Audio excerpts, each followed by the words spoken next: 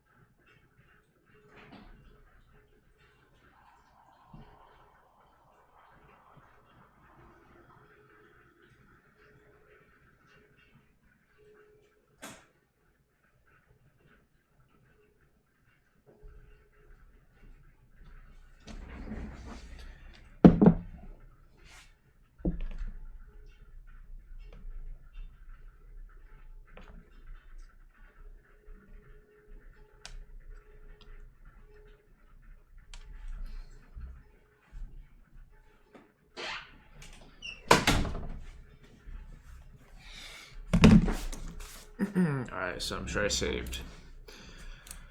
I don't know if all the chests will be traps. I don't know. Don't know about that.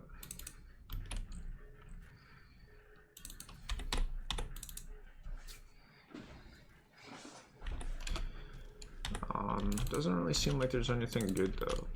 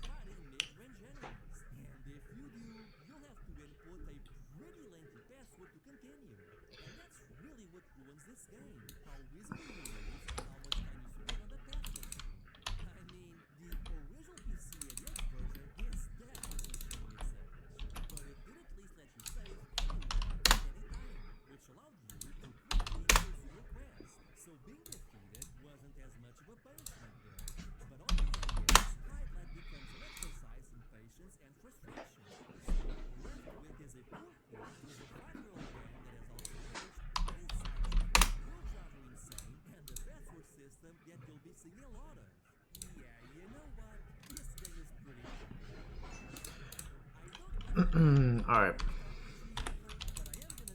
Is there anything else here? I don't know, man.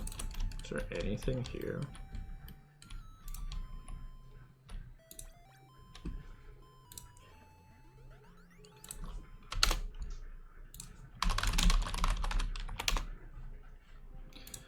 Yeah.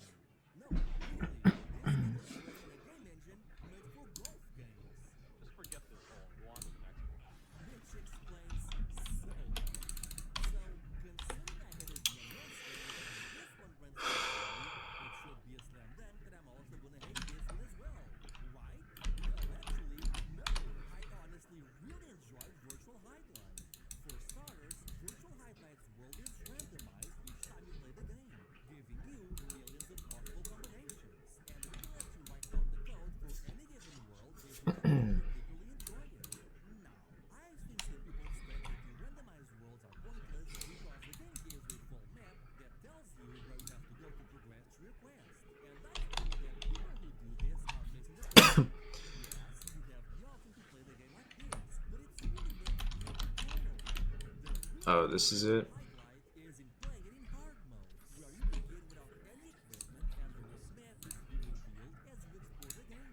Symbol. Bro, what symbol?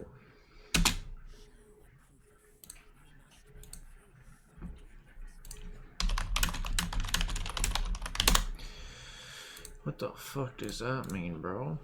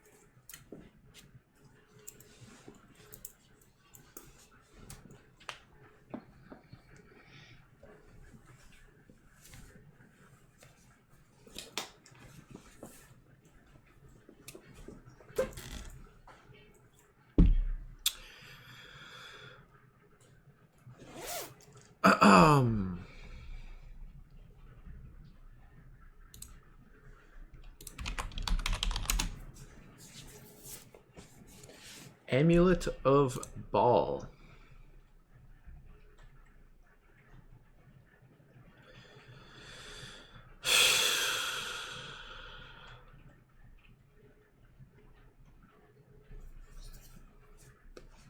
Man.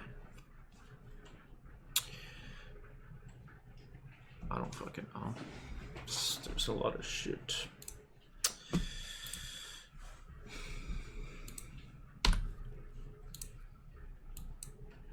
Guess, suppose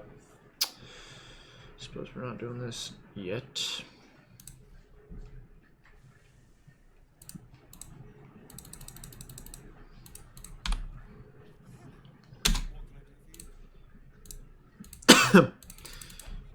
What?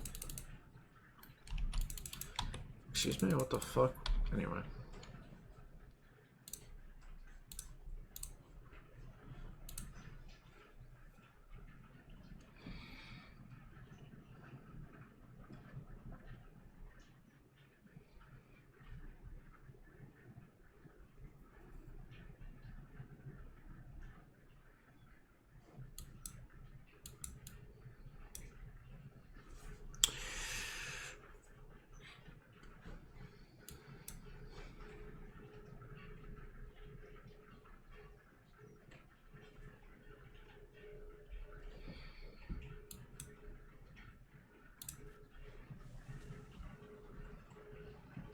Elsong Tavern.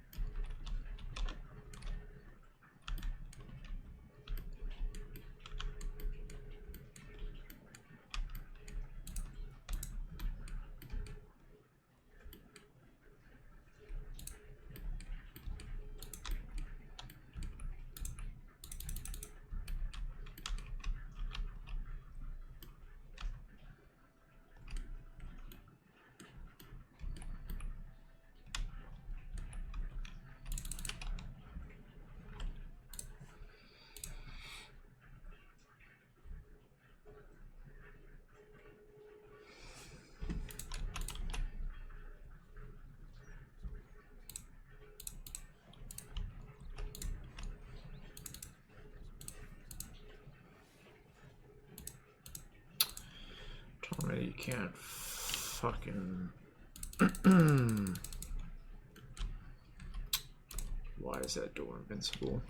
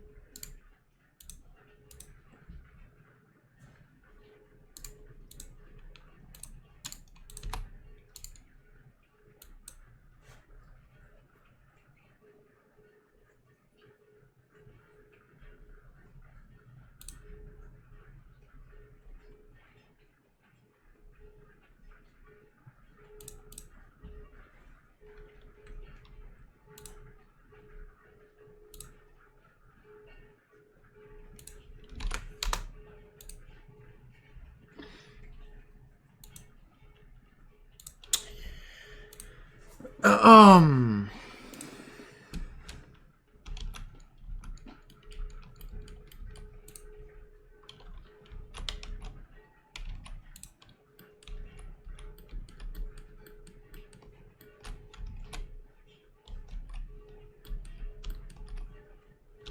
Okay.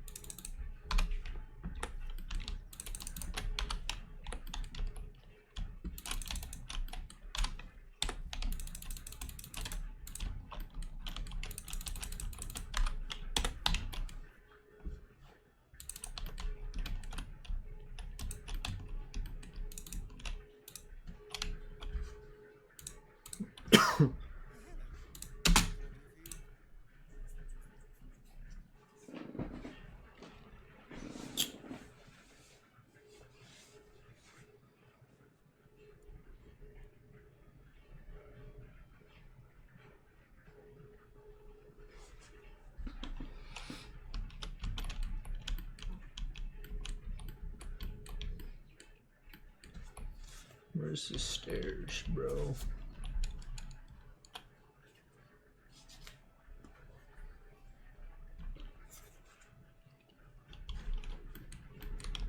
Here we go.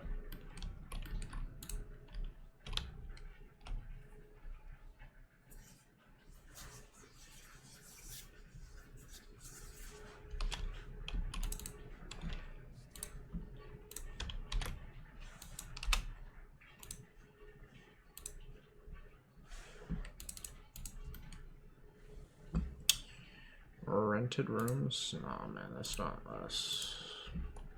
Or that's not where we want to be.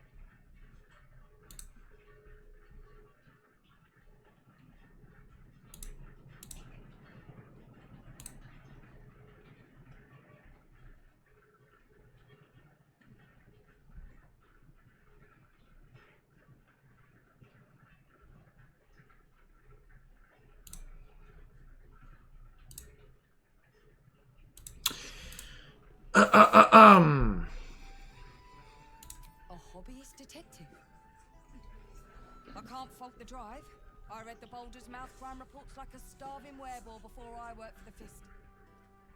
But you should leave it to the professionals. It's not healthy for civilians to see scenes of such a sensitive nature. Unless you've got useful information, leave me to my work. Duke Stelmane's dead, and I've got to find who killed her.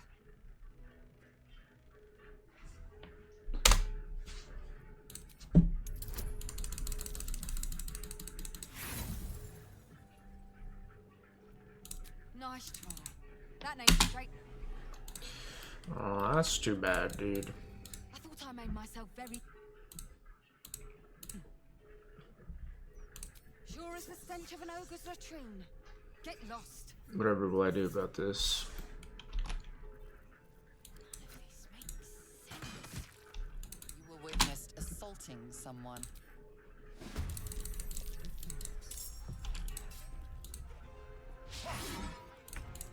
Fight.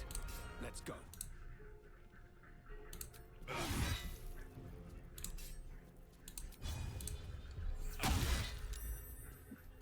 Act fast. I won't give in.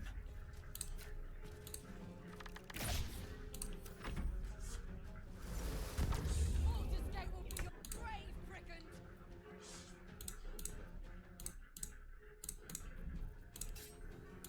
Stay on my feet.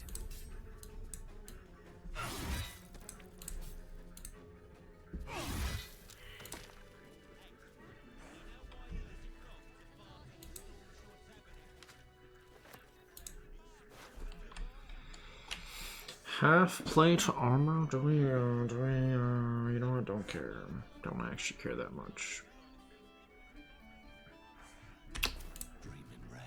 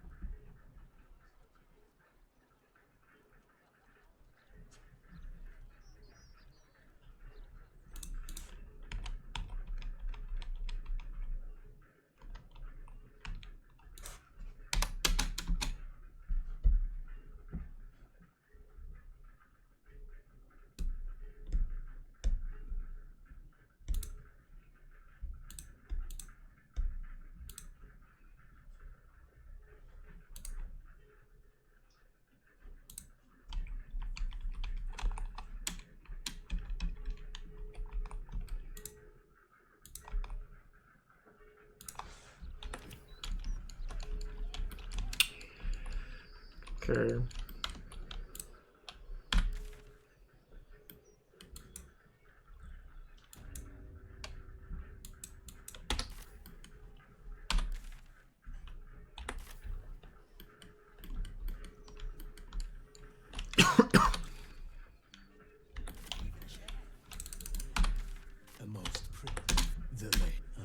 Would you like to be more than a common murderer?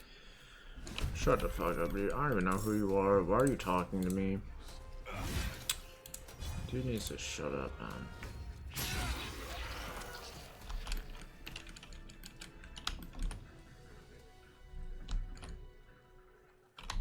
Much time for lords myself. But from what I read, Gortash was a stand-up bloke. I don't know.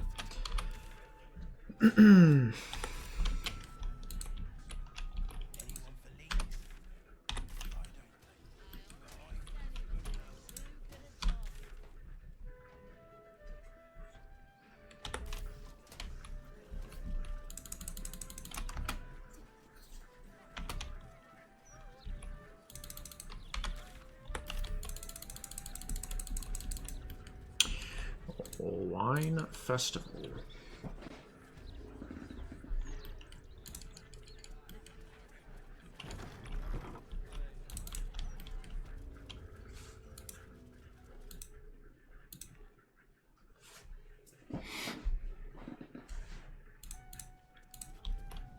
Roger, look.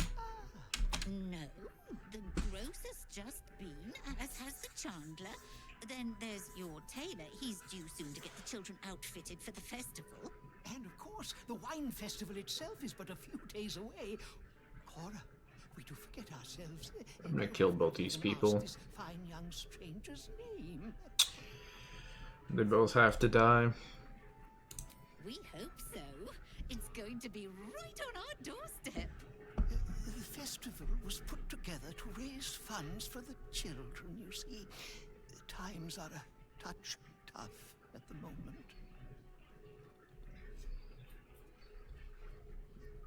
Oh, but we couldn't accept your money for nothing. Nothing, Cora? All the work you put in with the little ones is hardly nothing. Thank you. Any help we can get is a blessing.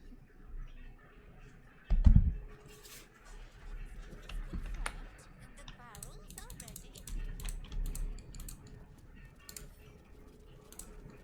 It is so lovely. Alright. Not everyone subscribes to what is mine.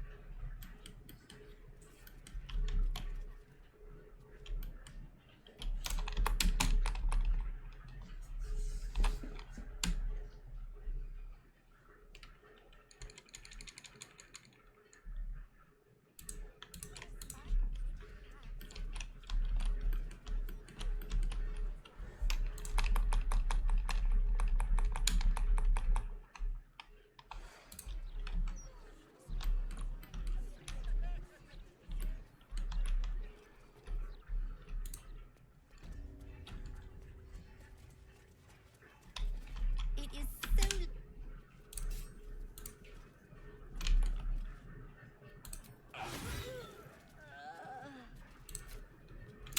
Yeah, he doesn't care that his, like, wife died or something. Are you alright, dude? Can't talk to him? Not now. Later. He literally doesn't care that his wife just died in front of his eyes, and I'm expected to take the fucking NPCs in this game seriously. It's really funny.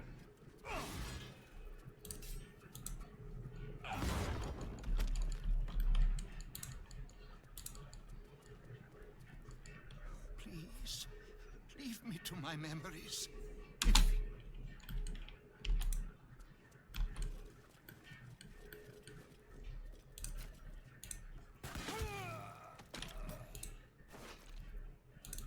Nice, we got a key. May the darkness protect you. Shut up.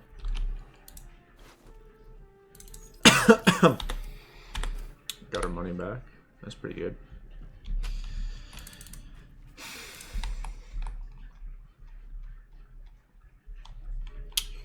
So, I mean, I think I have the key that I need. Tombstone shop key.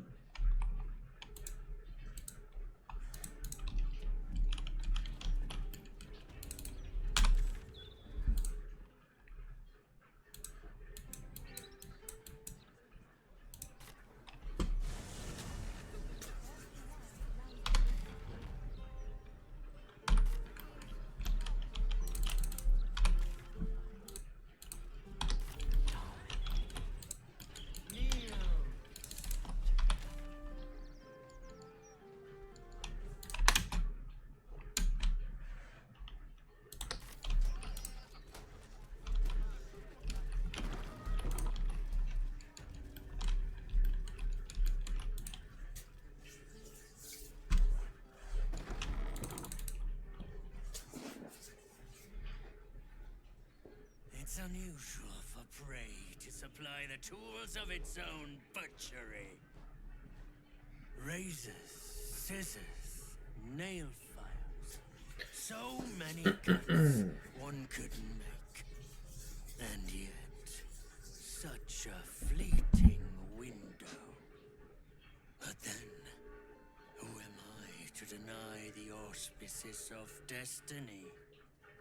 For we are celebrating, Master Figaro.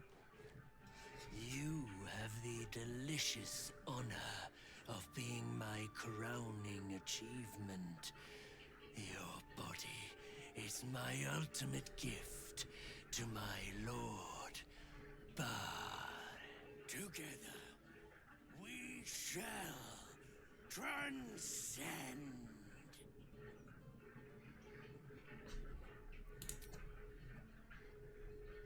A challenger. My lord tests me. This piteous hovel will be your grave, challenger. Alright, dude. No breath. My last kill before becoming.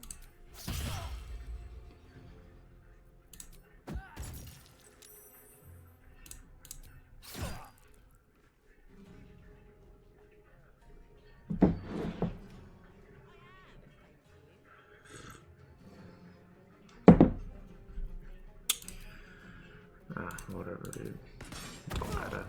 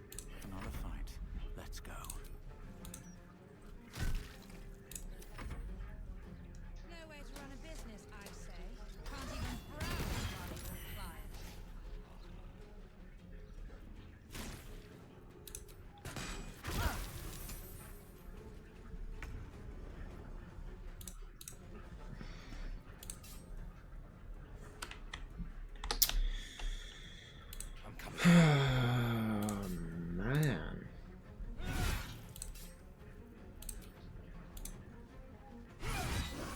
There's really just nothing going on in this game at all times.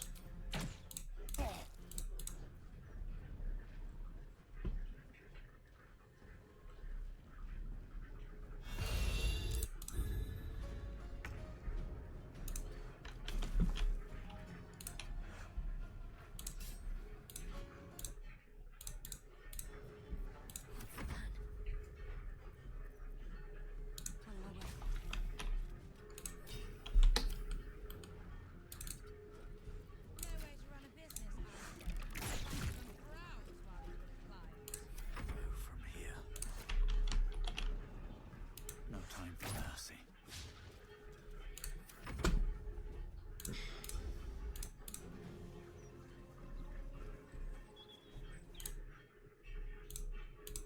Comes an oddly immersive survival game, as you need to scrounge for any weapons and items you can get your hands on. But because this is hard mode and everything is randomized, you don't know what you're gonna get or what they will do, as the game will not tell you which item does unless you equip it or use it. So you might end up wasting magical scrolls that would have been useful otherwise.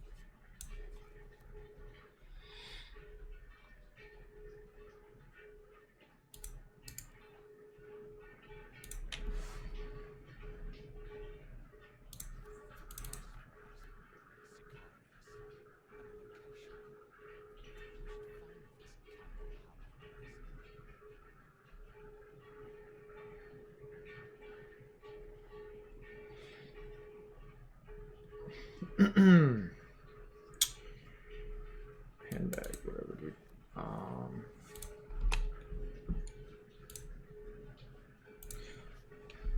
He might have actual good daggers that he can use now.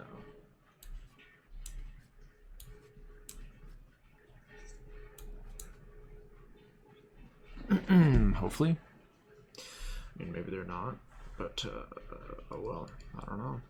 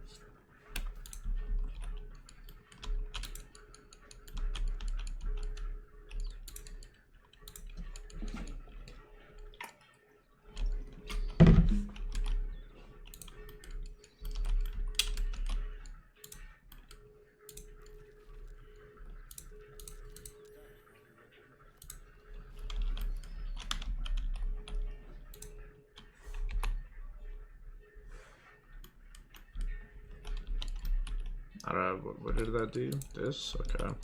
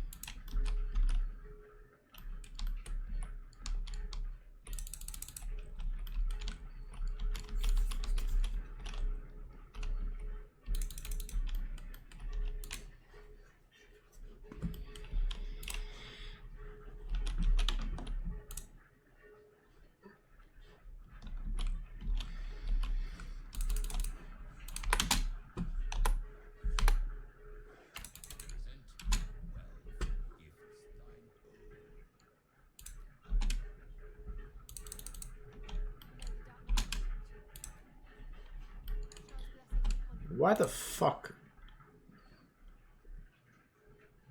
Yeah, I wasn't trying to talk to you.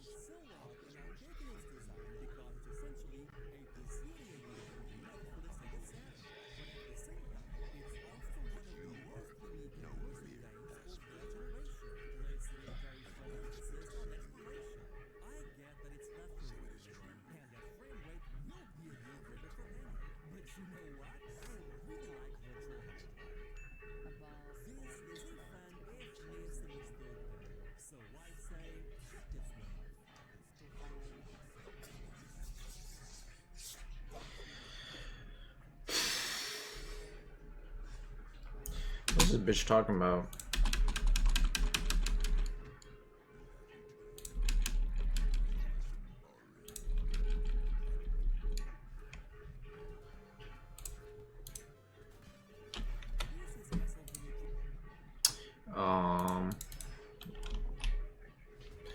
Dude, is this guy mad at me?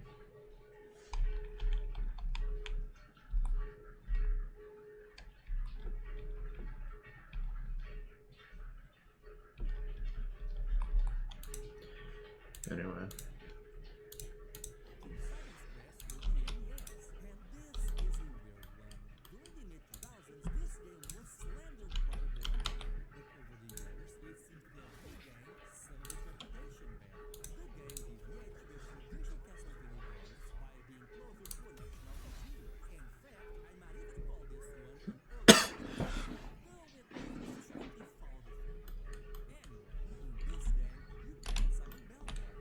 What just happened?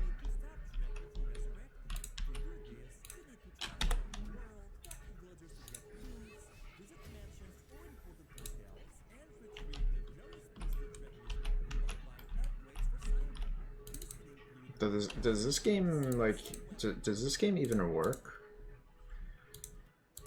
Like, I don't think this game works, because what the fuck is going on with these guys?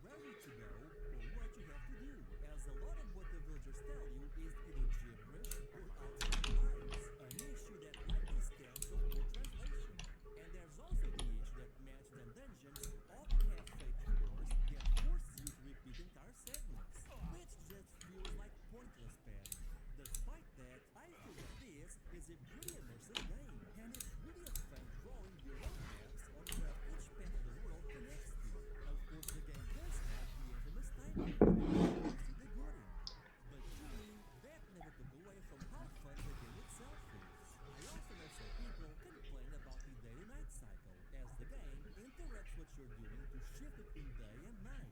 But again, I never had much of a problem with it. I feel that this game is flawed, but it was also trying something new at the time. And really, for all its flaws, the gameplay is still excellent. Just perhaps not as focused or polished as its predecessor. But honestly, I struggle to see how this could be categorized as anything other than a good game. Ah, well, I don't think so, dude. I don't think Simon's Quest is a good game. But if you say so.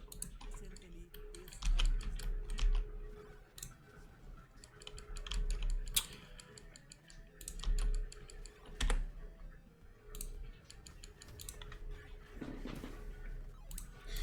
You know the secret truth is that I would rather replay. I'd probably rather replay Jekyll and Hyde than Castlevania 2. Oh well.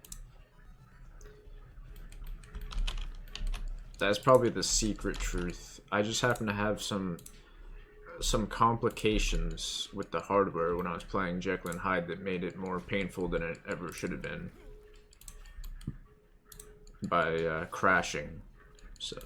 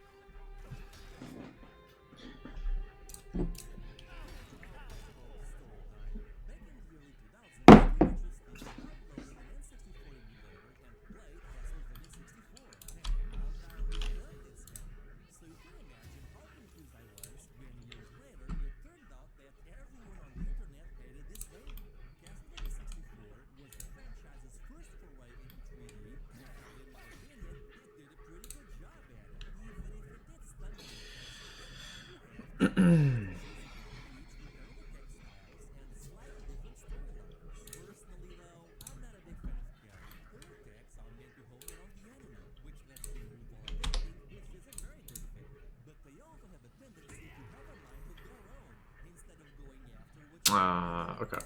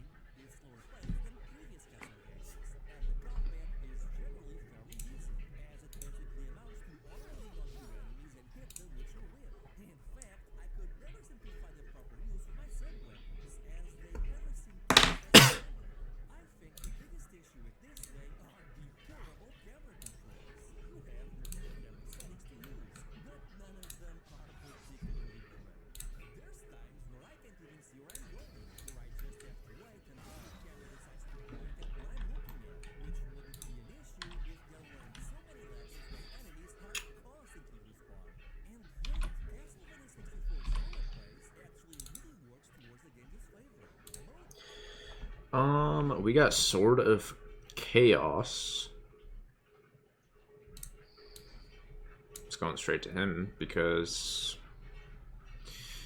I feel like it's probably better.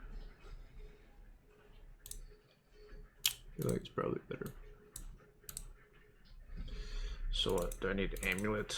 Need this thing? Map to Ball Temple. Okay.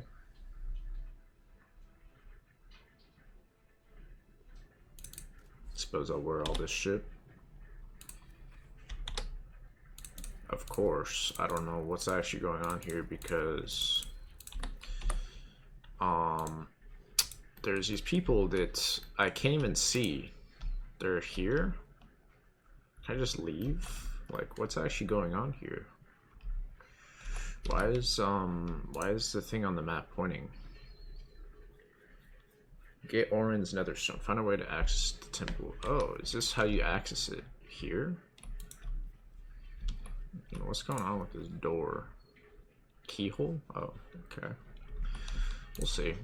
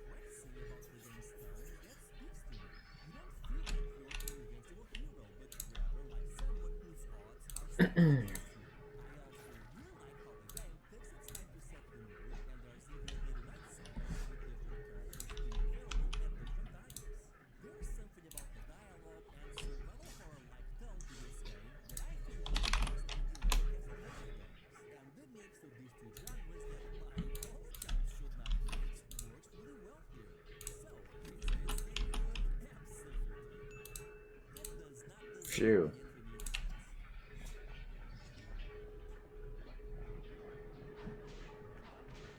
It does look pretty cool, actually. It actually looks pretty cool. I should play it.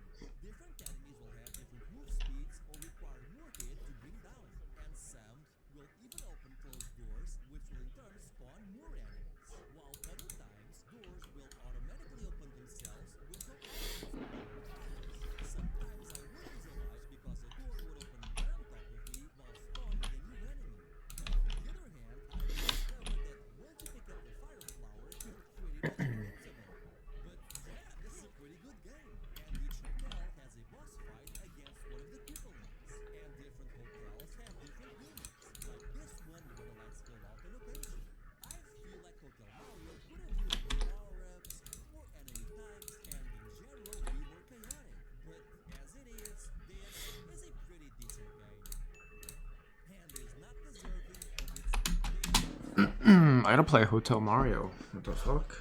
What have I been doing this whole time? Fuck, dude, I've been fucking around in Baldur's Gate when I could be playing Hotel Mario. Jesus, man.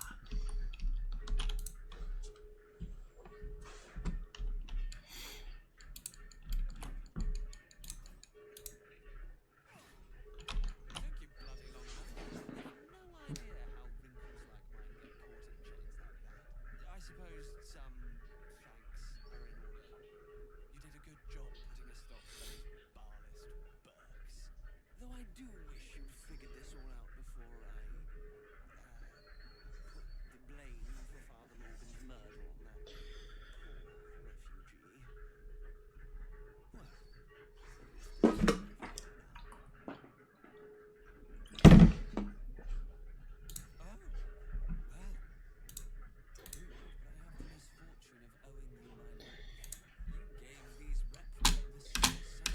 You know, I could just kill this fucking guy.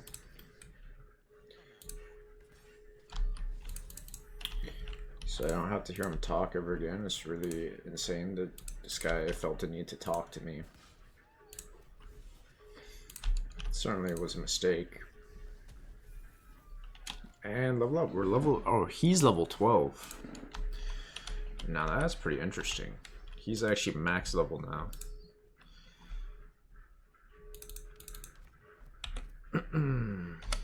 Why does it say turns? We're not in combat. Level 12 class features.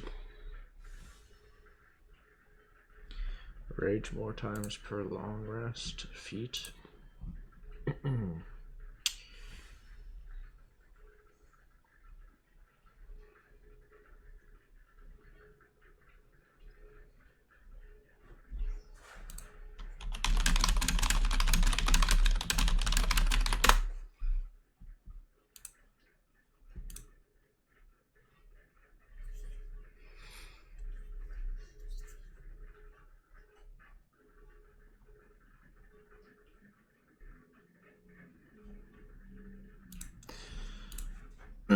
Alright. Level 12. Can't do this. What is this? Wisdom. Dexterity. Okay. Stamina and physical endurance. I mean, whatever. Why not? Why not? It still says here. Still says find a way to access the Temple of Baal.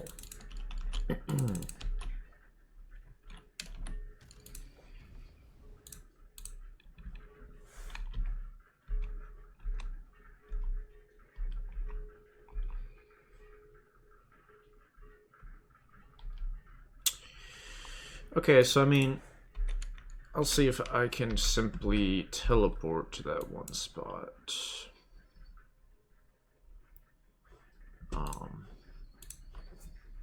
Can't fast travel from this area. Excuse me.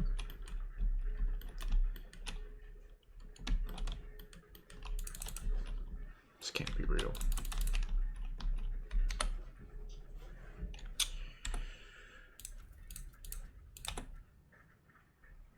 $137 HP on tactician. Dang it. That's pretty crazy. Alright, I'm gonna refill my tea.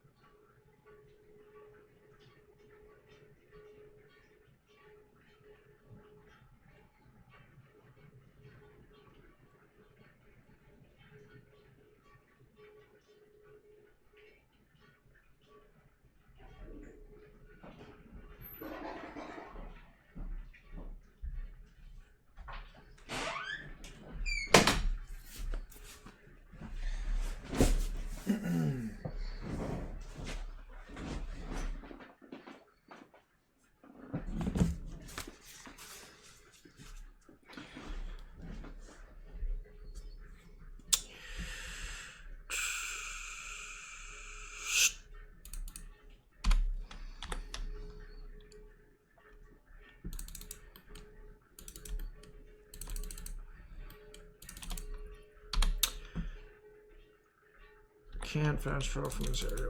That's just too bad, man.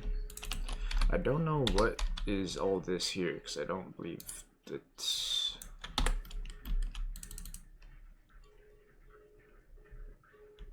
there's anything, honestly.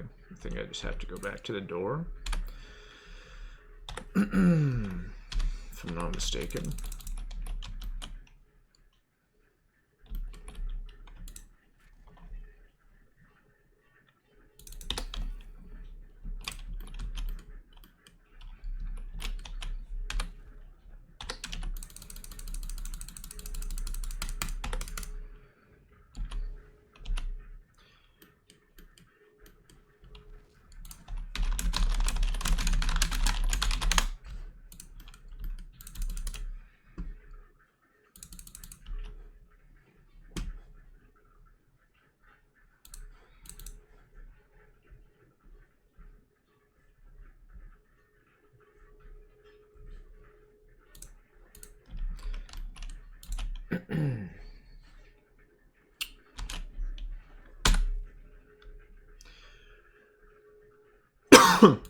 Okay.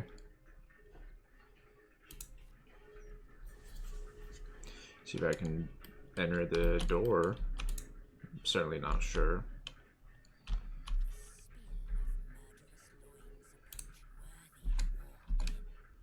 Okay, I did the thing.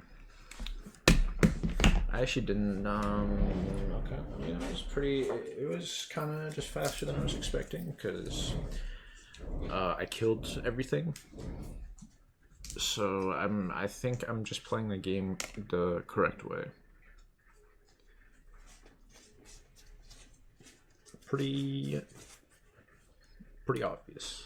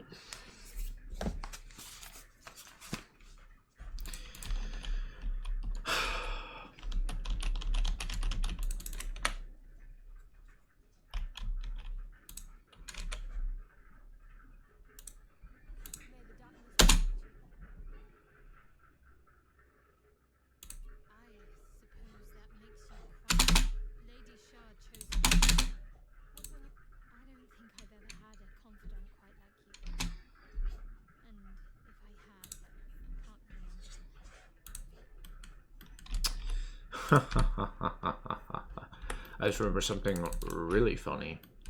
Not gonna be sharing with anyone though.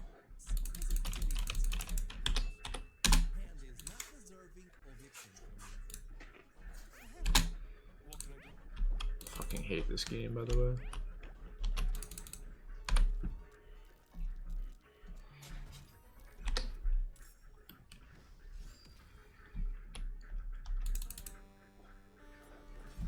Now, Jekyll and Hyde, that's a much better game than this.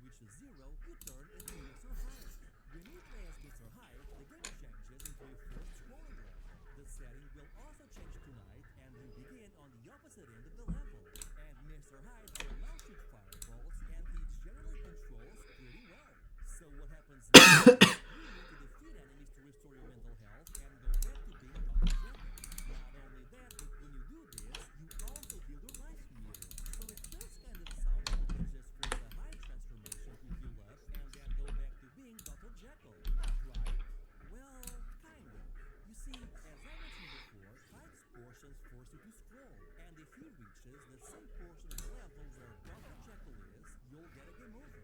So there's a very interesting element of risk versus reward with managing your personas. Really, the main issue with this game is it's just so boring. The high portions are fine, I guess, but as Jekyll, all you do is walk slowly and avoid enemies. Sometimes you'll even have to walk long stretches where nothing happens, because the game does not take into account elevation. So if you'll just keep spawning enemies, that'll never touch you. I feel like there's a good idea hiding behind this game, but the execution just completely fails on it. I don't think this game is as cryptic as people have made it out to be, but it really is one of the most boring games I've played in a long time. And for that reason, I'm going to say this. Hey man, Jekyll and Hyde is not that bad, man. Whatever. You know, I can't praise it too much though.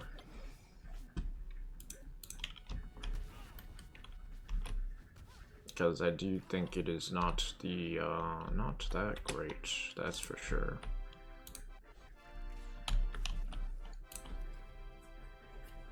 This is Quest 64, the infamous Nintendo 64 RPG that has sparked decades of hate. Undeserved hate. In online spaces, saying that it's actually a misunderstood hidden gem. So I was curious to see where the needle would land on this one. And after spending a good deal of time on it, I can safely say that Quest 64 is fine. It's fine. This is just an average, mediocre, middle-of-the-road RPG that is neither good nor bad. I honestly don't get why there's so much discourse around this game. I've seen it on lists of the worst RPGs of all time, and I mean, it's not even the worst RPG in this video. All I can think of is that N64 fans were so desperate for some kind of answer to Final Fantasy VII, which clearly isn't, that they've now spent 20 years pretending that this is one of the worst RPGs of all time. When in reality, if this had launched for any other gaming system of the time, no one would bat an eye one way or the other. And part of the Fact. is that Quest 64 is very clearly meant to be an introductory RPG to those unfamiliar with the genre. As a result, you only play as one character and there's no currency. You get all the items for free by either talking to NPCs or exploring the world. And if you happen to lose, the game just sends you back to the nearest inn while keeping all the experience you've gained along the way. I will say that just because it's an introductory RPG, it doesn't stop this game from having some cool ideas. You can explore the world for items, but also for hidden upgrades to your magic. And I like how combat is a mix of turn-based and real-time, as you're given a small range of movement each turn, where you need to find the optimal position for either defense or offense, depending on how you wish to tackle each random encounter. Some enemies can only damage you at a distance, but not up close, while others have different attacks depending on how close or how far you are from them. This is actually a pretty neat mechanic, though I do find it weird how the staff seems to be the most powerful weapon in the game. At least the game is pretty, and the music is kinda good in places, but overall, this game isn't bad, it's just average.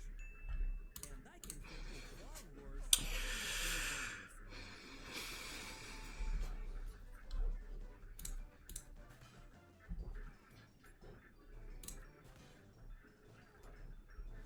This game looks awesome.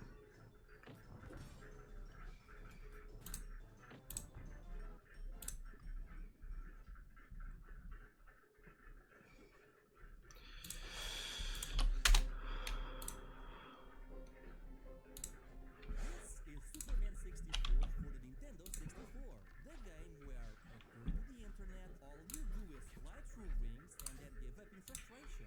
And, well, I will say this, I did give up on this game in frustration, but not for the reasons you might think. I'll just go ahead and say it. Guys, things are not that bad. I've gotten past every ring section I came across on my second attempt. I mean, not only are they not that difficult, they're also really short at about a minute each. Now granted, once you do beat a ring section, the game gives you a goal in like 5 seconds to complete it, which of course means I lost and had to redo it all over again before I even knew what I was supposed to do the next phase. Again, these sections were also really easy, and I got through all of them on my second attempt as well. I don't know, maybe it's because I was using this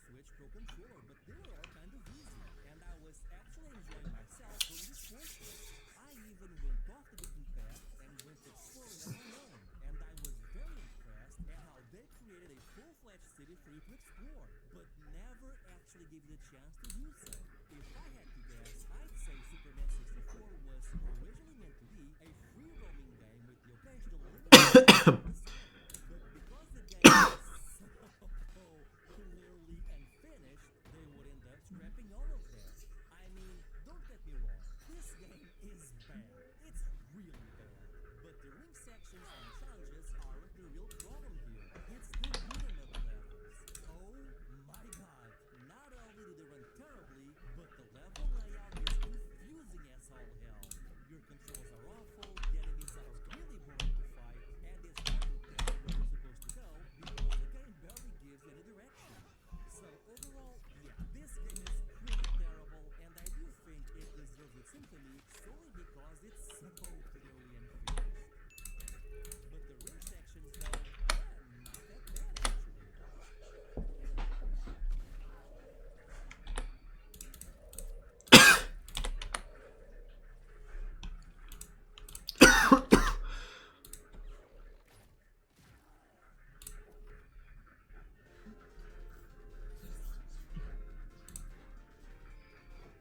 Heavy Nova?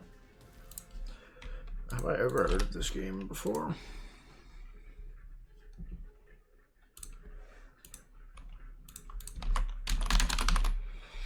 This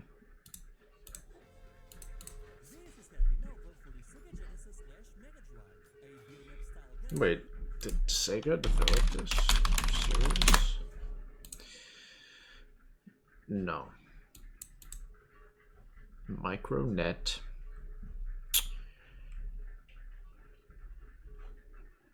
Control a giant mech and fight other giant mechs, though the controls are closer to that of a fighting game. It kind of reminds me of Mad Stopper in that regard, except Mad Stopper actually does a good job at what it's trying to do, and Heavy Nova is honestly terrible. I mean, I like the presentation of the game, and that honestly doesn't seem so bad. There's a bit of an input delay on your character, but it's a giant mech, so that's understandable. But the problems really start to show when you're fighting against the boss. You see, as you take damage, this bar starts to go down, and the more it drops, the bigger your input delay gets. So it can get to a point where you can be pressing a button for over 5 seconds and nothing happens. So if the boss gets a couple of hits on you, you can literally become stuck in an infinite hit loop. Do you see this? I literally cannot get out of this. I'm stuck. Get up, man. Get up. Oh my god. Oh my god. Oh, fuck this. Yeah, this game is trash. It's completely useless.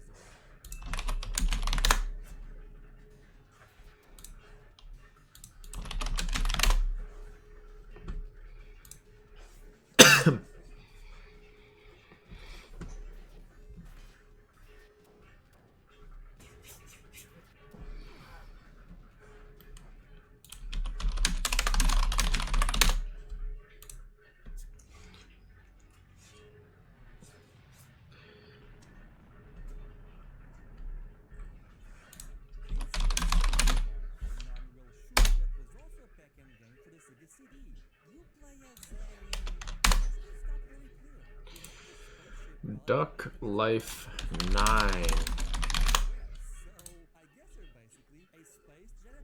Holy shit. That's pretty cool.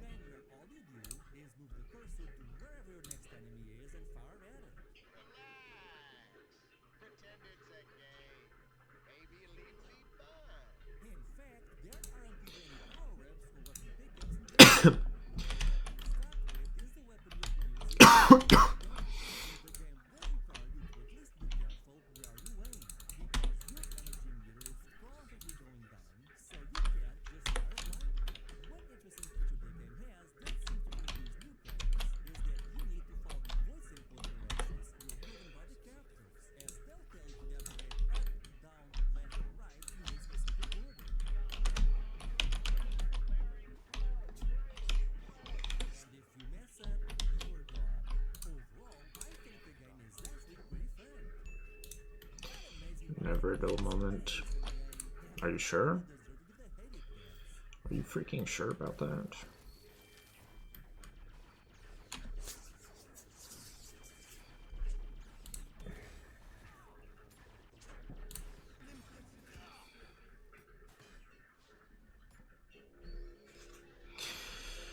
Night Trap. Wow. And speaking of the Sega CD, we have of course the poster child of bad FMV games, Night Trap.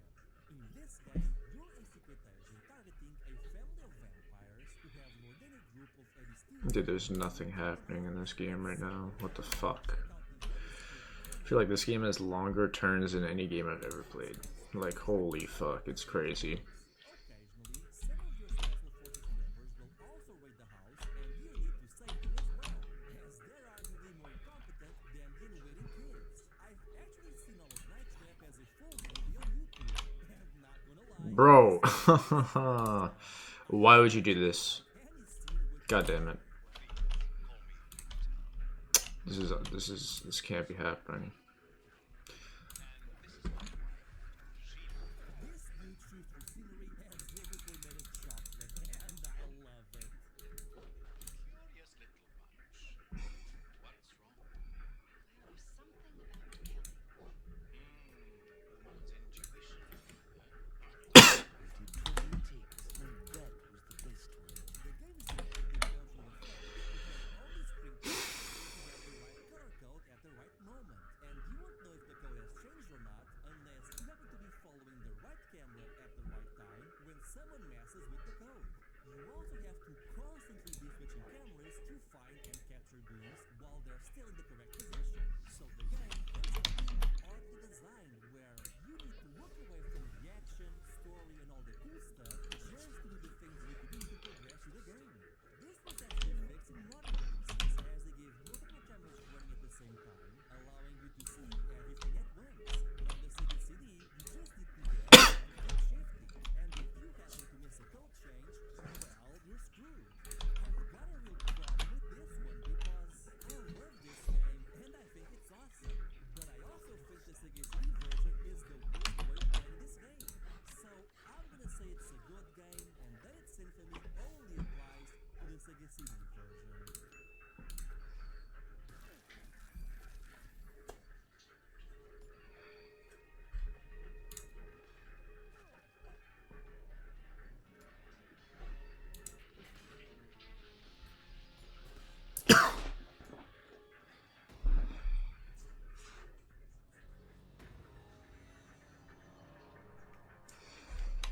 This is Mortal Kombat Mythology Sub-Zero for the PlayStation, and this is a side-scroller for the PS1 in which you only play as Sub-Zero. Also, this was the first PlayStation game I ever owned as a kid, when I begged my parents to buy me a PlayStation 1 at the time. And believe it or not, I used to love this game. So I was a little surprised to learn people The fuck is this game? Mortal Kombat Mythology? This looks insane. Looks awesome. Not really though. Because it looks like that Batman Forever game. I used to love this game, so I was a little surprised to learn people hated it. Playing it now though, I can safely say I clearly had no standards back then, because, yikes, this game is so bad, and the worst part is that it didn't need to be, because the concept is solid. An action-adventure game starring Sub-Zero. You can have an inventory where you can use and combine items to replenish health, shield you from damage, and recover mana so you can use your ice powers. And you even gain experience as you defeat enemies which unlock Sub-Zero trademark moves. But the level design is incredibly sadistic, filled with one-hit death traps and leaps of faith where you need to jump somewhere but you don't know where the ground actually is. So you simply have to hope that you made the correct jump. Making everything worse is the fact that controls are super awkward, overly complicated, and extremely scary. Alright, let's like go up the ladder, I suppose. And you just gotta love when you float a group of hits that kill death traps, only to realize you're missing the item, and now you gotta go back and avoid those death traps all over again. And when I was recording gameplay for this video, I came across more than a few graphical glitches. And this isn't emulator footage either. I captured these on real hardware. Yeah, this is pretty terrible and deserves its own. Little Stika, you deserve better.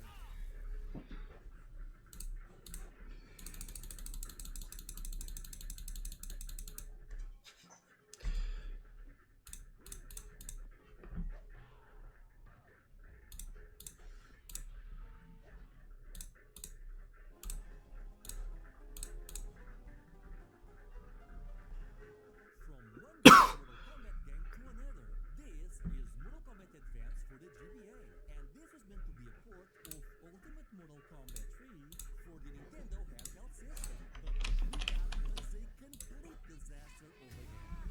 First of all, the characters are at a pretty low resolution, and yeah, I get it. That's to be expected. But look at how much vertical empty room you've got now, and now compare that to Street Fighter 2 on the GBA.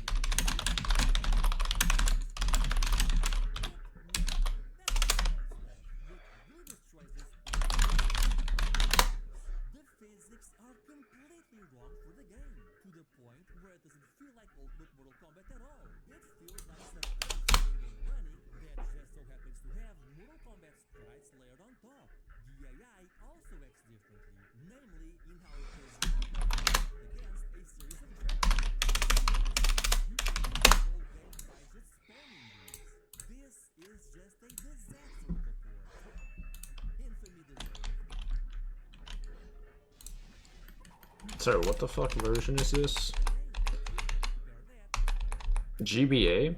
Okay, what about Mortal Kombat 1 for the original Game Boy? That is really bad, bro.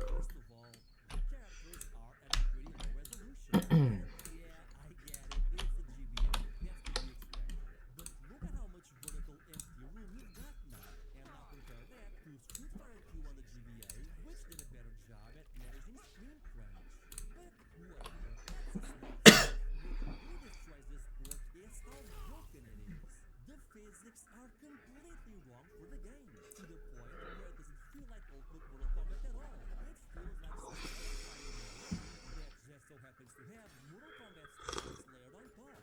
The AI also acts differently, namely in how it does not know how to react against a series of jump kicks. Seriously, you can beat the whole game by just spamming these. This is just a disaster of a port. Infamy deserved.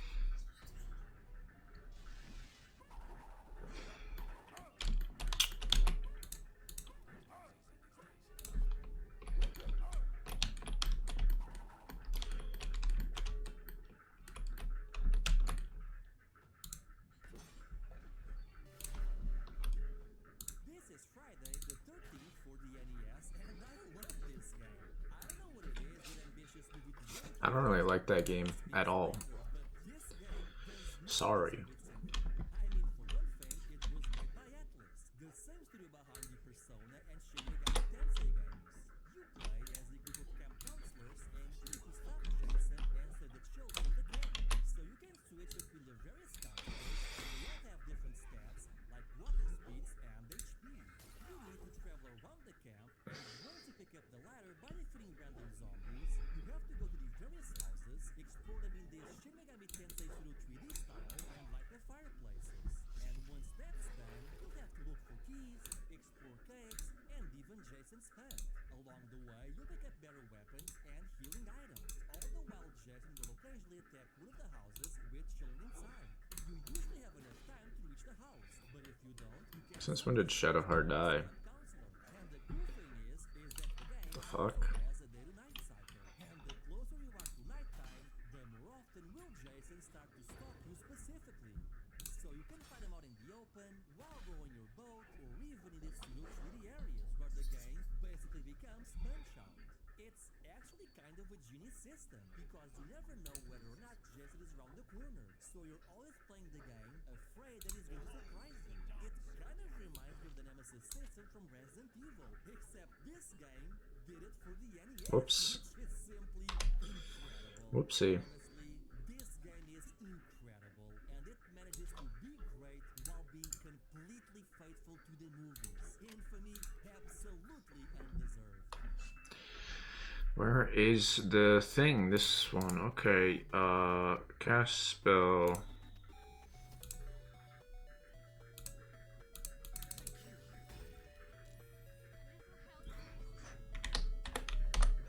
Wasn't paying attention. This dude died.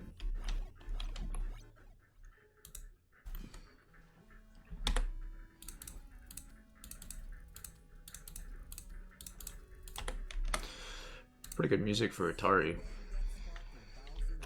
Pretty good. The original worst game of all time, E.T. for the Atari 2600. In this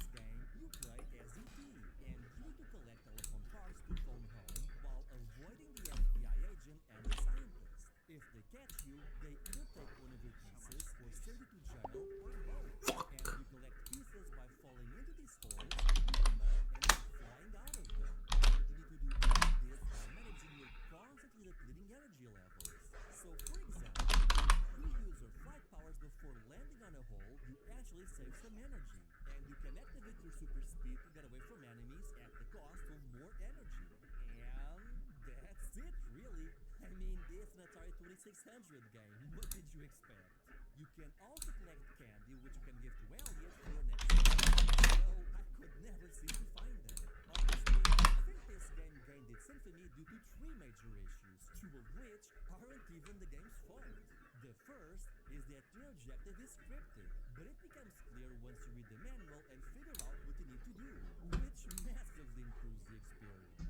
The other issue is that the game automatically defaults the hardest setting, which explains why people never seem to get very far in this game. But if you don't mind messing with the dip switches, you can then select the normal or easy difficulties instead. So again, the should be more much reading the manual. It's from the game itself, and that is that you're constantly falling into these holes, and it gets so old. Oh my god. The issue is that the hit detection for these holes is extremely unforgiving. Even when I fly out of them, the game keeps sending me back because it does not let me fly out far enough out of their range. And this is the game's greatest problem. So much so that some fans have took it upon themselves to creating a patched version that makes the holes less punishing. Because honestly, other than this particular issue, the rest of it is a normal average Atari game. As it is though, E.T. is just regular bad, not worst of all time bad. I've played worse, I've played worse, I've played worse, and I have played worse. It's a bad game, but it's also overrated.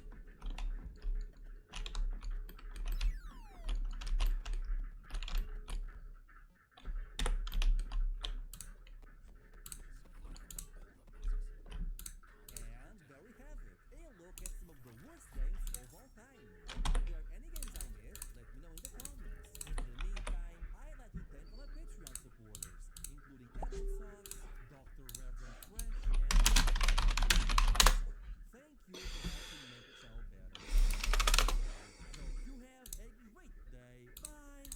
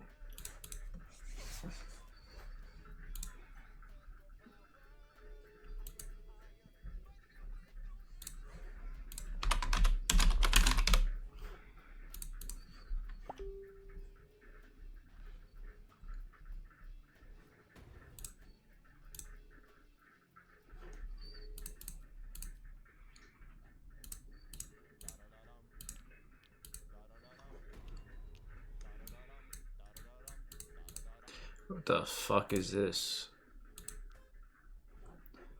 I don't even know why that showed up.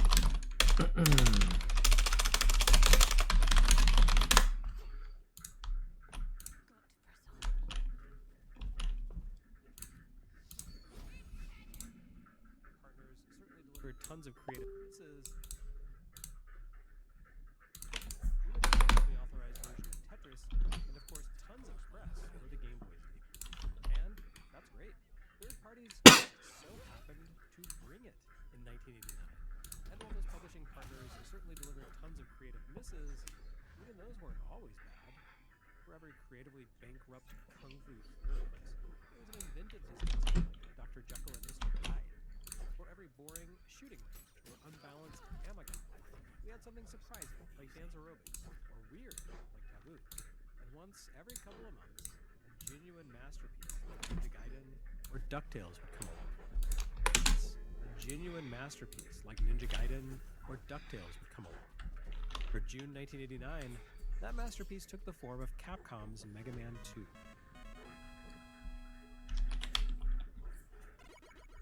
Mega Man 2 seems an unlikely creation. I mean, the original Mega Man was really good, if alarmingly difficult. Wait, what just happened? Tragedy. But did anyone How'd know I die? it? Evidently not, because Capcom apparently didn't authorize the existence of this sequel. One of the famous anecdotes about Mega Man 2 revolves around its origins, namely the fact that the development team created it on the sly. I'm sure this tale has grown taller in the telling, but the legend goes something like this. The Mega Man team created a good game, sold poorly, so Capcom assigned that group to work on a different and unrelated project instead of a follow-up. That unrelated project, incidentally, might have been one of the most creatively bankrupt Famicom cartridges ever commissioned. Proyaku Satsujin Jiken cynically combined the two big genres on Famicom at the time, baseball games and Portopia-inspired murder mysteries, into a mashup calculated to give consumers the content they longed to consume, or something. And the dev team created and shipped it. But supposedly, in their after-hours time, they tinkered with the sequel to Mega Man. A bigger, more polished game featuring new bosses, new weapons, more stages, and best-in-class visuals and sound. It's hard to say precisely how much of the story is really true. Mega Man 2 come into existence.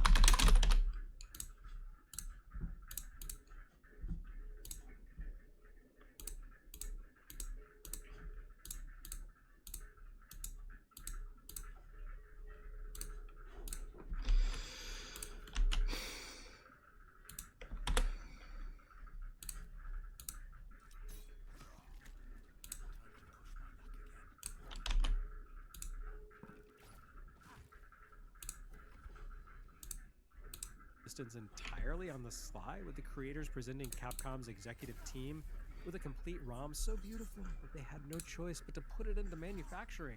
Or was it more a matter of the team putting together an early sample build and presenting it to their bosses, who noted its improvements and obvious appeal and greenlit it for full development? Or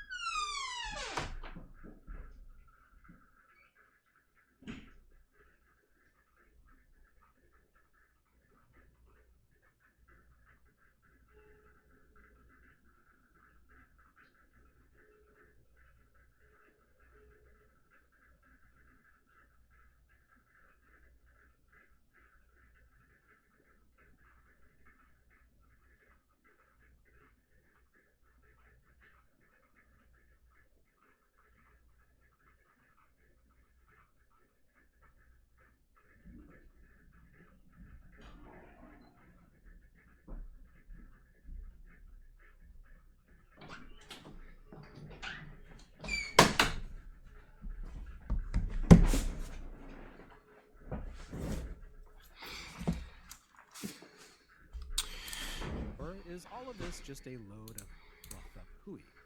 Frankly, I don't know, and I honestly don't care.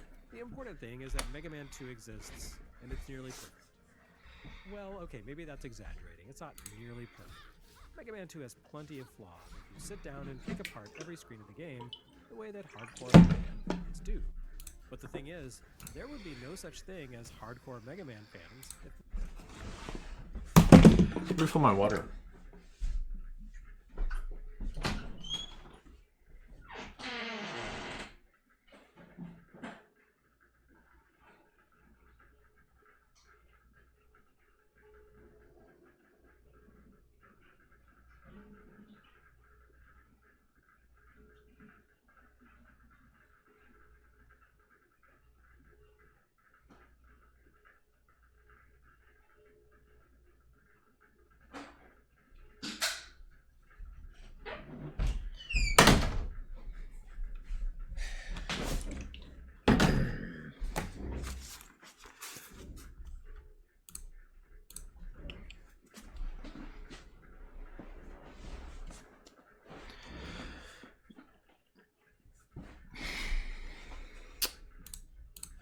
Mega Man 2 did not, to put it in technical terms, kick all kinds of ass.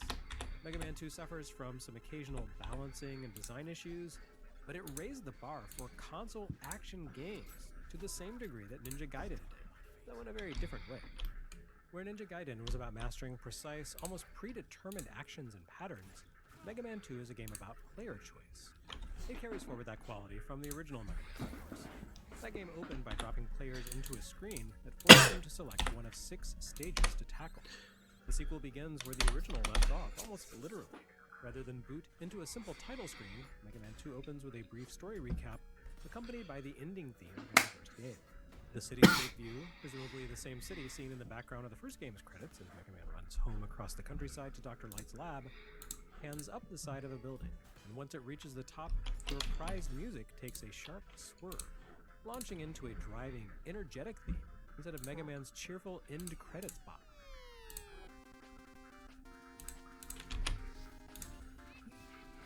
It's a simple beginning, but it manages to be every bit as exciting and cinematic as the cold opening to Ninja Gaiden, while investing a whole lot less time into reading scrolling text.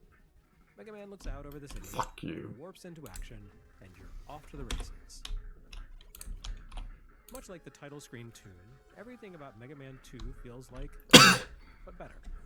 Although the main character himself remains largely unchanged from the original, using the same sprites and wielding the same ability to swipe enemy powers, the world around him has changed. And truth be told, even Mega Man himself has changed more than first appearances let on. Small details and tweaks make him more enjoyable to control here. While he looks the same as in the first game, aside from the rainbow of new colors he uses when he equips enemy weapons, he now suffers less knockback, stun time when struck by enemies, moves a little more smoothly, and has the ability to collect expendable reserve energy tanks that allow players to top up his health in a pinch. He also has the ability to wield 3 non-weapon items provided to him by Dr. Light at the end of specific stages. These tools functionally replace the first game's magnet, a device that you needed to collect from a seemingly random spot in the world in order to complete the game, but which wasn't explained or even highlighted outside of the manual. Mega Man 2 leaves nothing to chance. You also need Item 1 in order to clear a wide gap before the first boss in Dr. Wily's fortress, just like in the previous adventure. But because the items are mandatory handouts, there's no chance of you reaching that point without the tools you need and having to return to a completed stage to hunt down your gap. In fact, you can't return to previously completed stages here. The magnet beam allowed you to create temporary platforms, and items 1 and 3 do something similar, though in a more active sense. Item 1 allows you to create up to 3 tiny platforms that slowly rise into the air before vanishing. These don't work in confined spaces, so Item 3 does something similar for tight spots. It generates a single platform that bounces along the ground until it hits a wall, at which point it begins crawling up the wall until it reaches the top. And finally, Item 2 creates a jet platform that streaks forward until it hits a wall. You need all 3 items in order to complete the game due to the presence of deadly environmental hazards in Dr. Wily's lair. But you can use these items at any time once you have them, which means that you'll probably end up saving He-Man's lair until after you collect Item 2, so that you can just fly past the tedious and seemingly unending vanishing block sequence in that stage's final chamber. Mega Man's innate skills would change and evolve throughout the series, but Mega Man 2 establishes a standard for the franchise. Mega Man would always look and move and shoot the same from one game to another, at least on NES, later on Wii, and the variety in each game comes from the world around him. In this case, that world looks magnificent. Mega Man 2 sports some of the most detailed and varied graphics yet seen on NES. It builds on the style of the original Mega Man, pairing cartoonish characters with detailed, intricate environments. Although this combination has the potential to result in chaotic or mismatched visual elements, the low resolution and limited color options of the NES work in the graphics' favor. The rounded, comical characters somehow feel right at home in these settings. The environments absolutely burst with detail, ranging from the spinning gears and conveyor mechanisms of Metal Man's stage to the pulsating waterfall that serves as Bubble Man's backdrop, to the scorching uplighting that highlights the masonry of Heatman's home. Meanwhile, Mega Man and his enemies alike operate in a simpler style, with large areas of flat color and googly eyes. Yet the meticulous artistry invested into these marauding robots keeps them grounded in the world. Keen details like simple volumetric shading on large, Rounded areas of metal give enemies mass, while impressionistic hints, metal seams and bolts and joint hinges give the whimsical murder bots an unexpectedly grounded feel. Mega Man faces off against far more enemies than he did in the original. Not only does he face down 8 robot masters versus the first game's 6, those bosses each command a wider variety of minions too. More than any other game to date, outside of maybe Super Mario Bros. 2, the Mega Man 2 bestiary feels wholly cohesive. You won't find any of the abstract blobs found in various vertical shooters, or the weirdo dudes of Ninja Gaiden here.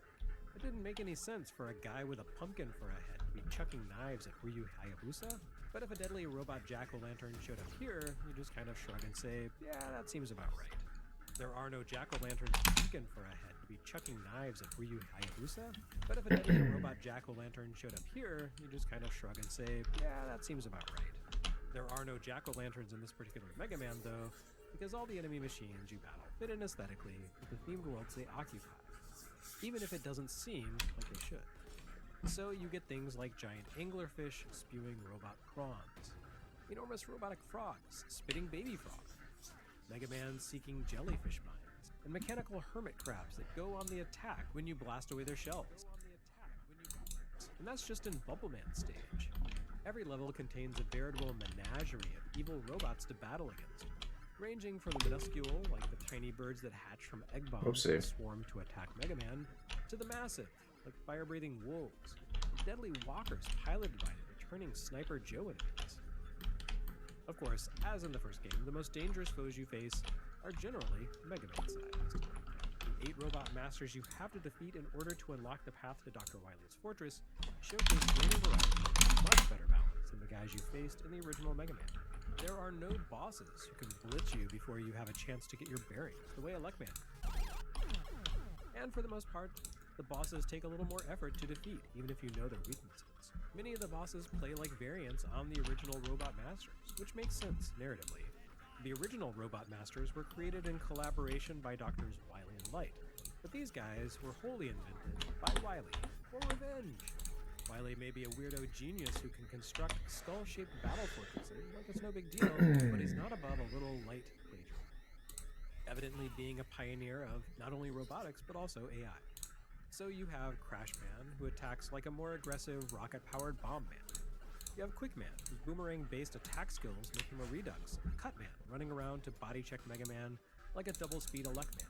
There's Heat Man, who launches his flames in an arc rather than straight ahead the way Fire Man did, and can zip invincibly across the room to put pressure on Mega Man. Metal Man, who stands at the opposite end of the screen and fires 3 shots of his weapon at a time, like Ice Man. And finally, Wood Man is effectively Guts Man in Guts, a hulking bruiser who slowly leaps toward Mega Man between tossing a massive projectile at you. At the same time, Wily did come up with some new ideas. Flash Man doesn't do much besides run toward you, but eventually he'll activate his power, which causes you to freeze helplessly for a few seconds while he shoots at you with a burst of plasma. Bubble Man attacks in a room lined with mines that will kill you with a single touch, shooting toward you while firing sine wave-like bubbles that force you to leap into the line of his fire. And Airman, well, cannot be defeated. Now, actually, it just takes a few shots of Woodman's wood shield to take down Airman.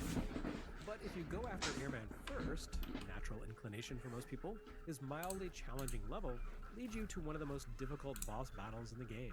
Airman fills his room with tiny tornadoes that block incoming fire before sweeping their way toward Mega Man and delivering massive damage. It's even hard to hit Airman with a weapon that he's weak to, since the wood shield giant projectile form has difficulty slipping past the tornado barrier without being deflected. Many of Mega Man 2's bosses introduce secondary considerations like this, and while they don't hit as hard as the Robot Masters in the original game, leaving you more time to react and respond, they require some effort to unravel, especially as you try to deduce their weaknesses. Mega Man 2 can be a little daunting the first time around, assuming you play without a guide.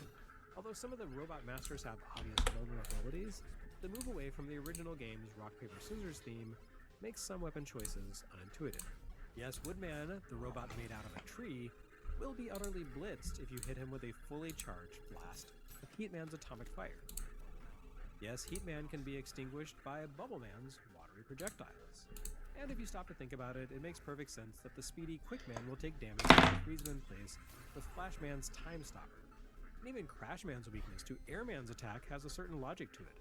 Not in terms of character themes, but because the upward arc of Airman's tornadoes perfectly counters Crashman's tendency to leap around the arena. But what weapon makes sense against Flashman? Or what about Metal Man, whose name defines him as the most generic robot imaginable? To its credit, Mega Man 2's level design does a great job of coaxing you to experiment with the weapons you collect. Most stages favor the use of the current boss's weakness. Crashman's stage consists almost entirely of a vertical ascent, so you'll naturally gravitate toward Airman's weapon anyway to take out enemies that spawn above you. Quickman's stage is filled with deadly instant-kill lasers that can be evaded with perfect timing and memorization, or you can fire off Flashman's time stopper to freeze him in place. Granted, you'll want to top off the time stopper's energy before taking on the boss, but the very present, very deadly threat of the laser traps more or less forces new players to utilize the time stopper in order to survive. A surprising number of standard enemies are completely invulnerable to Mega Man's default weapon, too, which further coaxes you into exploring alternate attack methods. It's all incredibly well thought out, except for one detail: the Metal Blade. Much like Gears of War 2, the only problem with the Metal Blade is that it's too good. Defeating Metal Man gives you access to the single most effective weapon in the entire Mega Man series, a tool so good that you really have to force yourself to use anything else.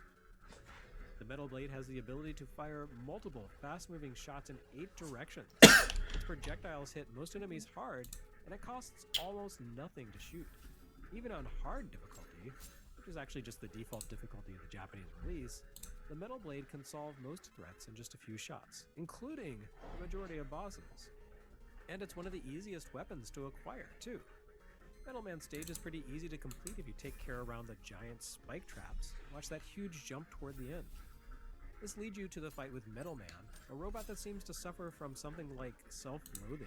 He only really attacks you once you open fire, behaves with a simple pattern, and when you face him in the Wily Fortress rematch, turns out to be incredibly weak to his own weapon, which will take him out in 2 hits in hard mode. The thing is, I'm not really sure I'd call the Metal Blade's effectiveness a flaw in the game so much as a part of its appeal. Yes, it lets you steamroll much of Mega Man 2 with its incredible utility and energy efficiency, but you don't have to use it. Like I said, Mega Man 2 is a game about player choice. If you choose the easy approach and spoil your own experience, that's on you. There's nothing inherent to choose. Like I said, Mega Man 2 is a game about player choice. If you choose the easy approach and spoil your own experience, that's on you. There's nothing inherently wrong with having the option to break a game, especially one as well crafted as Mega Man 2. It's the kind of thoughtfully made NES experience that you can enjoy over and over again, experimenting with different permutations of weapons and boss sequences each time. Mega Man 2 lets you play the way you want to play. You can use the time stopper to freeze Quickman's lasers, but you can also learn their patterns and play it straight. You can skip Heatman's vanishing block gauntlet with item 2, but you can also suck it up and tackle them the hard way. You can cheese most situations with a Metal Blade, or try to survive with only Mega Man's standard gun. On top of its visual artistry, tight controls, and unbelievably excellent music, Mega Man 2 stands out for the sheer amount of flexibility it offers. It stands right alongside games like The Legend of Zelda and Super Mario Bros. 2 for the way it allows players to play their own way. A game that doesn't just add nearly infinite replay variation options to an hour of content, but one that begs for players to add their own little stylistic touches to the experience. And it never lets up with surprises. Each level follows the same general flow of the original game, which designer Akira Kitamura has described as a succession of rising challenges punctuated by short reprieves in which players can catch their breath before facing the next, more difficult obstacle. The same underlying design philosophy that drove the flow of Nintendo's Game & Watch line, expanded into 8-bit audio-visual glory. But there's something new and different around every corner. Will it be a giant sky oni that fades into view when you come near? A narrow channel of explosive mines that you need to navigate with steely nerves? A series of tiny platforms comprised of slippery flooring? Alternate stage paths that lead to better rewards provided you have the proper tools? Or torch guys who double as stage lighting and plunge the screen into blackness when destroyed? Even once you reach Wily's Fortress stage, the surprises still never let up. Where Mega Man ripped open Wily's Fortress with his bare hands in the original game, here you enter by using items to climb walls and leap over an impassable gap, only to be confronted with a massive cartoon dragon that appears out of nowhere and chases you to a dead end. Capcom wasn't shy about using images of the Mecha Dragon to promote Mega Man 2, but this boss's first appearance still comes as a shock, especially if it warps into you for an instant kill while you sensibly hang toward the back edge of the screen as the game shifts into an auto-scrolling platforming sequence over a bottomless death pit. That's a little unfair, yes, but it certainly puts the fear of God in you. The game keeps throwing curveballs until the very end. Hidden gaps in the floor that you need to track with the bubble lead weapon, a giant tank built in Gutsman's image, giant metal piranhas that leap from the polluted water at the fortress's lowest levels. You know it's the lowest levels because the game tracks your progress on the detailed fortress map display. Again, it's like Ninja Gaiden, but more functional. It's all here, and once you defeat the Robot Masters a second time and destroy Wily's rebuilt war machine, the game hits you with one final plot twist. The floor explodes beneath you, plunging you to an oubliette, while Wily reveals his true form and transforms into an alien. Bro, how do I pick this up? It's The just a hell? hologram, but it's What is this? Okay, let's ignore it. I guess it's not important. certainly is a shocking moment each time it happens. And granted, the holographic alien is a pretty rough fight at the end of such a lengthy platform combat gauntlet. It moves quickly around the screen while firing your own plasma bullets at you, hits hard, and can only be damaged by the bubble lead, a weapon that rolls along the ground, even though the alien always like the Boo Beam Trap boss, which can only be destroyed by rationing every shot of a fully charged up crash bomb. Wily's alien is a little unfair. If you run out of bubble lead energy, you're out of luck, as the alien's dungeon contains no power-up item. Your only choice is to waste lives and hit continue. But if you do that, you'll lose all the energy tanked you, meaning you have to beat this difficult fight on a single life bar. I can be honest with myself and admit that I have no objectivity when it comes to Mega Man 2. I've loved this game since the moment I brought it home at launch, for the money I earned At launch. painting houses, so that I could buy This dude it is as quickly old. as This dude is so old.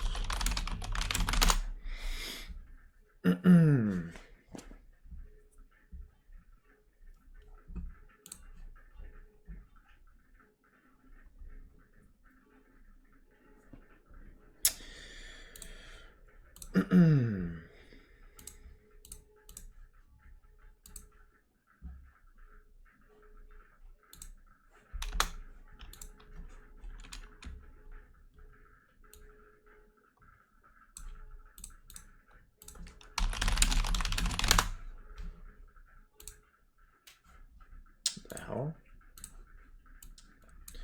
Can't use Google right now? That is very bizarre. I don't know.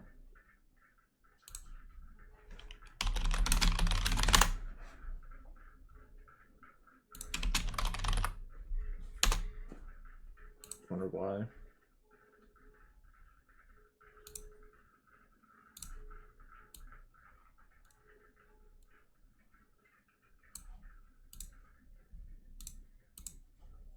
possible, based entirely on magazine previews. What the hell is going on with my computer? Screenshot. Maybe I need to close these browsers, man. Maybe it's too many.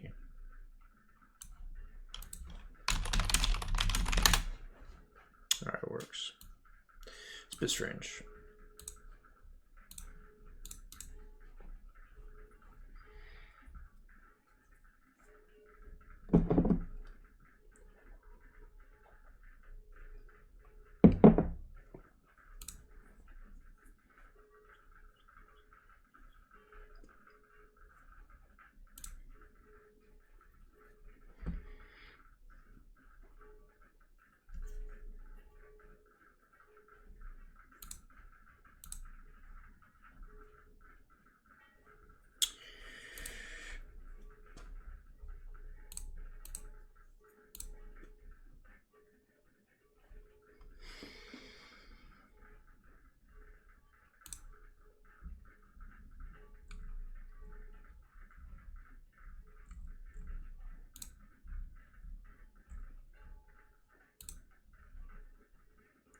Felix the Cat for Nintendo Switch. Dude, if this is just the NES and Game Boy game, that's one of the worst Just lousy. Just a strange thing. Yeah, it's just the NES and Game Boy 1. No Baby Felix. Mega Man 2 is a game I've come to know inside and out, but I can appreciate the fact that some people will be put off by its sometimes lopsided difficulty and the frankly unfair nature of many of its bosses. It's not as refined as later Mega Man games, and Mega Man himself lacks many of the utility skills of games in later episodes. The ability to slide, to charge up his basic weapon, and to summon allies in a pinch. But still, I'm not alone in my admiration of Mega Man 2. When Inti Creates went back to the basics, build Mega Man 9 in the style of an 8-bit game, they specifically looked to Mega Man 2 as their touchstone. They stripped Mega Man's skills down to the abilities he commands here in order to create a pure, straightforward experience. Maybe that ultimately means that Mega Man 2 is the most nostalgic and beloved of the series, and that Mega Man 9 was a cynical ploy to harvest the old member berries. It does speak to Mega Man 2's clarity of design and its impact back in 1989. Nintendo's first-party releases may have been in short supply in '89, but with games like this on offer, we barely even noticed. Oh boy. All these fucking rats. Oh wait, what is this?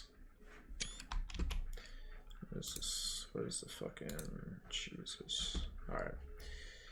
Gotta kill a bunch of rats. Turn back, we don't have the nether stones. Well, apparently I don't know where the last one is, frankly. Still looking. What the hell is going on? Why did he just move? What?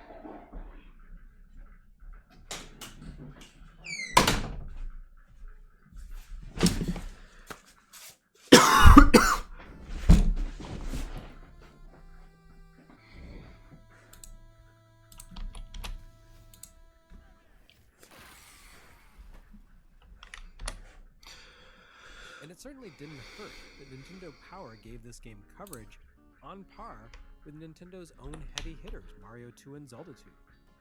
Mega Man 2 made its first appearance in the March-April '89 issue with a pair of tiny screenshots that showed Mega Man battling the two bosses of Wily Fortress. Even in the tiny CES report format, demanded attention. The following issue dedicated a 4-page spread to showcasing chunks of several stages and explaining some of the mechanics.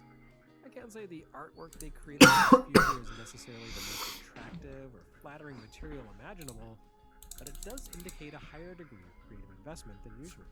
And to top it off, Mega Man 2 appeared as the cover feature for the July-August issue with a staggering 16-page spread.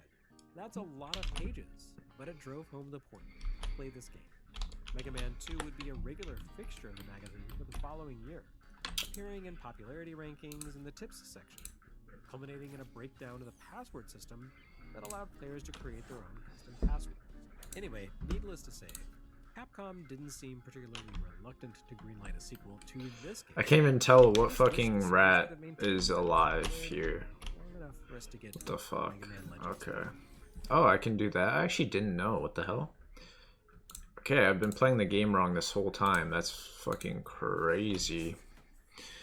Genuinely didn't realize. Next time on NES Works, can the average Joes defeat the Purple Cobras? Find out in Marvel Comics.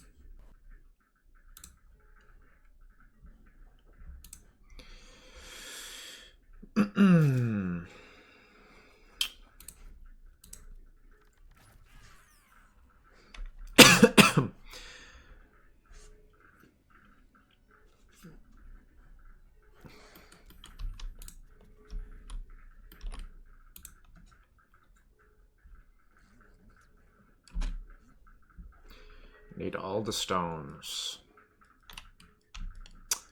Okay. Well, I don't know where the heck stuff is, basically. I just don't.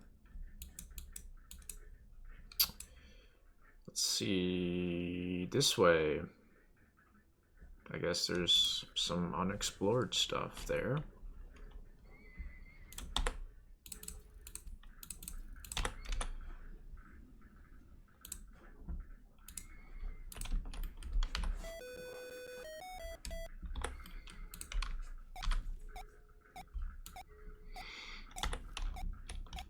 Oh shit, this is Kaboom. This is just like Kaboom.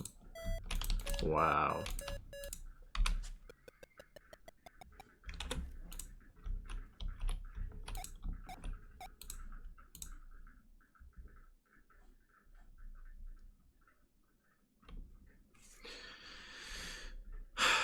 There's gotta be a better video. There's got.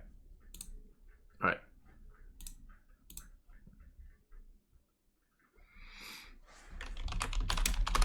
Here we go.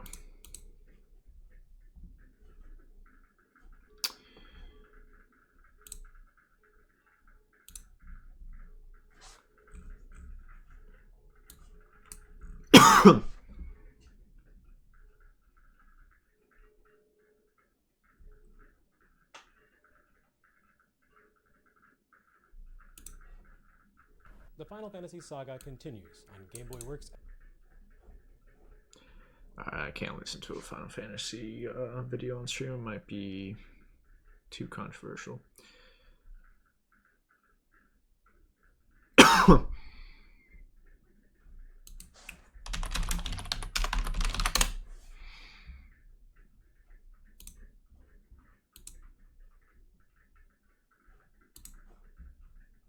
Aimed at the budget. So starting out the list, we have my choice for the worst console ever made. The Storm Action was a motion-controlled Power Rangers system. Unsurprisingly, the console didn't do very well because, well, I mean, just look at the footage. It speaks for itself, really. The system had outdated graphics, a barely functioning control system, and only one cartridge was released for it too, though more were announced. Apparently, it ended up being turned into a plug-and-play system later on, which is probably what it should have been from the start, really. And the next console on the list is this absolutely terrible offering from Unisonic, a machine that was actually designed by the same company as the very much not terrible Intellivision, with this one aimed at the budget market.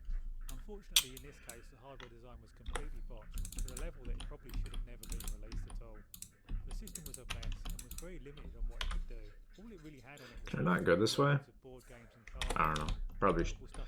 Well, we'll see. And that's not really even the worst of it, because the system does a terrible job of playing said game, due to its entire control method consisting of nothing but a no button placed on the console itself. So you have to constantly wait for the cycle through available options at every stage until the one that you want comes up, so you can press the yes button and choose it. According to some of the console's paraphernalia, they intended to put other types of games on the system eventually too. Simple things like tic-tac-toe and hangman, but these didn't come to pass, and thankfully the system quietly died. Sad to say that one of the worst consoles of all time was made right here in the UK. The Bridge Companion was a system where literally all of the games were focused on learning and playing the card game of bridge. Okay. Funnily enough, Oh. inside the console was a very The fuck? popular and fairly capable graphics chip from Texas Instruments. I don't know. Found in the ColecoVision. In fact, get ready to see this graphics chip appear a lot during the course of this list, as it was insanely prolific back then, being cheap to license and mass produce. Other than having a very limited library, the console was also extremely overpriced and a bit out of date. You have to wonder why its designer felt that Bridge required the creation of its own dedicated console, as opposed to just putting its programs on another console computer, but one thing's for certain, he must have really, really loved bridge. And after only just mentioning how common said Texas Instruments graphics chip was, here he is again, this time in a Japanese console that was focused on board games, including Japanese favourites like Mahjong and Hanafuda cards, as well as popular board games. Not a very versatile console, but at least it plays more than bridge, and it came out a couple years earlier than the bridge companion to boot.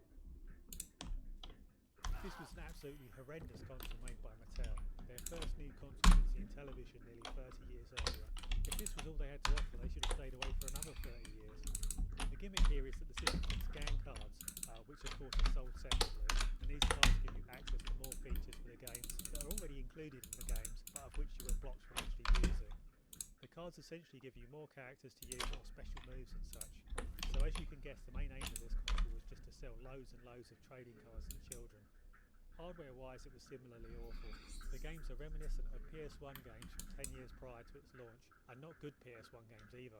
The scanning is unreliable, and the load times are some of the worst I've experienced on a console. They were slow and unremitting. Menu screens characters you pick, stages you beat, all followed by a loading screen. Just an awful, poorly made, weak and cynical console all around. One of the most expensive consoles of all time, the Laseractive was a console that was Laserdiscs.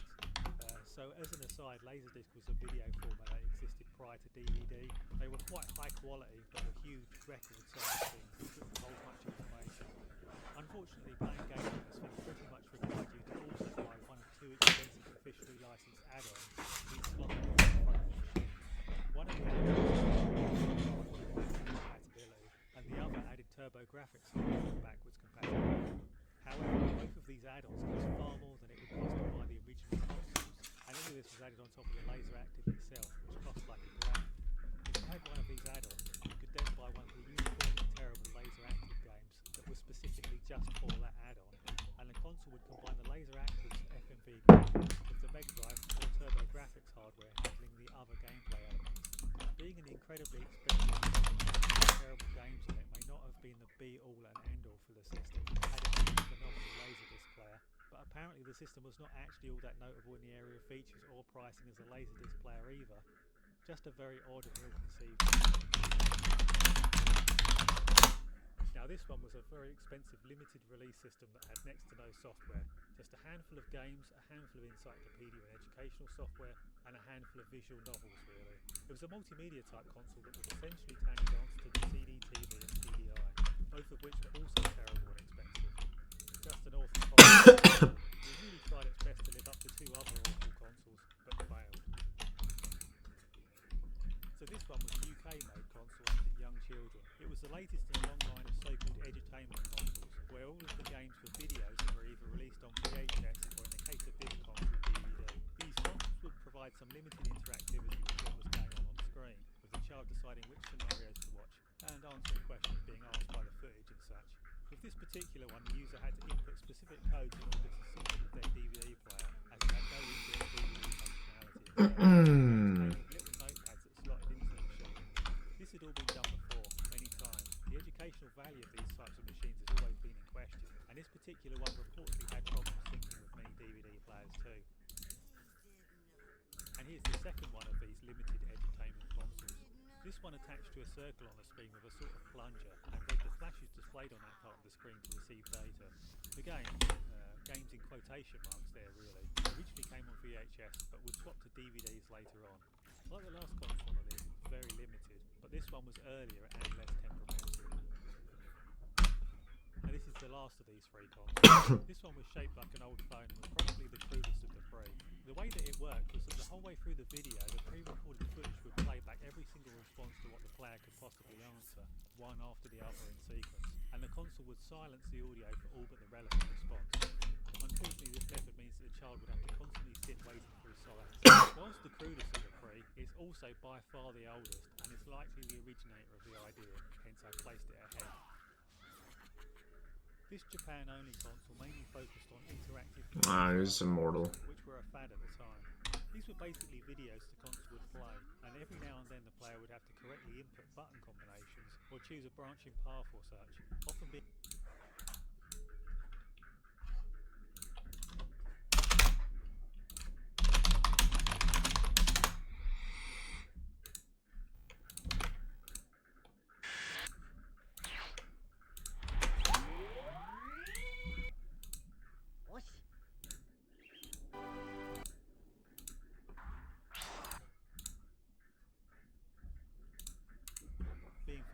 watch footage again and again until getting it right. Sort of like a system where the games are all just a series of quick time events. Admittedly, there were exceptions. Some crude traditional games here and there, some dating sims and some educational software too, but the system's forte was with the FMV games. The only other notable thing about it was it had a wireless controller, which was rare at the time. It was an expensive system with limited entertainment value. And here's another bunch of consoles that use VHS tapes for games. With these ones, the creators were trying to appeal to the more conventional gaming market though. This was a short-lived trend that occurred during the late 80s. I guess the thinking was that they could leapfrog the competition and provide photorealistic graphics right then and there. But of course, this setup is really not suited to video games at all, due to an almost total lack of interactivity. The Action Max was one of these machines. It was focused on light gun games. You'd play the live action video on the television while shooting at the screen, and it would tally your score up on the console itself. This is limited as it sounds. Nothing on screen would react to anything the player was doing, and it would always run through the same thing regardless of how well you did. Frankly, Duck Hunt was better. This one was very similar to the last console, except this one is from Japan, and most of the VHS games available are cartoon-based as opposed to live action, with some being based on popular licenses like the Turtles, and others being butchered ports of actual video games.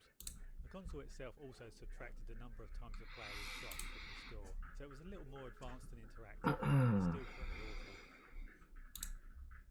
So this was a little known VHS console from Sega, where a model car controlled by the player moves back and forth on a rail in front of their TV, whilst the footage of someone else driving through the streets plays on the television.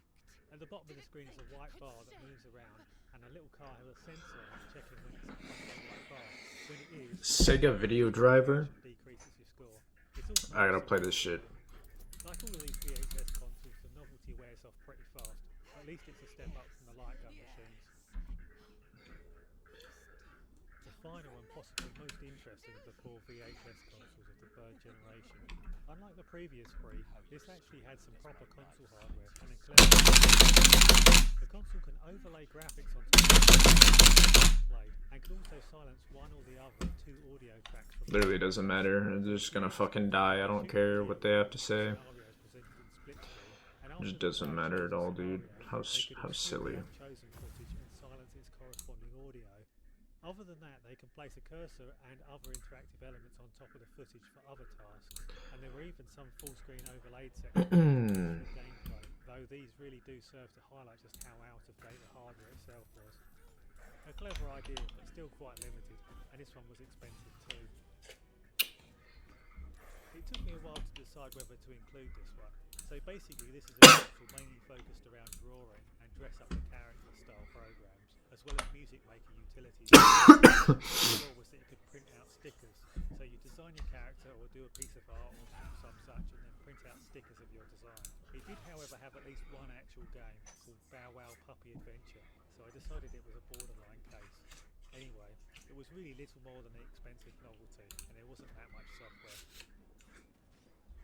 And here we have another set of educational consoles, but these... Holy shit, the V-Smile, did I have this?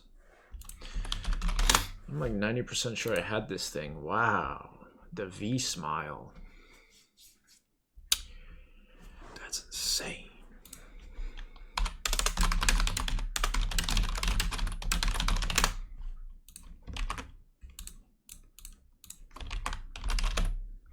V-Smile.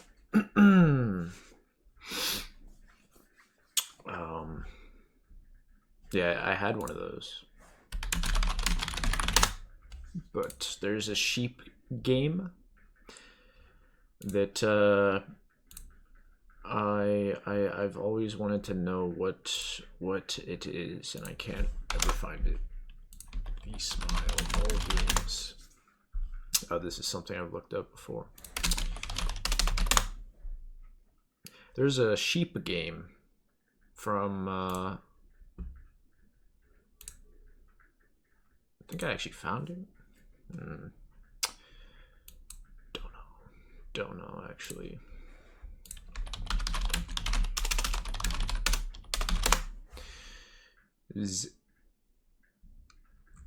Yeah, I'll probably never find that shit. Sadly, it's pretty hard to find stuff like just these weird memories. It doesn't really matter. Much more like regular gaming consoles. I debated with myself endlessly on whether to include these so-called edutainment consoles in the list or not. Are they really video game consoles, or are they something different? In the end, I included them simply because I felt that their absence would be noticed and mentioned if left out. To be honest, these systems, especially the type within this bracket, always did have a number of actual games made for them anyway. Don't ask. And it's not like they're that numerous either, so why not just chuck them into and create a new category for them? I'm going to be honest here though, I don't really have a very high opinion of any of these machines. Really, I just see them primarily as a case of new money for old rope. Most of them were using hardware that was crazy out of date, and the libraries were often limited to just basic maths and spelling games. The types of games which have always existed on consoles since the very beginning. If you wanted to buy an NES and just purchase nothing but Donkey Kong Jr. Mac and Sesame Street games, then you would essentially have a so-called edutainment console. Anyway, this particular one was basically akin to a hamstrung Super Nintendo, released 14 years too late. There were no gimmicks, and the software library was small and unnoticeable.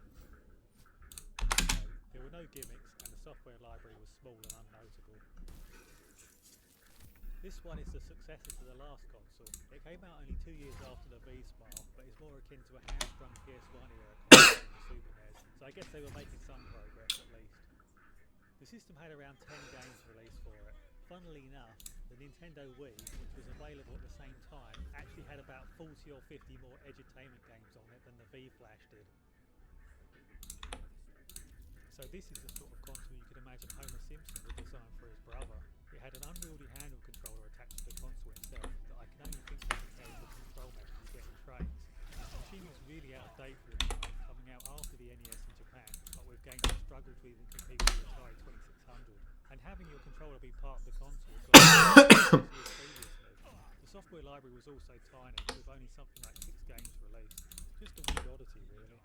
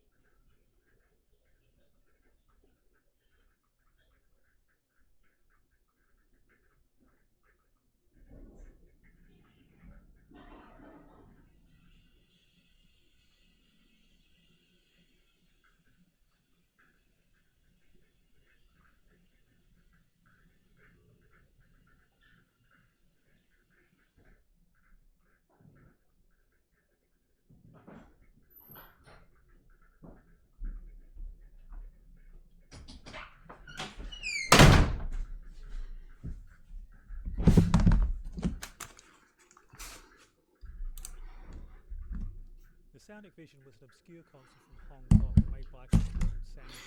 This was a successor hardware to their programmable TV game series of budget consoles, often referred to as PC-50X consoles these days. Soundic would design and sell these machines themselves, but would also lease out the design to other companies who would produce their own versions. The Soundic Vision and its clones, however, never caught on in Europe in the same way as their predecessors. The hardware was just too outdated by this stage. Outside, these machines are quite difficult to classify into generations, for reasons I'll try to cover here. So in the beginning, consoles could generally only play one game, Pong. There were exceptions, but I want to keep this simple. Then, later on in the first gen, machines would arrive that had specialised chips in them designed for games. One console would play nothing but tank combat, for instance, whilst another nothing but Star Cycle. With the second generation came the idea of putting CPUs into the console that could read data from the cartridge, so a manufacturer could make a variety of different games for the system over time.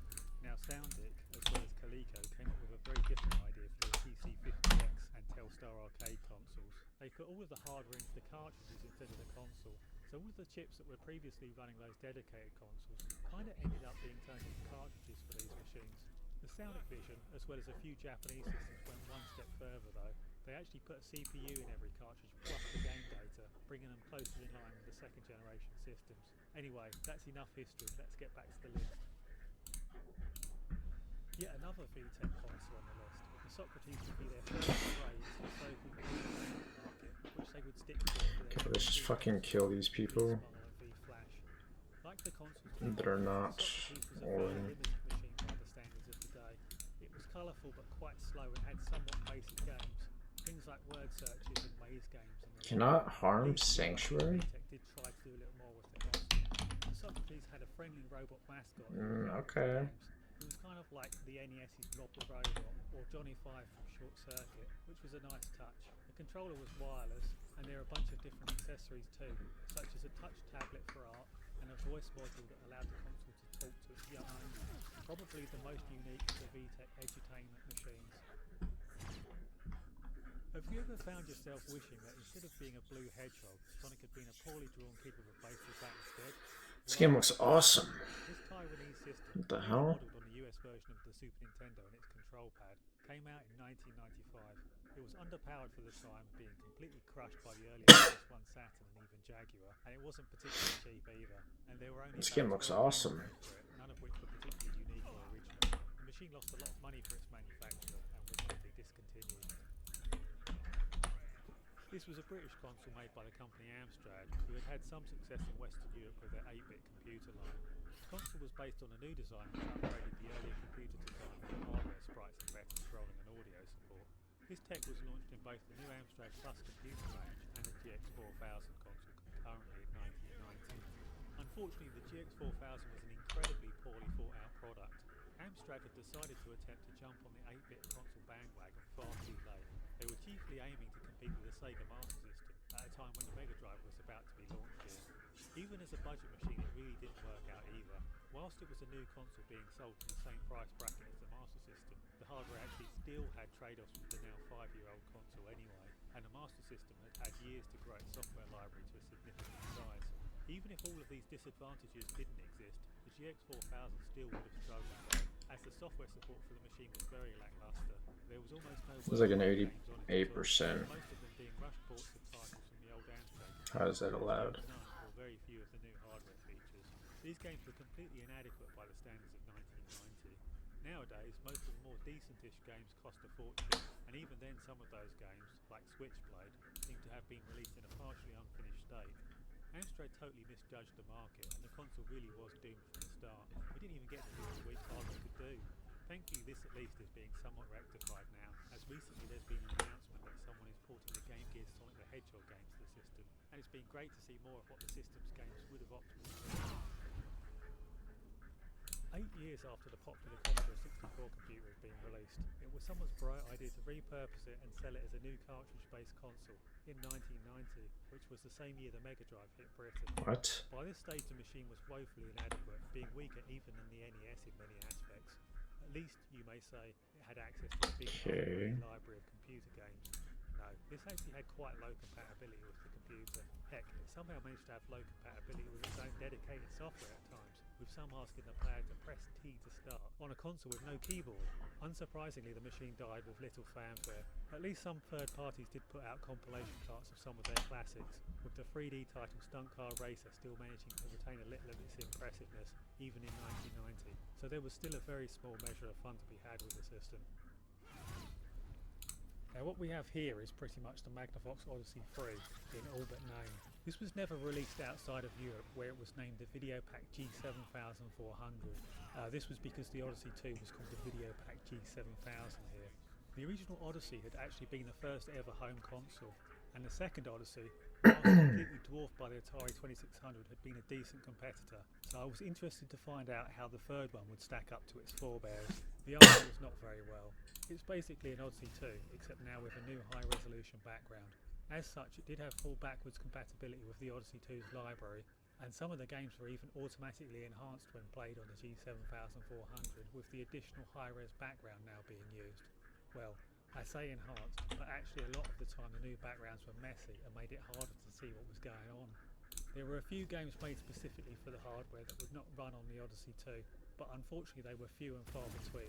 We've seen a little bit more of what the hardware could do in recent times though, through the effort of homebrewers who have brought out new games for the Odyssey 2 that support the G7400 too, such as the Mage games, which run with enhancements. All in all, a very half-assed and disappointing console, to be honest. VideoMaster Star Chess was a first-gen style console that was dedicated to just playing the eponymous game of Star Chess, and only in 2 players as well. You may think from the name that this is just chess, but you'd be wrong. It's perhaps more akin to dice-rolling tabletop war games, and there's a number of random elements to it that the console works out for the players. It's a deep enough game to keep the players interested in over a length of time, and I think the console itself has a great design, but really this was a bit too late and pricey for the first generation. Surprisingly, the game seems to have actually been ported to the Emerson Arcadia, a console that is some...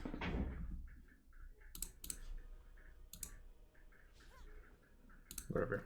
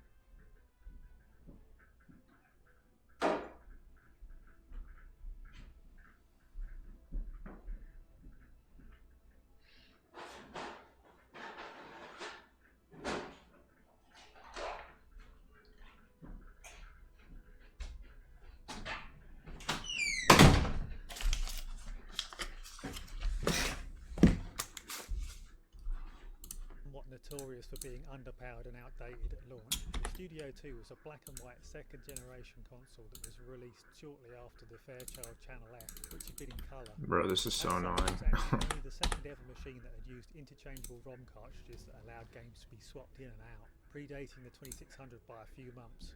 The console is admittedly quite bad. It's a crude machine with few games, and said games were still being controlled by a keypad on the machine itself, which was already a method that was being phased out by previous generation consoles. I think it's perhaps not quite as bad as it's made out to be. It was at least quite a cheap machine in comparison to its competition, and while the hardware is poor, had it come out just a couple years earlier, it would have actually been pretty good, which is more than can be said for a lot of the other systems on this list. Even more unfortunate for the console's designers though, is that it possibly could have been released 2 years earlier, as reportedly by the time of release it had been sitting around for years. Initially RCA had designed it as an arcade machine in the mid-70s. After testing poorly in focus groups, the idea had been scrapped. Then later, RCA had decided to repurpose it as a home console. Of course, by this time it had become outshined and outdated by competitors. There wasn't much software support for the machine, but of late we've started to see some homebrew interest during the last few years, with people putting games like Pac-Man and Space Invaders on it. So this console and its clone brothers are actually pretty much for all intents and purposes the RCA Studio 3. Basically this is just the same as the previous console on the list, but now with colour capabilities and sound that comes out of the TV speakers instead of the console itself. Essentially, after failing miserably with the RCA Studio 2, RCA went back to the drawing board with a quick revision of their console's hardware to give it the much needed colour capabilities that had become standard by this stage. However, in the end they decided it was best not to release the hardware after all, and they cut their losses. The system ended up getting leased to a variety of different European and Japanese companies, so it was released in their territories under a variety of different names. Some of the models, such as the Visicom 100, had another much needed improvement in the form of separate controllers from the console, so users no longer had to sit with the Studio 3 on their lap to play games. Unfortunately, most of the games are the same ones that were on the Studio 2, just with simple colour additions, but a few games did use the upgraded capabilities. This was a motion-controlled console with an inbuilt camera that tracked the player's movement. It was basically a console version of the PS2's iToy peripheral, but released 2 years later and with only 7 games, most of which based on children's TV shows. I believe the iToy creators actually licensed out their tech, so this likely wasn't actually a clone, it was more of an alternate application. Not a particularly noteworthy console, but it did have some novelty and streaming value. And another iToy style console from the same era. Apologies for the footage here, yep, that's me miming to a demo, badly. Unfortunately this system is not properly emulated yet. Okay. Given the nature of the console, I don't feel comfortable asking other YouTubers to use their footage. Believe me though, as much as you're cringing right now watching it, I was cringing more making it. Anyway, this is very similar to the iToy style console from the same era. Apologies for the footage here, yep, that's me miming to a demo, badly. Unfortunately this system is not properly emulated yet, and given the nature of the console I didn't feel comfortable asking other YouTubers to use their footage. Believe me though, as much as you're cringing right now watching it, I was cringing more making it. Anyway, this is very similar to the Ion. This one was marketed as more of a games machine though, while the Ion was marketed more for educational software. But honestly, their libraries have a similar makeup as both. This one did however have a few more releases, and also dipped its toes a little into supporting Wii-style motion controllers. All in all, it's not so bad. There are worse consoles out there. This console, as can be clearly seen just by looking at it, was a shameless Chinese knockoff of the then hugely popular Nintendo Wii. Basically, imagine the motion controls of the Wii, but in a much cruder and more limited fashion, paired with Super Nintendo-like graphics, and you've got a pretty good idea of what this console is like. Very, very limited by the standards of 2007. In fact, really it was limited by the standards of 1997. The console did take cartridges, and I believe 3 different ones existed. All were compilations. They contained remarkably unique games like Squirrel Bobble, and starred original characters like Totally Not Teacher from the New Zealand Story, and Totally Not That Guy from Man Overboard on the Mega Drive. The system also has these creepy, crudely drawn rabbit monsters as its mascots. You know what, I hate to say it, but I kinda like this console. It's so bad it's good. The system also has Looks these pretty good. creepy, crudely drawn rabbit monsters as its mascots. You know what, I hate to say it, but I kinda like this console. It's so bad it's good. This one was an interesting budget console made by Qualcomm in conjunction with Tectoy, who are a Brazilian company that had had an unprecedented level of success bringing Sega's consoles to Brazil. The system was based on mobile phone tech, running a custom and was designed with developing countries in mind, where the people could not afford the latest gadgets. None of the games were physical, all were digitally download only, and most looked only marginally better than PS1 games, and this was reportedly at a time when the PS2 could be bought in Brazil on the black market at a similar price range. In fact, the system actually had a bunch of PS1 era games on it, games like Ridge Racer, Tekken 2 and the Quake games, as it managed to get some major third-party companies supporting it. Even more surprising though is that the Zeebo got versions of Need for Speed Carbon and even Resident Evil 4. On top of these elements, the console also copied some things from the Wii. There was a motion controller and an avatar system similar to the Wii's Mii's, which were called Zeebos here. It's a somewhat interesting console due to its experimentation with digital download media, as well as having the odd obscure exclusive, including a remake of Double Dragon, but not a very good one due to its poor value for money and aging tech, even experimentation with digital download That looks media, cool. as well as having the odd obscure exclusive, including a remake of Double Dragon, not a very good one due to its poor value for money and aging tech, even within the developing world it was designed for. This one was a dedicated trivia console where up to 8 players could compete. Each player had a wireless TV show like buzzer controller, and all of the different games you could buy separately had different trivia topics for them. It wasn't the worst idea for a console. I guess they were aiming for it to be a sort of party console for upper middle class wine drinkers or something, but unfortunately for Buzz Time it was made completely irrelevant by the subsequent release of Buzz on the PS2, a game which came with its own buzzer controller that provided largely the same experience. Actually, the makers of Buzz Time attempted to sue Sony, claiming they'd stolen their idea, but they were unsuccessful. To be fair, it's not completely outside the realms of possibility that the idea for Buzz came from this console, but it's not really a unique enough idea to lay claim to regardless. This Canadian console was kind of similar to the Buzz Time, but was more of a DVD multimedia console. It was also a little bit more upmarket and had a handful of conventional games on top of the trivia titles. Dude, where's my option to load?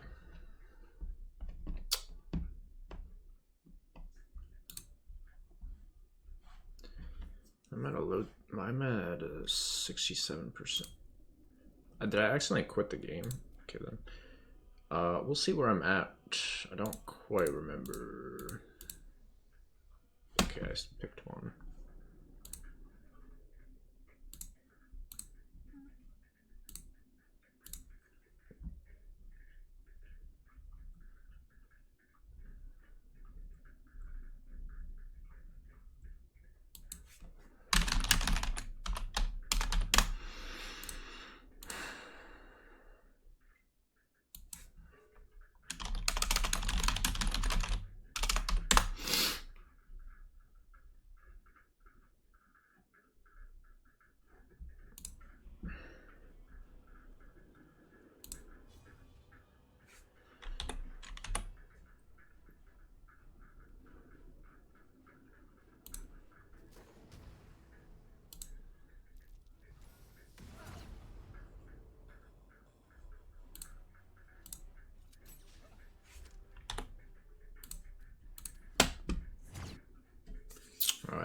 which one this is, but it's fine.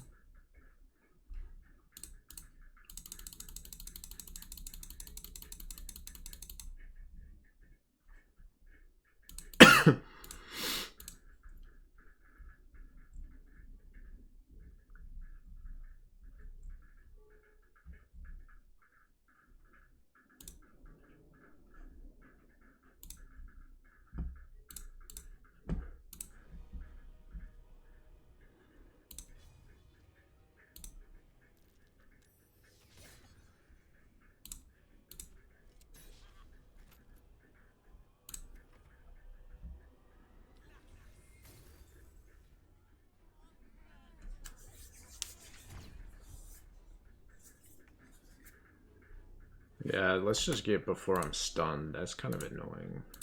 I don't know if I'm stunned here, but it doesn't look like it.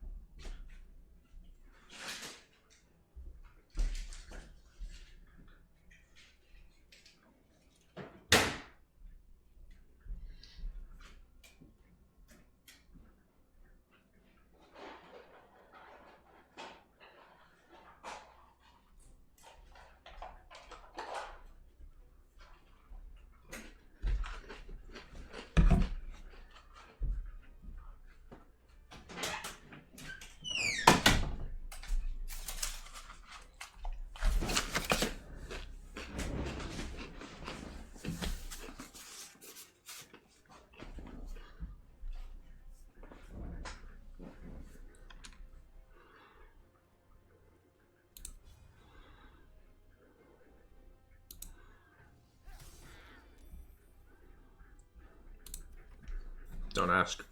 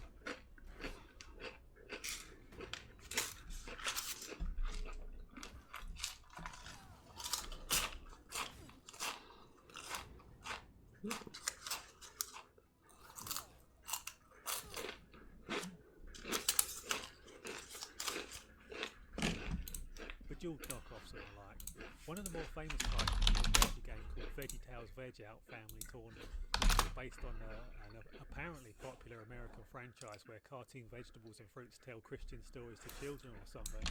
Weird. It was a fairly inexpensive console, but had few games and didn't last long. On the upside though, it also happens to have one of the most hilariously cheesy infomercials out there, where a group of actors awkwardly pretend to be a family playing through some of the games. Check it out if you want some laughs. This console was literally just a PC and a console shell running Linux Fedora, and may have been some kind of investment scam. The company that made it had a history of announcing consoles which ended up becoming vaporware. This one, however, did seem to have a very limited production run. There are maybe a few hundred out there, so it's one of the rarest consoles on the list. A lot of the software was crude, simple download titles, but it reportedly could also run applications like the Wine emulator, decently played 5-year-old PC games at the time. A difficult system to rate, as it's basically just an old PC in a fancy shell, so it's not without software, no personality though, and not an interesting or memorable console to play either. This was a gaming format where the hardware was licensed out to different tech manufacturers to be put in their DVD players to give them game playing functionality. Following from the CDI and video template from a decade earlier, with the dream of creating an all-in-one entertainment system for the home. They actually had some success getting big companies on board as well, with companies like Samsung and Toshiba backing it. On top of being a spiritual successor to the CDI, it was also related to the Jaguar. With a pedigree like that, how could it fail? Many of the same people worked on it, and there were sequels to some of the more popular Jaguar games, Iron Soldier and Tempest for example. It wasn't such a bad idea all in all, and apparently it made for a pretty good DVD player as well, with many enhanced functions, though some issues had to be fixed with a software update. Unfortunately for Nuon, the software support was even worse than the Jaguar though, and Sony managed to beat them to the punch and launched the PS2 first, with its own DVD playing features. Yep, Apple made their own gaming console once, and it wasn't much good. The Pippin was a big 90s console that went up against the N64 and PS1 that was based on Apple's Macintosh line of computers. The machine does actually have some interesting aspects. It was the first console to come with a modem as standard, predating the Dreamcast by a couple of years, and the joypads included a little trackball on them that worked as a sort of mouse substitute and made browsing the internet a smoother experience. Unfortunately, however, that's pretty much where the good points end. The system was arriving quite late to the market, and unlike the N64, which had also been late, the Pippin was very expensive. The modem was slow even for the time, and whilst the hardware wasn't weak per se, its strengths were not really that targeted towards gaming. Software support for the machine was also abysmal, with there being pretty much nothing of note on there apart from Marathon, a first-person shooter series ported from PC that was made by Bungie, who would go on to make the Halo games. Another failed console from Commodore, this one a consoleized version of their excellent Amiga 500 computer, but now with an added CD-ROM drive included. Optional peripherals could also be purchased to essentially turn it into the aforementioned computer, giving it access to the 500's huge library of games. The system was promoted as an all-in-one multimedia centre, pitting it against Philips' failed CDI system, and similarly to that machine it also had an extortionately high price. The console stands up better than the previous C64 GS, but the price here is just too damn high for what it had to offer, and much like the C64 GS, it was pretty much completely redundant anyway. You could just pick up an Amiga 500 for a third of the price. The CDI was a notorious multimedia console released by Philips that ended up competing against the Super Nintendo and Mega Drive, and then carried on through the early 1980s. Now Philips, with Sony, had played a major part in standardising optical media formats during the 1980s, with music CDs, CD-ROMs and rewritable CDs being some important results of their work. In the mid-80s they decided to start work on the CDI, a home entertainment console that would be able to play a variety of different CD formats, such as games, music and movies. Unfortunately though, the machine went through a bunch of delays and as such was beaten to the punch by NEC with the release of the PC Engine CD in 1989. That was only one of the major problems though. The hardware was expensive, buggy and underpowered, and the tech to play movies was not quite ready yet at launch either, and as such ended up becoming an optional add-on for the console that you had to buy separately for the initial models. Some games actually also required this add-on to run. Talking about the games, the situation is dire to say the least. Philips decided early on that games would be a low priority for the CDI and didn't put a lot of effort into this area, only to find that gaming would be one of the main draws for this type of hardware. There's very little of interest on it, mostly just inferior ports of games from the Mega Drive and Super Nintendo. Out of the exclusives, the most well known are the infamous officially licensed Zelda games, which came about due to an earlier deal with Nintendo where Philips had agreed to make a CD add-on for the SNES that ended up falling through, leaving Philips with the ability to make their own Nintendo licensed games, an advantage which they proceeded to squander. A lot of defence of this machine that you see around is focused around its multimedia aspects, but honestly an unupgraded CDI barely even has more functionality than the earlier TurboGrafx CD anyway, but at many times the price. And slightly later consoles like the 3 and PS1 could do everything the CDI could. Perhaps the CDI wasn't supposed to primarily play games, but the other consoles weren't primarily supposed to be multimedia players, and they ended up being comparable to the CDI in that respect.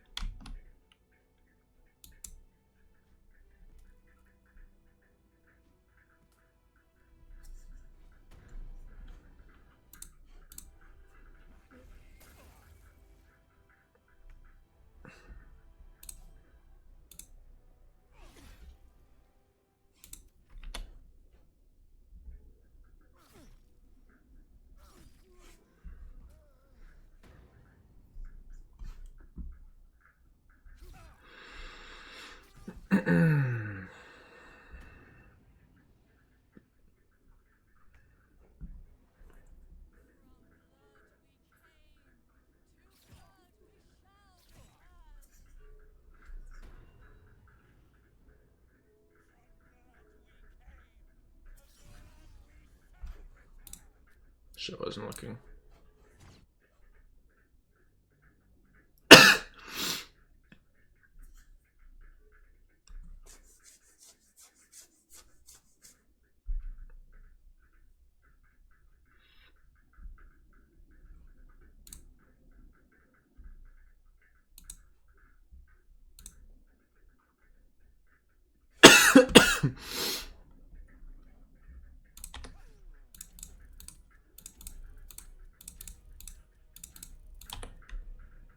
Okay.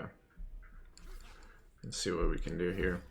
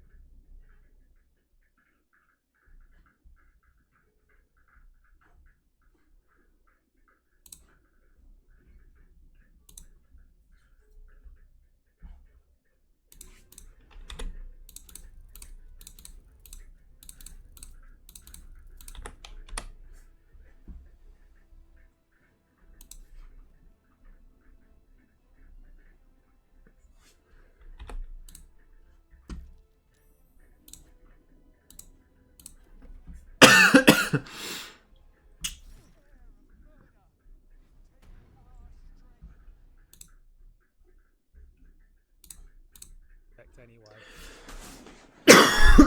This was a console made by Fujitsu, which was effectively just a consoleized version of their FM Towns computers. These were expensive, high-end machines sold mostly in Japan that had become somewhat famous among hardcore gamers worldwide for their superior ports of many arcade games. The Marty, though, wasn't released until 1993 and was based on... This was a console made by Fujitsu, which was effectively just a consoleized version of their FM Towns computers. These were expensive, high-end machines sold mostly in Japan that had become somewhat famous among hardcore gamers worldwide for their superior ports of many arcade games. The Marty, though, wasn't released until 1993 and was based on the earlier models of the FM Towns machines, which were fast becoming superseded by their superior configuration by this stage. Out of all of these consoleized computers, the Marty is actually one of the biggest pains, as its compatibility with the much better supported computer line is very problematic. Many games will run slow, will crash, or will just not boot up at all. Be very wary of any info you see about this console online. Oftentimes videos and such will claim to be showing the Marty versions of games, but in fact will just be running on emulators set up with the specifications of the superior FM Towns computers. Hopefully I'm not adding to this misinformation myself in the montage. I've double checked all the games is actually working on the Marty, but mistakes do happen. All in all, it still did play some nice ports of some classic arcade games, but for 1993 it was just too little too late. People were starting to hear about the PS1 and Saturn by this stage. If anyone is interested in the FM Towns, then I'd advise them to just buy one of the computers and avoid this console. It was frankly a bit of a mess and was shamefully overpriced at launch. The PCFX, which was released around the same time as the PS1 and Saturn, was NEC's successor to their TurboGrafx series of consoles. Given the excellence of the original TurboGrafx, the machine was a very disappointing successor to say the least, and ended up never even making it out of Japan. A lot of the console manufacturers during the mid-90s were really caught unawares by the 3D gaming revolution, and NEC was among them. They basically decided that FMV games like Microcosm and Sylphy were going to be where gaming was going in the near future, games which had you playing with 2D sprites over a streaming video background. As such, they decided to focus on making their new console a 2D and FMV powerhouse with no real polygon pushing ability, a hardware feature that had become largely indispensable by the time the PCFX was released. NEC had chosen to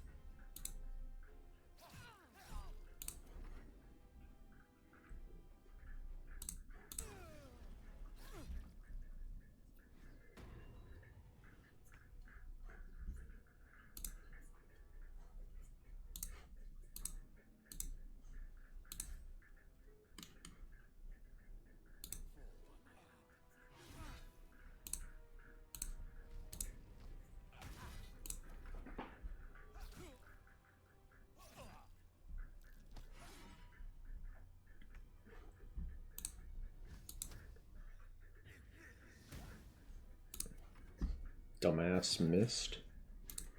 Kidding me? delay the system, making matters even worse. PCFX. Even with all the hardware inadequacies, it still managed to cost more than a PS1 and Saturn at launch. The PCFX didn't get a whole lot of software support either, and in fact reports say that they actually actively worked against companies putting less impressive 2D games on the system that didn't show off its FMV capabilities, such as the Bomberman games, as they felt they would make the console look bad and because they were aiming for an older demographic. There are a scant few okay, though not particularly groundbreaking 2D games on the system, but they are very few in number. So this was the first console release from what would arguably be the most important console manufacturer in history, Nintendo, and it's actually really quite mediocre, to be honest.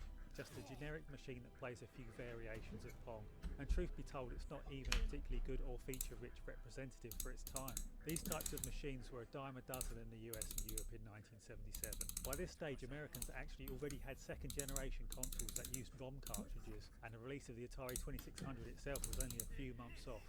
The colour TV game did, however, sell very well in Japan, as unlike the arcade game industry, which was absolutely massive there, the home console industry in Japan had developed at a much slower rate than in the US and Europe, and was still in its infancy, with many of the more state-of-the-art machines of the time just not being affordable to the average Japanese gamer.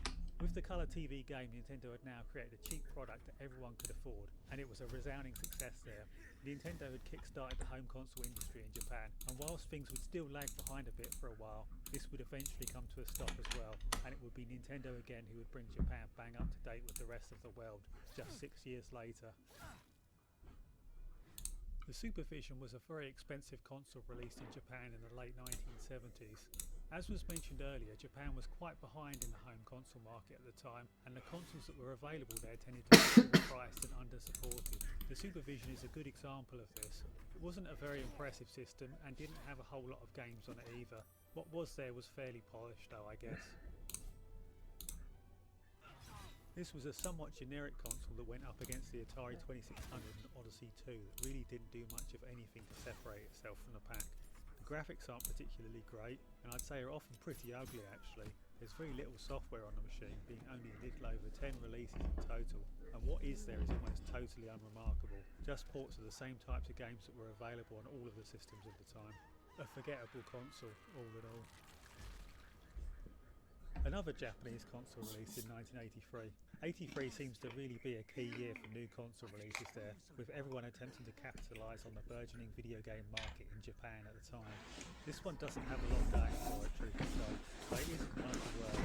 The hardware is somewhat weak in comparison to what Sega, and especially Nintendo, were coming out with, and there's not a lot of games available, but it could be worse.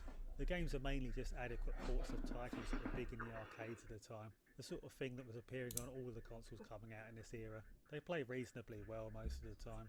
There were only 13 titles released all in all, so as said, a very small library, and the console was reportedly only on the market for a few weeks before being pulled. This was the second of Sega's forays into the edutainment market, with the first being the original Sega Pico released some 12 years prior. The earlier Pico had been a respectable product for the time, with stylus and touchpad control, and games which all came with little books that would slot into a stand on the console. As the pages of the books were turned, the on-screen elements would change. This successor still had many of the same features, but whilst the hardware had been improved, it wasn't really reflected in the games, and the software Sega Pico released 2005, dude?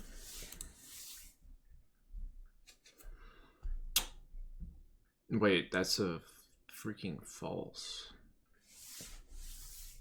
Why does this video lie? Release date 2005? That was the discontinue date. This video is lying, so I don't know. But yeah, he thought that I wouldn't notice that, so it's kind of funny. library ended up being much smaller too. It's crazy that Pokemon games were on a Sega system. Like that machine, it was an edutainment console with an interactive. Wait, what? There's two? The predecessor of the earlier mentioned Beamer. Oh, it's a different one that whole time. With an interactive book element that was controlled with a stylus and touchpad on the console. The system was based on Sega's Mega Drive hardware, which was only just starting to go past its sell-by date at this stage, which, to be honest, made the Pico much more advanced than most of the other edutainment consoles were at release. There were quite a few games, including some Sega properties, and I think the book reading aspect of the machine made it quite unique and well suited to young children. Probably one of the better consoles of its type, though I guess that's not saying much. The Cassette Vision was the first proper console with interchangeable games that took off in Japan, and was likely the most popular second-generation console there. Previously, it had just been Pong machines that covered the first-generation games in the country, with with the more advanced systems being too expensive for the average Japanese gamer. But with the release of the cassette vision, this would change, and the Japanese would now have an affordable cartridge system that gave them access to simplified versions of the most popular games of the time, Pac-Man and Space Invaders and such. The cassette vision was honestly still very underpowered for when it was released, though. Shadowheart disproves she's dead on the ground. She can't do that. And it still isn't quite like the other second-generation cartridge systems from the era either. This was actually another one of the Soundic Vision type consoles where all the hardware was included in the cartridges themselves and not in the console, with every cartridge containing its own CPU and memory chips that help. Wait, do I have a funny thing? Hold up. Hold up. I have a really fun idea.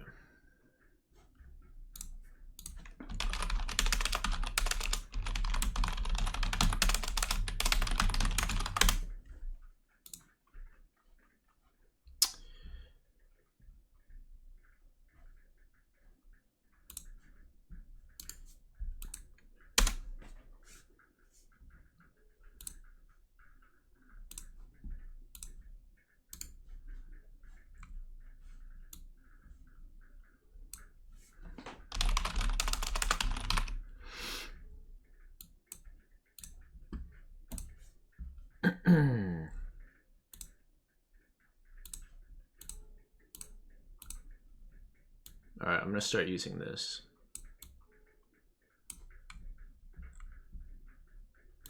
Of course, one sec. Bring it down a little bit.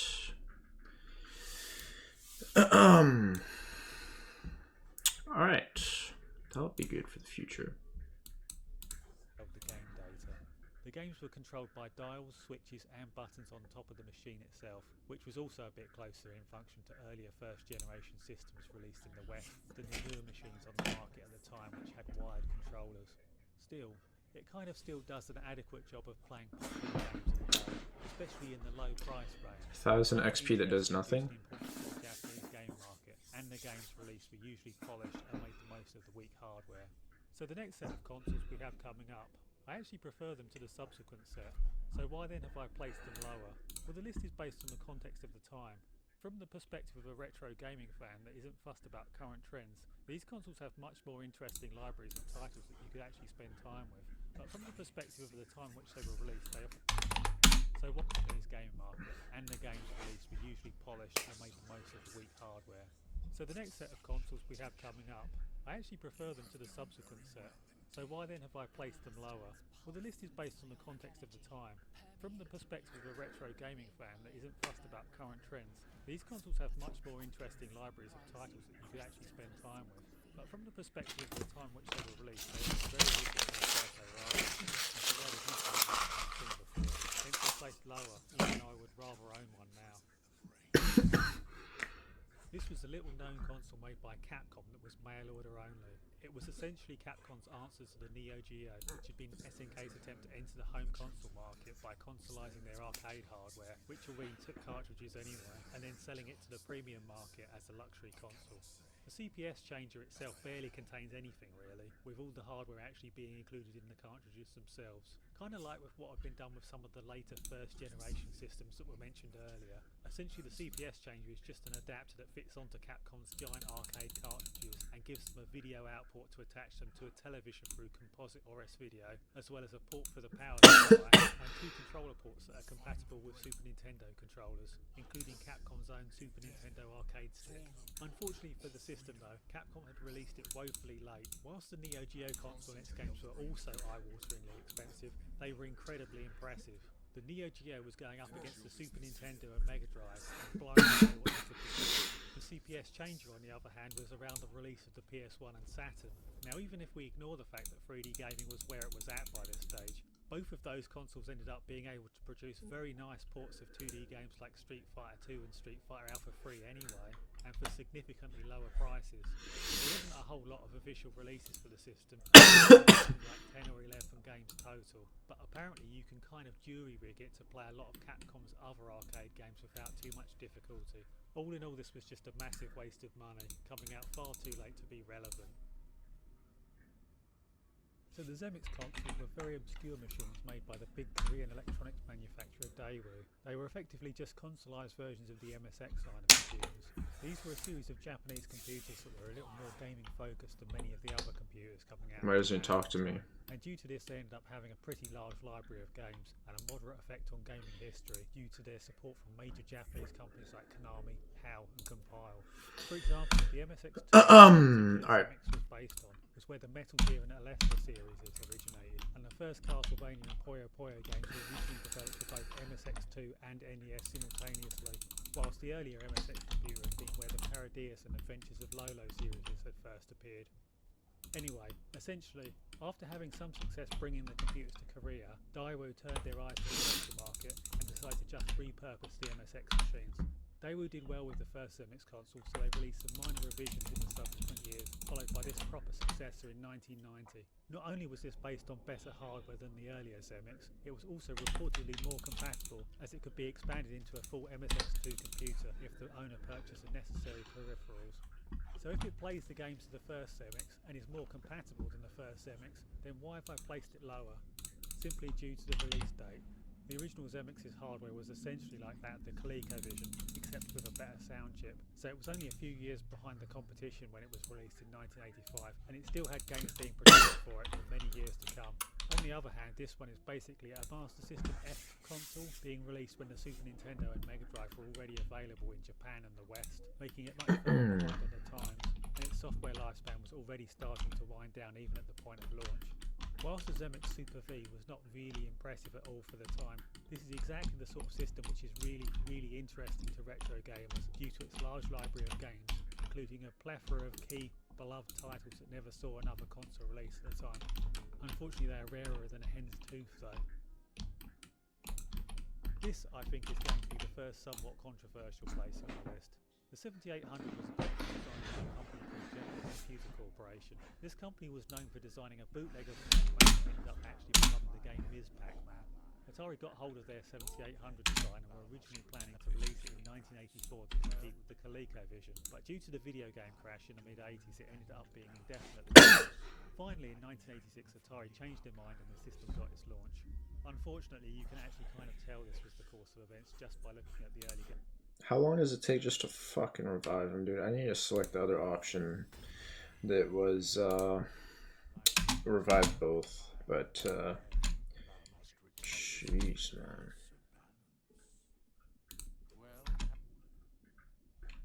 Games for the system, as they were all about 2 years behind what the competition of the time were doing. In fact, the system's games were perpetually behind what was going on, with some ports of popular titles not arriving until 4 years after NES owners got them. Hardware-wise, it was also a mixed bag. There were a few minor strengths against the Master System and NES in some areas, but in others, such as audio, it was way behind.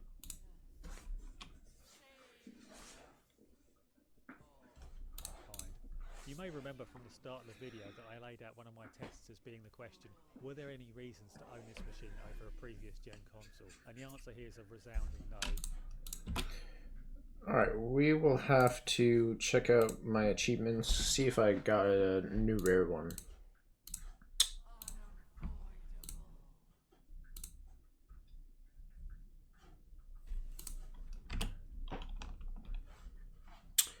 Didn't.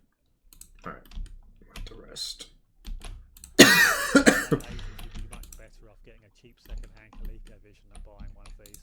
Sure, by the 90s a few slightly more advanced games started arriving for the system. Games like Scrapyard Dog and Midnight Mutants. But I'm going to be honest here. Whilst these games are well liked by 7800 fans, I think they likely would have been panned if released on the NES or Master System. They really aren't noteworthy at all. All in all, I feel like the 7800 could very well be the most overrated console. Oh, damn! No, not particularly. Though I do remember one console list where IBM had a delusional competitor with the Sega Master System. Oh, that's insane. Somehow evade lists of bad mainstream consoles, lists that are almost always populated by somewhat better machines. So here we have the Emerson Arcadia. Now this is actually just one of many versions of a hardware design that was originally developed by Philips. It's pretty much the successor hardware to an earlier console called the VC4000, a machine that gained some limited popularity in Germany a few years prior.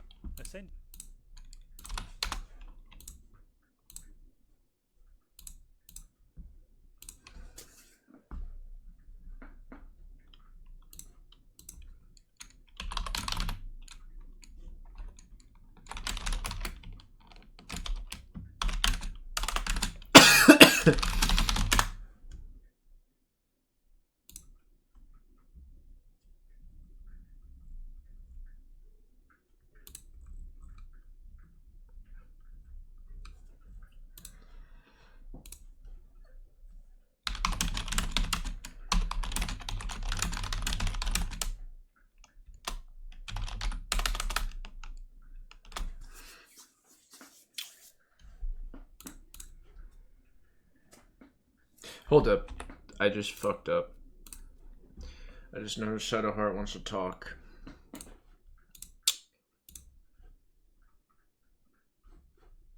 Can't, we're gonna have to be careful. You know what I'm saying?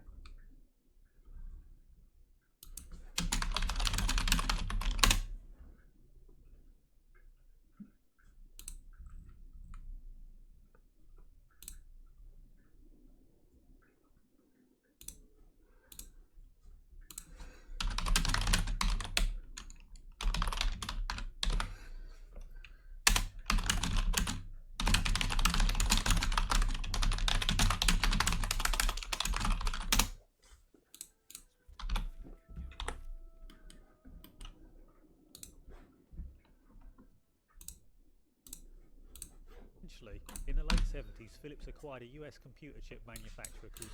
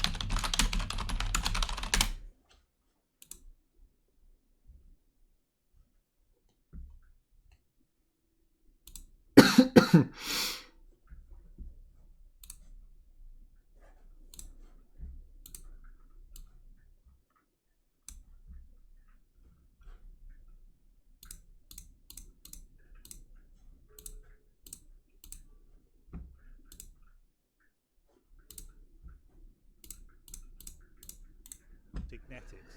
They had wanted to show off their newly acquired Signetics computer chips, and as such had designed a console around them. But given that they already had their own console on the market, the Odyssey 2, Philips chose to lease out this design to other companies who would then produce consoles under a range of different brand names. The VC4000 was one of these machines. Never mind, I think I fucking was hallucinating. And design a new console and decided to do the same I was actually hallucinating. this machine, the Emerson Arcadia. Emerson Arcadia has a Dr. Slump game. Shit looks fire. Wow. That is that's pretty cool. Might have to play the Emerson Arcadia.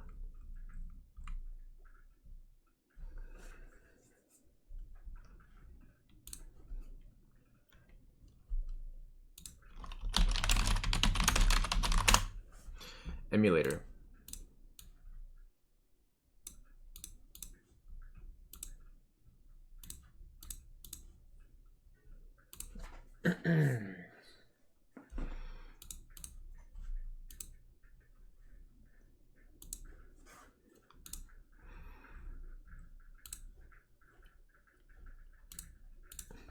The Arcadia, I'd say, is a bit of a step down from its predecessor.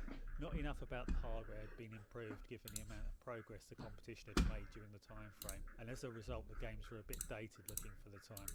Also, much like with the case with the VC4000, the games, whilst decently reasonably polished, were very cookie cutter and nothing really stood out against the competition. The main advantage of the console really was its price. It was quite an inexpensive machine and was a decent budget choice. The third attempt from Commodore at making a console, actually it's a definite improvement, still not quite up to standard though, truth be told. Again, this is another consolised version of one of their computers, but in this instance the computer design was only a year odd, far less than was the case with the CD-TV and C64 GS, which were 4 and 8 years after their computer counterparts respectively. The system had also been made to be more intuitive and easy to use for console gamers, with its software clearly marked and widespread. They also especially made some console-style joypads with triggers for the console, and a minor change or two was made to the hardware too. However, unfortunately, whilst this console did come out soon after its computer counterpart, the computer itself, the Amiga 1200, was actually a little disappointing at the time of release. Whilst the earlier Commodore machines, the Amiga 500 and C64, had really been leading the pack at release, this one was only a modest upgrade. This was the 90s, and 3D gaming was the next big thing. And whilst the Amiga 1200 wasn't completely useless for these types of games, it did really struggle with both 3D graphics as well as the fake 3D method Doom and other first-person shooters of the time used. Its games in this area were crude looking or had very low frame rates, with even the Atari Jaguar noticeably dominating it in this area. The system had been made to compete with the Mega CD, but had ended up in over its head when the real competition turned up. Where it comes to other types of games though, surprisingly the software came thick and fast, with publishers rapidly converting their Amiga computer titles to CDs at a good pace, and though many of them were actually designed for the older Amiga and not the latest model, there was still a good few of the games available. Unexpectedly, the console actually did pretty well at first when released in Europe. It was actually Commodore's legal and financial problems at the time which stalled it, and the release in the US completely blocked by an injunction by a federal judge after Commodore had failed to pay a company what they owed. Commodore soon after went bankrupt, a big shame given what a major impact they had had on gaming through their Commodore 64 and Amiga 500 computers. I debated on whether or not to include this one for quite a while. It's almost exactly the same on the inside as the more famous Atari 5200. However, it had a more traditional controller design and didn't support the same cartridges either. Unfortunately, I'm going to have to go over some Atari history here, which always includes a bunch of confusing numbered consoles and illogical business decisions, so bear with me. So basically, after releasing the popular 26, Atari decided to release a new computer line, which ended up being somewhat successful and had some great games released for it, especially during the 1982 to 83 period when it was peaking in the US. Atari based their 5200 console on this computer hardware, but changed the cartridge slot and controller ports so that the computer games and controllers were not compatible with the console, limiting the software library and forcing users to use a specific 5200.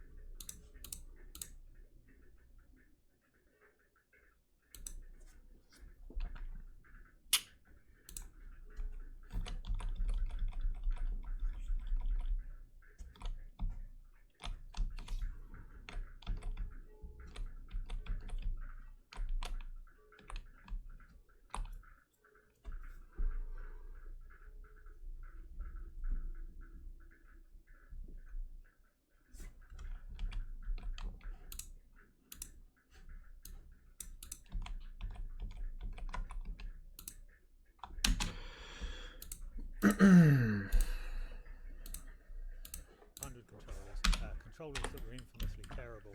Suffice to say, the 5200 died fast.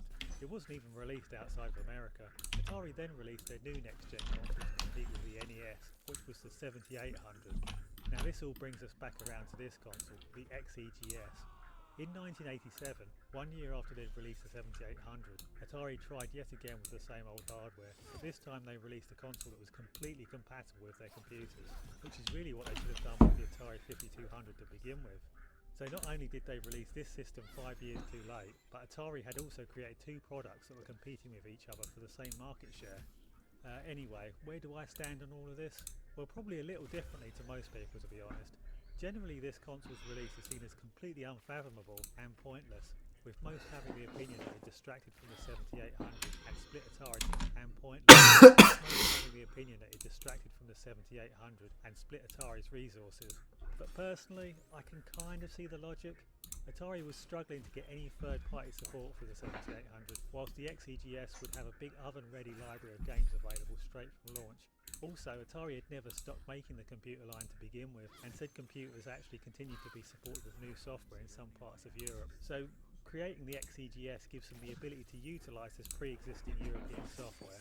Given that Atari's main problem was raising cash and attracting third parties, I'd argue it was actually the 7800 that shouldn't have been released. This system was much lower risk and lower cost, and its hardware still had some trade-offs with the 7800 anyway, not to mention it still had a trick or two up its sleeve too, as homebrew titles like Crownland show. It had a lot more potential that it never achieved during its lifespan. Irrespective of what it represented at the time, nowadays it's a pretty cool retro console with a nice design and a lot of classic games inherited from the computer line. I've already covered this console's successor, the 1997 Super V. This one was the original, released by Daewoo in South Korea in 1985. As mentioned before, it's a consolised version of the original Japanese MSX computers, which were themselves based on the off-the-shelf Texas Instruments chipset. So essentially this is another ColecoVision alike, except in this case with a better sound chip. The ColecoVision had been out for 3 years by this stage, so the hardware wasn't that great for the time, especially in regards to scrolling, and reportedly the original controllers kind of sucked, but the hardware was still just about good enough to play the sorts of games that were popular at this stage, and the controllers apparently did get better over time. The original MSX was a reasonably popular computer, so there was also tons of software available for it, though unfortunately compatibility was a bit lower here than for the Super V. There were very few hardware ports on the ZMX and no real expandability options, so really it just played the cartridge games. Thankfully, the majority of the best MSX cartridge anyway. Unfortunately, however, games were also rarely specifically optimised for the ZMX, meaning that sometimes the original MSX cartridges required now non-existent keyboard functions to work properly on the ZMX, rendering them unplayable. Even so, there are still a ton of MSX titles that work well on the system, including loads of classics from Konami, such as original games in the Gradius series and the very first Paradius game. Koreans did make some of their own games here and there as well, and even ported some arcade games, and given that copyright laws in Korea were in their infancy at the time, you saw some really obvious knockoffs of Mario and such in the console too. It's interesting to look at some of the later games that were released for the MSX line, as they give you an idea of what ColecoVision games could have come to look like had they been given enough time. If the crash had never happened in the US and the ColecoVision continued to sell well, then maybe we would have seen more platformers and shooters on the system to compete with the likes of Mario and Gradius. Overall, a cool little obscurity of a console, but again, these days it's ridiculously rare, and if you're interested in the games, you're better off sticking to one of the more common Japanese MSX computers. This was SNK's attempt at entering the more mainstream console market. Previously they had released the Neo Geo AES, which was a highly impressive, highly expensive cartridge machine aimed at the premium market. The Neo Geo CD was just a later update of the system, altered to use the much cheaper CD media. Unfortunately, this change did have a detrimental effect to an extent, as all that huge game data which was previously on a cartridge that could be loaded almost instantly now had to be read off the CD by a fairly slow CD drive, and the Neo Geo CD became notorious for its long load times, with some games like Last Blade giving you 4 minutes of load times just to get into the game. Later on, this problem was alleviated when the CDZ model was released, and became notorious for its long load times, with some games like Last Blade giving you 4 minutes of load times just to get into the game. Later on, this problem was alleviated when the CDZ model was released, which had a double-speed CD-ROM drive, but this was only released in Japan. The load times were not the only problem with the console though. Whilst the change to CDs allowed the games to become cheaper, the hardware itself was still pricey, more expensive even than the brand new PlayStation at launch. Worse still, by the time this was released the hardware had lost a lot, though to be fair not all, of its impressiveness. New arrivals like the PlayStation and Saturn could not be dominated in the same way that the Mega Drive and SNES had been by the cartridge version of the system. And whilst the Neo Geo was not lagging so much in 2D, with titles such as The Last Blade, Metal Slug and the later King of Fighters games still very much holding their own against the 2D offerings of the PS1. This was the era of 3D, which the Neo Geo hardware could not deal with at all, though there is some speculation that this CD model may have been slightly better suited to 3D due to its onboard RAM, but there aren't really any releases to support this speculation currently. Just a very misjudged idea in general really, but as said, some games did still stand up for the 50s. With the release of the Mega Drive and the announcement of the Super Nintendo hardware, NEC, the maker of the TurboGrafx 16, started to get nervous about their own system's ability to compete. In the face of this new competition, they flinched and rushed out this new console, the Super Graphics, merely 2 years after they'd launched their last system. This turned out to be a grave mistake. People were not yet ready to upgrade, and besides, the TurboGrafx hardware was incredibly well designed and could handle itself against the competition anyway. Software support was dropped fast, with only an anemic 5 games being released in the entire library, and it was quietly swept under the carpet. You may wonder how a console with only 5 games, only half of which were good, manages to get this high up on the list. Well, it has one good point, which is the backwards compatibility with the original TurboGrafx library. Now generally I'm not putting a lot of stock into backwards compatibility in this list, but with the Super Graphics it's a bit different, as its backwards compatibility is with a system that was still up to date anyway, and would be for years to come. So whilst the console was completely redundant in its own right, and there was little to no point in buying one, if you opened up your presents on Christmas Day first and found Granny had bought you one of these systems, you were honestly in a pretty good position. Just buy yourself Ghouls and Ghosts and 1941 Counterattack, and then spend the rest of the generation using it with glorified turbo graphics. You'd still have access to plenty of nice software arriving during the 90s, and would even get a perfectly good port of Street Fighter 2 in 1993 that was comparable to the Super Nintendo and Mega Drive versions. So yeah, strictly speaking, it can provide a lot of entertainment, but it was a total waste of money. This was a first generation console dedicated to just playing the arcade game Stunt Cycle, which was a fairly popular game at the time, plus a few variations. You turn the console's handlebar to choose your speed and try to judge how much power was required to clear the buses. The design of the console is a nice touch, but more advanced second generation machines were already out by this stage, and the variations here don't really offer much variety. Atari created a whole slew of dedicated first generation consoles during this time. This one was designed for Sears. The main draw was its racing game, which was one of the Speed Racer style games that were popular at the time, where you just race up the screen dodging cars, though it could also play some Pong variants too. The system is well built and supports 4 players simultaneously, but things were moving pretty fast by this stage, with the Channel F kickstarting the second generation this year. This was an interesting tabletop console that incorporated an odd screen that functioned by displaying a line of pixels onto a spinning mirror to create a display, a technique that would later make an appearance in Nintendo's ill-fated Virtual Boy handheld. There wasn't many games made for it, only 4, but they were all pretty reasonable for the time, and the system was somewhat portable, more so than the Vectrex for instance, as the Adventure Vision took batteries on top of having the option of plugging it into the mains, though the batteries reportedly ran down fast. The console was a failure, but an interesting one. The Telstar Arcade was a quirky first-generation console made by Coleco. It was a triangular system that could play a bunch of different cartridge games using the same method as the Soundit consoles mentioned earlier, i.e. all the hardware was put in the cartridges themselves. This was one of the earliest examples of this idea though. Another thing that was interesting about the system was its control setup. Each side of the console had a different controller. One side had a steering wheel, one side a gun, and the last had paddles for Pong and such, and the player would turn the console around depending on what type of game they were playing. The games here aren't the most polished, but all in all the console was innovative design during a time when first generation consoles were starting to look a bit stale. I touched on this one earlier in the related sound. This machine made by the Hong Kong company Soundit, as well as its numerous clones released throughout Europe, achieved respectable success here, and they were actually very good value for money at the time. They offered a more limited experience of what the more powerful second generation consoles were doing, by incorporating the hardware in the cartridges instead of the consoles, and they did this at first gen prices. They were barely more expensive than the basic Pong machines, which were still selling quite well in the late 70s in the budget market, but they offered a lot more. They were of course rapidly made redundant as the second generation progressed, but they had a couple of good years in them.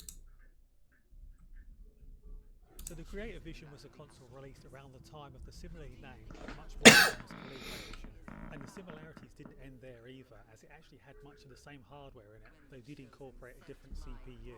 Surprisingly, it was possibly even an older system than the ColecoVision, perhaps being released as early as 1981. The machine was sold all around the world and did gain some minor success in some places, such as in Australia where it was released by a popular electronics company there and rebranded as the Dick Smith Wizard. The console was well built, was very capable for the time and actually quite interesting in some ways. The controllers for instance had keypads on them, and when you set 2 controllers next to each other on the console they formed a sort of mini QWERTY game, which was a nice idea. Games-wise, everything here is a knockoff of a famous arcade game of the time. They are well made and polished, but all have funny little changes made to them. The version of Baldur, for example, has you going after a gigantic criminal who's decided to steal a nearby building for some reason, whilst its version of Pac-Man has you playing as a chicken who lays eggs and has to fill the whole screen with eggs to progress to the next level. Unfortunately, the machine didn't really get any third-party support, so the library is absolutely tiny, but what is there is well done. Not the worst console out there, and certainly the best from VTech. This successor to the previously mentioned Cassette Vision was released in Japan in 1984 to compete with the newly popular Famicom. As mentioned earlier, the original Cassette Vision had been the major console there before being dethroned by the Famicom, and with this newer, more advanced system, console makers Epic were intending to regain their crown from Nintendo.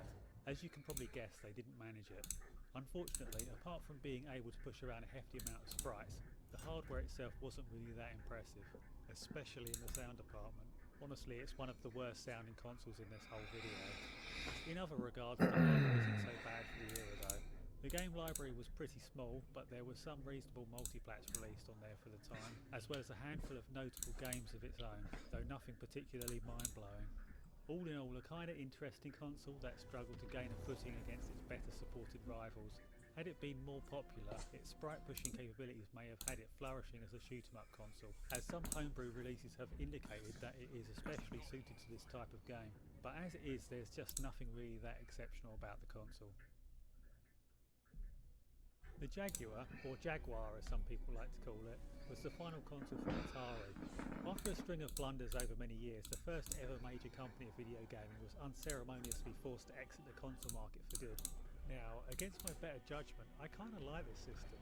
Don't get me wrong, it's a mediocre console, but I do feel like it has some small measure of charm. Though I guess if anything will give you more appreciation for the Jaguar, it'll be forcing yourself to learn about and play 100 different consoles for a YouTube video. Unlike most of the consoles on this list, the Jaguar actually had a handful of key games that were notable at the time. It was the first place where Rayman was announced, for example, and at release its port of Doom was the best console version of one of the seminal games of the time, not bettered until the PS1 version arrived. The hardware was reasonable for the time, and the price was very competitive. Believe it or not, Atari was quite fortunate to lap, designed by the British company Flare, who were ex-Sinclair staff who previously designed the Connex multisystem, a console that had been heavily covered in UK magazines, but ultimately never released. Flare had the experience and know-how to design a respectable 3D polygon pushing system. Unfortunately though, by the 90s Atari was honestly not in any position to be releasing anything. Many people talk of how the system was killed by a lack of software support, and whilst it's true there's little here of worth, the truth of the matter is that they couldn't really even manufacture or distribute these machines at the sort of levels required for success anyway. Atari actually fell down at the first hurdle and only managed to manufacture an anemic number of them. There were other notable issues as well though, of course. The hardware was rushed to market and as such was buggy, and whilst it had reasonable polygon pushing abilities, it wasn't so well suited to texturing said polygons, which was to become more and more important as time went on. Atari had also done a bad job with the controllers, as per usual for the company really, to be honest. They were unwieldy and even included their own number pad, a feature that everyone else had realised was a crap idea a decade earlier. Worse still, the original version didn't even include side buttons, making strafing in first-person shooters unnecessarily finicky. Not a great end for Atari, but it could have been worse to be honest. This is the predecessor of the earlier mentioned Emerson Arcadia, and like that system, was developed by Philips and then leased out to other companies to produce under different names. This VC4000 model was the first one to hit the market. The most interesting thing about this particular model of the hardware was it actually incorporated a self-writing analog stick in its pack and controller, the first of its kind, predating and surpassing the 5200's controller that would arrive years later. And it's actually a quite reliable controller too, unlike that console's notorious one. Games-wise it's not so interesting though, just about everything on it is a knockoff of early popular Atari 2600 games. The system was supported for a few years, it was quite robustly built and it was a reasonable price too, so it wasn't that bad all in all. This was a late first-gen console based on a popular arcade game, Tank. This home version gives you a really nice setup with 2 joysticks for each player to control the tanks, with 5 buttons on top of said sticks to shoot. This configuration allows you to use proper tank controls, including rotating and reversing, which were not featured in the more famous console versions of the game, such as Combat on the 2600. It was a nice machine, but these first-gen consoles were quick becoming redundant. At least this one had gameplay advantages though, and a memory that gave it an edge. This arrived shortly before the release of the Atari 2600 in 1977, so things were moving at quite a fast pace by this stage. The console plays variations of Breakout and Pinball games, with the paddle on the top controlling the Breakout variations, and the 2 buttons on either side of the console controlling the flippers in the Pinball games. A really nice touch. It's a very polished product, coming at a time when home versions of popular arcade games like Breakout were still not yet common. What's more, the game apparently actually saved the player's score, which is also quite rare for the time. It was a little late for sure, but still kinda cool, and even 5 years later, magazines like Electronic Games were still saying it had 2 of the best pinball programs available. A reasonably impressive first generation console that even used interchangeable cartridges, which was uncommon at the time. These cartridges were not the ones we all know and love, as they didn't contain any information on the cartridge. They just changed the behaviour of the console in minor ways. Aside from one chasing game, shortly afterwards, at the time of the Video 2000's release, so it was a somewhat respectable machine. this one is very interesting. It's a motion-controlled console focused on sports games. It was made and released by ex-Nintendo employees. These were staff members who had previously worked on the NES back in the 1980s. Each game Bro, this is plugged in. What the fuck? Specific peripherals such as baseball bats, bowling balls, tennis rackets, boxing gloves, and such. There was even a fitness stick featuring second things, a pressure-sensitive mat. The motion control in the games is actually not that bad, surprisingly. I feel like Nintendo really must have been influenced by the product, as it really is almost like Wii Sports and Wii Fit before they existed. Hardware-wise, this works like those late first-gen systems we mentioned earlier, with much of the hardware being in the cartridges themselves and not in the console. So whilst the release games might not be particularly impressive graphically, had the console taken off, the hardware in the games themselves could have been upgraded over time to provide improvements. All in all, the Zavix was a notable console at an affordable price. It never really took off or gained the credit it deserved. In many ways, it was the first sign of the movement towards motion controls of that generation, preempting the Wii, which would build on the idea and dominate the market just 2 years later. Going into this list, I had no idea just how much of a part the Dutch tech giant Philips had played in video gaming. Sure, I knew of the failed CDI, and I vaguely knew they were involved with the Odyssey 2 as well, but this company were actually involved with the creation of loads of consoles right from the beginning of the media. This particular console, the Telespiel 2201, especially actually quite impressed me, and I'd never heard of it prior to making this video. It was a cartridge-based console from 1975, so it's one of the oldest consoles on the list, and one of the earliest cartridge-based machines. The cartridges are akin to those of the original Odyssey and Video 2000, so there's no data to change the way the console behaves, but they managed to get far more variety into the games than the competition who were also using this method. You'll notice a crude shooting game and even a simple speed race style game. Definitely one of the more versatile of first generation consoles on release. This was yet another ColecoVision-like console. This one from the toy manufacturer Tomy was released in 1983 and was a console version of their earlier computer, the Tomy Puter, which had actually got the release in the Grandstand Tutor. Much like most of the other consoles based on the same hardware, becoming somewhat unremarkable tests, and given the release date, would quickly be totally outshone by the NES in Japan, which was released just a couple of months later. Given that the console supported all of the computer line software, it did however have a good start straight out of the gate and grew a decent and fairly consistent library of games. Though not very large in size, the library includes a few really interesting titles in it to bolster some of the bread and butter arcade ports, and as ever the Texas Instruments chips do a perfectly fine job with the graphics. This was an alright system. It could have been good, but it just didn't do enough to separate itself from the pack. This was the original party machine with 4 controller ports, and unlike the more famous early 4-port console, the Atari 5200, this actually utilised them with a nice selection of 4-player games, which unfortunately I can't really show off here as I didn't have 3 people with me when making the montage. The Astrocade was a system from Bally that went up against the 2600, but was sold more in a premium market, being one of the most expensive consoles of all time. It was in the same price ballpark as the 3DO and Neo Geo would be many years later. Though to be honest, the comparison's not quite fair to the Astrocade, as it was a different time and console prices in general were higher in the late 70s. But still, it was expensive by 70s standards and super expensive by console standards in general. As you'd expect from the price of it, the hardware was quite impressive for the time and could do a much better job at recreating big popular arcade games than the 2600 could. However, it did reportedly fail at quite a high rate, with reliability issues plaguing the system's history. The lack of sales at the time albeit there is, it's not consistently high quality. The controllers for the system were quite interesting.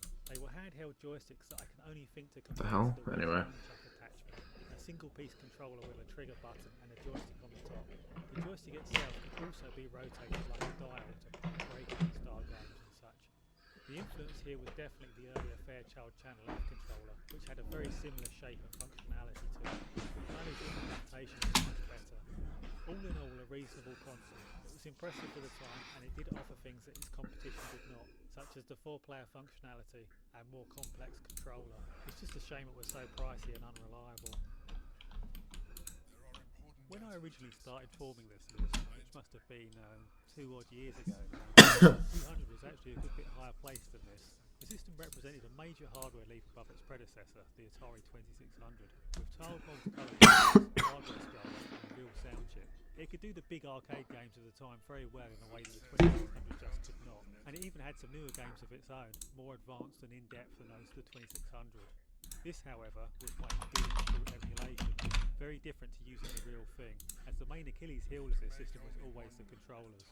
I'd known for many years that the ineffectual joysticks of the 5200, which lacked self-centering, made for some inaccurate control, and that they were also notorious for being unreliable, but I hadn't realised just how bad they were. The experience of playing and owning one of these systems in the mid-80s was probably of, well, not playing it, as the controllers were seemingly always in a state of disrepair.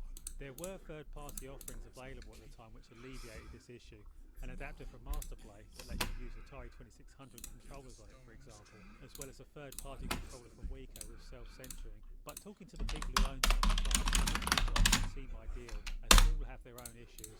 And the majority of fans seem to think it was best to buy both of these options and learn to do a quick fix on the official controllers. And this fix would have to be repeated every month or so. It's a great shame that for me, the Atari console with the second most competitive library of games for its time after the 2600 is crippled by its controllers. But that's just the way it is. It was very nice hardware and the library was great too, and perhaps a dedicated and informed owner of the time could have gotten all of these peripherals and do the fixes. Apart from the cost involved, I mean honestly, what a ball ache. The good news though is that this console is actually very much just a consolised version of Atari's 8-bit computer line. Pretty much every game released on it was on those computers, and said computers just used the generic Atari 2600 controllers too. Often the games themselves were even on cartridges, so really it's best to just forget this console ever existed and pick up one of those old computers if you want to experience this phase of Atari's history. Heck, if you absolutely had to get a console, you could even get one of the aforementioned XEGS consoles. I do wonder how much this console might have contributed to the subsequent video game crash of 1983. People often focus on the Atari 2600 and its glut of expensive shovelware as the main cause. But really, if you've decided to upgrade your console in 1982, then spent a lot of money on the 5200, only to have your controllers fail within a month, forcing you to buy more controllers which subsequently fail again and again until you ultimately give up and it becomes a doorstop, I don't think it's entirely unbelievable that you'd start to rethink your passion for gaming entirely. The SG-1000, Sega's often forgotten first foray into home consoles. Yeah, that's right, the Master System was actually their second console. Though as mentioned earlier, Japan's home console market was somewhat lagging behind the rest of the world during the early 80s, with many of the consoles available being 4 or 5 years out of date in comparison to what was going on in the United States. Sega sought to end this situation by producing the SG-1000, a system that had hardware that was pretty much identical to that of the ColecoVision. Yep, it's another one. This would bring Japan more up to date with the US and closer to recent events. Unfortunately for Sega though, Nintendo had decided to bring out their own console and had excelled themselves, designing it as a state-of-the-art games machine that could do their arcade hits justice, and they were set to release it on the same day as the SG-1000. Now, taking one look at the games of the system and comparing them to those of the NES library probably isn't very flattering to the machine, but this is somewhat misleading, as the SG-1000 was only really competing with the NES for a couple of years before Sega released their true competitor, the Master System. So the only types of NES games which were around at the time were things like Donkey Kong and Popeye and the like, with second-year titles like Xevious and Excitebike being pretty much the most impressive NES games available during this time frame. One lucky break for Sega was that Nintendo had chosen to block third-party developers during these early days, only slowly opening up the console to third-party support over the coming 2 to 3 years. As a result, the SG-1000 had quite a comparable sized library while the two were competing, and was only really obliterated from around 1985 onwards. The SG-1000 was a likeable console that got decent support during its short lifespan, with games only being released up until 1987. In general, most of the popular genres at the time were represented in its library, and it had some ports of Sega arcade games that released elsewhere on it, such as Starjacker, as well as a game called Girls Garden, which was the first title made by the creator of Sonic, Yuji Naka. Like most of the ColecoVision alikes, unfortunately this does not support ColecoVision games.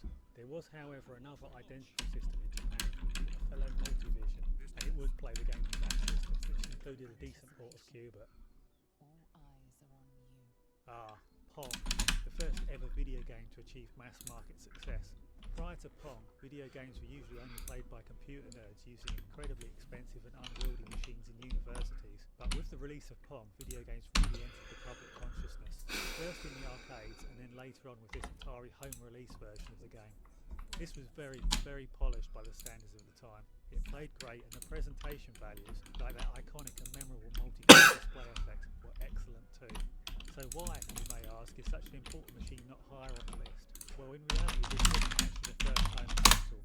It wasn't really even the first Pong and home in many ways, as the game of Pong had actually been kind of an update made by Atari of a previous ping pong game for another home console, made by a company called Magnafox that had never really achieved much popularity.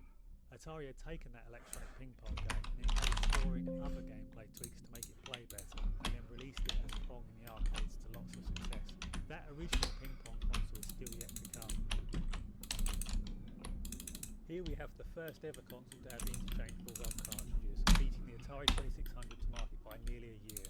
Now, as mentioned earlier, some of the first gen consoles did sort of have interchangeable games, but none of them actually held information on the game itself that was read by a console CPU, not until the Channel F. This cartridge system had taken Fairchild quite a while to work out all the kinks. It was inspired by the already common practice of manufacturers slotting memory chips into motherboards, but the developers of the machine knew that consumers couldn't be expected to take apart their machine and slot these little chips in and out every time they wanted to change games. Apart from how tedious that would be, the chips were not built to be constantly plugged and unplugged into their sockets and would be damaged over time. So the Fairchild's creators came up with a much more reliable and durable way of implementing the system, as well as one that was intuitive enough for consumers to get to grips with easily. One of their staff who had been working in this area was also then subsequently poached by Atari to help with their own cartridge system. Outside of the interchangeable games, the controllers are also really interesting and innovative. They have a lot of functions. As I touched upon in the Bally Astrocade entry, these were kind of like the Wii's nunchuck attachment, but with a joystick that could also be rotated left and right and pushed in and pulled out for two different fire buttons. So this had an awful lot of functions in comparison to most of its competitors for the time, and it was put to good use in many of the system's games as well. Its version of Pong, for example, allows you to angle the bats, and in its version of Tank Combat you can not only move around the screen but can also angle your turret in different directions. The library is admittedly quite small, with only a few key titles, but I find the console and its controllers to have some charm, and kickstarting the second generation and its explosion in game variety is also kind of a big deal, and definitely cements its placing in the top 25. The 3DO is an often maligned console that was made by EA founder Trip Hawkins, who, with the 3DO hardware, had aimed to create an industry standard console design that could be leased out and manufactured by a variety of different electronics companies. Basically, he wanted the video game market to be more like the film and music markets, so that consumers wouldn't need to buy different consoles to play different games, as all available consoles would follow the same standard. Unfortunately for Trip, his dream was not to be, and the only thing his console ended up being famous for was its very high price of around $700, which is closer to $1,200 in today's money when taking into account inflation. Sadly, this was due to the market model Trip had laid out. Usually consoles are sold as a loss leader and money is made back on the games, but given that 3DOs were being manufactured by companies that had no history of making games and whom were not collecting royalties either, they could not sell them at a loss. The price did drop after a while, and actually by the time the PS1 and Saturn were out, the 3DO was effectively a cool little budget console, but by this stage all momentum for it had gone and it was destined for the great console game room in the sky. The 3DO was actually quite an impressive system for its era, and unlike many of its contemporaries, actually did a pretty good job of predicting the way that the market would go, with its hardware ethos really not being a million miles away from the direction that Sony would go with when releasing the PlayStation a year later. Though of course not as powerful a machine, it still handled textured polygons decently, and at least correctly chose the CD format over cartridges too. The software library is actually quite large and varied, but there's a lot of shovelware on it. Still, there were a bunch of good games from EA, Crystal Dynamics and even the 3DO company themselves which graced the system, many of which would end up being ported to the big guys later on, with the 3DO almost being used as a sort of early training ground for when the major consoles would later turn up. There are also a number of interesting PC ports on the system, many of which were never released on any other console. So what do I think of it overall? Well, I think it's quite an underrated system, to be honest. Not that I think it's really great or anything. This is a console I would only just consider breaking into the OK tier, but certainly it's not deserving of all of the hate it's gotten over the years. In fact, the industry feeling at the time was actually quite lukewarm, with the feeling being that it was an OK console that was too expensive and took too long to get going. I think during the early days of YouTube, channels like Game Trailers really did a number on the 3DO with their worst consoles lists and such, and it was then that the public perception really soured on the system. Thankfully I feel that this is coming to an end now, and the 3DO is starting to be viewed in a slightly more positive light again. Now this is definitely one of the more unique consoles on the list. Most of the home consoles of the Vectrix's time were focused on 2D sprite-based graphics, but the Vectrix did something completely different. It went with an early form of 3D graphics that plotted out lines on the display to create simple geometric shapes, a much smoother method for displaying 3D than what other consoles of the time had available. These types of vector-based games had often been popular in the arcades with games like Battlezone, so it made sense that some industrious person would attempt a home console primarily created to play these types of games, and with the Vectrix they did an admirable job.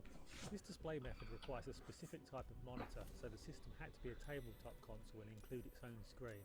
It wasn't really that portable though, as it didn't take batteries, and as such had to be plugged into the mains, but you could somewhat transport it around and play it at the houses of friends and family and such.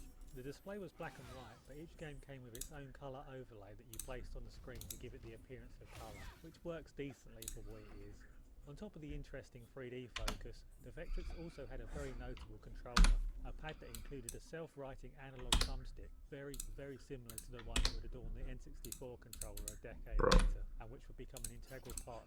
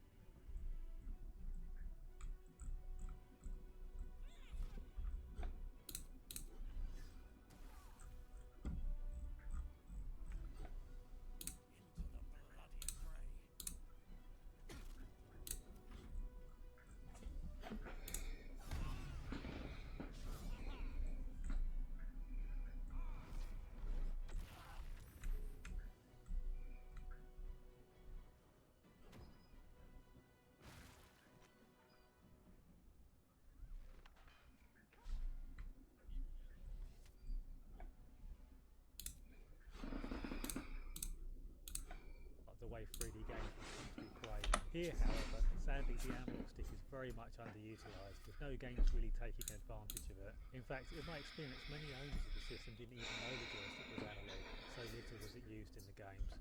And where it comes to the games themselves, the library is not really all that big, with only some 28 odd games made for it.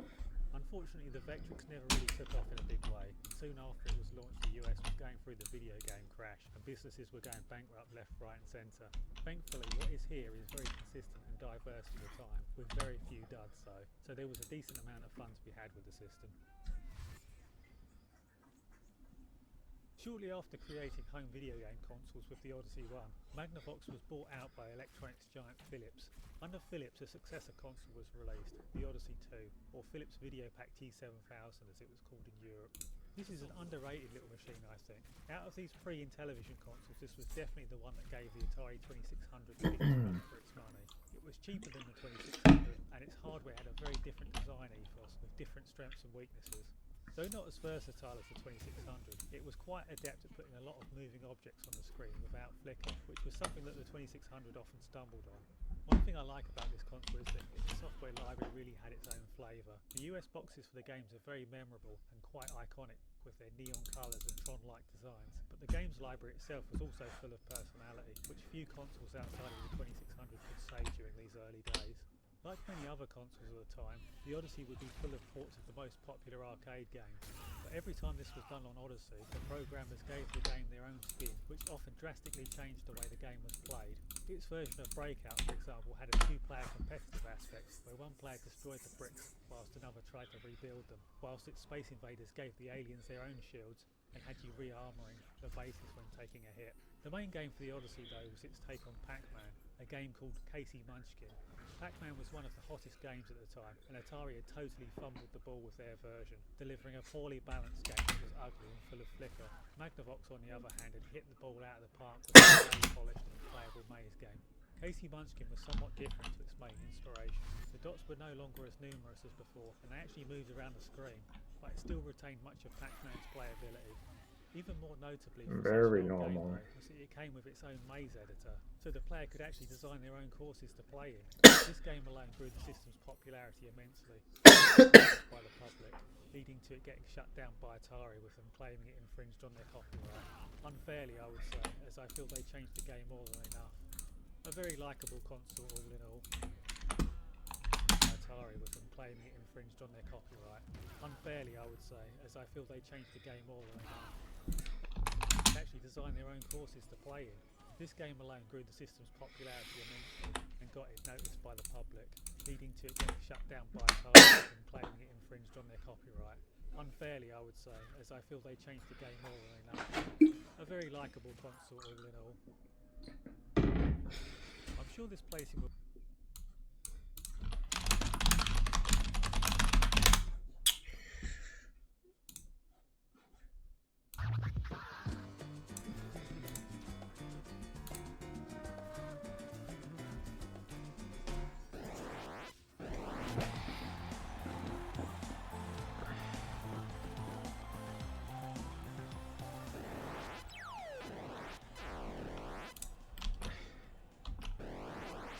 If I have one problem with the video game combat on the Atari 2600, it's that tanks are so expendable. If you really want to wreak mass destruction upon somebody's armed forces, you gotta start blowing up bombers and battleships. Now they cost a lot of money to replace. It's like sinking the Bismarck or blowing up the enemy Death Star. There's a lot of man-hours that go into designing, building, and financing those things. Which means more enjoyment for you when you blow them up and turn them into a cloud of pixels, along with that pleasing Atari explosion sound. Now, Combat is an excellent Atari 2600 game, and it's even got jets and airplanes. But in Air-Sea Battle, you're taking out full-size, enormous airplanes and giant battleships, and maybe some frigates from the 1800s, and they're probably worth a lot of money today. So really, there's a whole lot of destruction in this game. Air-Sea Battle is a tremendous game, and one that brings back a lot of memories for those of us who grew up with an Atari back in the day. It's a great two-player game to challenge against your friends. And even if you're into new games, the simple yet competitive two-player action of this game is sure to please, because it may look rather rudimentary on screen, but it's just fun. It's fun to try to outshoot your opponent over air and sea, but not the land. You have to get a different game for that. Air-Sea Battle is one of those excellent Atari 2600 games that's easy to find today. It's very affordable. There's a couple different label variations. Here we have the text label. Tells you what different games are in Air-Sea Battle. And as you can see, this game uses the joystick controllers. But check this out. I have a version here that says use with paddle controllers. But this game does not actually work with paddle controllers. So I'm not sure what the deal with this one is, if it was just a misprint. This is the 1986 label variation. This one's 1981. And this one's in good condition, so you can clearly see the air and sea battle taking place. Pretty cool. And to further complicate matters, Target Fun 27 Telegames is the identical game to Air-Sea Battle. There is no difference at all. And in fact, I'm going to continue the Air-Sea Battle review with Target Fun and show some of the Target Fun related games.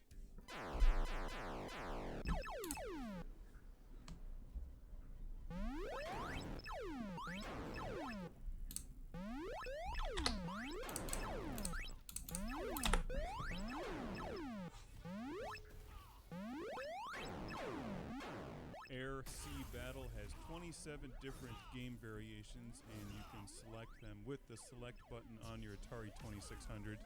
It's primarily a two-player game, although there are a couple one-player variations where the opponent just fires randomly into the air or the sea and tries to hit enemy objects. But you really want to play this game with a friend. This is as much fun as any two-player game on the Atari 2600. So if you like Combat or Space War or Demons to Diamonds or Warlords, you'll love Air-Sea Battle.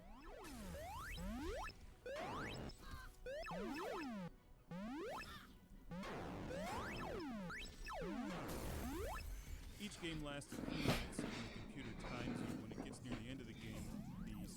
top of the screen start blinking, and there's not much fanfare when you win except for your cries of victory and screams of pain from the enemy as you shove them off the couch in defeat and throw your Atari 2600 controller at them. Actually, don't try that. You could damage your controller.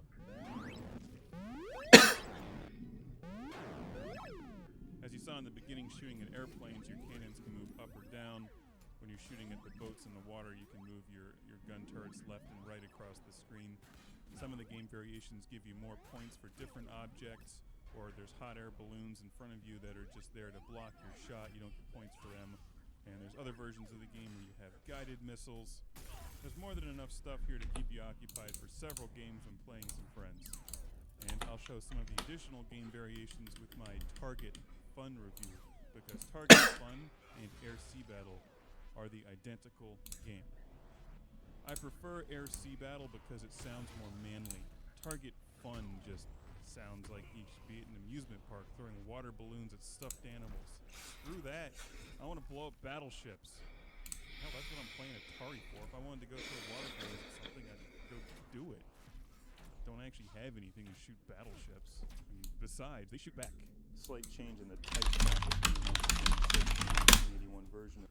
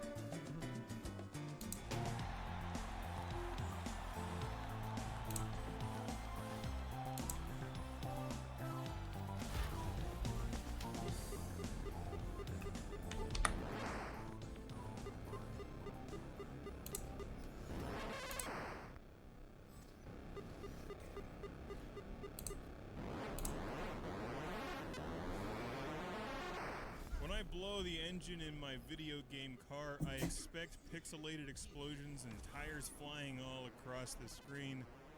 Why can't they give me that in Dragster? It would have at least made a boring game slightly less boring.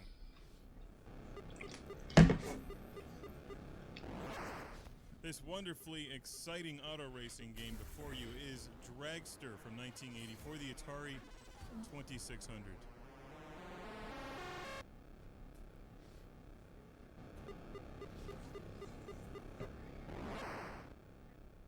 There's some sports that should just not be made into video games. Luge, for example, is one of those sports. Drag racing is another. To further exacerbate the situation, the Atari 2600 controller only has one button and a joystick. How could you possibly make an exciting game out of drag racing? You hold down the red button for gas, being careful not to blow up your engine. Pushing left on the joystick uses the clutch, pushing right shifts. Your Dragster has 4 speeds. It's a 4-speed gearbox, and you are going for the best time. That's the game. You can play against a friend if you don't like them, and as they're walking out the door, slip the game cartridge into their back pocket, hoping to never see it again.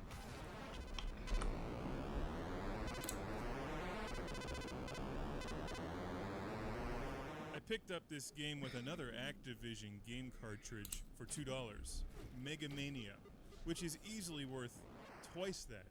Actually, Mega Mania is an amazing game, but Dragster just came along for the ride, and now I'm stuck with it.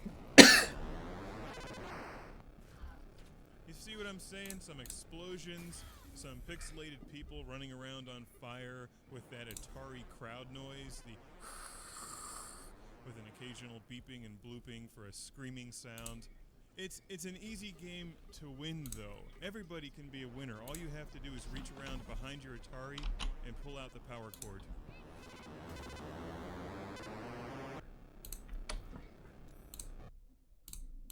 Will be unpopular, but I'm sorry. To me, this console was basically just a 360 released a year later for $200 more and with an early lifespan software drought.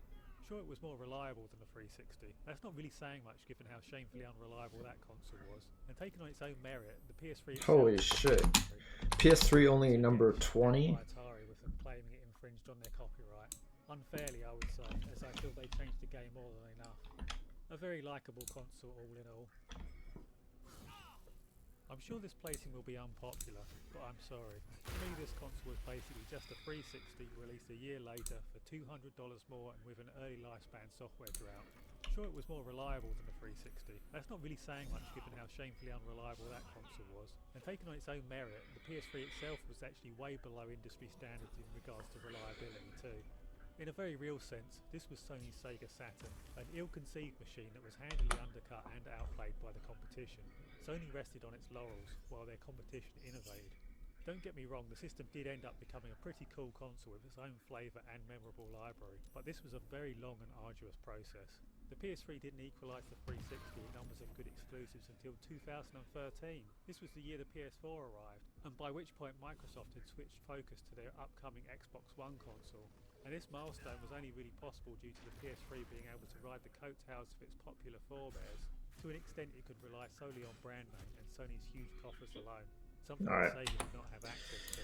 And in the end, the loss of the console ended up dwarfing those of the Saturn and Dreamcast. The PS3's first year saw Sony scrambling to copy features from the 360, and a year and a half into the PS3 lifespan it managed to get its dashboard, the cross-media bar, working in-game through a software update. Previously, PS3 users had to leave the game to access it.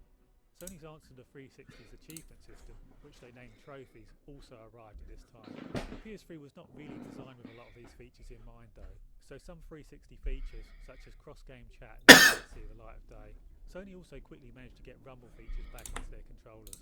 This feature had been omitted from the PS3 controllers at launch due to Sony being caught up in legal battles with the creators, but they settled and the issue was put to rest in 2007. Even where some of the PS3's advantages were concerned, such as with the admirable decision to make its online gaming features completely free, unlike Microsoft's subscription service, were tarred by subsequent events, with the PS3 being subject to one of the largest data breaches in history, where hackers accessed the personal accounts of millions of its users. Due to this, the PS3's online service was down for long stretches of time, as Sony desperately tried to plug holes in their security. Even the system's much touted power was often not on display, with many multi-platform games actually running slightly better on the 360 due to being designed with that system in mind. As mentioned earlier though, the system did grow its library, and by the end of the generation it had become a console worth owning. And due to supporting the Blu-ray format, the console also eliminated the need for having games on multiple discs and provided PS3 owners access to high-definition movies straight out of the box, 2 years before 360 owners would gain access to Netflix. Thankfully, Sony would also manage to completely steer back on course with the excellent PS4 during the next generation, while it was Microsoft that would be taken down by hubris next time round. And again, I know that this is another quite popular console, but I've just never been that enamoured with it. And when you're this far into the top 100, any choice you make is going to be hated by one group or another anyway, because at this stage the consoles are pretty cool to be honest, but something has to be put at the back end. So basically, to my mind, I put the GameCube into a similar bracket as the PS3, in that whilst it had a handful of key titles, games like Metroid Prime, Smash Melee and F-Zero GX, to the PS3's Uncharted, The Last of Us, and Metal Gear Solid 4, apart from these games, you weren't really missing out on a whole lot if you just stuck to one of the main competitors during the generation. The console was really just a bit redundant all in all.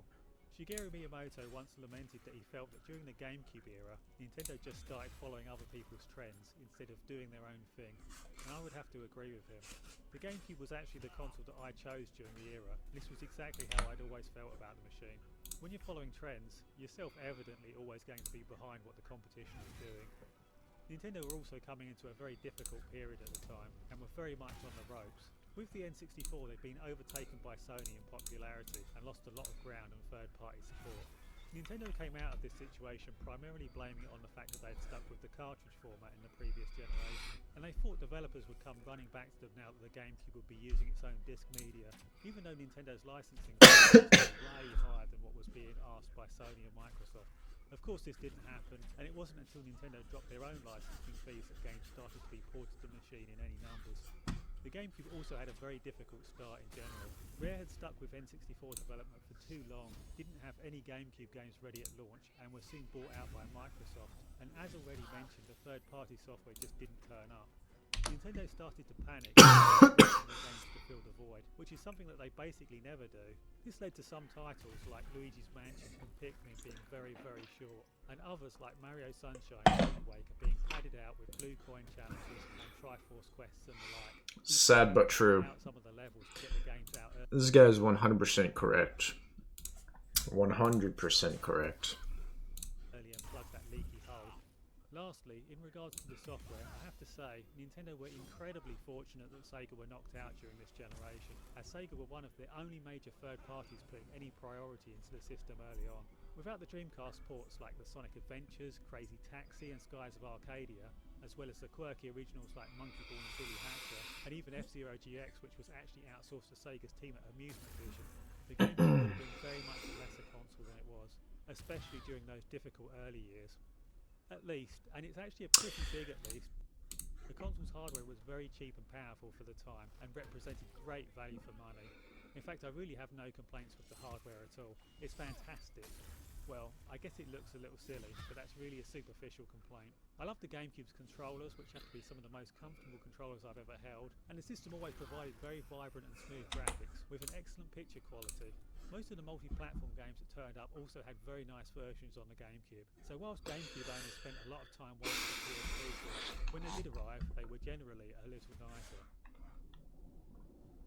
Often referred to as the Rolls-Royce of gaming for its time, at launch the Neo Geo sold for some $650, which is the equivalent of well over $1,000 in today's money when taking into account inflation. And with highly impressive games that each also cost hundreds of dollars, it's easy to see how it got this reputation.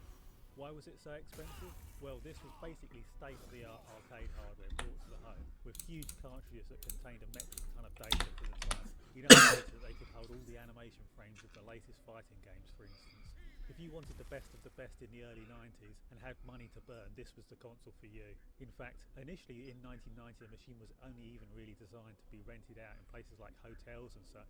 After a lot of positive consumer response, SNK expanded sales to the general public too. A somewhat surprising aspect relating to the system is that it was likely the first ever to use memory cards to save your game progress, which obviously ended up being very much a part of many later consoles.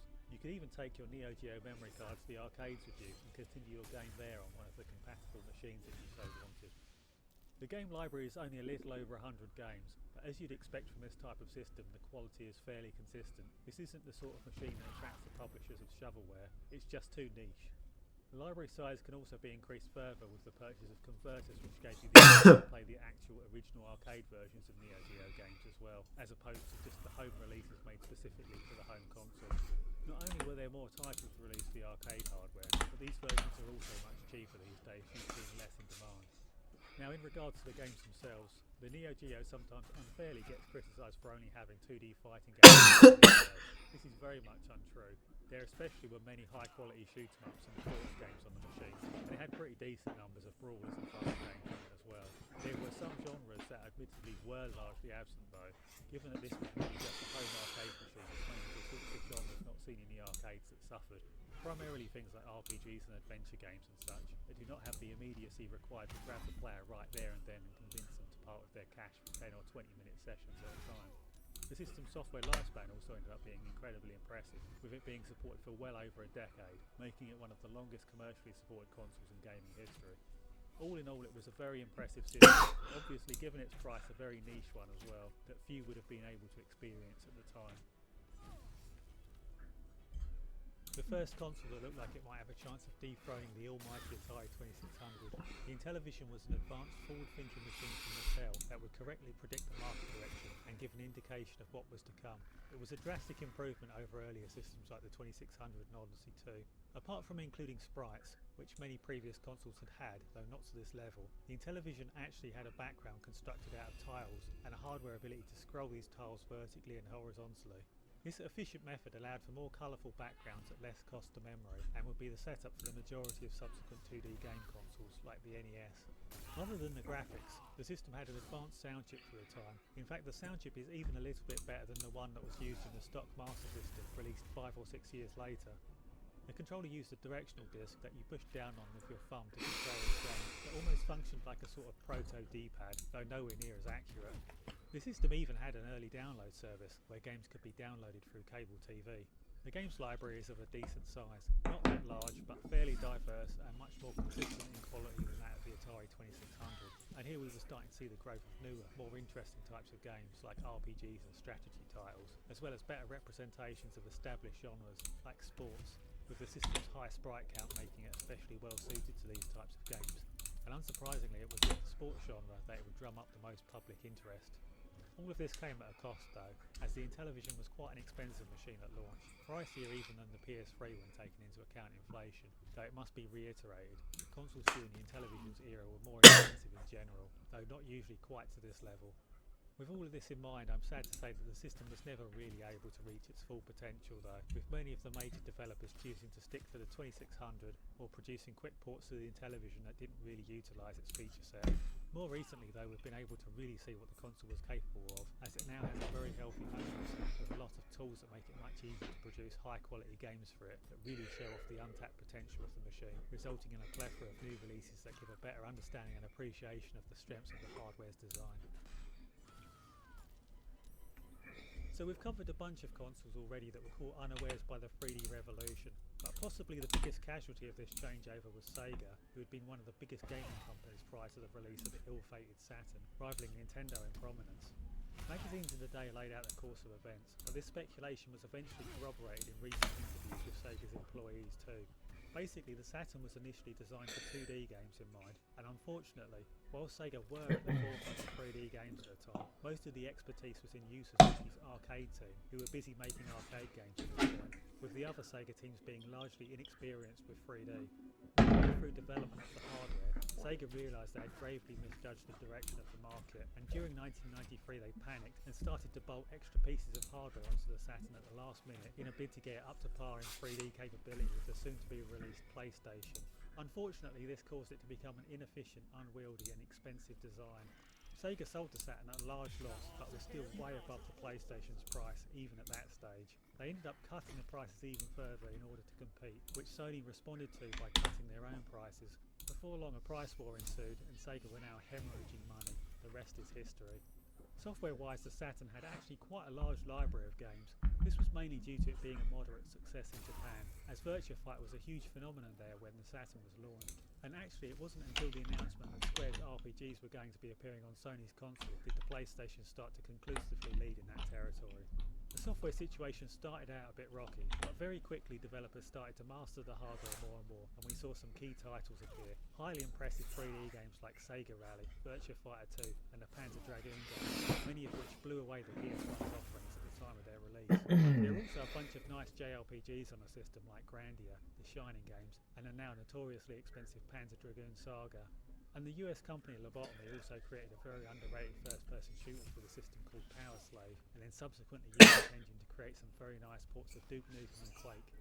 In the end, it was really just not to be though. A system with such rocky foundations was always going to struggle, talking consumers into paying out more for your console when its performance was generally, though not always, worse in most instances, was always going to be a very, very hard sell. And areas where the Saturn did have a strength, such as with 2D gaming, had fallen out of favour with the public and were seen as passé at the time.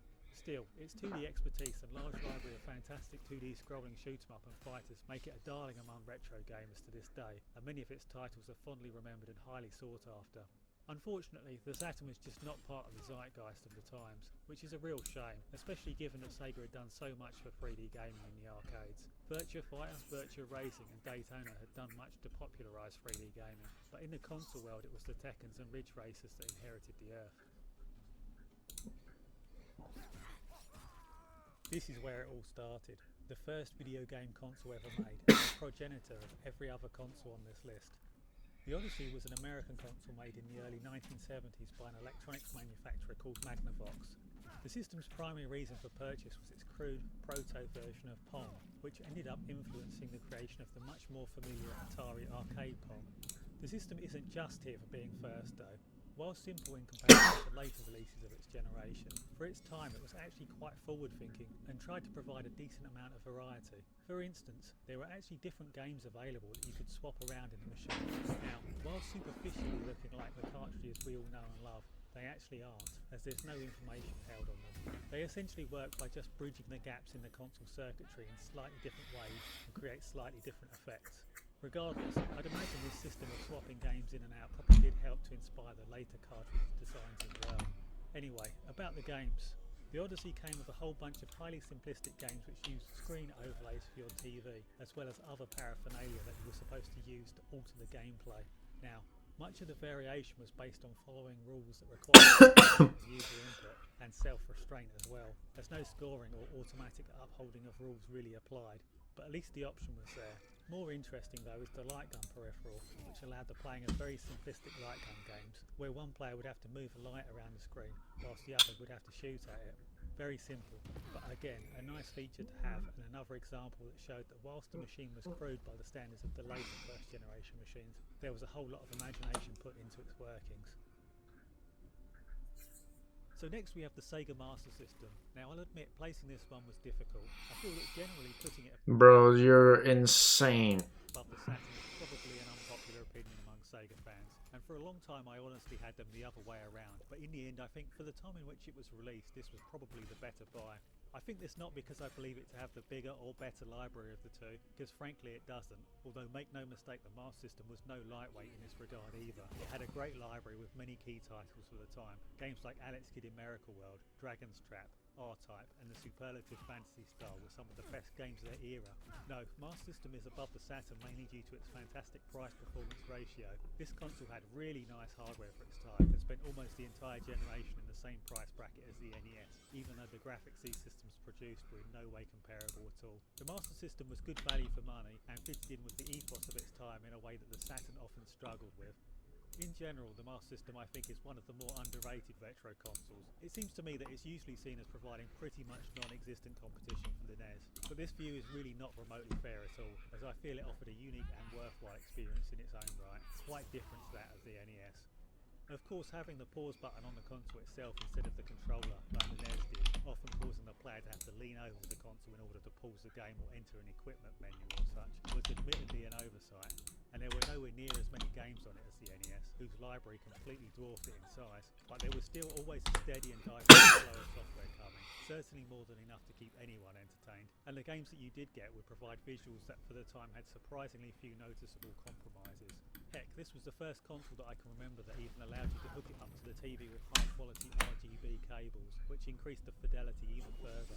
Strangely enough, the Master System received two different sound settings depending on the model, with one of the Japanese models containing the usual sound chip that we in the West are all familiar with, but also a more advanced FM sound chip. Very often the games supported both setups depending on what model they were being played on, and would automatically utilise the FM sound chip if detected. Sadly we never got this enhancement, nor did we get the upgrade add-on that the Japanese also received for their models without the FM chip, but at least... Don't want two dead people.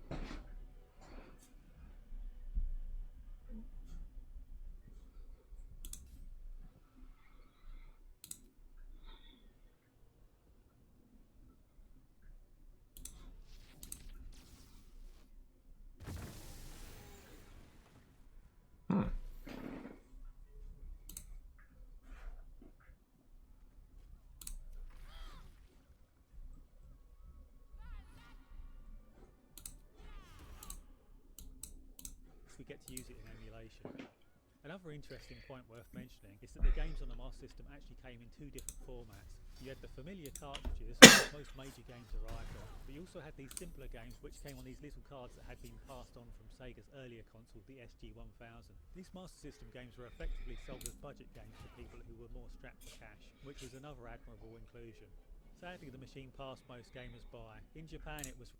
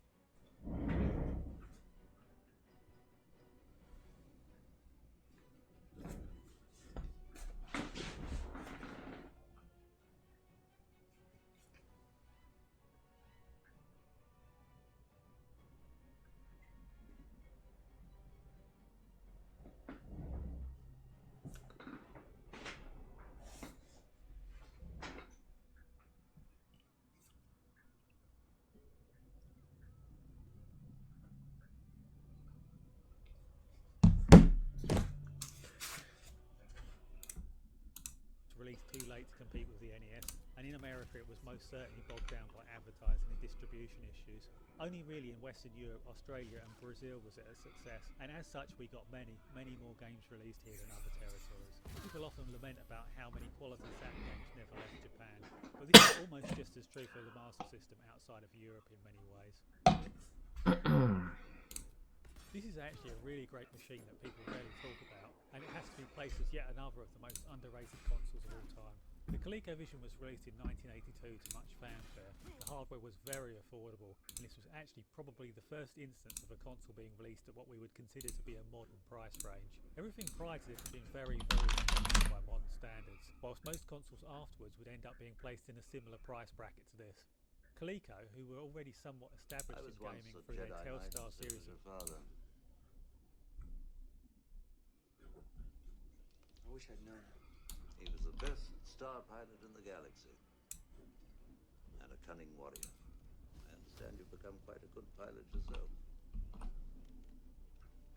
he was a good friend. Which reminds me, I have something here for you. Your father wanted you to have this when you were old enough.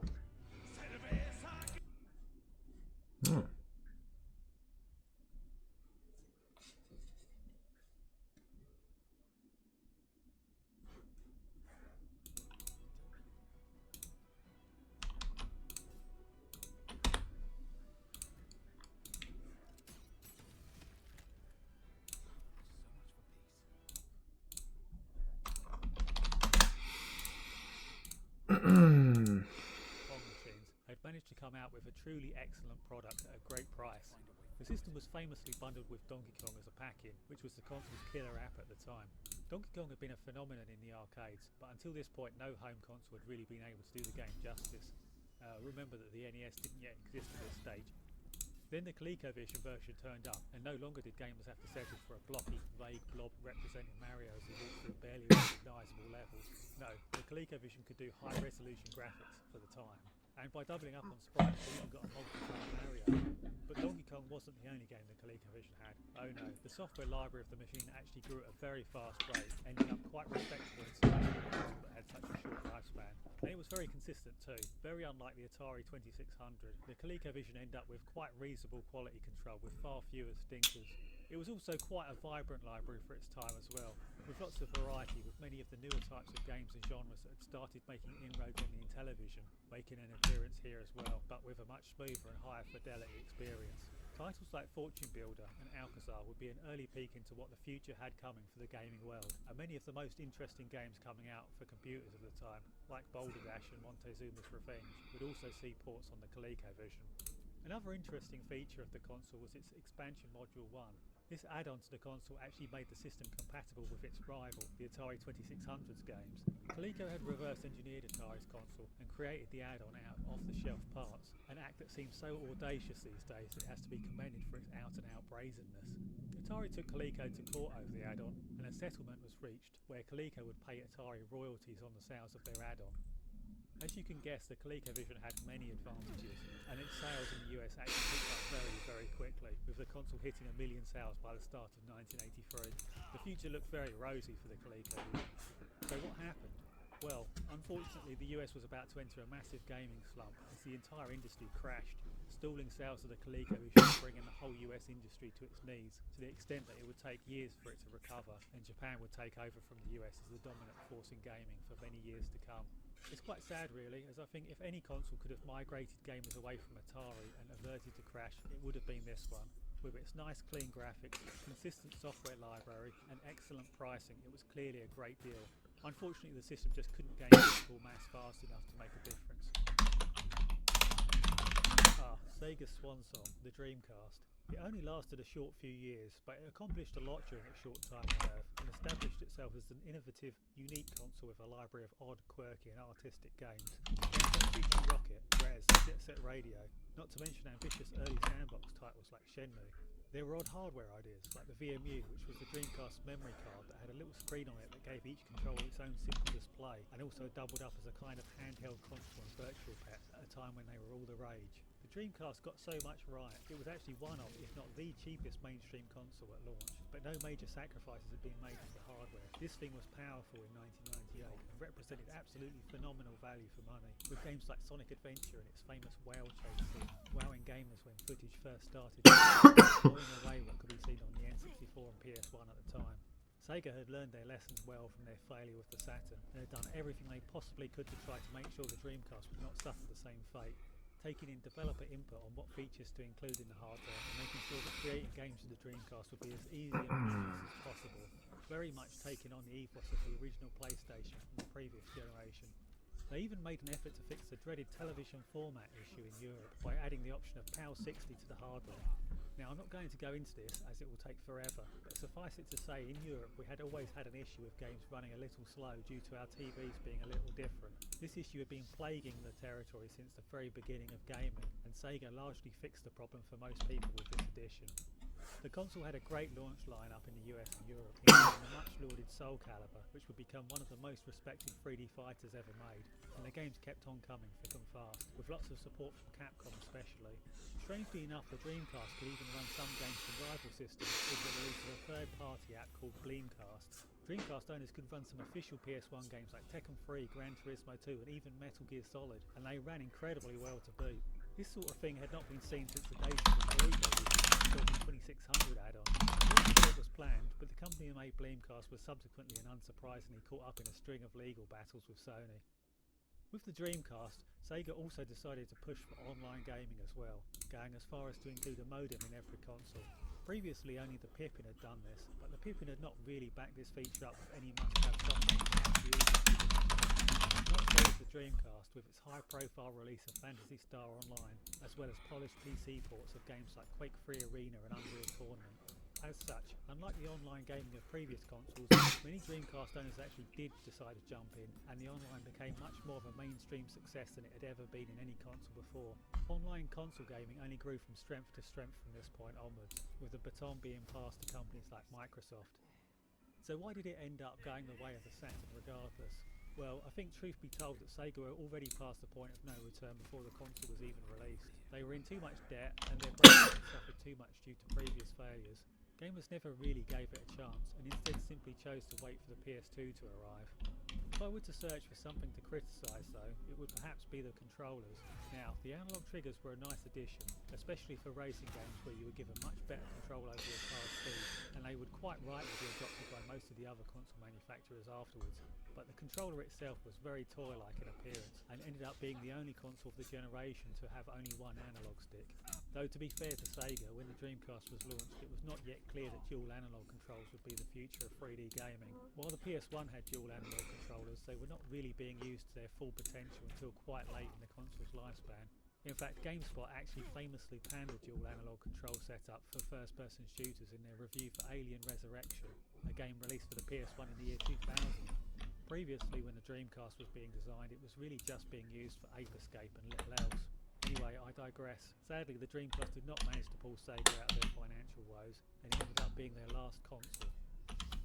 One lucky break that did occur, though, was that the Dreamcast copyright protection turned out to be quite insufficient for the job, which made the console perfect for the homebrew scene, and a constant industry of unlicensed games are still being created, produced and sold to this day, and at a semi-professional level no less, keeping the console alive long after its discontinuation. Quite honestly, under the circumstances, Sega fans couldn't have hoped for a better console as a conclusion to Sega's time in the console industry.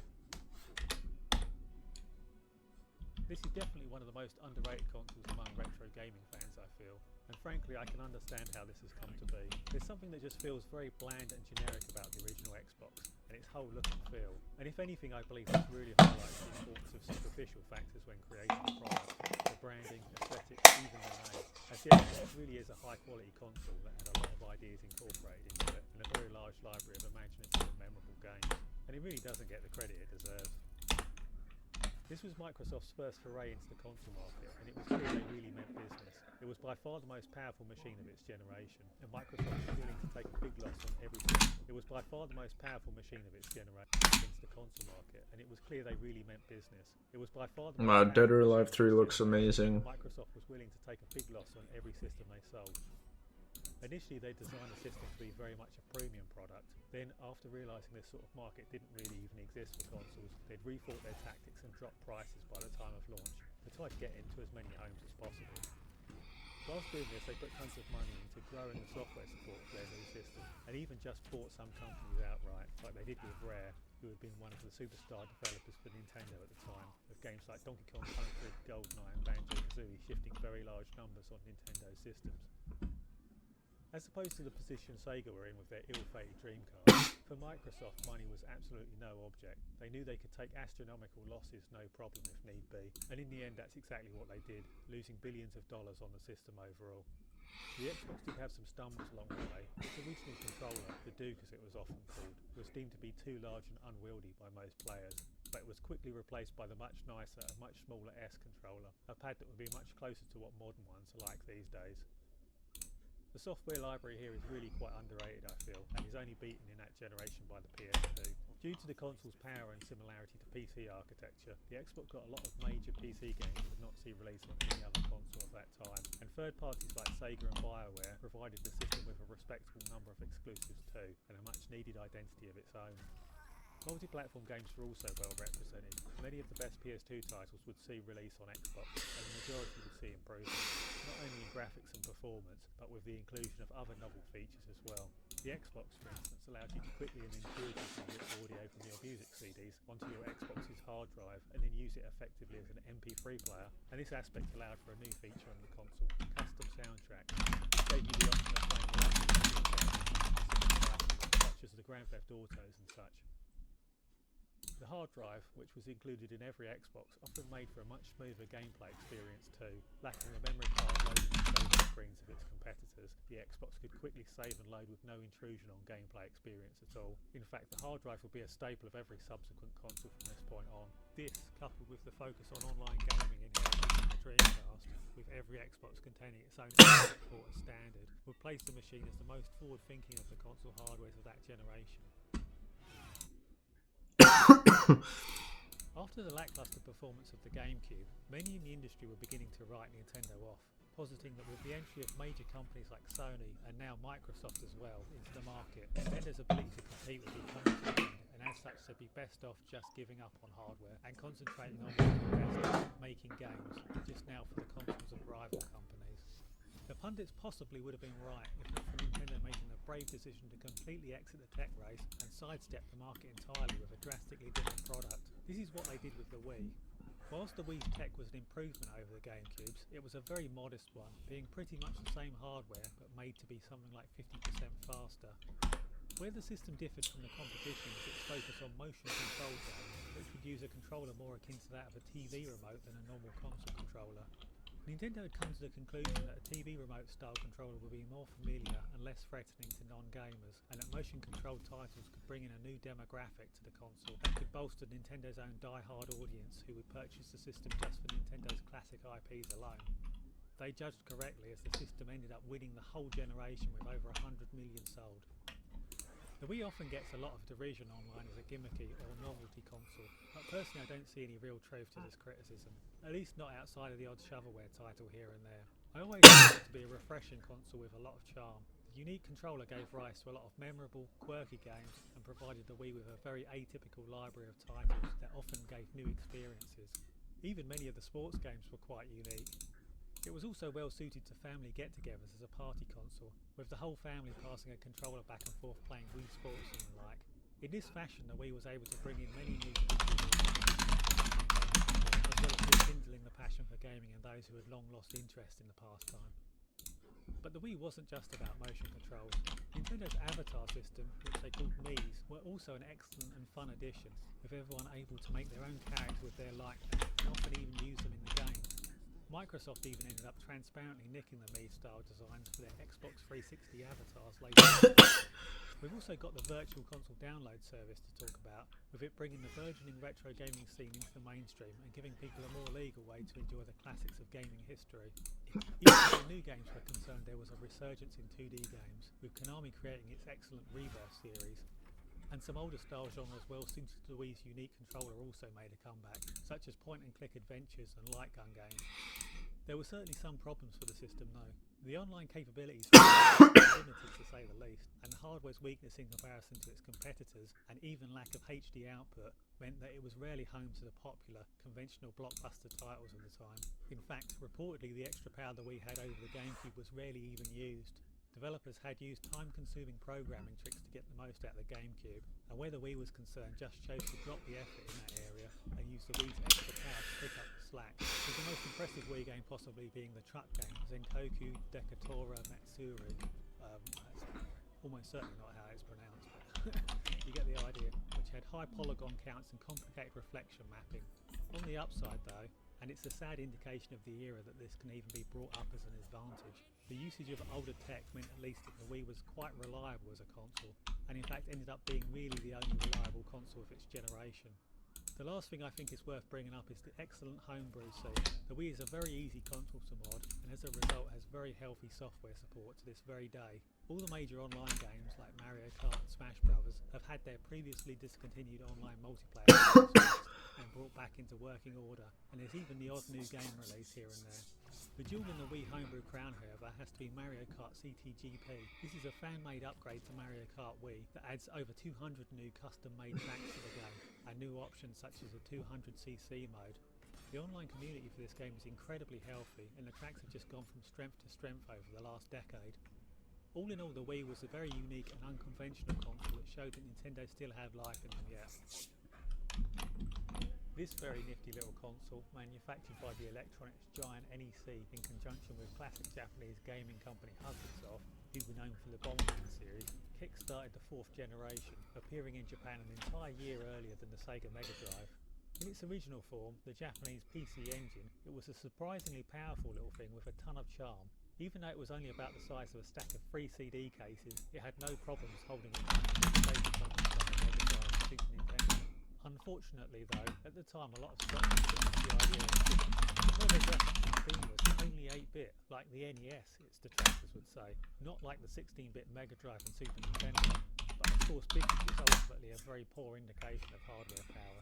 When looking at the full picture, what we had here was a console that was faster than the Super Nintendo and could put more colours on the screen than the Mega Drive. It was a miniature wonder, and anyone sceptical of this should check out HuCard games like Street Fighter 2, Parodius and Bomberman 94. Its only real pitfall was the lack of background layers, causing the backgrounds to sometimes look a bit static in comparison to those of the competition. When being released in the US, the small form factor was dropped, as it was decided that such a small machine would be seen as weak and not a serious piece of kit, so the American branch padded the console out with a lot of extra plastic to beef up the size. While the price performance ratio was phenomenal, it wasn't the most notable thing about the TurboGrafx though. The TurboGrafx was the first ever console to put games on CD media. This was done through the release of an add-on in 1989 that slotted onto the machine. This addition allowed many of the improvements that would be seen in the subsequent generation right here during the 4th gen, as the capacity of the CD format allowed for full CD audio with voice-acted cutscenes and everything. So during a time when new Super Nintendo owners were raving about the quality of its music, the TurboGrafx already had in-game music that was CD quality. And of course, with this addition, the system also doubled up as a CD player, and the music playback and karaoke features were a notable advantage of the machine, as during this time most people still did not yet have access to a CD player and were still listening to their music on cassette tapes, largely because CD players were still quite expensive at the time. And what about the price? Well, though certainly more expensive to get a fully kitted out TurboGrafx than the baseline SNES and Mega Drive, it wasn't that bad, mainly due to the core system already being the cheapest of the three on the market and the CD add-on being highly competitively priced. Compared to the Mega Drive with CD add-on, however, there was absolutely no comparison at all, with Sega costing significantly more than all the TurboGrafx kit combined, and the whole package together costing close to double what you paid for the TurboGrafx. So this was a very reasonable price for what was being offered. An all-in-one system, the Turbo Duo, was also released pretty early on, and this is the most coveted model today due to its features and reliability. Games-wise, the system is a shoot-'em-up fan's dream. A huge number of them appeared on there, and the TurboGrafx was home to many of the best, such as Gate of Thunder, Spriggan, and Blazing Lasers. There were also many JRPGs created, but unfortunately due to the console's limited popularity outside of Japan, many of these, such as the Far East of Eden and Legend of Xanadu series, as well as Unearthed Fantasy stories, were never translated. Thankfully, there's a reason to believe this will change over time though, as there seems to be a lot of homebrew interest in fixing this problem. Fighting games were also of special note here, as games like Fatal Fury Special and World Heroes 2 were often far better than their Mega Drive and SNES counterparts, due to the CD format, which allowed the retention of more animation frames and resulted in much smoother animation. These games did however also often require a memory upgrade called the arcade card, which expanded the console's onboard memory and allowed it to actually hold all of this information. The TurboGrafx 16 was an important footnote in gaming history and often doesn't get its due credit, unfortunately not gaining much popularity in the US and not really even getting a proper release in Europe, with the only official sales here in the UK being through mail order, which is a real shame really, as I think this was a big mistake. The Japanese PC Engine was getting a ton of positive coverage on import in the magazines back in the day, and many of its games, like R-Type and New Zealand Story, were already very big here, and I feel like there was quite a lot of hype for the machine. But alas, it was not meant to be. Still, the machine's significant success in Japan, where it actually came second, managing to even beat out the Sega Mega Drive, carried it through the generation and provided it with an excellent library of games. Nintendo's late offering into the 5th generation. The N64 was arriving 2 years after its competitors, the Saturn and PS1, but with titles like Mario 64 with its full 3D world and 360-degree analog control, which provided the ability to walk or run at a precise pace, it quickly established itself as a major contender. Now, I do feel like I'm somewhat bending my own rules in some ways here. By this stage in the list, the consoles really should have libraries that cover all genres fully, and the N64's just didn't. It's impossible to deny its weakness in RPGs and fighting games. Though some notable titles in those genres did appear, such as Paper Mario and Smash Bros., those exceptions were few and far between. One of the factors in this smaller software range was Nintendo's decision to continue with the cartridge format. N64 cartridges were more expensive to manufacture than CDs and couldn't hold as much data either. This led to N64 games being pricier than the competition, as well as them often missing the impressive full-motion videos seen in big PS1 titles of the time, such as the Final Fantasies, because FMV was extremely memory hungry. Still, cartridges did have some advantages. They were more robust, for example, and more importantly could load data almost instantaneously, so at least the N64 was largely free of obtrusive load times. The reason for all of this was that Nintendo had grown very accustomed to exerting a vice-like control over their consoles over the years, and a lot of this was predicated on them controlling the software manufacturing process. As such, they were predictably very reluctant to move to a more open format. The thing with the N64 though is that many of the games it did have, and many of the choices they made in regards to the hardware, such as bringing back the Vectrex-style analog thumbstick and incorporating it into the default controller, having 4 controller ports, and releasing the Rumble Pack, which was unveiled to the public late in 1996. All of these ended up becoming a standard for most subsequent consoles, with Sony especially having to rush to put their own analog controller together for release 10 odd months later than Nintendo and Sega's offerings. The hardware features, whilst not created by Nintendo, had largely been forgotten about and had certainly never been utilised to their full potential, at least not outside of perhaps the occasional outlier.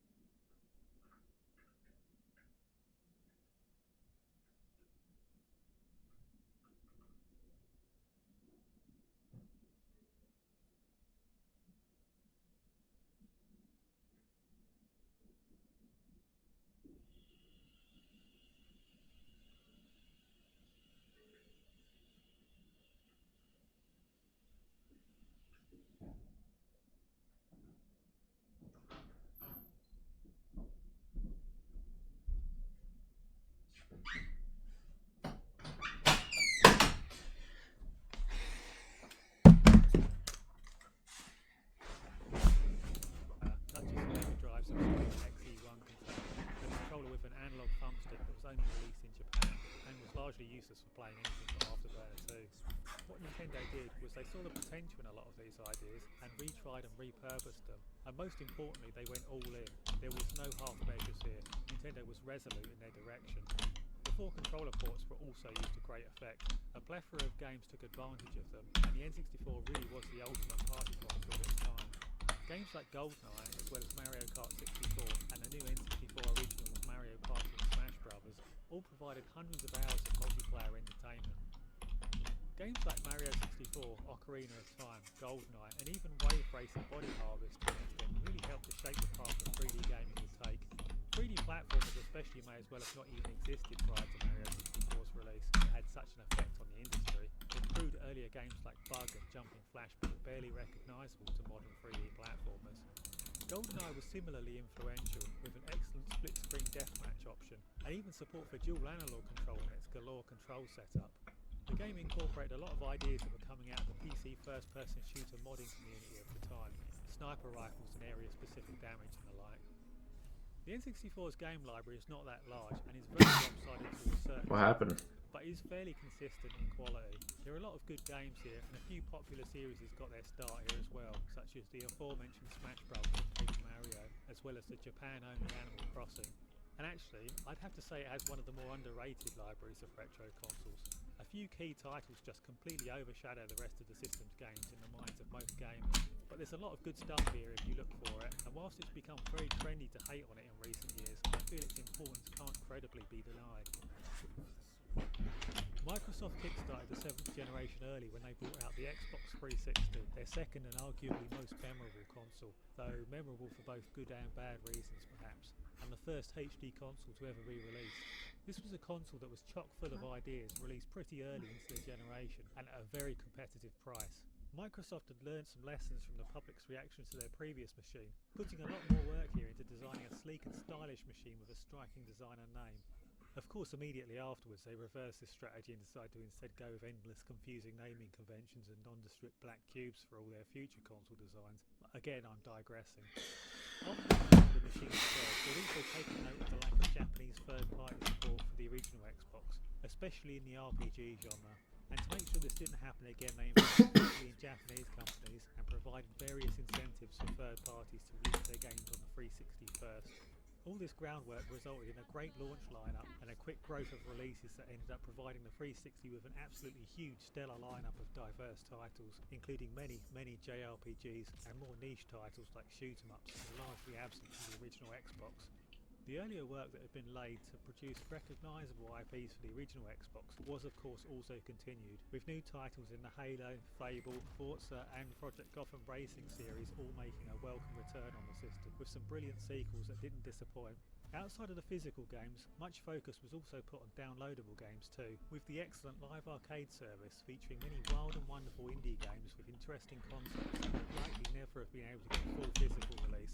This service helped to bring back a plethora of 2D games and simple yet clever puzzle titles that had fallen into disrepair during the previous generation, and also provided a lifeline for smaller developers that had been pushed out of the primary market when development costs had shot through the roof, as well as a path to success for new startups wanting to enter the market. The area where Microsoft really excelled themselves though was the system structure. Every 360 came with a wireless controller as standard, and the fully integrated Blades dashboard was phenomenally well thought out, allowing for quick navigation with messaging and cross-game chat, as well as access to your settings and music library whilst you were playing games.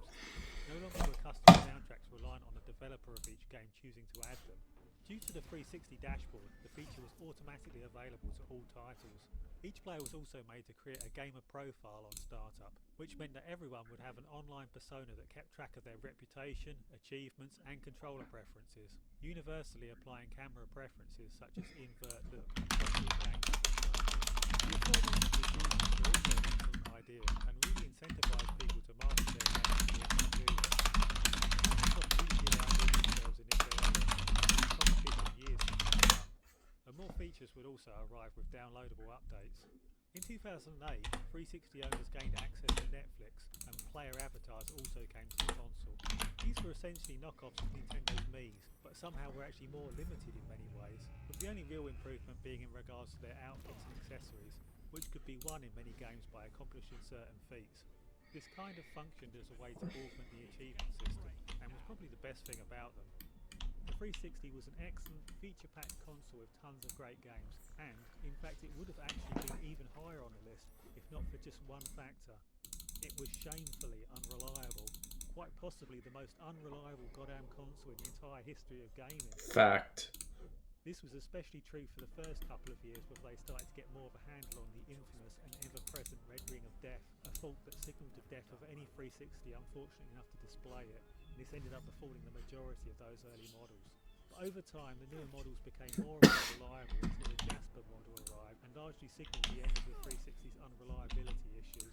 Had Microsoft's return policy not been as robust as it was, and they not spent $1 billion repairing and replacing all the broken consoles, I would have probably had to have dropped the system out of the top 20 entirely just due to its unreliability alone. Overall, the 360 was unequivocally the place to be during its generation for the big third-party blockbuster titles, with the majority of multi-platform games being best experienced on Microsoft's system. Sadly, it's seeming more and more unlikely as time goes on that Microsoft will ever make another console that will be able to live up to it. In a lot of ways, this was where modern gaming began. This is where everything became big business. Large teams and professional productions became the norm, with actual writers and voice actors replacing the amateurish, though often charming voice acting and dodgy translations of old. Many of the major genres were now becoming established, and having that sweeping story and cinematic feel down pat pretty much became a requirement for every major game if it expected to get those rave reviews. Genres were now becoming established, and having that sweeping story and cinematic feel down pat pretty much became a requirement for every major game if it expected to get those rave reviews. The PS2's game library was huge, and more often than not it was the place to go for the hot games, and dominated like no console had since the days of the NES. Releases like Eco and Shadow of the Colossus, and Carmen and the Ratchet & Clank and God of War series had completely supplanted those of rivals like Nintendo, who had previously been the provider of some of the biggest genre-defining titles of the past, but were now largely caught on the back foot playing catch-up. It's very easy to see why the PS2 often tops people's lists of greatest consoles of all time. Personally though, I cannot however rate it higher than the original PlayStation, for reasons I'll attempt to give here. To my mind, all of the systems in the top 7 of this list have phenomenal libraries full of more games than most could play in a lifetime, but I would say that the PS2 software library, whilst huge in numbers and much larger than any other console, is a little more than this list have phenomenal libraries full of more games than most could play in a lifetime. Most. Which means... Yeah, I'm also... I would say that the PS2 software library, whilst huge in number, much larger than any other console, is a little more conventional than that of the original PS1. This would perhaps be a quite contentious and arguable statement, but something I think is less arguable is that the hardware itself of the PS2 was not as innovative and forward-thinking as that of the PS1. Whilst the games library is largely without fault, I feel the actual hardware of the PS2 is kind of the opposite, and was possibly the most feature-poor of the major consoles of that generation. It was almost certainly the hardest of them to develop games for, had the fewest controller ports, support for progressive scan was the lowest of the four, and it was the only one to not support PAL 60 in Europe either, going instead for the less compatible here, but easier to implement NTSC 60, which frankly was a bit of a kick in the teeth given how popular the PlayStation brand was over here, and how loyal the fan base was. Two of the consoles of that generation, the Dreamcast and Xbox, had both come with online capabilities as standard, whilst not until the Slimline model was released was this the case with the PS2. And by the time online gaming had come to the West on PS2, Dreamcast owners had been playing Phantasy Star Online and Quake 3 Arena for well over a year. Where hardware innovation was concerned, it was the original Xbox with its hard drive and custom soundtrack that feels closer to the direction of the franchise. The hard drive especially makes playing games on the Xbox with many Xbox games even auto-saving their progress and such before this would become standard. The hardware itself just did not wow me in the same way as the Dreamcast or PS1 or even the Mega Drive did when I first experienced them. Still, it must be said that the hardware, while low on features, was actually very powerful for the time and had tons of potential that was eventually tapped by more talented programmers as the generation went on, causing fully optimised PS2 games under the right circumstances, criteria like Burnout Revenge, for example, to produce graphics that could rival sometimes even surpass in some areas more powerful systems like the Xbox and GameCube that were released a year and a half odd later than the PS2. And it cannot be understated just how much of a success the PS2 was. It was the highest selling video game console in history, and its crown is unlikely to be lost anytime soon. The games were phenomenal and were hyper-polished and forward-thinking. It ended up being home to so many critical darlings, and its success also facilitated lots of memorable accessories and peripherals too. This was the console that gave us Guitar Hero, as well as things like the earlier mentioned Buzz, a quiz game where each player had their own game show style buzzer controller, and the iToy, an early attempt at providing motion controlled games that used a small camera mounted on your television, very much like a cruder implementation of what would later become Microsoft's Kinect device. It was a massive console, and with the inclusion of D-League it was also the cheapest DVD player on sale for the first few months of its lifespan, finally realising all of those dreams that so many had back in the days of the CDI and 3DO, of providing an all-in-one multimedia console out of the box that could deal with all of your entertainment needs. Now, full disclosure, the next two consoles I consider to actually be roughly on par with each other, but given I know that awarding a draw would be viewed as an unacceptable cop-out by most people, at much protest to myself, in fifth we have the Mega Drive, and in fourth the Super Nintendo. For me, they're counterparts to each other, the yin and yang of gaming consoles, so to speak, with one focused a little more on adventuring and RPG and puzzle aspects, and the other more on hardcore arcade experiences, run and gun games and the like. Though make no mistake, both do have numerous examples of games of the opposing side, as both have very large libraries. I'm just talking of specialties here. The Mega Drive was by far Sega's most popular console in their portfolio, as whilst the Master System had been a success in Europe, it was the Mega Drive which finally broke Sega in the huge North American market, and they would sadly never recreate this feat again. Many consoles throughout the years prior to the Mega Drive had claimed to finally be the one to, quote, bring the arcades to the home, but as far as I'm concerned, the Mega Drive was the first and finest to actually do it. I would argue, perhaps counterintuitively, that even the Neo Geo didn't quite do as good a job at capturing that feel of the grimy, murky arcade parlours of the time, due primarily to its lesser software range. Perhaps the likes of Strider and Ghouls Ghosts did have downgraded colours in comparison to their arcade counterparts, but they still recreated the look and feel of those games admirably for the time, and at an affordable price for the consumer. The Mega Drive was the birthplace of Sonic the Hedgehog, a character that would become a gaming icon rivaling even Mario, and who would end up starring in numerous sequels and spin-offs, cartoons, and even his own series of successful movies now. And it's no wonder he became such a success, as here in his first outing he was appearing in a stunningly fast action game that was a technical showpiece for the time, and a killer app for the Mega Drive that wowed gamers when first released in 1991. There was nothing else like it at the time. The role of pushing the system was then passed on to Japanese companies like Treasure, who brought some of the craziest and most impressive run and gun.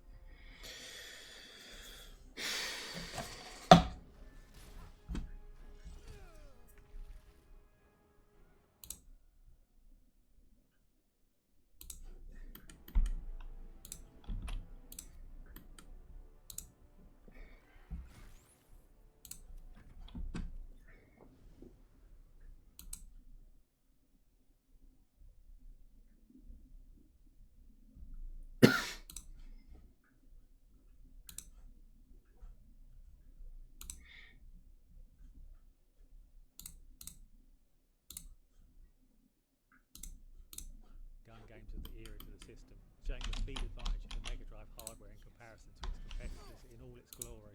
The Mega Drive was a joy for anyone who wanted exciting, balls-to-the-wall action games, but it was also a leader with real-time strategy games as well, with titles like Herzog's Way and ports of important computer releases like Dune 2 and Megalomania gracing the system. Not to mention the Japan-only Advanced Dyson Ryaku, which I've probably mentioned the title of, which actually had a fully functional competitive online multiplayer in Japan. In fact, the Mega Drive seems to have been the first console to have online multiplayer functionality, period, through its Mega Modem add-on.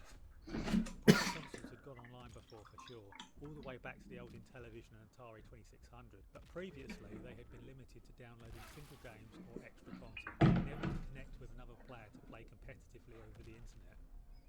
Sega's willingness to always experiment with add-ons and new hardware was one of their more interesting qualities, but also an aspect which largely ended up helping to lead to their downfall, with their many failures piling up and hurting their brand name as the years progressed.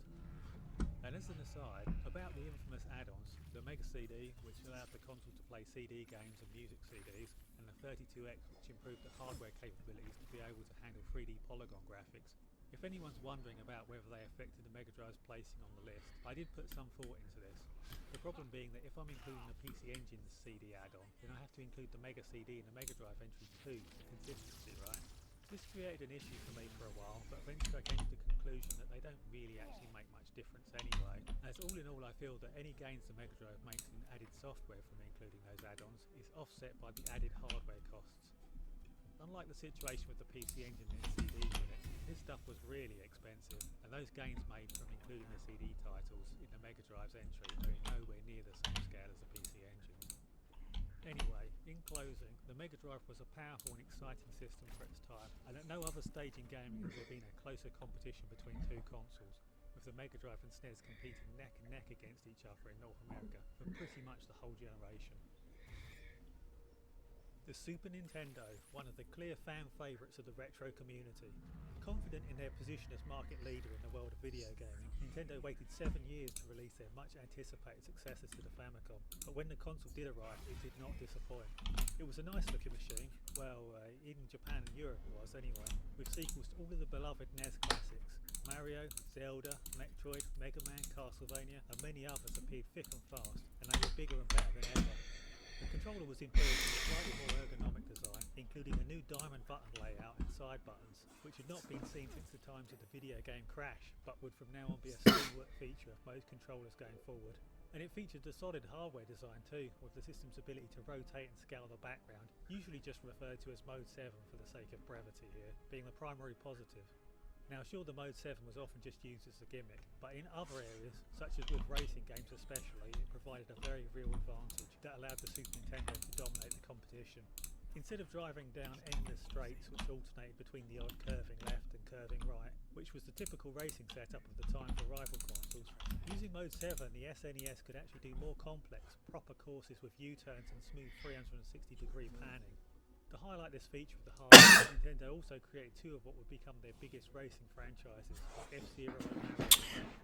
The rotation and scaling features were also useful in other areas. With clever tricks we got to see epic bosses seemingly rotating and scaling around the screen, and in JRPGs we got to fly over and explore huge landscapes in a Secret of Mana and the Final Fantasy titles. The SNES's impressive colour usage and palette for the time was also a big boon for JRPGs, creating beautiful environments that would contain phenomenal Japanese pixel art that would often put the JRPG efforts on rival systems to shame. And what JRPGs they were. The Japanese output for the genre took an absolutely huge leap forwards here. JRPGs really came to their own and discovered their identity, starting to really differentiate themselves from traditional Western RPGs. With sprawling worlds and unwinding plot lines and narratives of the like not seen before in gaming, the SNES really was an RPG powerhouse, especially in Japan where a number of games unfortunately never left. Those reams of character dialogue were just too much of an expensive undertaking to translate into English back in the day, in an era when JRPGs were still quite niche here in the West. Another thing we saw was a big expansion in the prevalence of games that featured battery-backed saves. These had existed during the days of the NES and Master System, but here with the SNES this started to gain a lot more ground.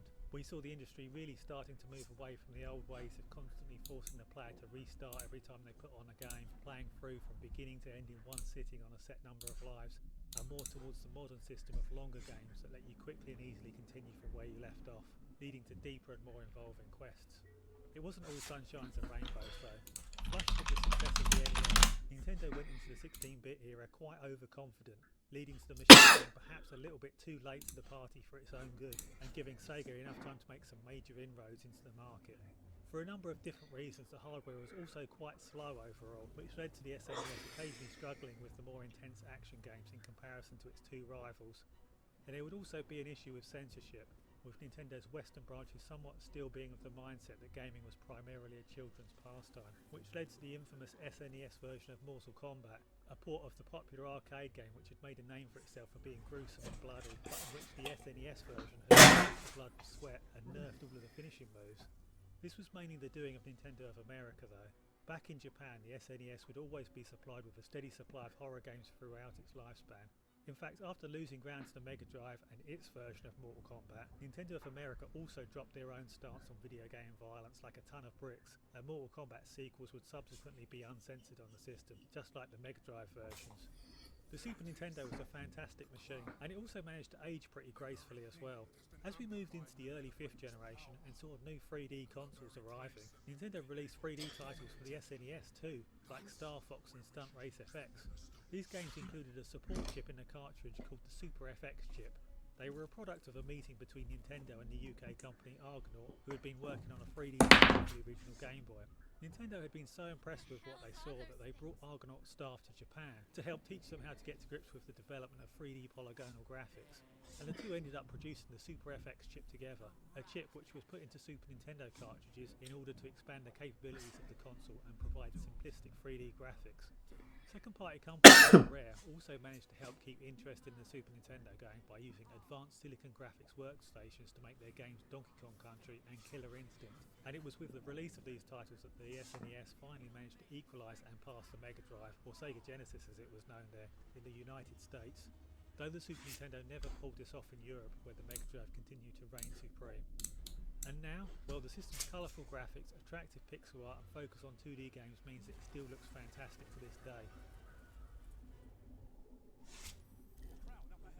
The Atari 2600, or Atari VCS as it was originally called, was the first ever and fully enter into the public's consciousness. The first to gain a large library of memorable games, and the console which to many represents the very genesis of gaming. It was an introduction to the media for so many of the people who would become die-hard fans from this point on. In fact, I myself first experienced gaming on one of these things. I was too young to have experienced the 2600 when it was new, of course, but my family had bought one the year I was born, and as a young child it was the only console I had access to. Playing games like Galaxian and Pac-Man were my first tastes of video gaming before I was old enough to ask for a games console of my own. The hardware here is insanely crude by today's standards, but also kind of genius in some respects. The 2600 was actually even cruder than it first seems. I, for example, never realised as a kid that programmers could only design the left-hand side of the background. Without the use of programming tricks, the right-hand side must be either a mirror image or a copy of the left-hand side. The hardware was truly only ever really designed to play games like Pong and Tank. However, regardless of these restrictions, the 2600's design was very, very open. So open that programs were able to achieve far and away more than was envisioned back when it was being designed, leading to it ably surpassing all of its contemporaries, and even resulting in passable ports of games like Kung Fu Master 10 years after it had been released. You wouldn't think it now, but the Atari 2600 had a surprisingly slow start. It probably didn't help that the console was pretty expensive at launch, and it took a good while for the prices to drop, but all of this turned around when the excellent home port Space Invaders arrived. Space Invaders had been a massive hit in the arcades, and everyone just had to own a copy of it of their own for the home. This was when the 2600 really started to take off into the stratosphere, and from this point on it just went from strength to strength, with huge numbers of classic games gaining release, and later games like Pitfall and River Raid represented the genesis of platform games and scrolling shooters. Unfortunately, as is often the case with companies that achieve such meteoric rise, over time Atari started to rest on their laurels. Their disrespect to many of their own programmers led to an exodus of some of their most talented staff and the creation of Activision, who would start competing with Atari for software sales on the console, the first ever third-party company. Then after this, matters went from bad to worse, as the lack of quality control and global trouble being released on the 2600, including Atari's own overproduced, risible EZ tie-in, was a major factor in causing the North American video game crash. Remember, these games were expensive. E.T. may have come out for around $30 in 1983, but that is the equivalent of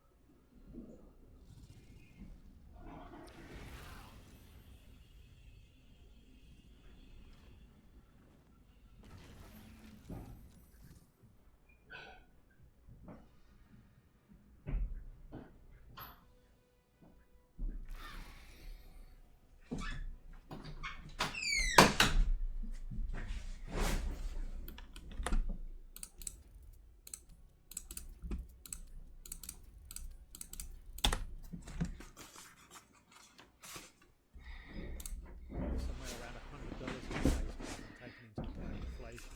These games were not cheap. Well, before the crash they were not cheap anyway.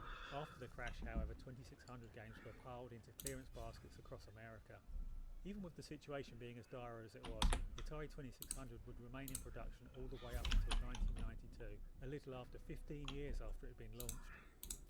The 2600 was a footnote in gaming history and a huge success, and it arguably dominated its generation in a way that no other console would manage to do to quite the same level. Unfortunately, Atari would never really manage to recreate this success in the console world, not even really a small fraction of this success to be honest, becoming more and more irrelevant as time went on and slowly having their company broken down into segments and then passed around from new owner to new owner. Still, their mark on gaming will never be forgotten. It honestly took me no time at all to decide on my pick as the best retro Sony console. Such was my certainty on the matter. And here it is, the original PlayStation. This was Sony's first attempt at releasing a home console, and astonishingly for a newcomer, they got pretty much everything right. The hardware direction, the price, the software support, the ease of development, the marketing, aesthetics and style of the machine. Everything was right on the money. Sony positioned this as the hot product to own at the time, and they also successfully marketed the machine to a new, older and trendier demographic, resulting in the PS1 doing a lot to destigmatise gaming and make it an integral part of the prevailing culture. They did this largely through savvy marketing and licensing deals, such as when real licensed music was included in popular games like Wipeout. And while we're on the subject of Wipeout, this was a game that was made by a company called Psygnosis, who were a major British developer and publisher on computers back in the day. Sony had bought a stake in the company prior to releasing the PlayStation and had tasked them, along with SN Systems, with creating the PS1's development environment, with the goal to make it as friendly to developers as possible. And Psygnosis excelled themselves, doing a phenomenal job with their development kit, which they named PsyQ, creating a powerful and easy-to-use environment for third-party support that assuredly must have resulted in the console gaining a larger and faster level of third-party uptake. Apart from all these excellently judged moves in regards to marketing, hardware and development tools though, the system just had an absolutely huge library of interesting and unique games. There really is something for everyone here. The industry during the PS1 era was not quite the commercialised big business monster it would become during the PS2 era yet, with smaller companies still providing the PlayStation with a lot of eclectic and unique games and content, bolstering a large library of AAA titles from all the biggest third-party companies in gaming. On top of Sony going the extra mile in making sure the system provided the easiest development environment for programmers, they'd also invested in making lucrative deals with many third-party companies, many of whom were perhaps not quite reaching their full potential at the time. I mean, who's to know what JRPGs would be like in the West today, if not for Sony piling so much money into Final Fantasy VII's Western release back then.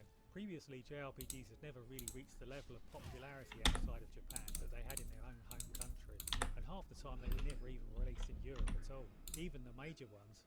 After the release of Final Fantasy VII, however, this would rarely be a problem ever again. Many of the games that would gain popularity on the PS1 would end up becoming so big that they would dictate where the audience would go for subsequent consoles. Sequels to games like Metal Gear Solid, Gran Turismo, Resident Evil and Tekken would be major factors in buying decisions going forward, and arguably would decide the victory of generations in some cases before they'd even begun. We also saw what is arguably Sony's biggest contribution to the gaming industry with the release of the dual analog controller and its inclusion of a second analog stick. This would end up creating an industry standard, with both subsequent consoles following suit and using this second stick for camera control. The only real black mark against the PS1 software library is in regards to Sony's treatment of 2D games. Strictly speaking, Sony of America's treatment of 2D games, which seems to be dead set on blocking the release of any good 2D titles from Japan. Now, I'm under no illusion that a lot of these games likely didn't decide to sell their anyway, due to the 3D obsessed spirit of the times, but it would have been nice to have had the choice, especially given how fantastic the PS1's 2D library was over in Japan, where many excellent 2D bullet hell shooters, fighters and platformers had seen release. Games like Silhouette Mirage, Panzer Bandit, Dominator's Mind and the Donpachi games were some really nice 2D PS1 releases that were left to languish in their home country. This anti-2D stance taken on by Sony USA would reportedly cause a lot of problems between Sony and some of the Japanese third-party developers, such as Capcom, who were a company who still had a lot of focus on 2D development at the time, and this quarrel would even have some repercussions for the next generation, before ultimately getting resolved. All in all, it has to be said that this was an absolutely phenomenal console, and in retrospect, I just find it very surprising that during a time where there was so much uncertainty and turbulence in the gaming industry, the company with the least experience had the clearest idea of the direction that the market was going in. Perhaps it was because they had the least preconceived notions about gaming, or maybe they just did a hell of a lot more market research than anyone else did. Regardless, they played a blinder. So the number one spot has to go to the NES, my favourite console of all time. This was the first time I remember where the games really caught my imagination. They had memorable characters going on adventures through rich worlds and fighting against memorable adversaries. Previous games had gaming characters, of course. The eternally hungry Pac-Man and the Lego Brickman Pitfall Harry spring to mind. But let's be honest, nobody was caught up in the high drama of Pac-Man. Though of course the narratives of these NES games were very simple by today's standards themselves, and people may, perhaps quite rightly, scoff at the suggestion that the world building of NES games should be characterised in such an enthusiastic light. But regardless, it can't be denied that the characters, worlds and even soundtracks of NES games resulted in a plethora of franchises that are still hugely popular to this day. I do have to scale back a little though and make sure I don't get too carried away. Inroads in this area had already been made, but this was on computers as opposed to consoles. Before Link had set foot in Hyrule, Luxor and his band had explored the land of Midnight, and Professor Atombender had directly threatened the player with destruction. But what the NES did was bring these advances to consoles and imbue them with console sensibilities like accessibility and immediacy. Not only were the games easier to use, they were easier to play too, and often had polish, consistency and quality of life improvements over their computer counterparts. And Nintendo had its seal of quality too, which assured a minimum set of standards. Sure, the standards could be quite low at times, but the NES at least was largely free from the plethora of catastrophically buggy and oftentimes literally impossible games that graced the computers of the time. Games like Zelda, Metroid and Super Mario Bros. Were hugely influential in the history of gaming, and yeah, in some respects they were standing on the shoulders of giants, with them also taking a lot of their best aspects from emerging ideas in many arcade and computer games of the time, but they succeeded in being far more than the sum of their parts, combining many ideas into a more polished and cohesive experience. And Nintendo play-tested the heck out of those games as well to provide much smoother gameplay with more precise controls. As far as controls are concerned, well, the NES had a pretty excellent controller for its time that was leagues ahead of the competition. Controllers like the Intellivision, ColecoVision and 5200s were often imprecise, overcomplicated and actually just plain difficult to even hold and use for extended periods of time in general. The NES joypad took the best elements of earlier control methods, the D-pad from Nintendo's own game.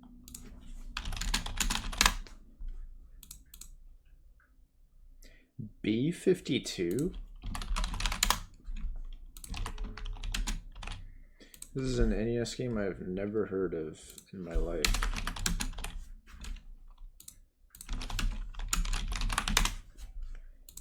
The hell? Oh, Codemasters. That's kind of interesting.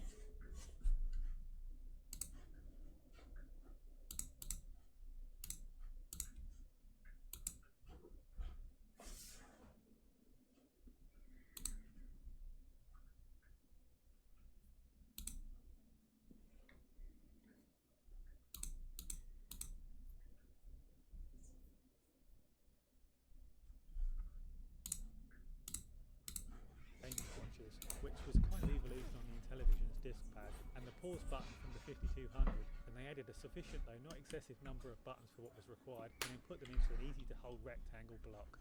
The D-pad especially was just so much more precise than earlier controllers where it came to 2D games, and would be a staple of controllers from this point on. The hardware of the NES was generally actually quite powerful for the time when originally released in Japan, being on par with the more advanced computers for a couple of years where it came to playing games, and even including a pretty nice sound chip too. It was a very efficient, well-rounded and well thought out design that could be sold at a competitive price, and which could do a fine job of handling the types of games that were popular during the era. A lot of what would become the standard structure in the gaming market would also be established here, with the NES being sold at a loss and money being made back on the software, bolstered with royalties collected from third-party games companies who would be given license to create games for the console, if, and it's a big if, they followed Nintendo's rules. And boy did Nintendo leverage their position as market leader when writing up said rules, carrying out a lot of what can only be described as strong-arm tactics. The set of rules that Nintendo laid out would be honestly pretty brutal and would end up garnering them some much warranted criticism. Companies producing games for the machine were limited to only a set number of releases per year. They had to follow a bunch of censorship guidelines about violence and religious imagery, and most notorious of all, would have to commit to their titles being exclusive to the NES for 2 years, a policy that would land Nintendo in hot water with the law as an anti-competitive practice later on. Going back to the beginning, as has been mentioned earlier in the list, the US went through a video game crash in 1983, and afterwards it was believed in the territory that gaming had been a fad that had now come to an end. While this was going on in the US, however, gaming was actually pretty healthy in Europe, where consumers had moved to computers, and Japan, where the lull in console gaming had never happened, and things were really only just starting to get going. Nintendo were able to build up their strength in Japan, and then gain the confidence to release the system in the United States. To much resistance from retailers at first, who were wary to commit to gaming again after such losses in the past. Nintendo made a lot of funny changes to try to distance the NES from being perceived as a games console, calling it an entertainment system and its cartridges game packs, as well as converting it to being a front-loading mechanism, hoping to bring to mind thoughts of VCRs and such in the minds of consumers. All of these changes would be dropped for later consoles, so it's hard to know just how important they really were. But regardless, the NES got into retail and became a huge phenomenon in the US, leading to a resurgence and recovery of the video game market in that territory on the wave of Super Mario Bros. Popularity. Not to say that the NES, quote, saved video gaming, as many would like to claim over the years. It was bound to recover in the US eventually anyway, but who knows what form it would have taken or how long if it hadn't been for Nintendo. The NES, like the prior two consoles on this list, was a major footnote in the advancement of gaming that had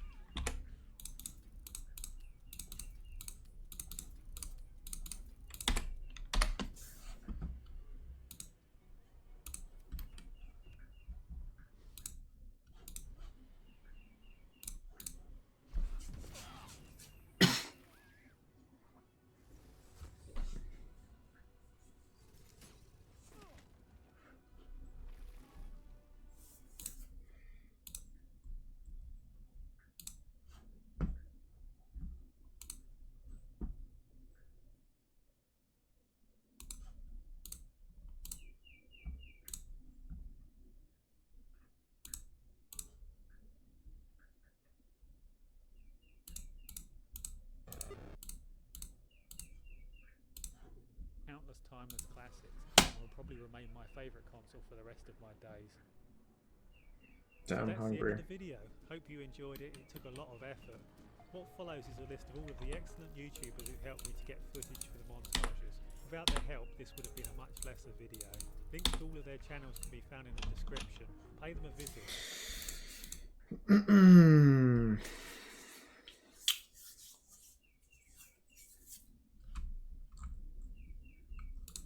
If you feel like supporting the creation of more videos like this, then there's a link to our Patreon in the description.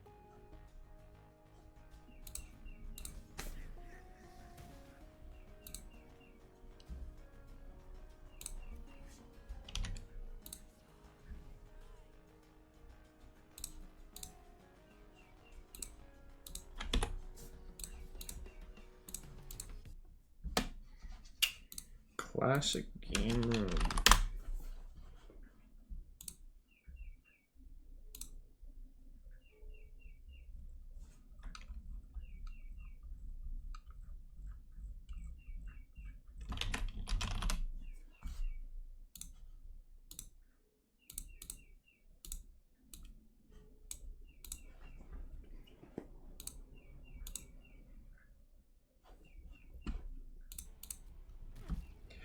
Damn, I'm hungry.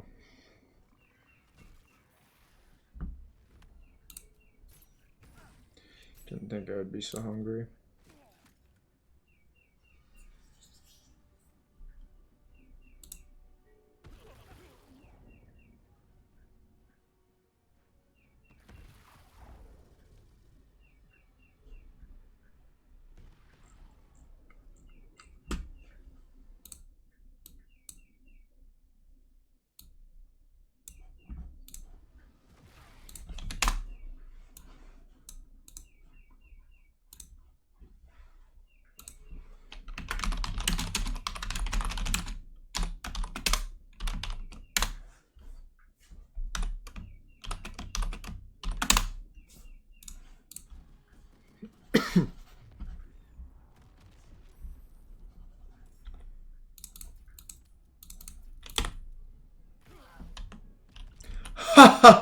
Sorry about that.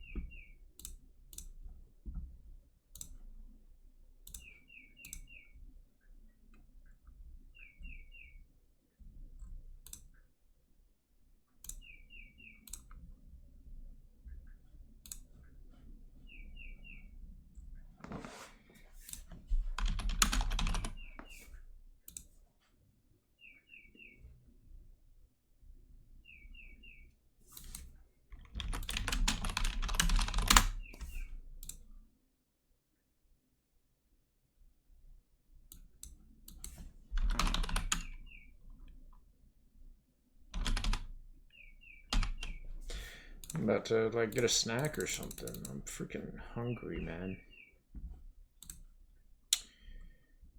Maybe I'll even have to go to the store.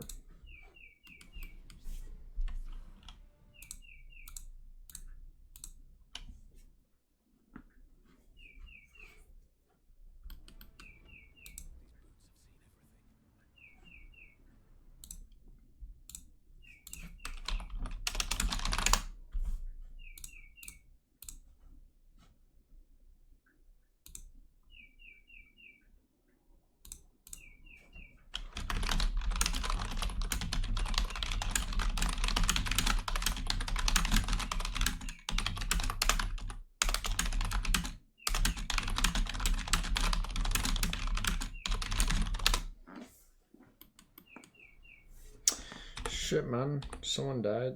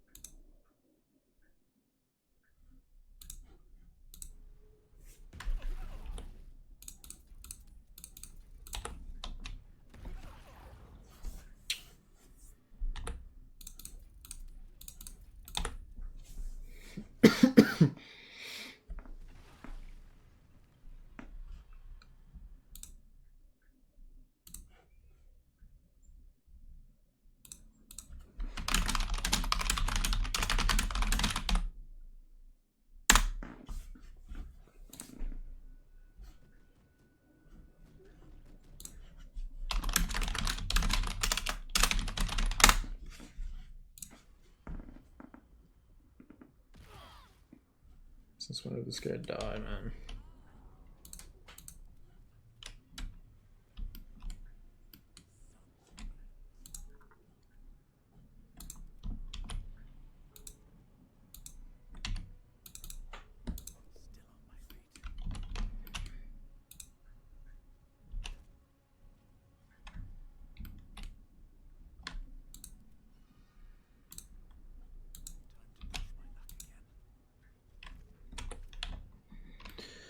Am I blind, man, or is there just a bunch of shit everywhere? Oops, I'm slightly blind, alright.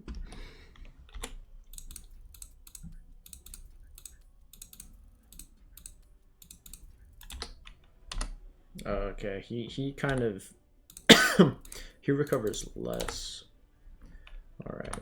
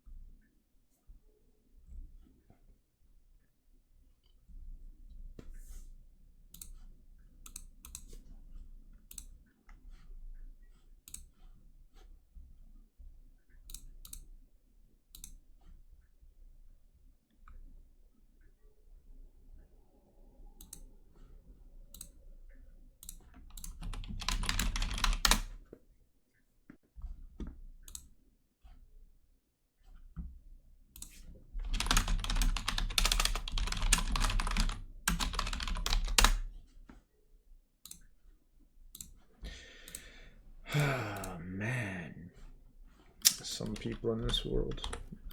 Not me though, I'm normal.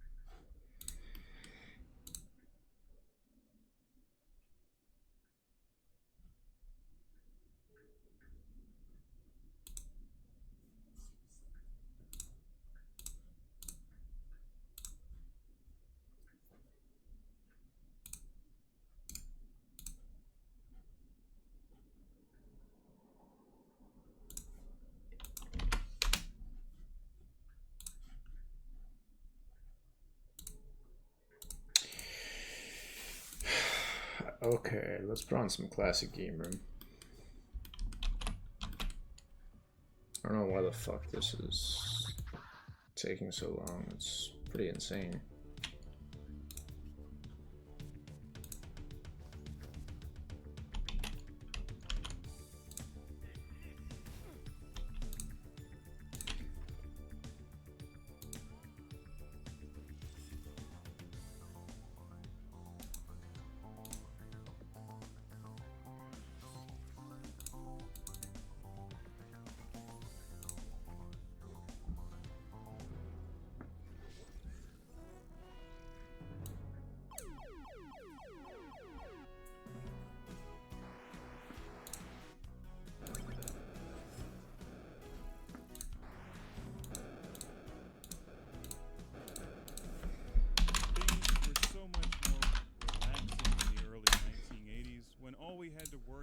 Was the constant threat of total global annihilation in a thermonuclear war. I remember that we slept well at night back then. We watched movies like The Day After, war games, and generally didn't worry about things. Because we knew that our government had put in place a miraculous space defense shield around the world. And that this space defense shield would shoot down hundreds and thousands of nuclear missiles. Alright, I'll kill these guys up there. It's overdue at this point. Whoever decided to shoot all these missiles at us. In this game, Missile Command was made. About to get some snacks.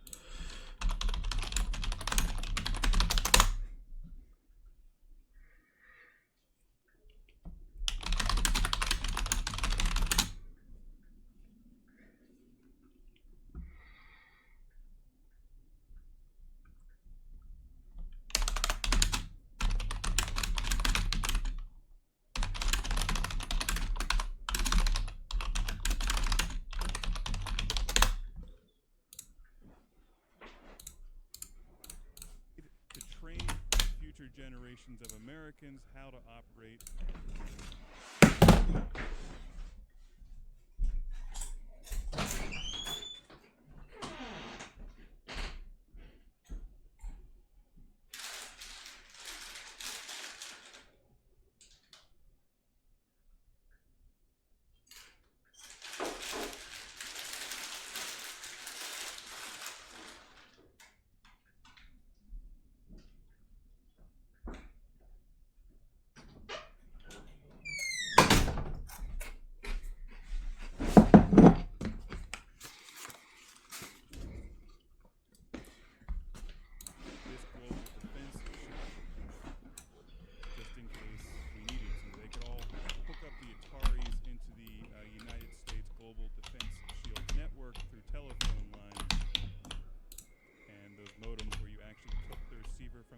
And put it onto that rubber thing. Anyone remember those? And you used terminals that had clicking sounds. We all had bushy haircuts and big sunglasses. How would you like to play a game of global What the fuck? war? This is Missile Command on the Atari 2600. And this game is a classic.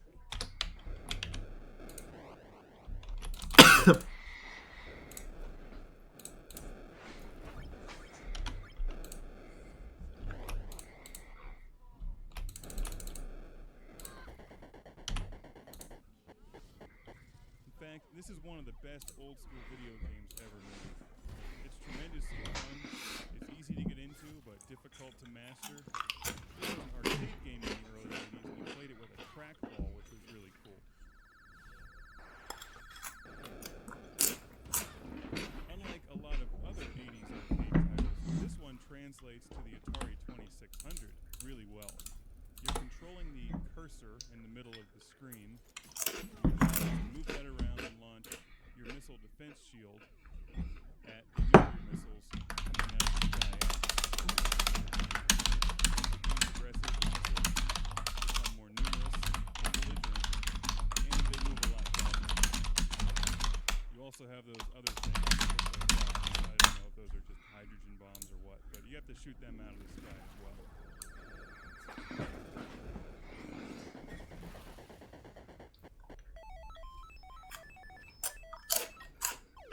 You get points for your missiles, your missile defense missiles, that you don't shoot, and you get points each round for the amount of cities that you have left. If you happen to miss one of the pesky ICBMs coming out of the sky at you, it does blow your city up in a thermonuclear mushroom cloud. The good news is there's no radiation in this game, just complete destruction. Because even if you have 2 or 3 cities left and some of the missiles impact to the left or right of them and don't blow your cities up, for whatever reason that radiation doesn't seem to interfere with the human population of your city.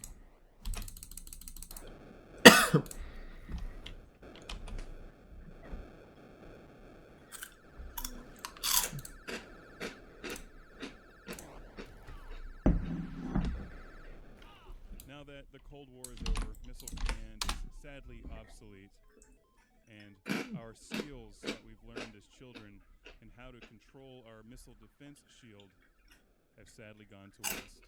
But that doesn't stop you from having a good time playing Missile Command on the Atari 2600. Or if you're lucky, you can find the arcade version out there somewhere, because that trackball is really cool.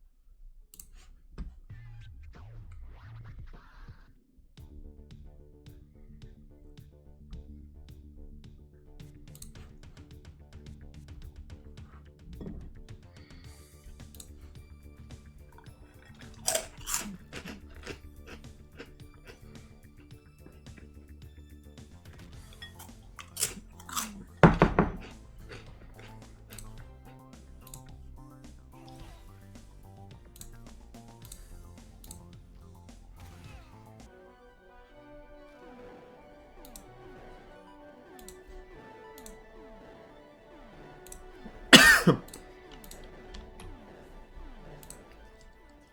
your mission to own this river, to destroy everything on it, and not run out of gas while you're doing it. River Raid is from Activision, one of the premier makers of Atari 2600 cartridges back in the day. Not surprising that Activision is still around today. River Raid is a two-dimensional, top-down, vertical shooting game. And this is a unique game in that it's a vertical shooter that doesn't take place in space. Many of these games, the vast majority it seems, take place in space. River Raid, 1942, or 43, games that are the exception. Taking place in a real-world environment, which should elicit chuckles from everybody because the Atari 2600 is not really known for a real-world environment.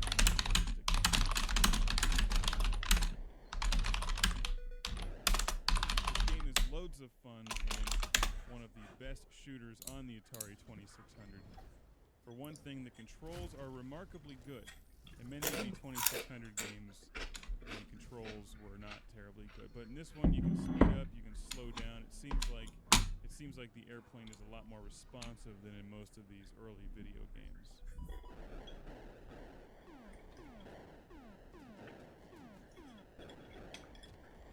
The object of the game is fairly simple: to blow up everything around you and get points. The fuel containers you see are used to either shoot and get points, or for you to actually get fuel. You can see the gas meter on the bottom of the screen.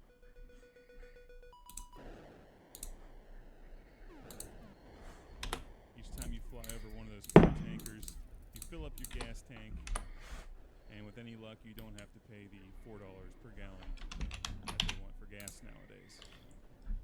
Like most Atari games, you can only shoot once at a time.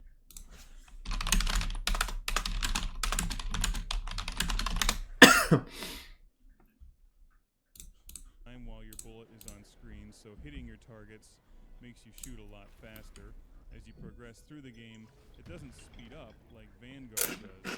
The enemies increase in numbers, and also the amount of fuel tanks diminishes.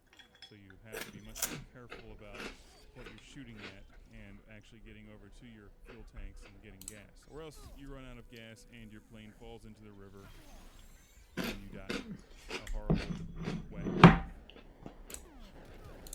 I'm not sure what country it is that you're raiding, but they certainly seem to have a lot of ships and airplanes to throw at you. And it does look like a nice residential area alongside the river. All of these houses have nice river views, so they can watch the combat going on outside their door. Whenever you play one of these games, don't you ever want to just slow down and wave at the Atari houses on the side of the screen? Like you're waging war on the river right outside their porch. They're watching you, you can wave to them like, "Hi, how you doing?" I'm just flying my F-16 along your river here and destroying everything in sight, and maybe your job was to build these helicopters that I'm currently blowing up, so perhaps it's a good thing. Then they'll be called back to work and have to build more helicopters and jet planes for me to blow up the next time I play this game.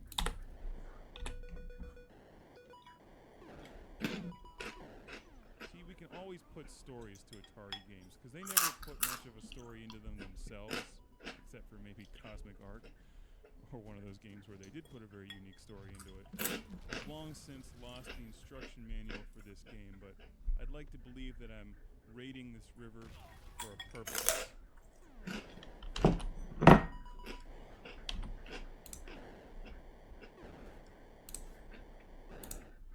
Like, what country is this? Or what state? Perhaps I'm raiding the Ohio River. It could be the Susquehanna. But as I said in my Revenge of Shinobi review, when you play a two-dimensional game like this, it suspends disbelief in a way that a three-dimensional game doesn't. And frankly, I don't care why I'm raiding this river, but I'm gonna blow up every goddamn thing on it until I run out of gas and explode and then I'm gonna come back and do it again.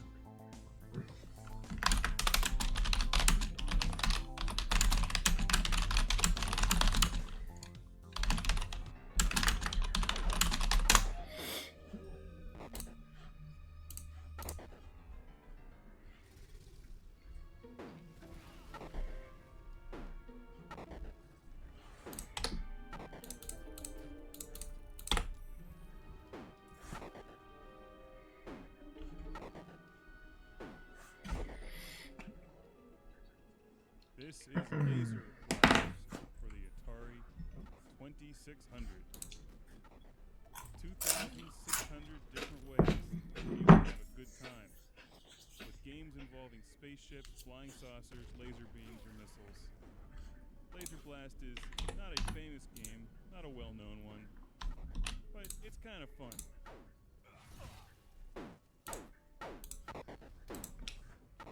It's sort of like the opposite of Space Invaders or Missile Command. You're playing as the enemy flying saucer. At least I think they're the enemy. I always assume the flying saucers are the enemy. Maybe that's incorrect. That's neither here nor there. What's important is that you're flying the flying saucer, and it's your job to use your lasers, hence the title Laser Blast, to shoot the 3 cannons, also equipped with lasers, on the bottom of the screen.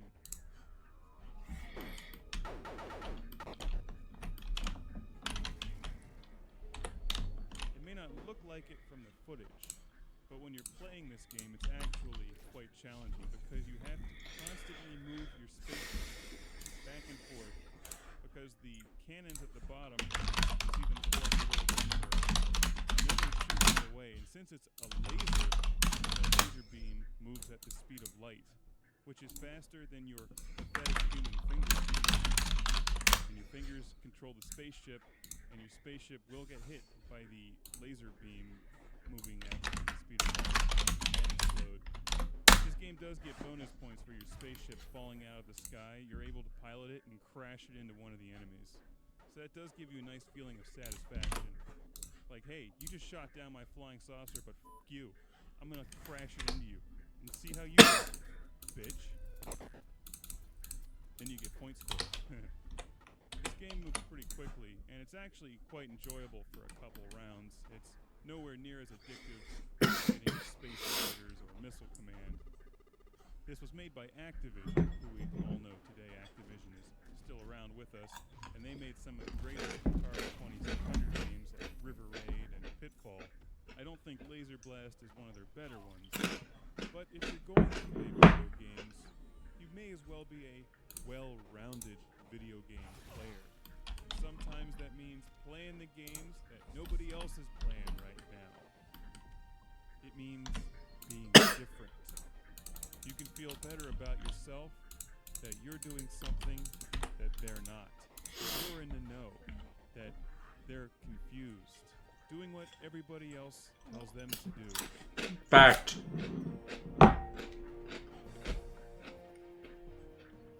They're under control while you're free.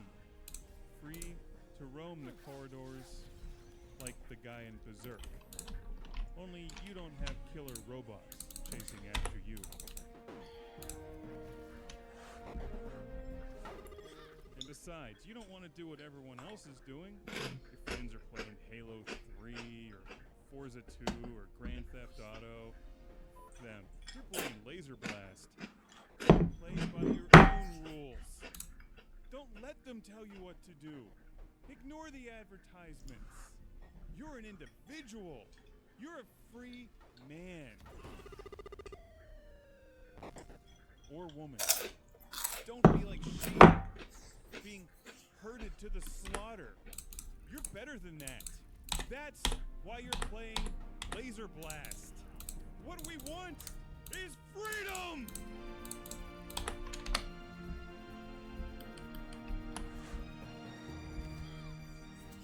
Actually, I'm already bored of this game.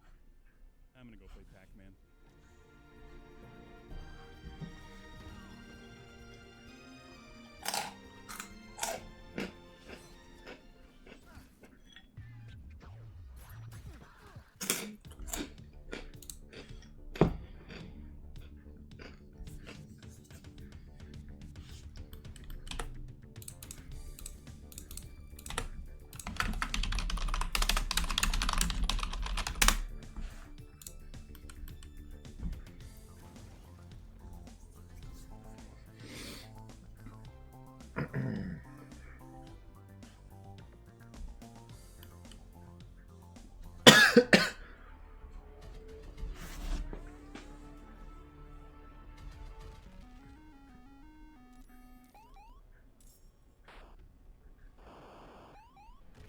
Okay, we're gonna just kill this dragon.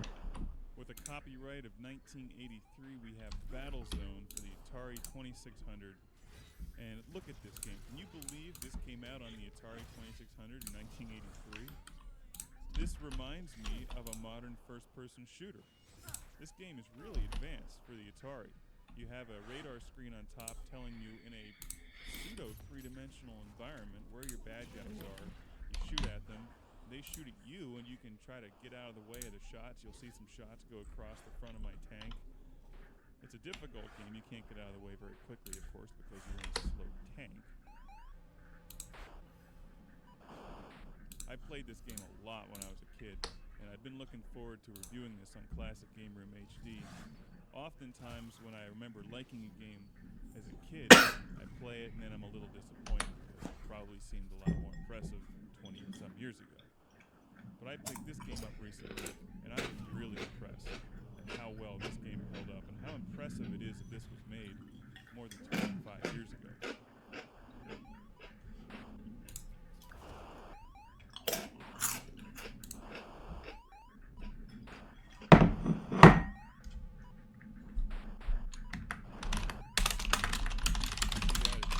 A shot came from behind me and just missed me. I'm not sure how they programmed this, but it definitely has the feeling that you're in a real three-dimensional environment like you would get today from a game like Halo.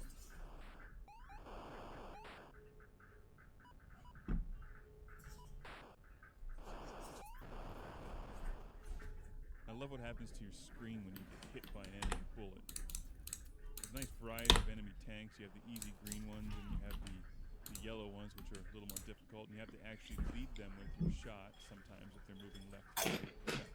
Like flying saucers, and then the yellow thing. That's like an airplane or a helicopter or something. The fuck, man? Another thing that put this game way ahead of its time is that when the enemies shoot at you, you can tell they're behind you. It doesn't have surround sound, obviously. It's the Atari 2600. But you can hear the shot, and you know to get out of the way. And again, that gives you that whole feeling that you're really in a three-dimensional environment. And that's so advanced for the Atari 2600.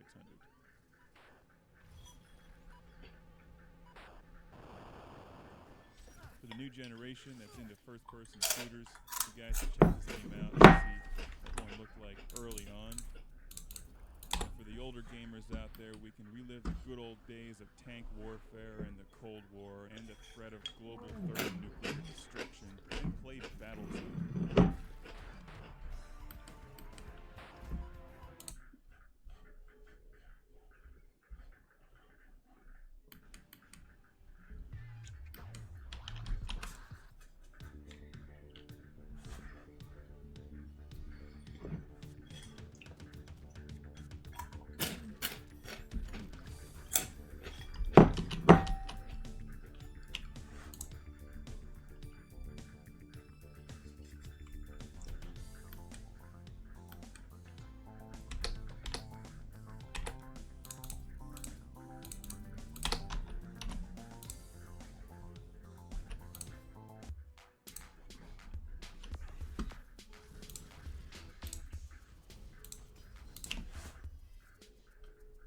This is Surround for the Atari 2600, and if this game doesn't look familiar to you, then you have not seen the movie Tron enough times.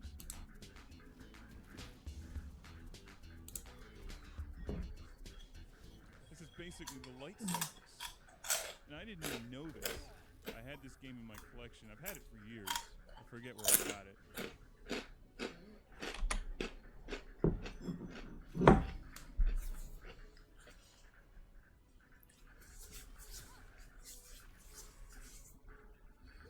And boy, was I surprised, because I thought this game was already remade as Tron Light Cycles or something like that for the arcade, but I'm not sure what came first, this game or Tron, but here it is. This is Surround, and like the Light Cycles, it's a lot of fun. This is a good two-player game. It also has a one-player mode, which is kind of rare for one of these really old Atari games.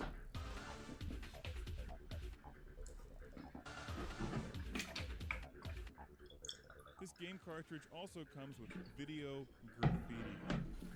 Before all you kids grew up with Photoshop, you'd have to go into Surround video graffiti to write out messages. Except there was no internet. You had to actually invite people over to your house and look on your parents' TV to show them. It's kind of like an Etch-a-Sketch, except wood grain. Surround is a little different than Light Cycles in Tron, in that if you simultaneously merge the two dots, you actually can continue along the same path.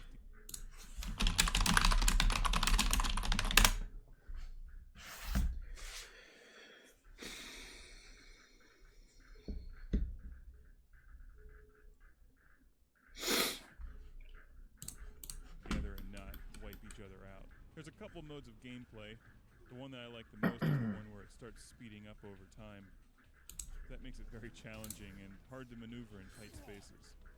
I'm just assuming you all know what the light cycles in Tron are, but the whole object of the game is, of course, to run your opponent into your line or to crash them into the wall. And then you break through into a whole computerized world. This would be a fun one to break out for some good two-player action during a party. Because let's face it, if you don't know what Tron is, you're not going to get invited to that party anyway. This game is pretty cool. I'm glad I found it.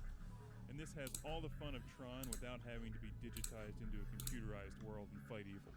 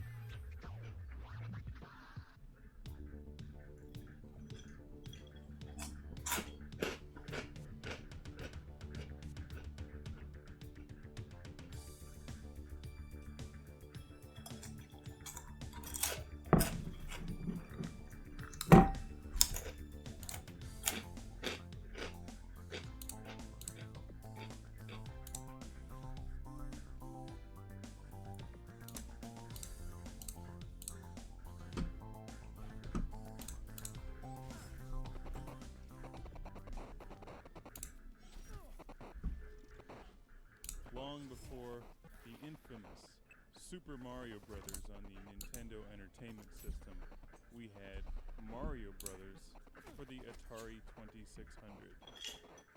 This game is copyright 1983.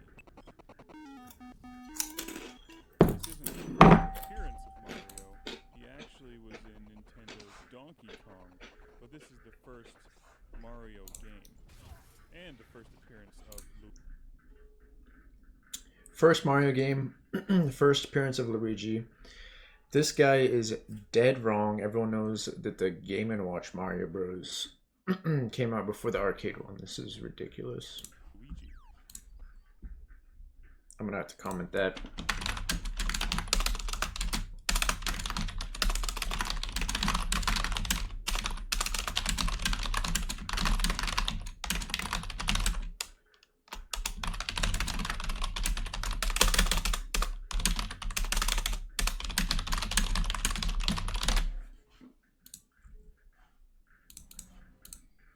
this is the first time that I remember seeing everyone's favorite Italian plumber on screen.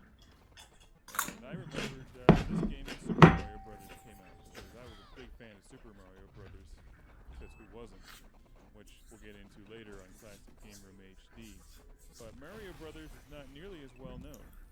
Mario, however you'd like to pronounce it. I loved this game when I was a kid, and this game is still a lot of fun to play today.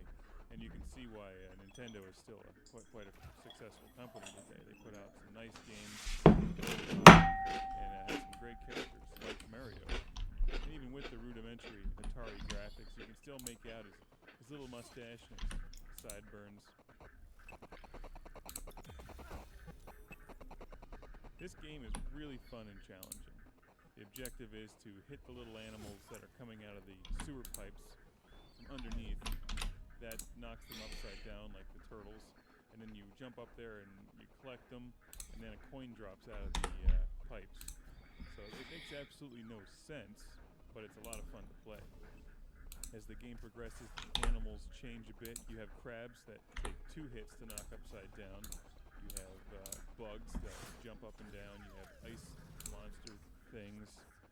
This game has a great 2-player mode where you can play against a friend and you can use strategy to try to kill each other or collect as many points as possible while inflicting damage upon each other. It's just a great game. This is one I'd like to see remade for the Xbox Live Arcade. So everybody talks about the Super Mario Brothers. Don't forget the original Mario Brothers here on the Atari 2600.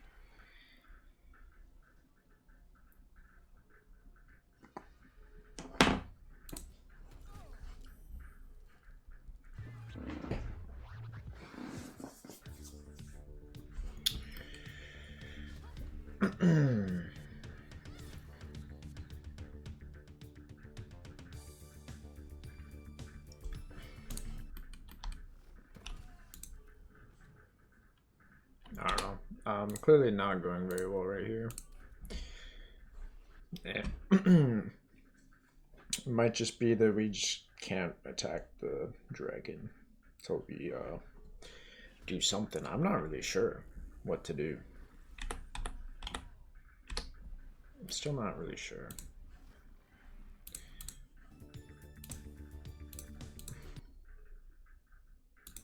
Because this thing, I don't know.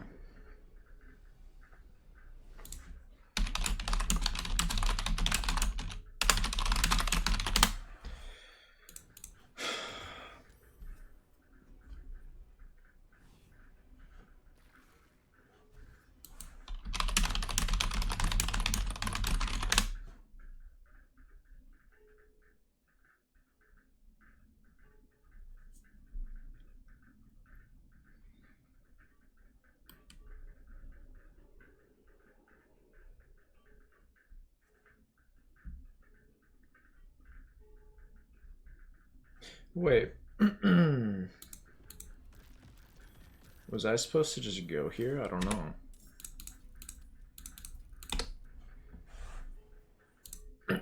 Is that where I screwed up?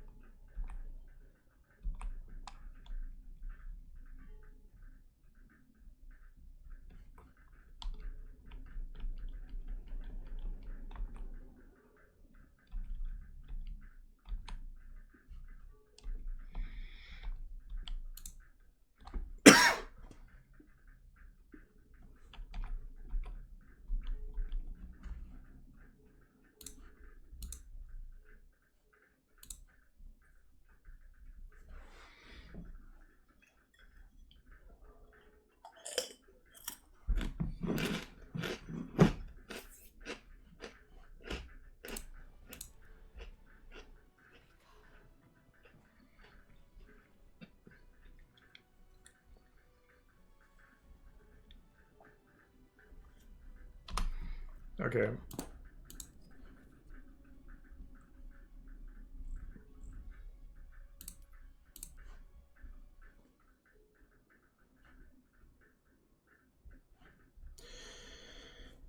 I guess we have to give the nether stones to one person. Is this it? Wait a sec.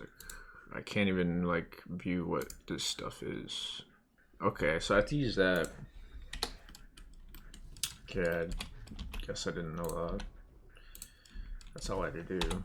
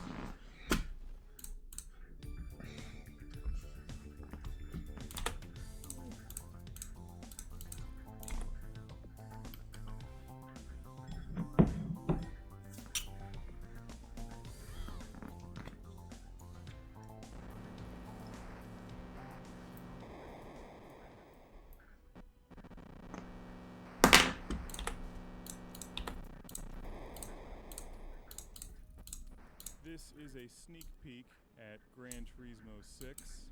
I'm just kidding. This is Night Driver on the Atari 2600. And I can remember even back in 1982 or 1983, I went over to a friend's house and the choice of video games were Pac-Man on the Atari 2600. Not Ms. Pac.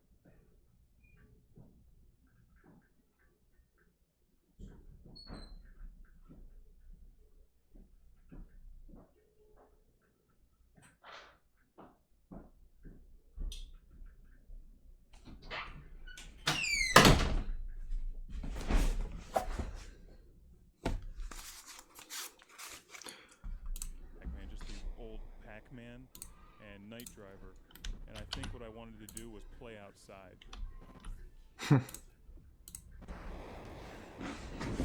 Even back then, I could tell you this game was just 10 years ahead of its time, but that's 10 years I could wait for a game like Pole Position 2. Very difficult to play. It's not a lot of fun, and it all boils down to just dodging the cars coming at you and the poles on the side of the road and the houses and the residential area. You use the paddle controllers on this game, and I'm a huge fan of the paddle controllers for the Atari 2600, but I prefer them in games like Breakout or Super Breakout or Warlords or Demons to Diamonds. They don't do a whole lot for Night Driver, or I should say that Night Driver doesn't do a whole lot for the paddle controllers. So there's not a whole lot I can say about Night Driver. You can see from the cartridge this came out in 1978 for the Atari 2600. This comes from a day long before when you could plug your iPod into your Xbox 360 or rip some music to your PlayStation 3. Back when Night Driver was around, you had to take your cassette playing boombox and sit it down next to you and hit play, and then you could have some music with your game.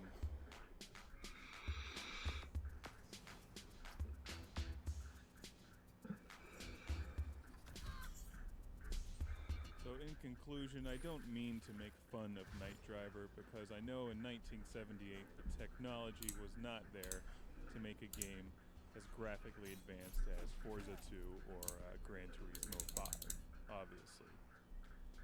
But I don't think they got this behind-the-car realistic driving game right until at least Pole Position 2 on the 7800 or Super Monaco GP on the Genesis.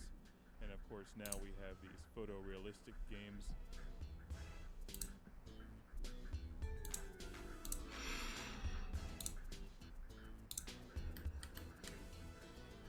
Looking at Night Driver some 28 or 30 years after playing it for the first time, I'd still rather play outside.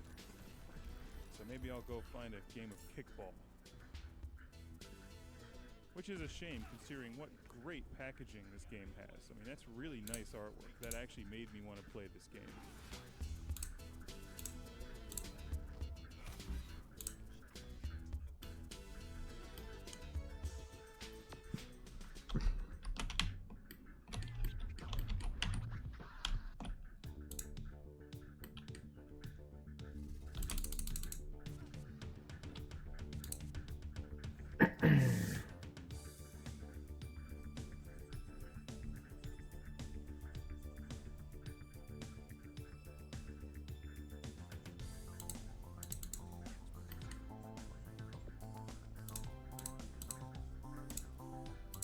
What?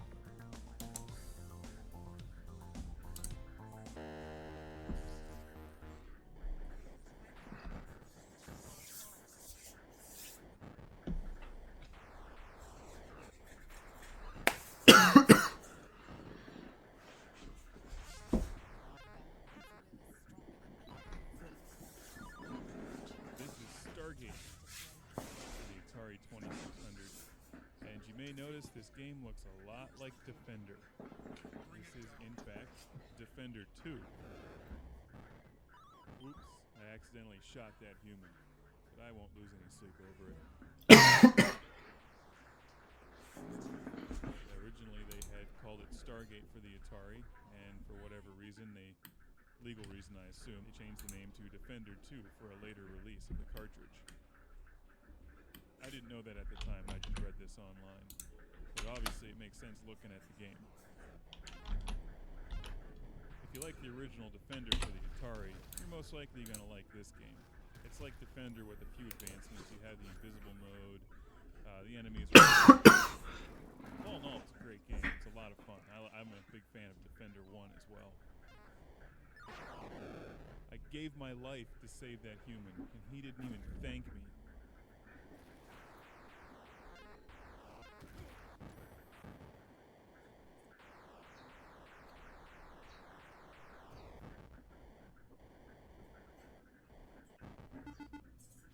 This is one of the Atari games that you use two controllers to play, which can be a little bit clunky. I was playing it with a Sega Genesis controller in one hand and the Atari 7800 European controller in the other. How's that for diversification? On the Sega controller, you use the button for deploying your bombs, and I can't remember if I was using that for the invisible mode or not, but you have an invisible mode in this game, which is kind of neat. When you go invisible, they can't see you or shoot you, so it's actually quite handy.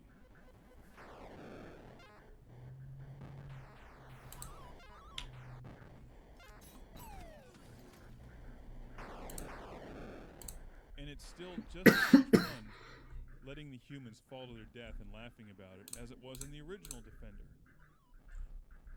You gotta wonder what goes through their mind before they hit the ground. That's just great. The thing about these alien invasion games for the Atari 2600 is they always assume the aliens are bad, with the exception of E.T., which actually made the worst Atari game, or one of the worst Atari games of all times. So I guess I just answered my own question. Why are the aliens always bad? Because I guess if they were good, the game sucks. Not a whole lot of fun to shake hands and hug the aliens. You really want to blow them away.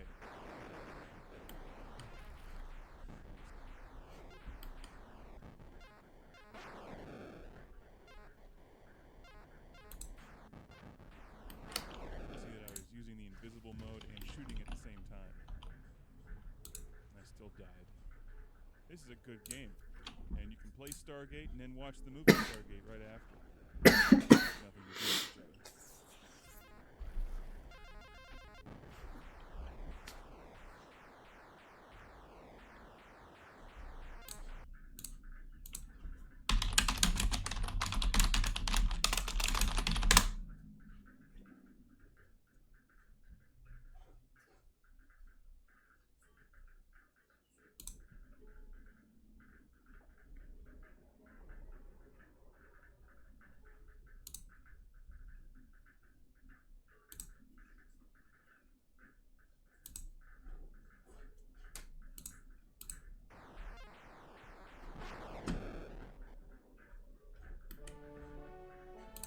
What the fuck is even going on here?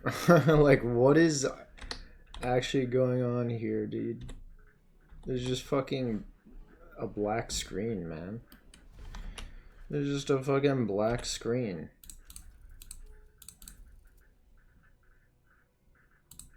What the fuck?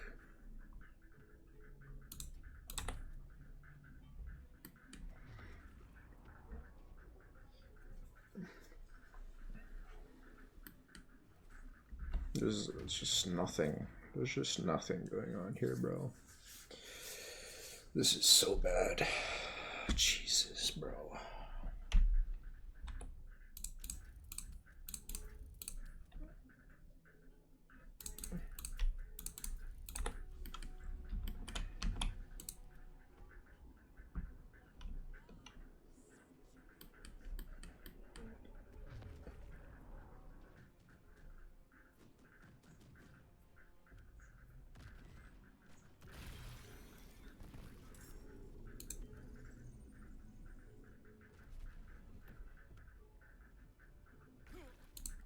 How did he die in there? What the fuck?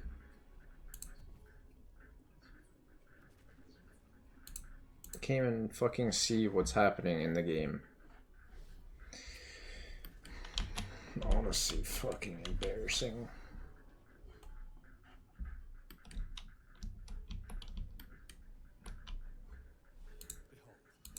It's because I lost control of this guy somewhere. It's really annoying. I'm just gonna have to reload before this actually happens, pretty much.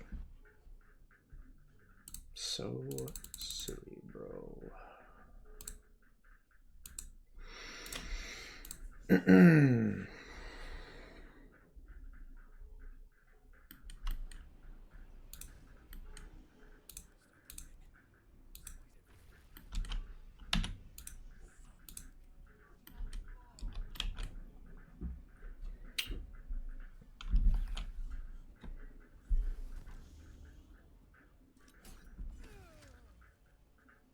I don't know.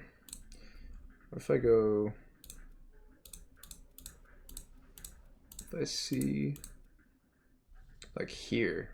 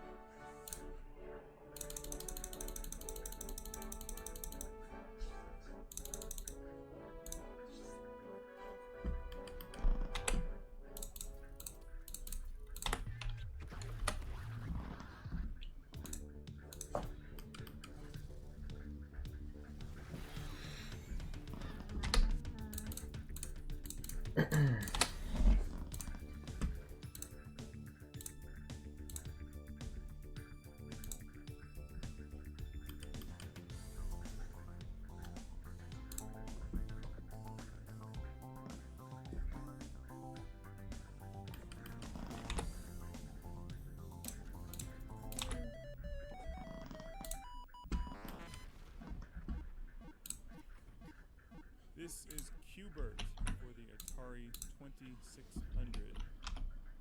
And Q*bert was like a B-list celebrity in the 80s as far as video game characters are concerned. He never quite got up to A-list celebrity status like Pac-Man or Donkey Kong or Frogger. But I always liked Q*bert. Not only was it an incredibly fun game, and it really was. It was very clever. You start off on the top of this pyramid and jump down, and as you can see, try to hit all the blocks and get them to be all the same color. But the best part about Q*bert is that he swore when he hit something. And I always thought that a swearing orange video game character was pretty hip. As the game progresses, it gets more difficult, like most Atari games, but instead of just speeding up, instead of hitting the blocks once, you have to hit them twice. Maybe they go from blue to yellow to pink. Q*bert requires a good bit of skill, and consequently, it's a pretty tough game once you actually get into it. And this is one that you most definitely should add to your collection. And I don't know why, but for whatever reason, it reminds me of Alf.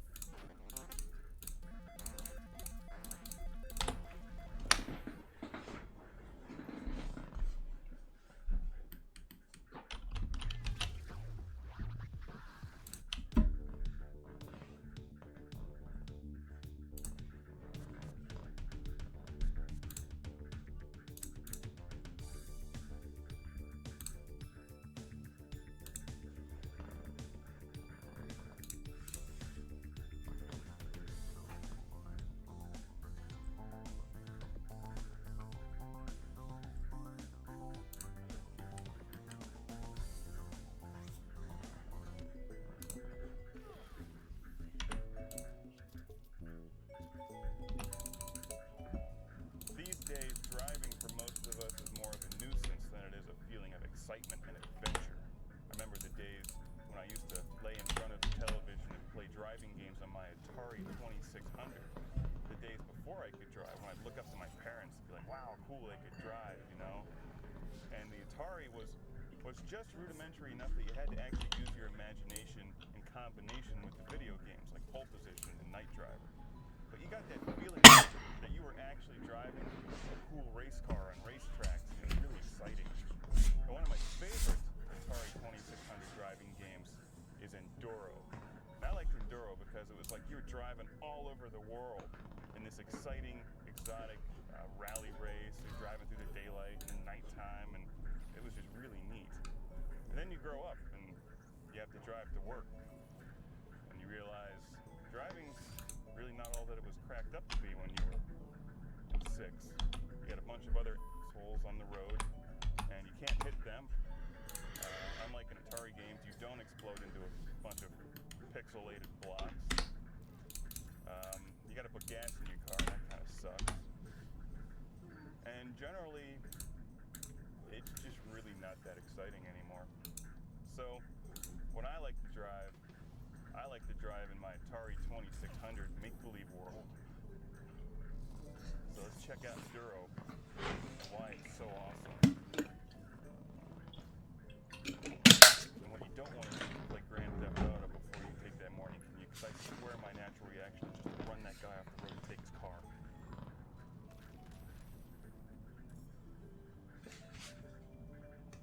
And crash it into that guy. Steal his car.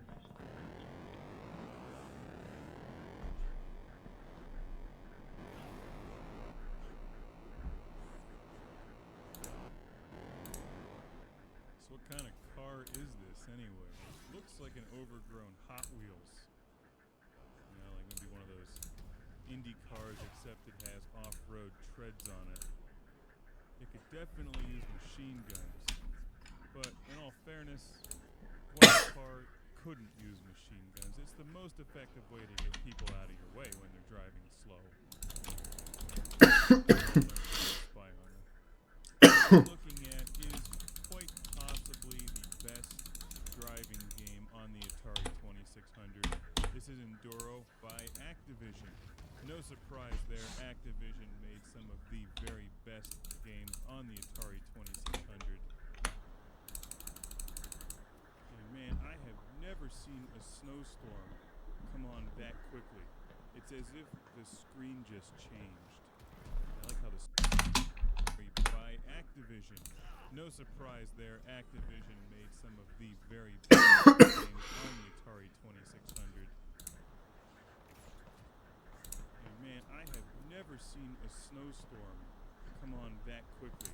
It's as if the screen just changed. And I like how the snow muffles the sound of the cars.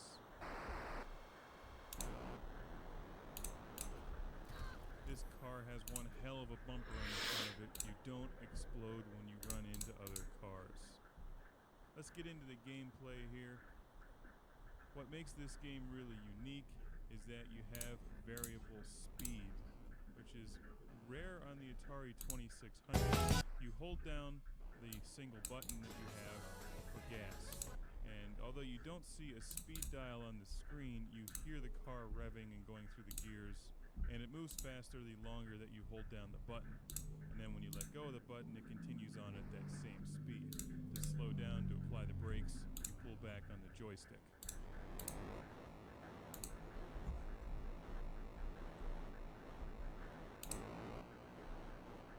So in a sense, this game rewards you not necessarily for how fast you can drive, but how consistently you can drive at an average speed. Slow and steady will actually win the race far more often than driving fast and reckless, because when you run into other cars, although you don't explode, it slows you down dramatically, and you'll notice the other cars all shoot past you. Hooray! A happy sound. That means I passed the required number of cars for that stage. The first stage is 200, each consecutive stage is 300 cars. Let's look at the numbers on the bottom of the screen. First of all, great job on the odometer. Look at the numbers spinning by. That's quite advanced on the Atari 2600 and really impressive. Things get so fucking messy. Oh my god. What is this, bro?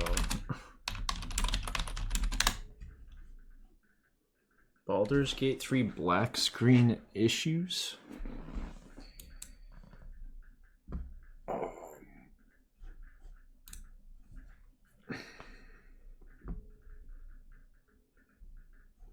Whatever.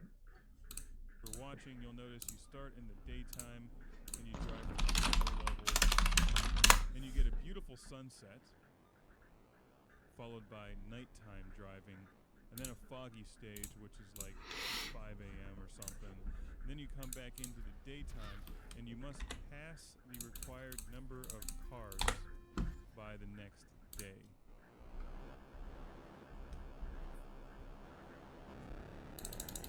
The number on the bottom left is what stage you're on. I'm on stage 3 here. This is where things start getting pretty tough because the cars are not only moving faster, but they're spread out more evenly throughout the road, so they're much more difficult to dodge.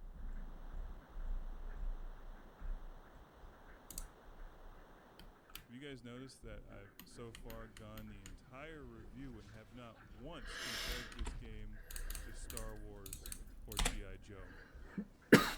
Not even the obvious comparison like speeder bikes. Because this game doesn't have trees. Or Ewoks. And this game doesn't have any chips like Princess or Scarlet.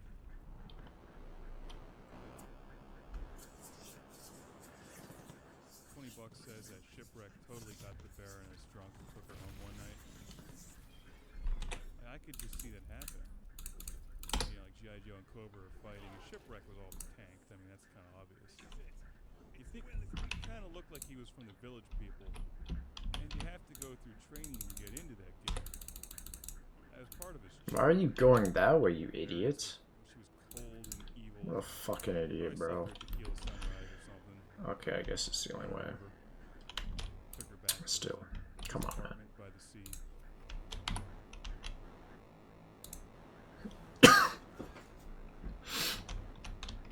As the hours speed by in Atari make-believe land and the night starts to turn into daytime. The game starts beeping at you, letting you know that you better hurry your ass up and pass all those other cars, or else you're gonna lose. The car's like Dracula. You don't win before the sun rises, it burns all your flesh off. 4, 3, 2, 1, and I made it just in time.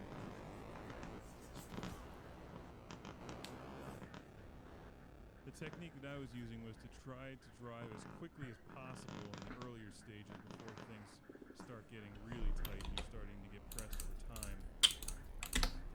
However, as the game progresses and you get into the higher levels, if you make one mistake, you're really penalized for it, because the cars are moving faster, and as your car slows down and has to regain speed, you lose 10, 15 different positions in the race. There's a tremendous amount of catch-up to do, and what you don't want to be doing is trying to play catch-up in the foggy level, because you do have to slow down. These are all things that make Enduro an incredible game. Some of the older driving games haven't aged terribly well. Others, like Indy 500, are really cool games, but are more like a automobile version of combat than an actual racing game. Enduro has all the elements of a great racing game, a great arcade game, and a great Atari 2600 game. I found this game every bit as addictive as any of the modern racing games, and in many ways it actually reminds me of another excellent game I recently reviewed, Test Drive Le Mans on the Sega Dreamcast. And when you lose, you are rewarded with a horrible sound that will haunt your dreams for the rest of time.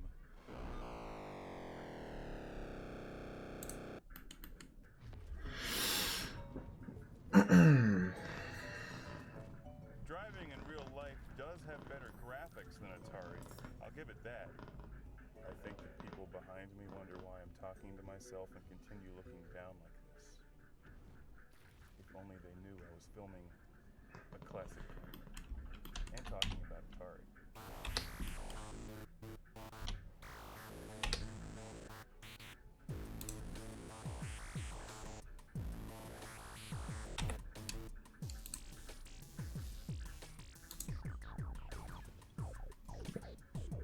Okay.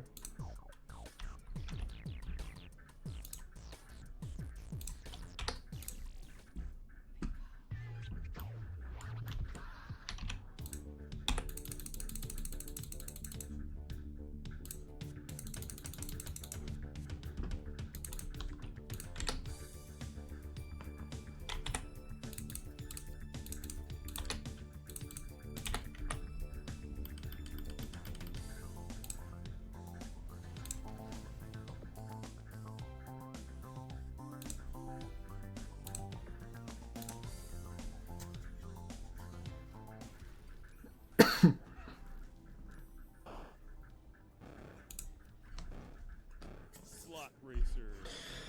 This game is old. This was probably made when your parents were in grammar school, or depending on how old you were, at least when your parents were still single, shotgunning beers at parties hoping to hook up with other people.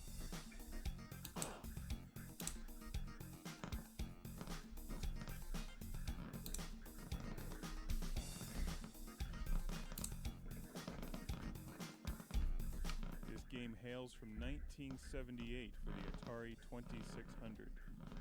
And like a lot of the really old Atari games, is a two-player game, because they didn't have to program any computer AI to play against you, which was, I'm sure, very complicated to program in 1978. Does anyone even remember what slot cars are?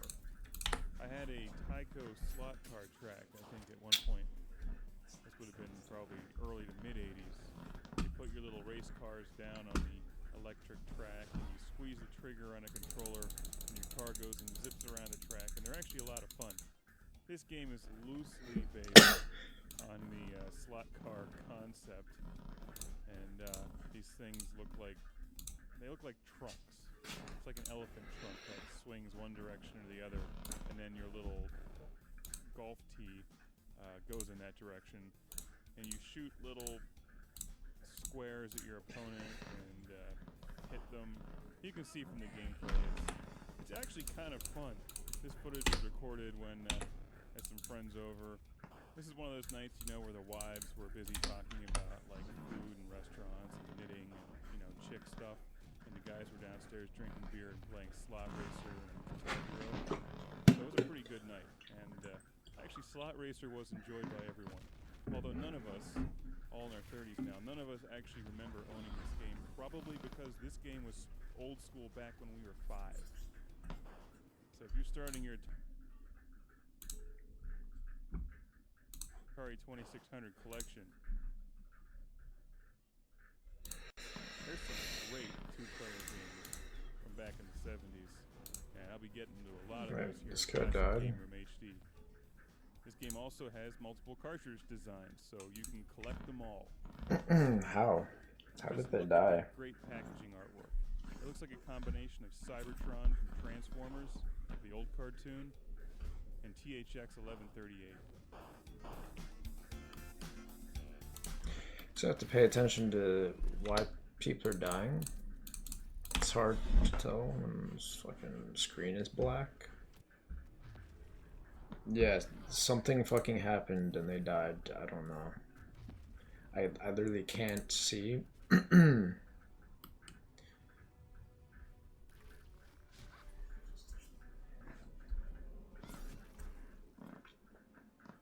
I don't even know what killed him, so.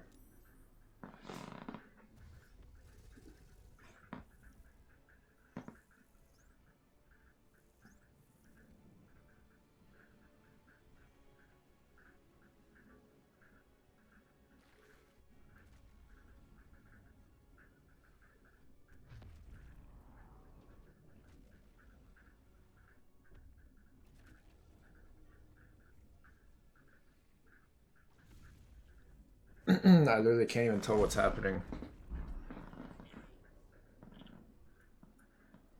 Like, what the fuck is even happening?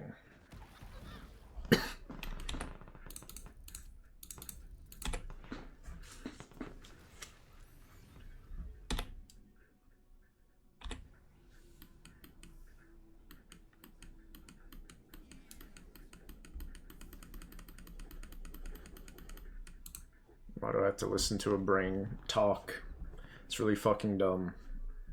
Imagine making it to the end of Gradius and you fight the brain. But you can't because you have to fucking watch it talk for some reason. Of course, it's not an actual fight. But it's fucking stupid, dude. It's pointless. Here we go.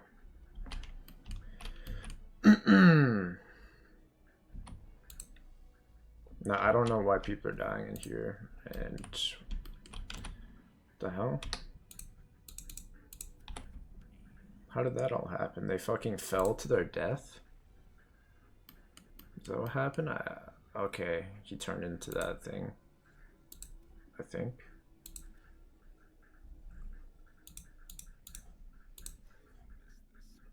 I don't even know, man. I do not. Do not even know.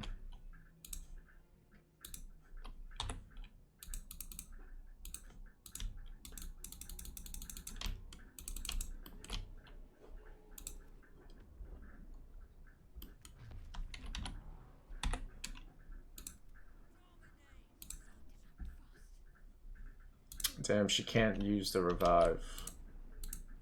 That's too bad. How is this gonna work also?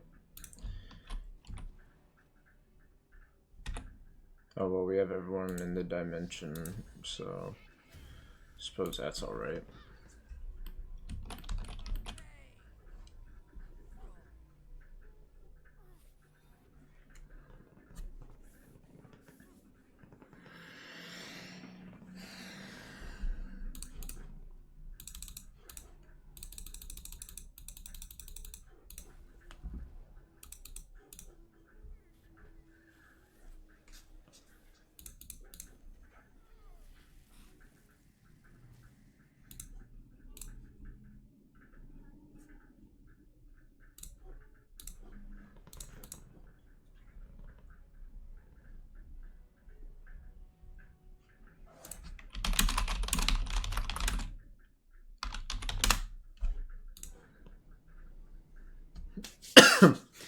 Okay.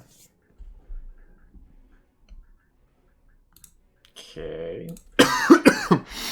Is that too close? The fuck?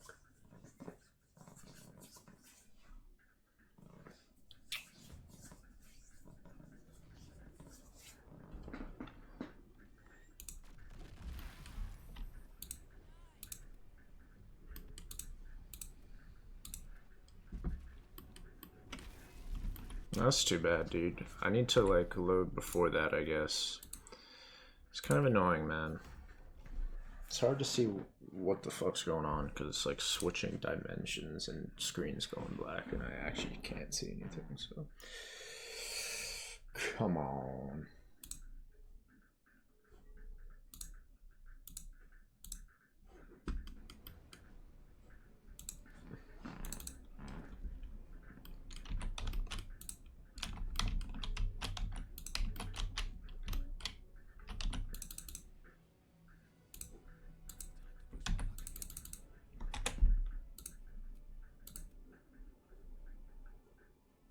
Try this one.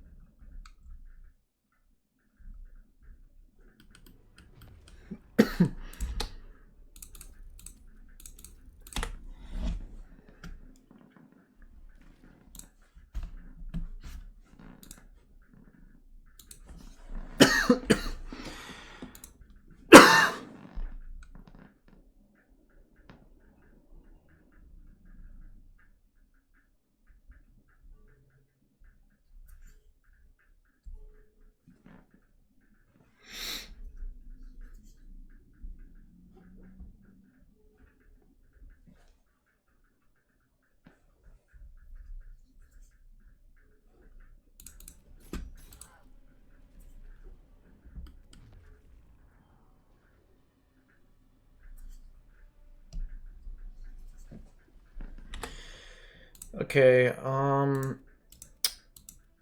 it's probably somewhere before before we enter. What the fuck is going on here, bro? Let's just do this. We need everyone to enter at the same time.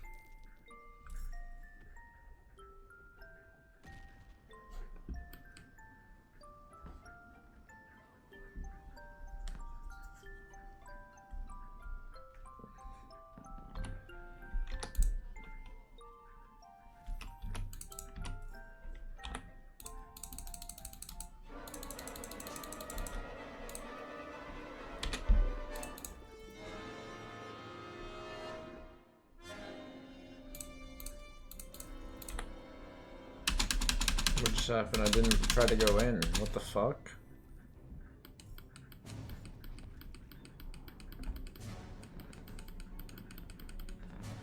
Can I load? I wasn't trying to go in. It's annoying.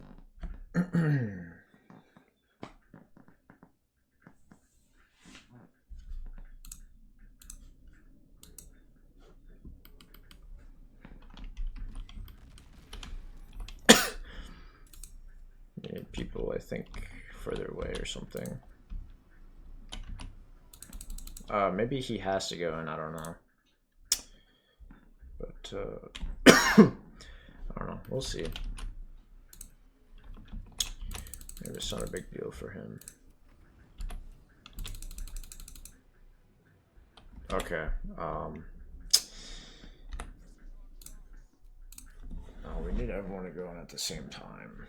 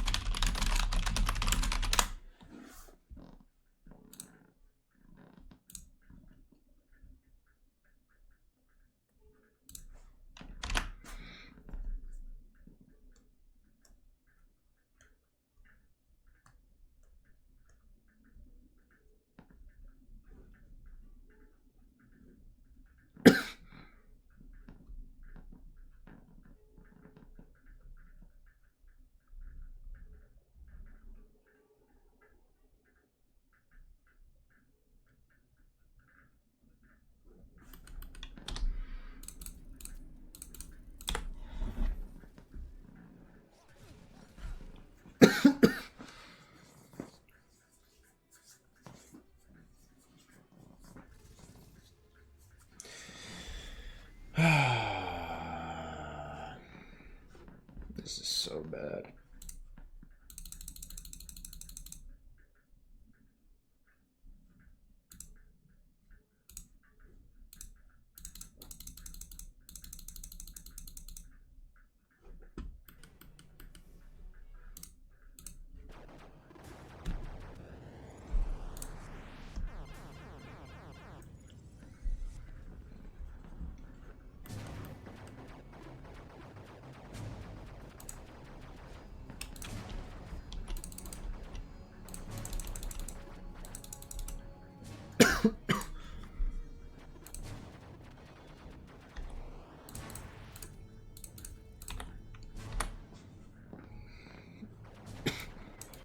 I'm gonna have to go with a more traditional review.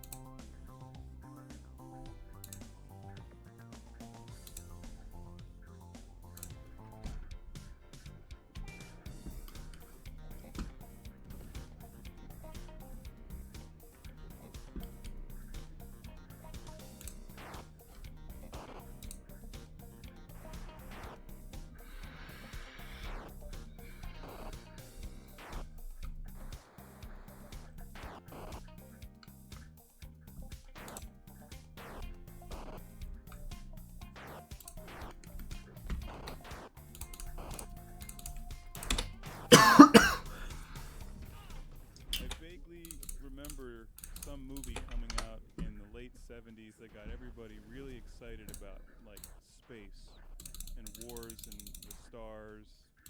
In any event, whatever that movie was, it inspired an awful lot of games, early video games. Space War is one of them. As you can see on screen, this looks like a combination of asteroids and combat. And that's not so far from the truth. It's actually a rough version of combat for the most part. It's not as fun as combat. Personally, I like combat better because combat had like things that you could drive around and dodge and ricochet your tank bullets off of. And we reviewed combat for the Atari 2600 in the original classic series, so you can check that out. But Space War is one that I picked up with Slot Racers, actually. I hadn't even heard of this game. We threw it in one night and played a couple rounds of it. It's pretty self-explanatory. Bouncing off of or you can have a mode where they go through the screen and come out the other side. Traditional Atari form. If you collect Atari games, this is one you'll probably pick up by accident. And if you like combat, I'd say throw this one in and give it a spin. Although there's really not a whole lot spacey about it, except that your triangle thing looks more like a spaceship than it does a tank. And that's the main difference between Space War and combat on the Atari 2600.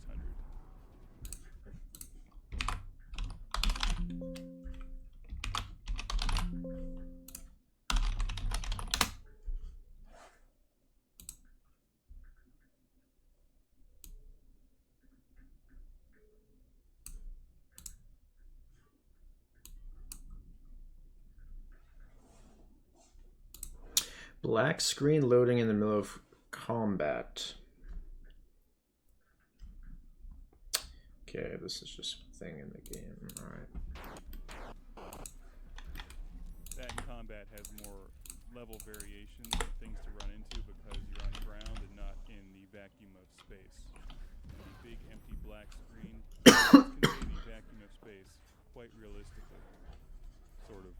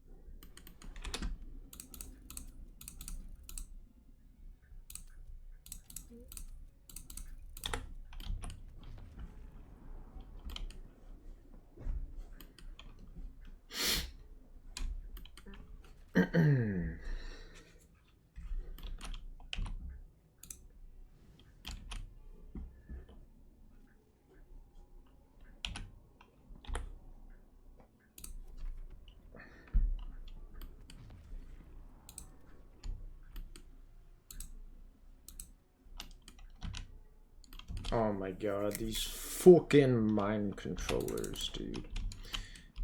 Come on.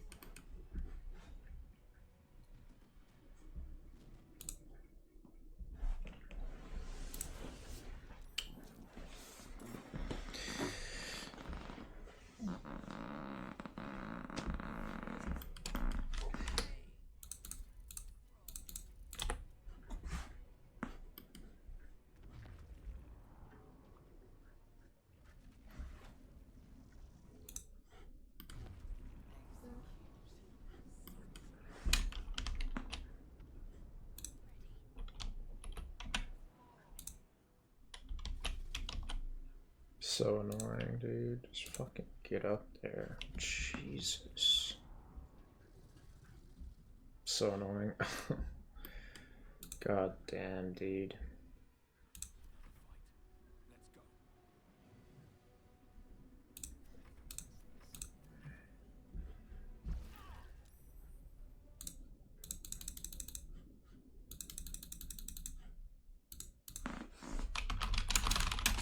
What a functional game this is right here, yeah. Very functional game.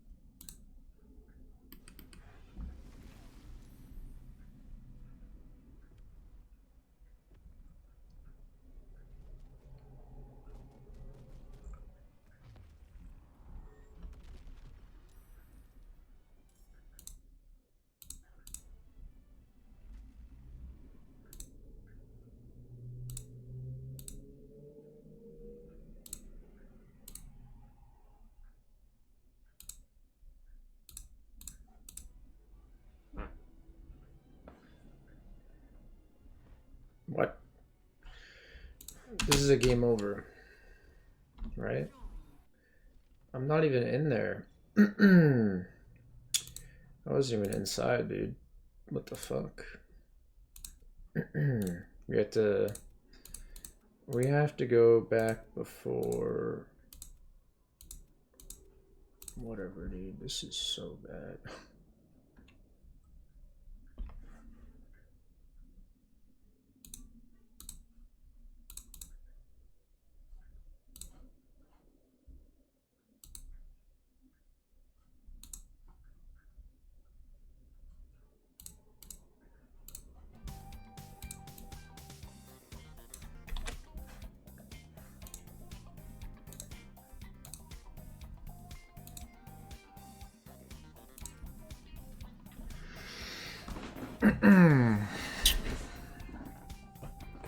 Basically restarted the fight, but it doesn't matter because we just need everyone to maybe I shouldn't have reloaded here, but whatever, dude. We'll see. We need everyone right there, so maybe I will load one that's maybe this.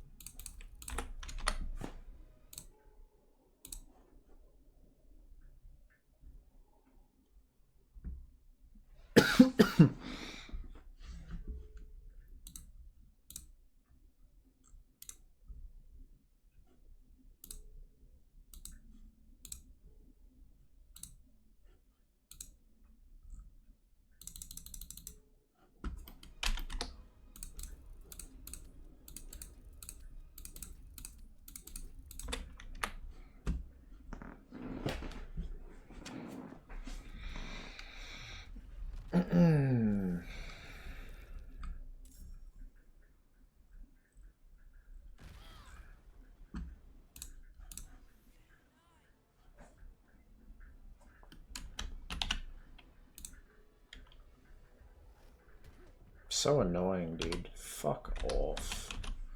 So damn annoying.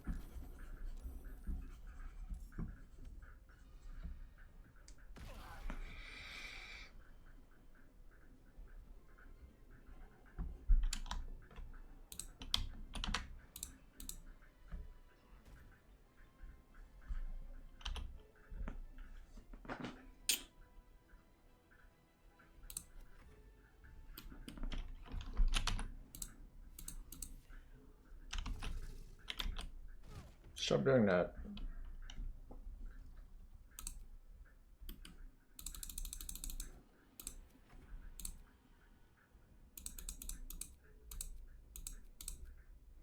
I don't know. We just need...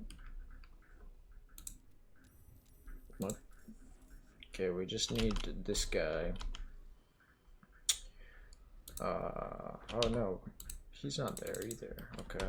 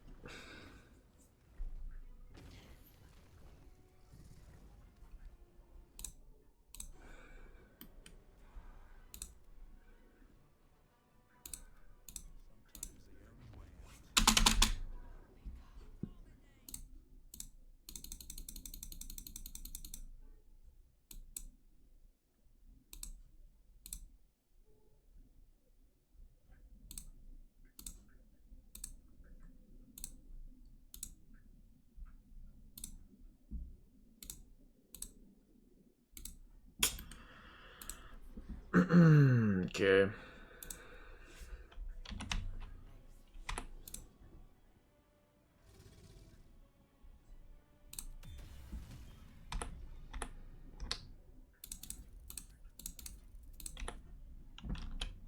Maybe he'll get up there one day. Suppose it's not yet.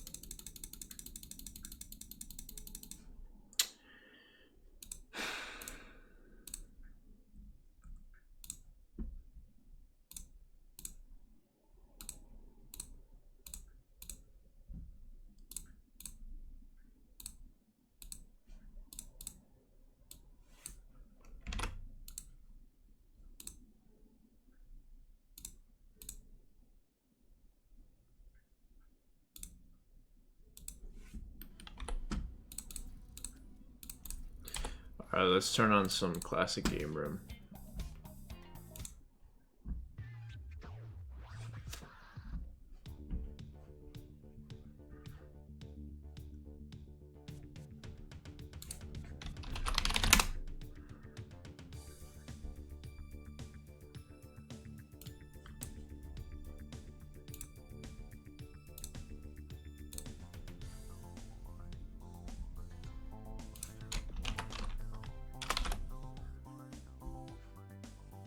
Dragon Riders.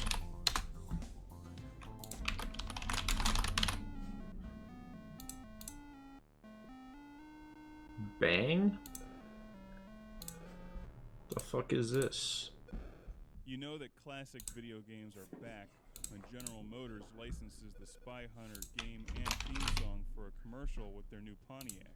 And I have to admit, it's really one of the best commercials I've ever seen. Bro. I've had Spy Hunter for years, and this is one of the rare games that you play on the Atari.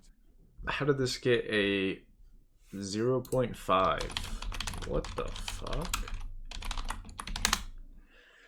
Like, what?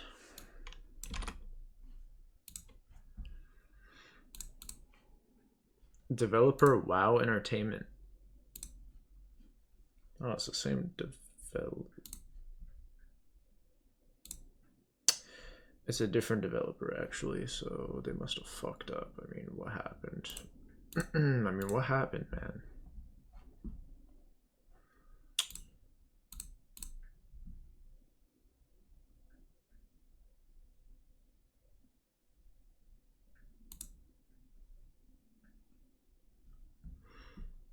Does this one suck? How's this so much worse?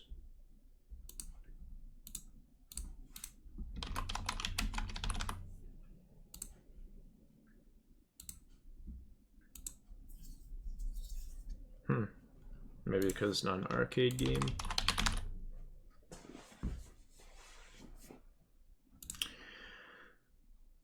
Kind of interesting. 2600 with two. Didn't know about the sequel. The Atari 2600 controller, as you know, only had one button. Now this was pretty limiting in what you could do with that game system. So there were a few games that came out. Stargate comes to mind, the Indiana Jones game, Raiders of the Lost Ark, and Spy Hunter. Now it's kind of a pain in the ass to use two Atari controllers at once, and I actually play my Atari with a Sega Genesis controller, or I have the European Atari 7800 controller, which is similar to a Nintendo controller. So I usually just have one in my lap, and if I need to use the other button, I just reach over and hit the other controller. I think initially when the game system came out, there was some device where you could put two Atari controllers together with a strap. I've never actually seen that. Spy Hunter is a classic arcade game. It's got one of the best video game themes ever made, and as an arcade title, it's one of the best video games ever made. I don't think think the Atari 2600 version lives up to the magic of the arcade classic, the stand-up arcade version. But, you know, what are you going to do? When you were a kid back in the 80s and all you had was an Atari 2600 and you wanted to play Spy Hunter, this was the version you got. Revisiting it is challenging and frustrating because you can't shoot things in front of you at close range because they explode and then your car blows up in their explosion. So shooting things is very difficult. I don't remember it being that hard in the arcade. And the Spy Hunter mobile turns into a speedboat. Let's see the Mach 5 do that. We have a variety of cars, of course. You have the standard cars, you have the cars with spikes on the side of them, you have the blue cars, which are armored cars, and you have to run them off the road. You can't machine gun them. You have a variety of special weapons that you get in the Knight Rider stuff. I'm gonna get some mashed potatoes.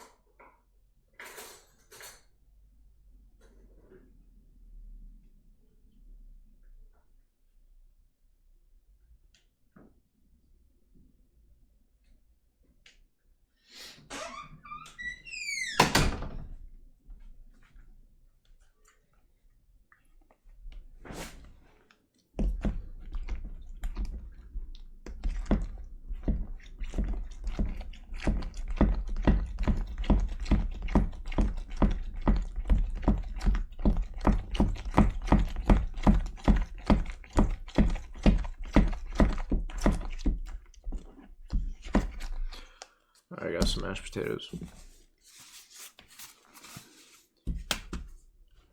18-wheeler truck, smoke screen, and oil slick.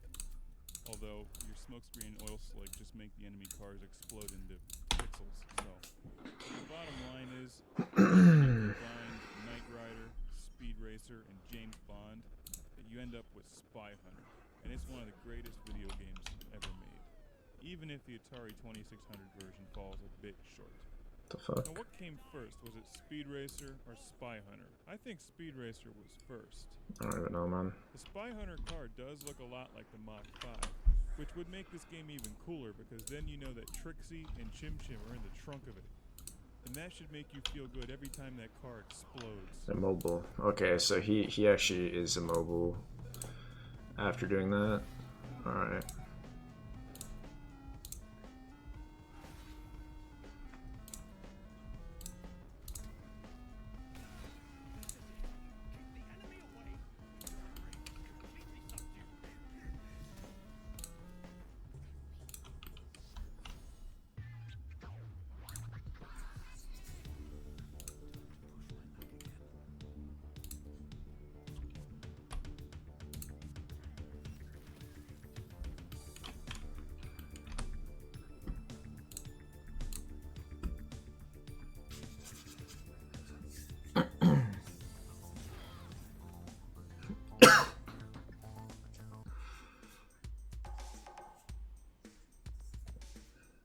Tapper.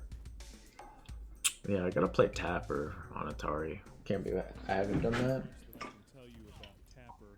If you haven't played it, you owe it to yourself to get this game in one form or another.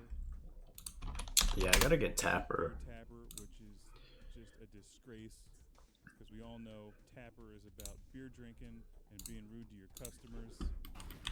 This is Tapper on the Atari 2600, which is actually a rare game to find for the system.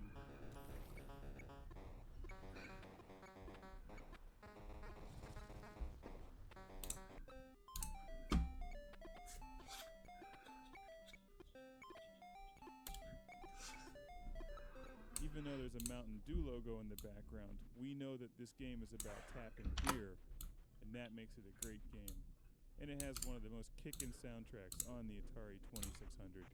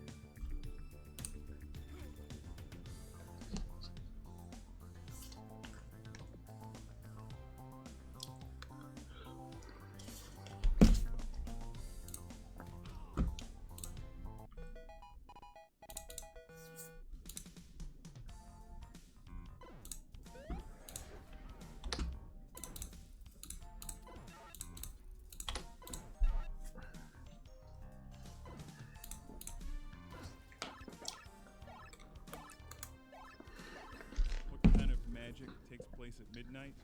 Well, if you're home alone in the 1980s, probably Midnight Magic for the Atari 2600, which is a huge advancement over video pinball for the Atari 2600. At least in this game, it looks like a pinball machine. So they have that right. In fact, this game's kind of fun. The controls aren't very responsive. As you can see, I'm usually hitting things a bit later than I would on a real pinball machine. As I've said in the past, I love pinball. And I've never really found a pinball game on a video game console that recreates the real experience of pinball. Now, I imagine there's just not much you can do, because the thing about playing pinball is you're standing there over this huge, complex, behemoth machine. It's got incredible detail put into it, and sound, and graphics, and you can actually, like, you know, physically manhandle this machine and move it around and try to get your ball to do what you want it to do. And that entire experience is lost when you play it on a video game console. And the real shame is that the experience of pinball Can't even see where this guy is. generations if we don't preserve our pinball machines. The fuck? And arcades are dying out. There's no longer arcades in every mall.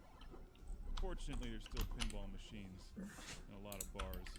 It's Not only invisible. is pinball fun to play just by Alright. yourself, trying to get the best score, and learn all the tricks about how to get your ball to where it needs to go and get the multi-ball and the extra balls. But pinball's a great social game too, because you can hang out, you can talk with your friends. Now this version on the Atari, as you see, has makes a real attempt to get pinball right. They got the bumpers, they've got the extra flippers up there. They have the nice spinner right in the middle that racks up points nicely. Now, pretty much every video game system since this has had a pinball game or two released on it. So Midnight Magic is by no means the greatest video game pinball game. But I personally think if you want to play real pinball, you need to go out to an arcade or find some coffee shop or bar that has some great pinball machines, put in some quarters, and enjoy a night of real pinball.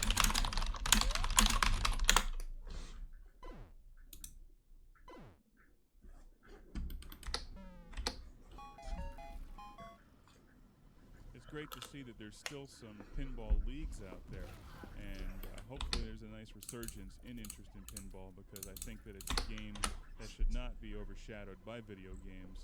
It has its own unique charm, and we should definitely work to bring back pinball. And we should all work together to bring back the magic, the midnight magic of pinball, instead of letting it become extinct.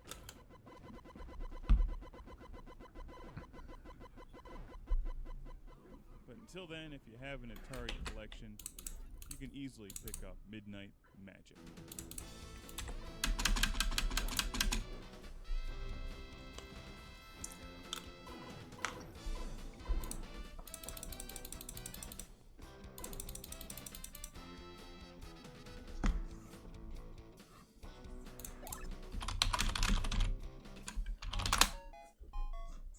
To show your support to pinball and to Midnight Magic, you could get the Midnight Magic game cartridge airbrushed onto the side of your custom van, right next to a wizard and a fire-breathing dragon.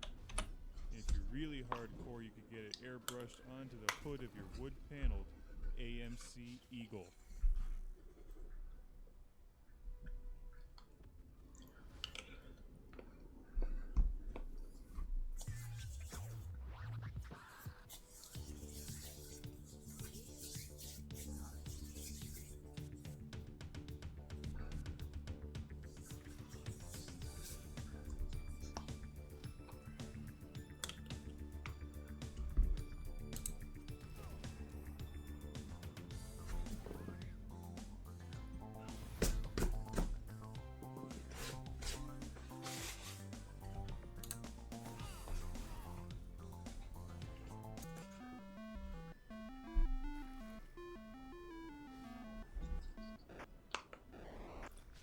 It's the Amazing Spider-Man on the amazing Atari 2600.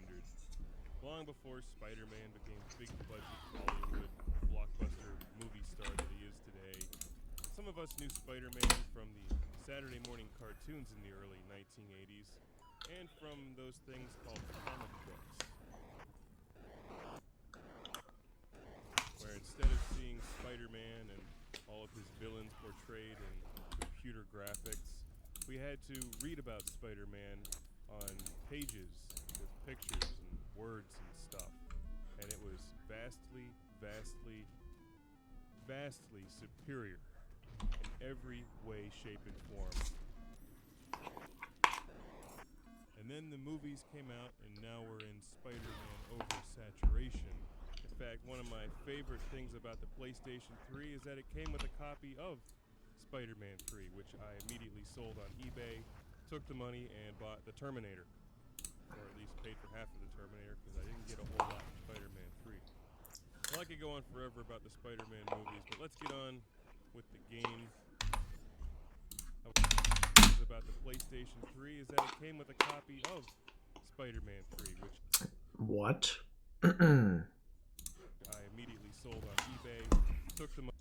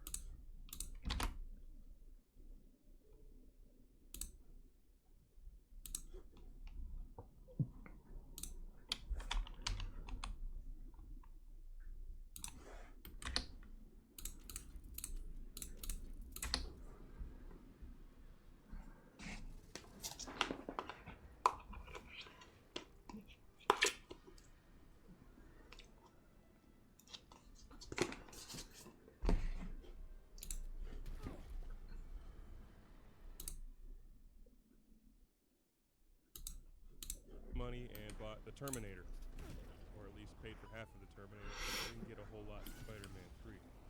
Well, I could go on forever about the Spider-Man movies, but let's get on with the game. I was rummaging through my box full of Atari 2600 games, some of the ones that I collected throughout the years and haven't looked at in a while. You know, the ones that are covered in dust, you brush them off and you're surprised about what you actually have in your collection. And lo and behold, I found Spider-Man, which I was completely surprised at because I didn't actually own this game. So I really have no idea where it came from. Somebody must have come over to my house in 1983 and left it there. If I knew who it was, I would thank them, because I actually enjoyed playing this game. This was a lot of fun, and a somewhat unique concept for an Atari 2600 game.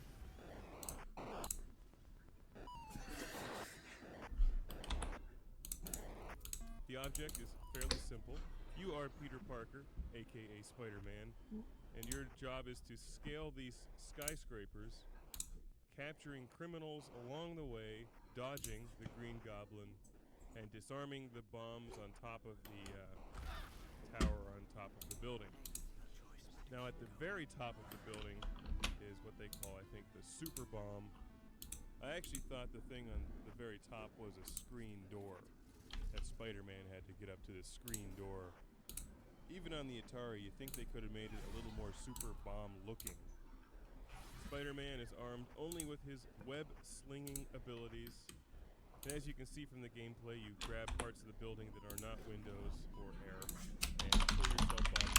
You sort of swing around a bit and collect the criminals hanging out of the windows. You only have a certain amount of time to disarm the super bomb. If you run out of time, you fall to possibly the most gruesome, horrible death in any Atari 2600 game.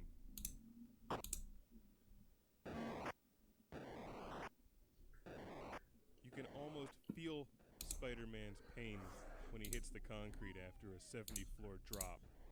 Graphically, I think that fall is more realistic than any of the action and computer-generated effects I've seen in the new Spider-Man movies. To capture criminals, to disarm the bombs, and also disarm the super bomb, you have to swing your body into them. You can't just hit them with your web. The game is challenging and a lot of fun, and fairly complex for an Atari 2600 action game based upon a comic book or movie.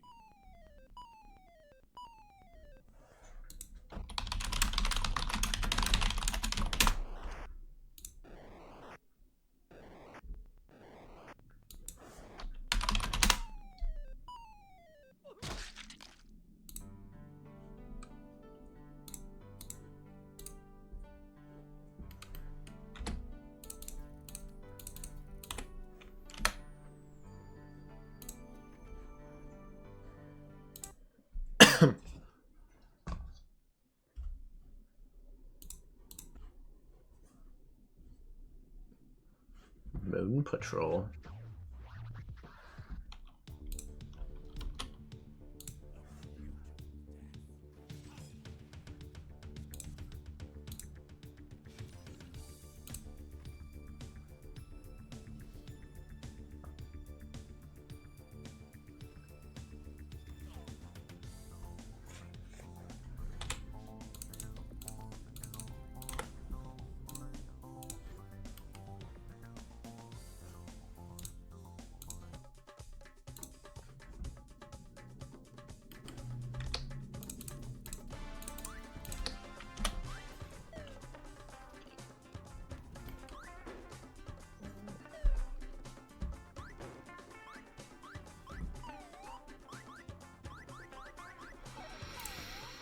Nothing like patrolling the moon and shooting some bad guys to put me in a good mood.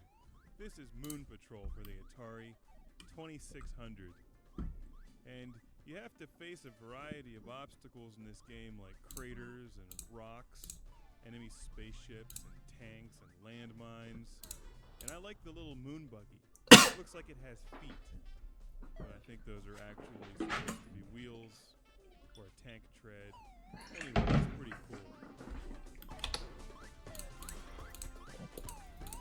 I played this game as a kid. In fact, this is one of my favorites. I really like this game. But I remember it having a soundtrack, like a little catchy beat that would play when you were driving your moon buggy along the lunar surface. But this game didn't have a soundtrack, so maybe I'm remembering the arcade version. I don't think they had an Atari 7800 version of this game, but when you look at Moon Patrol, there's a lot of different elements going on in one very simple, fun package here. You have a two-dimensional side-scrolling action game mixed with a two-dimensional side-scrolling shoot-'em-up mixed with a vertical shooting game like Space Invaders. It's all a lot of fun, and Moon Patrol is one of my favorite video games on the Atari 2600. It's far from perfect because it turns into a game of memorization because you have to jump fairly early to get over the obstacles and land exactly where you need to be.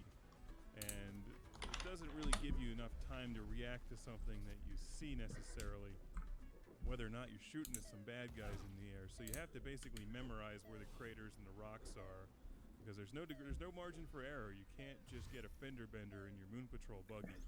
Like if you hit the edge of a crater,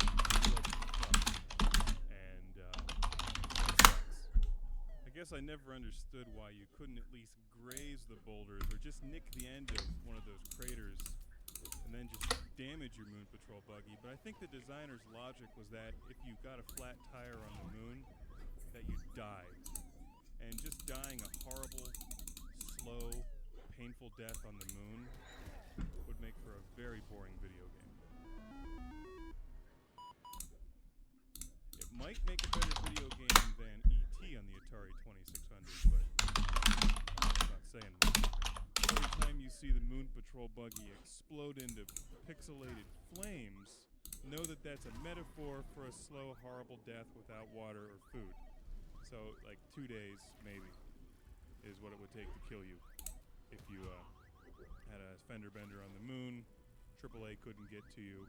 Now, as a classic Game Room fan, we know you'd have that Moon Patrol buggy stocked with a good case of beer, a couple bags of potato chips, maybe an iPod loaded with some episodes of Voltron or the Thundercats. You'd last at least a week before you got bored and died. One of the things that separates Moon Patrol from other games on the Atari 2600 is that you can shoot rapidly into the air. So it's not like Galaxian or something where you can only have one shot firing at one time. So it's like you can machine gun the bad guys in the air, and you can only shoot once at a time in front of you. We'll see what the instruction manual says. Maybe it gives some insight into why this thing is such a weak-ass moon buggy. As a moon buggy driver, I wonder if they have a union. Your objective is to travel across the surface of the moon as quickly as you can. The manual doesn't tell you why you're driving so quickly along the surface of the moon, but I've already figured that out. It's because in 1983, before the days of TiVo and DVRs, if you wanted to catch the A-Team, you had to get home on time. You were out doing some work on the surface of the moon, maybe working with the moisture evaporators. The A-Team is on in a few minutes. You've got to get home, no matter what the cost. Because if you miss the first 5 minutes of the A-Team, you've missed the whole episode. Like, why does Faceman look just like Starbuck from Battlestar Galactica? Why is the guy from Breakfast at Tiffany's the leader of the A-Team? Why is Ensign Barclay out of the holodeck? And why did Mr. T just throw somebody through a plate glass window? Seriously, he did that in every episode, and it never got old.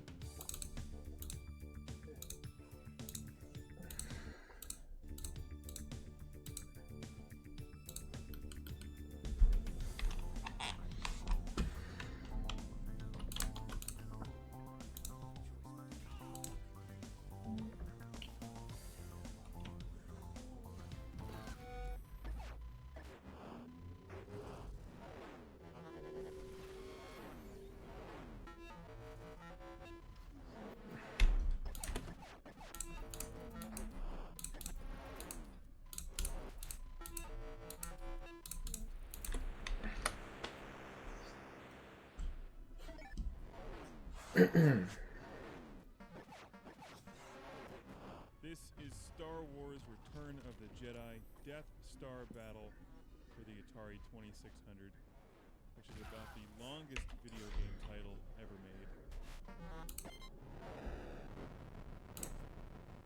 And in theory, this should be the greatest video game ever made because you are piloting the Millennium Falcon against the Death Star in Return of the Jedi, which means that you're playing Lando Calrissian, who is by far the best character in all of the Star Wars movies. I think the game comes up a bit short of expectations. In fact, it's a very bizarre game. It definitely has some unique and advanced elements in it, but I'm not sure that they gel all that well together.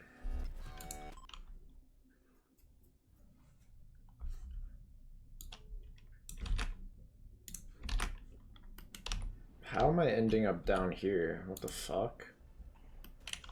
I don't even know, dude. I thought that he already jumped up.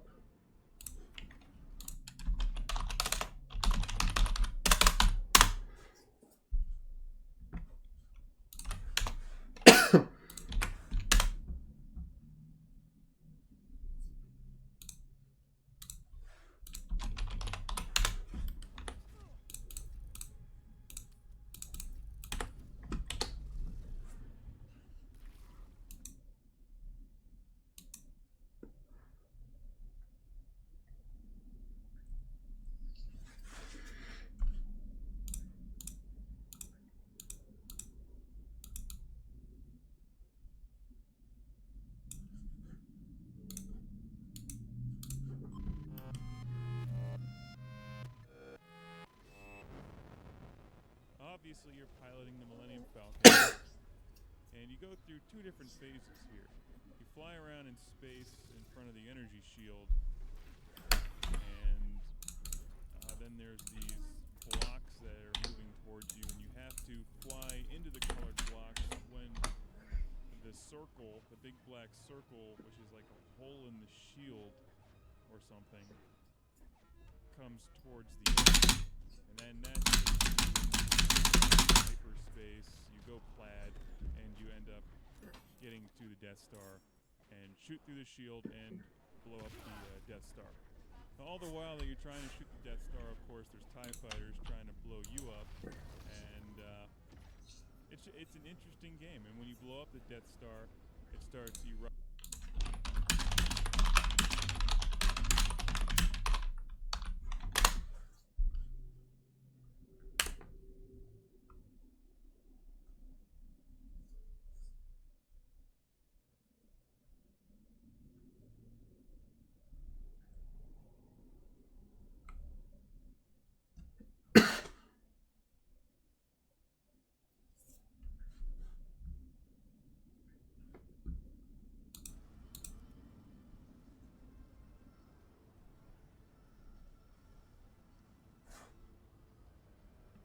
What?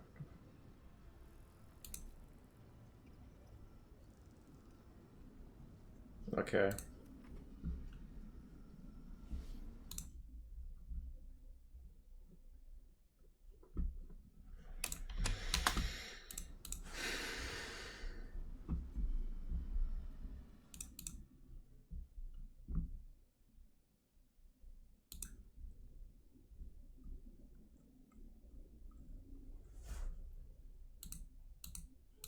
Erupting and shooting out balls of fire at you, and you have to dodge those, and you do get a satisfying explosion.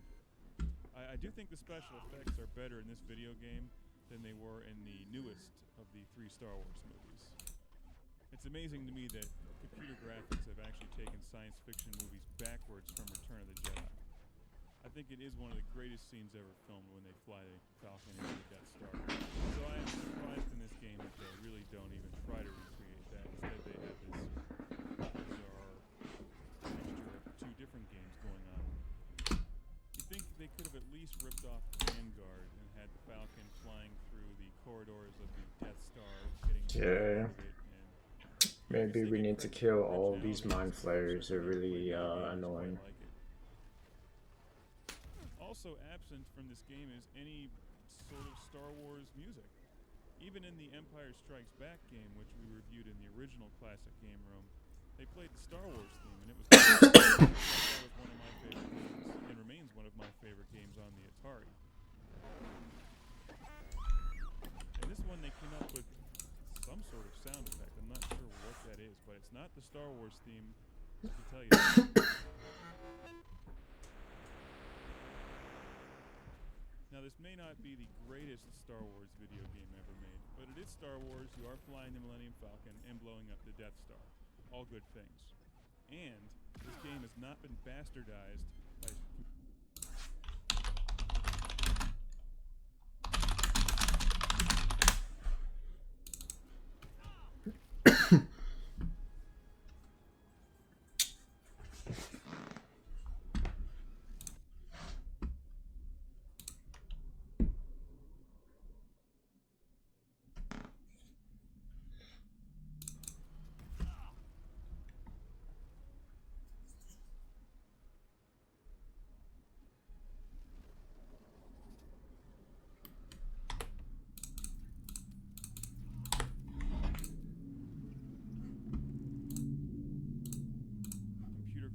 special effects for a special edition, which actually has worse special effects than the original version that came out 15 years earlier. For instance, this game doesn't have any wacky, goofy, super extreme close-ups of the singer in Jabba's palace that was added for the special edition, and basically ruins the entire movie. This game's kind of interesting. It's worth picking up if you can find it for cheap and giving it a spin. Maybe you'll dig it. And if not, at least the Force was with you for the few minutes that you played it.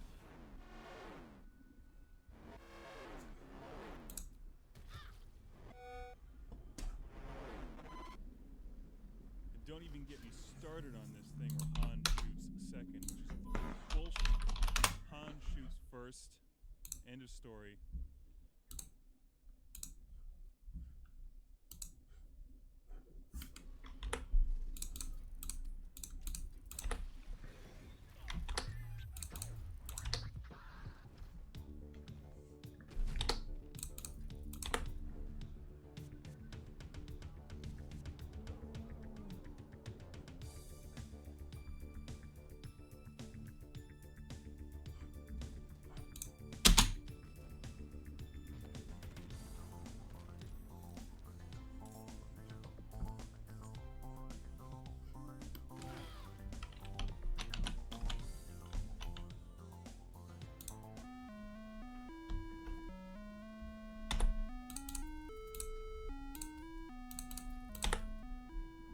Indiana Jones movies did to archaeology what Top Gun did to flying an F-14 Tomcat. It made it look like the coolest thing around back in the early 1980s.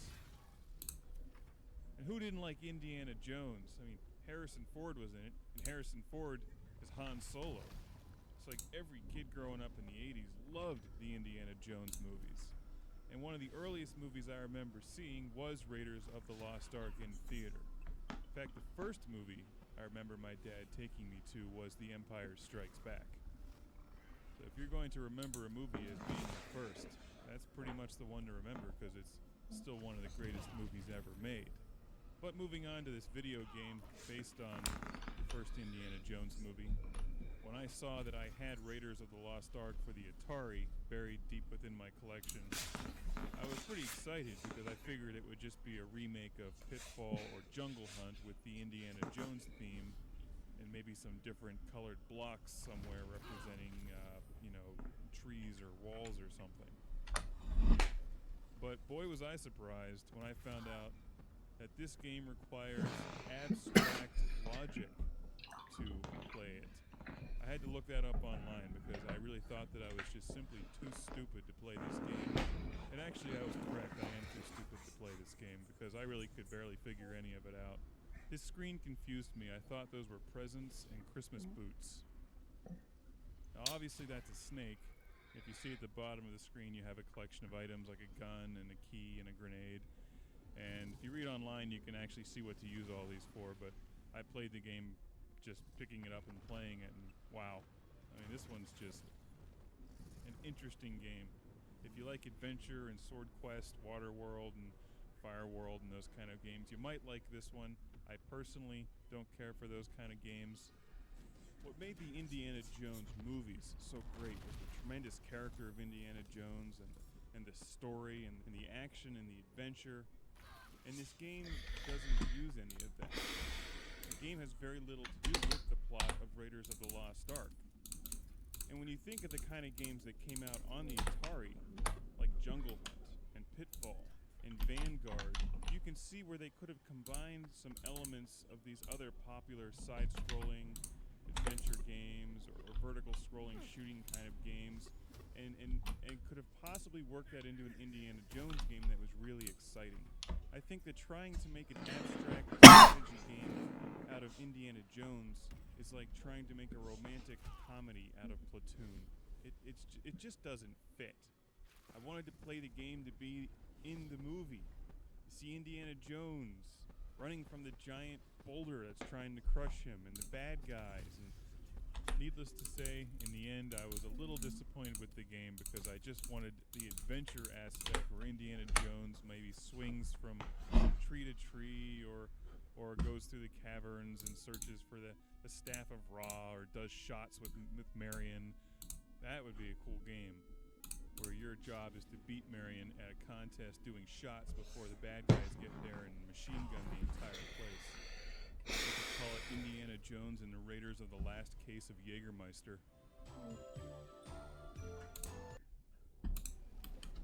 Bro, this fucking game. It takes so long for me to do anything.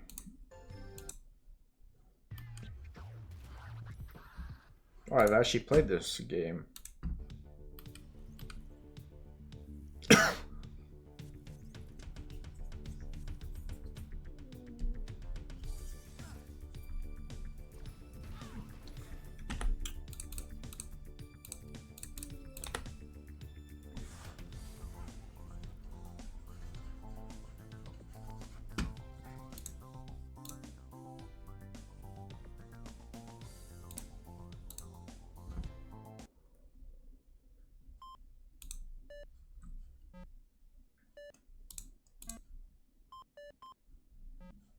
This is Breakout for the Atari 2600. And this is a kind of game that they don't make anymore. And that's a shame because this game is a lot of fun. This is a true arcade classic. Originally, this came out in the arcade in 1976 and made its way to the Atari 2600 shortly thereafter. And this game uses the paddle controllers where you move your shield at the bottom of the screen or your giant cursor or whatever you want to call it. You move that back and forth and you bounce the ball up into the shield, the row of the six layers of blocks there. And you can see how the game is played pretty easily here. It's actually pretty simple to look at, but when you play it, it's a lot of fun. In fact, it really sucks you in. This game is very addictive.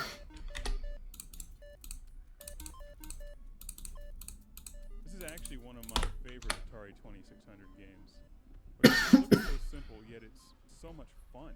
Your ball starts bouncing slowly at the beginning, and as you break your way through the layers and start hitting the orange and the red, then your ball starts moving a lot faster, and that makes it a lot harder. Now if you shoot all the way through your shield, and it starts hitting the ceiling, your shield size shrinks, making it even harder to rebound the ball back. Now, typical Atari 2600 fashion, they give you numerous variations on the game. This is a 4-player game, by the way, up to 4 players, although I'm only showing you the single-player mode. There's a variation where you can move the direction of your ball shortly after you rebound it. There's a variation where you can actually catch your ball and hold on to it when it hits your shield. And then my favorite variation is, of course, the invisible mode. I always like the invisible mode on the Atari games, like Space Invaders. It gives an added element of challenge. This was a fairly common style for a game back in the day. This, of course, stemmed from the game Pong, which was regarded as at least one of the first video games, and gave us games like Breakout, Super Breakout, and one of my favorites, Arkanoid, where you didn't just have a shield, but you had a shield that could shoot things with lasers and stuff. It's a game we'll have to get to somehow on Classic Game Room HD. Not sure if that came out for any systems, though. But Breakout is a must-have. It's a good party game. It's a good game to play just hanging out for a couple minutes here and there. Seriously, it's cheap. You won't be disappointed. Pick up the paddle controllers. Pick up Breakout. This game is a classic example of why you need a Atari 2600 7800 on your coffee table with the paddle controllers to enjoy Atari. This is a great game. Emulation will not do this justice.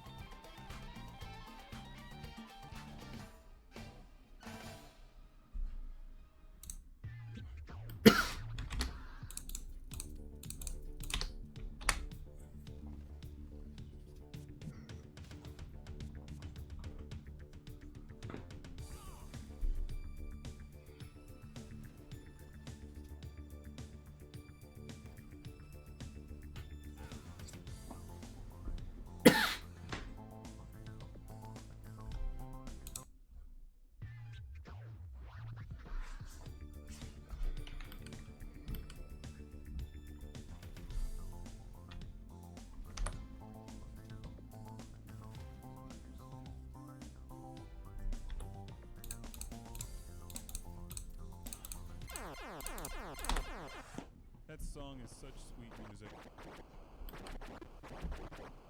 You gotta love the opening theme for Defender. It's short, simple, and gets the point across.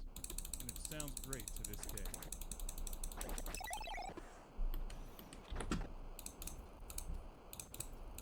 This is Defender for the Atari 2600. I just saved a human falling to a trap.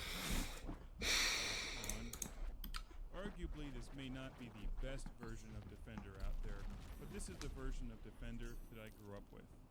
And it remains a favorite of mine, and one of my favorite games on the Atari 2600. It doesn't look much like the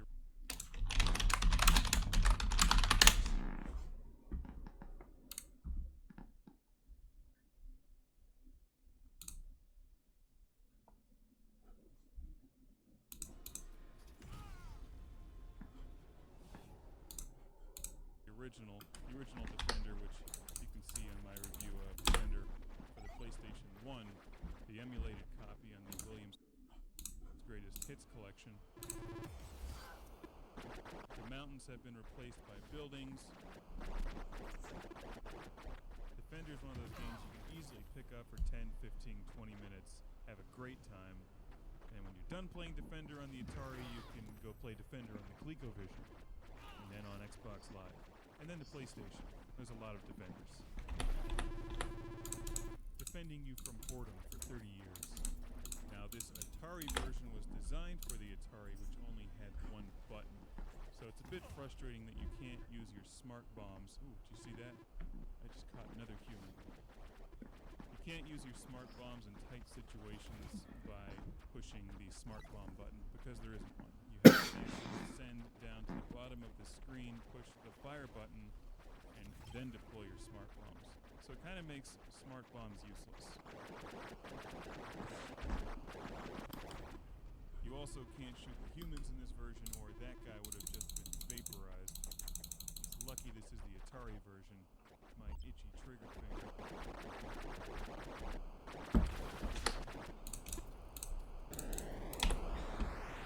And the explosions are a shadow of their former self from the arcade version. Remember, they just expand and practically fill the screen.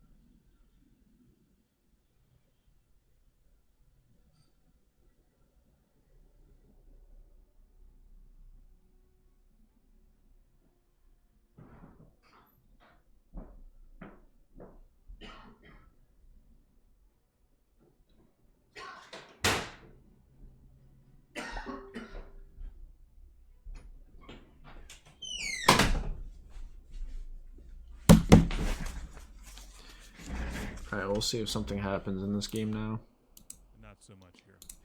Aside from that, the speed of the gameplay is a bit slower than it is in the arcade version, so it doesn't have that crushing level of difficulty. But this is still challenging. The controls are actually quite nice for the Atari 2600. Oh, shit, man. Style joystick. I'm actually playing with the Sega Genesis fighting stick, which works with the Atari 2600.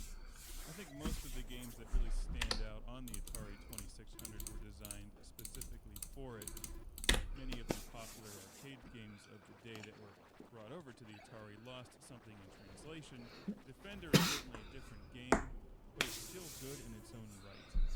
And in some respects adds a bit of variety to the Defender family. I love the cartridge design for Defender. It's one of my favorites. It reminds me of V.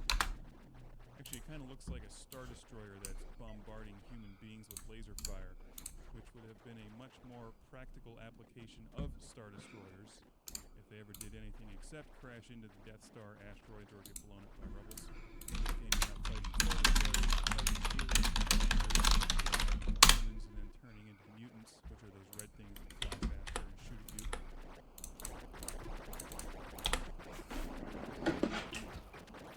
The enemies in Defender, called the Swarmers, have been poorly translated for the Atari version. They end up looking more like oat clusters here than they do angry aliens that fill the screen and are a pain in the ass to hit. But as the game progresses and you advance through the levels, the landers become ridiculously fast when they pick up humans. In fact, they move up to the screen as fast or faster than you do. When all the humans are kidnapped, you then go into hyperspace, have to fight off mutants, which gets difficult when you can't use smart bombs in those tight situations.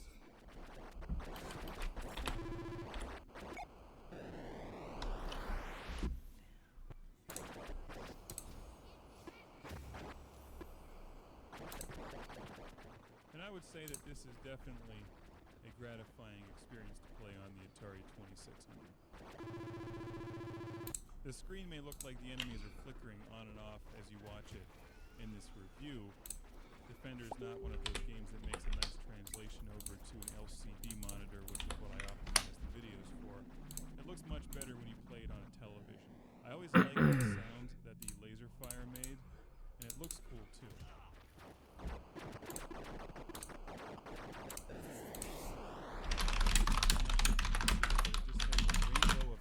And you can shoot really fast, which was actually somewhat rare for an Atari 2600 game. Many of them only allowed while a shot was on the screen, and here in Defender you could practically machine gun your enemies, which was a nice change.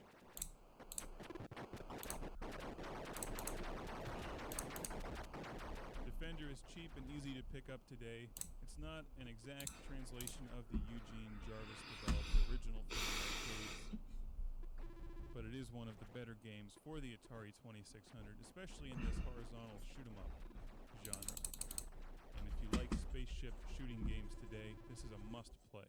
And what I can't believe is that, given the popularity of Defender, that they never made a breakfast cereal out of it, because all of the aliens would make great marshmallow shapes. Landers, mutants, swarmers, pods. I mean, come on. They made breakfast cereal out of gremlins.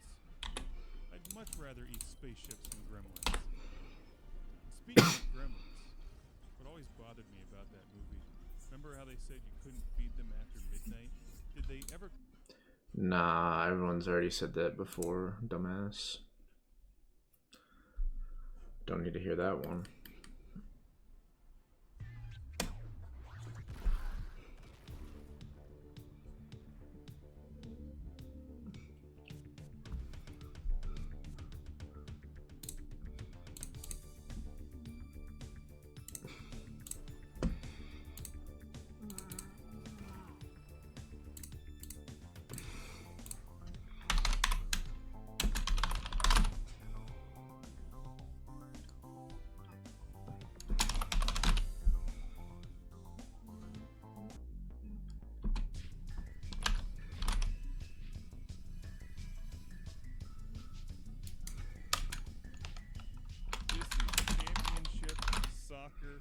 Atari 2600.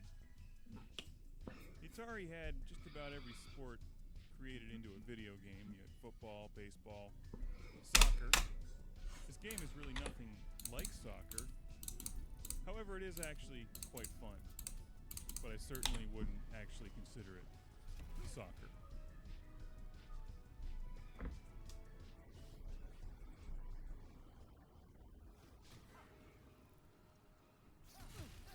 Or as the rest of you weirdos in the world call it, football. I don't know why you'd call this game football, because football is obviously a game that's played with your hand, where you throw the ball, catch it, run around with it.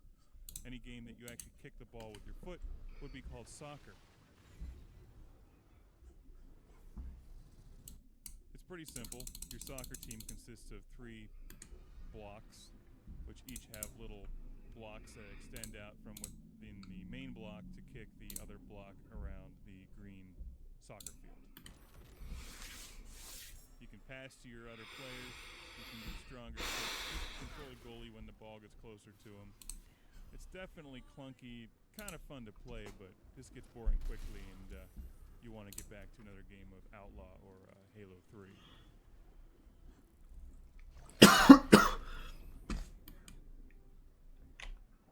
I like the nice touch that they send up the fireworks every time you score.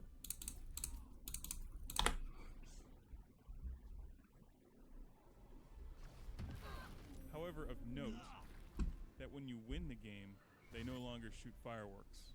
You think that they would have saved some fireworks for the ending of the game when you win. But they don't. They use them all during the regular gameplay. I think there was another game on the Atari called Pele Soccer, or Pele's Championship Soccer. I'm going to have to get that one and see how it compares to Championship Soccer. For my next sports game review, I'm actually eyeing up my cartridge of boxing. That should be a good one, because betting on boxing is a lot more fun than betting on soccer. We don't do too many sports-related games here on the Classic Game Room HD series, but now maybe I'm going to have to hunt out some of the more rare and obscure Atari sports games like Atari Highlight, Atari Field Hockey, and maybe Atari Luge. And my all-time favorite sport for the Atari Competitive Eating, aka Burger Time.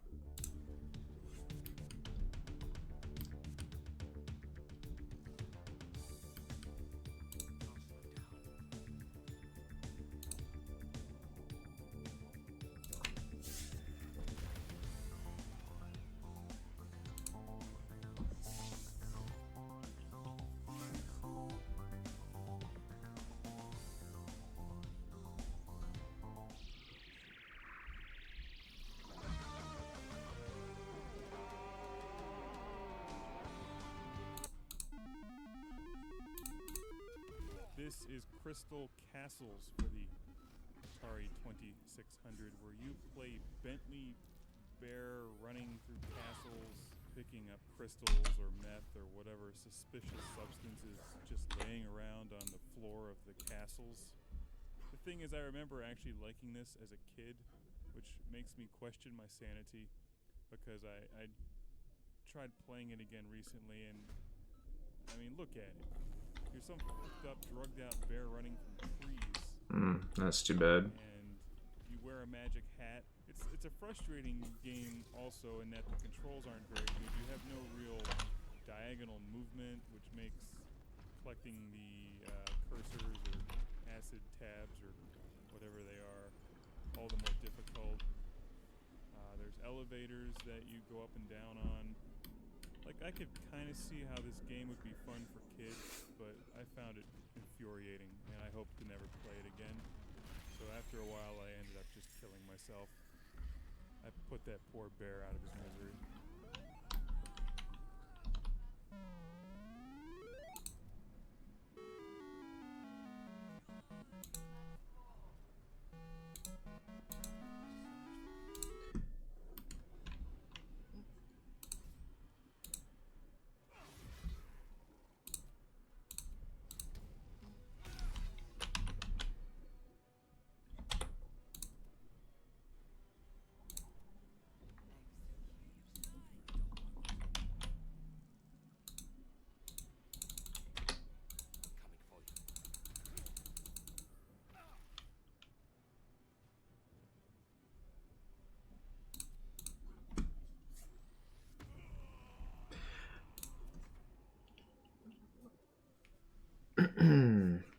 Well, you can check my GameFAQs profile to see the scores at any time.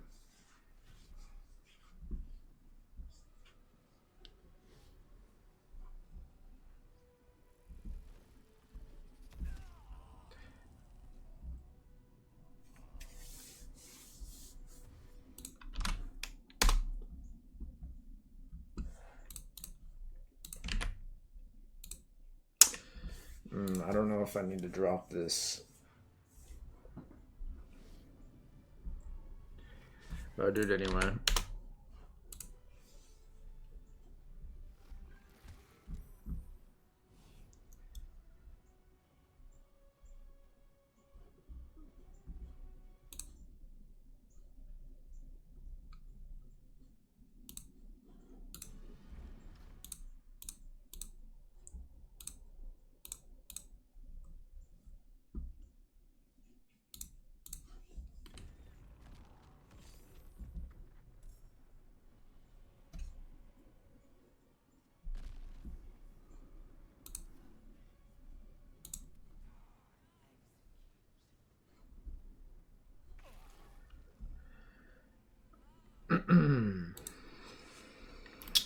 I don't like being stunned.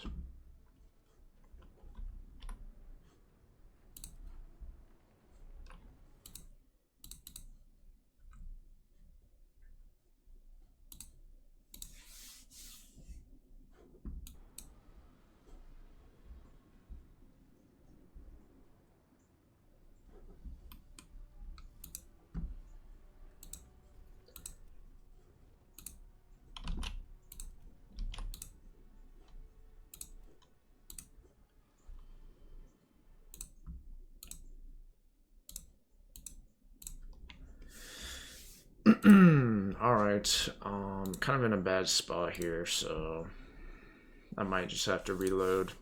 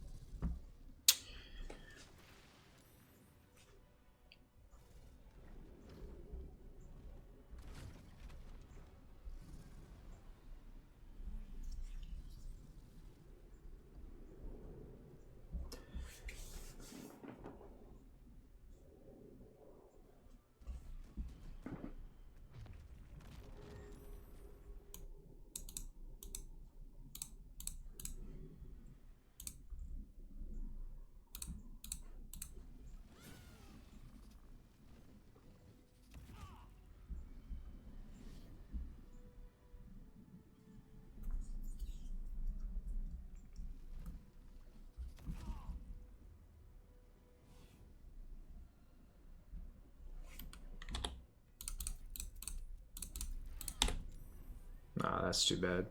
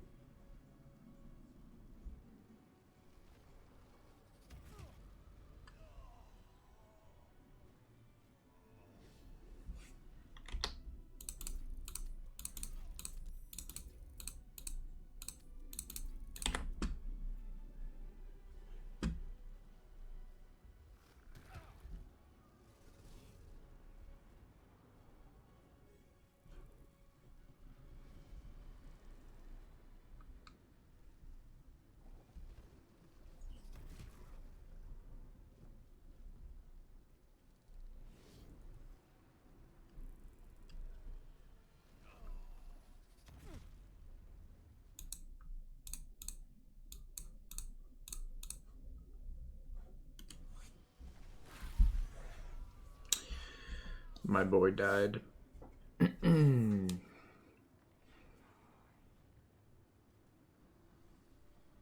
been on this battle forever because my characters are just stunned the entire time.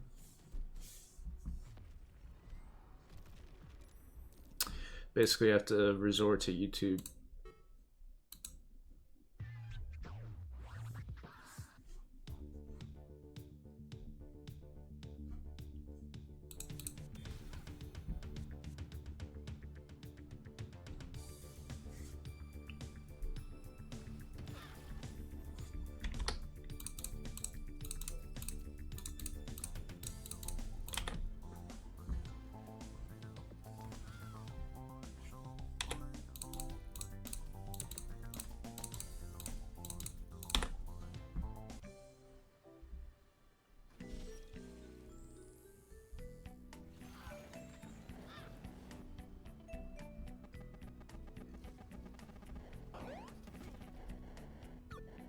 This is Joust for the Atari 2600 from 1983. And I think it's fascinating to look at the changes that they made to Joust to bring it to the Atari 2600. Most notably, the eggs float instead of dropping to the levels to then be picked up by your bird before they hatch into additional Joust guys. I obviously don't know anything about programming Atari games, so I don't know why this decision was made. I'm sure it had something to do with the complexity of having that thing land and then hatch. But that certainly makes for a unique change to playing Joust, as you have to get used to these eggs floating, and then you can hear them when they're about to hatch, but it doesn't give you the, I guess, clarification that you get when they land on a level and hatch into little Joust guys that you have to pick up.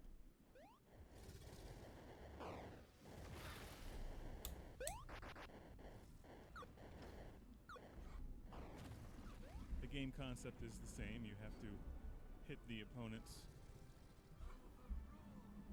with your ass for the most part. Basically hitting them below your staff. So landing on their heads certainly counts.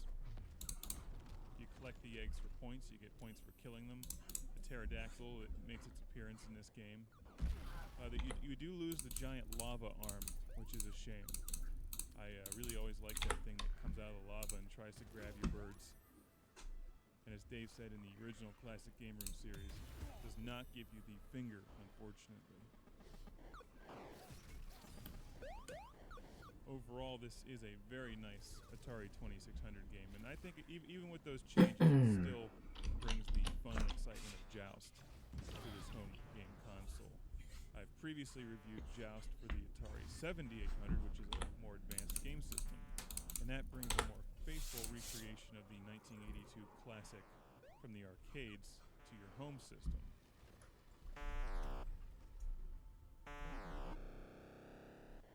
But if all you had back in the day was the Atari 2600, this game certainly will do. And it's definitely worth picking up now if you're a fan of Joust, to play this classic game with some really interesting changes to it.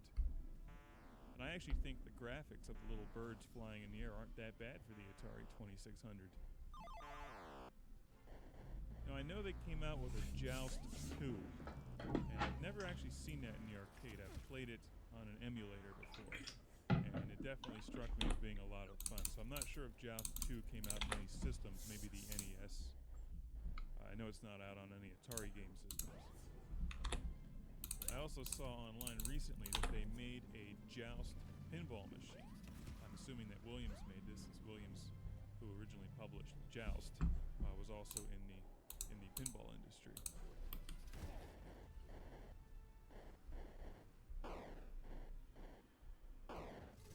So I'd love to play one of those games.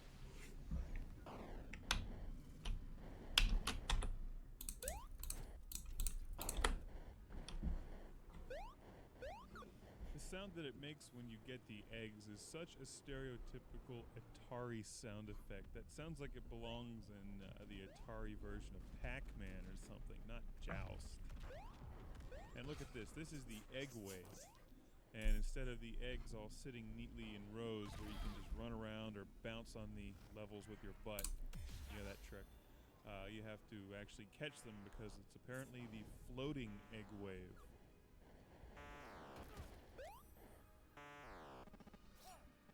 Another sad omission in the Atari 2600 cartridge version of Joust is it does not tell you thy game is over when you lose. And I had an embarrassing end to this game and just got wiped out. But the good thing about Joust is no matter how badly you get beaten, you always want to come back for more because it's just so much damn fun.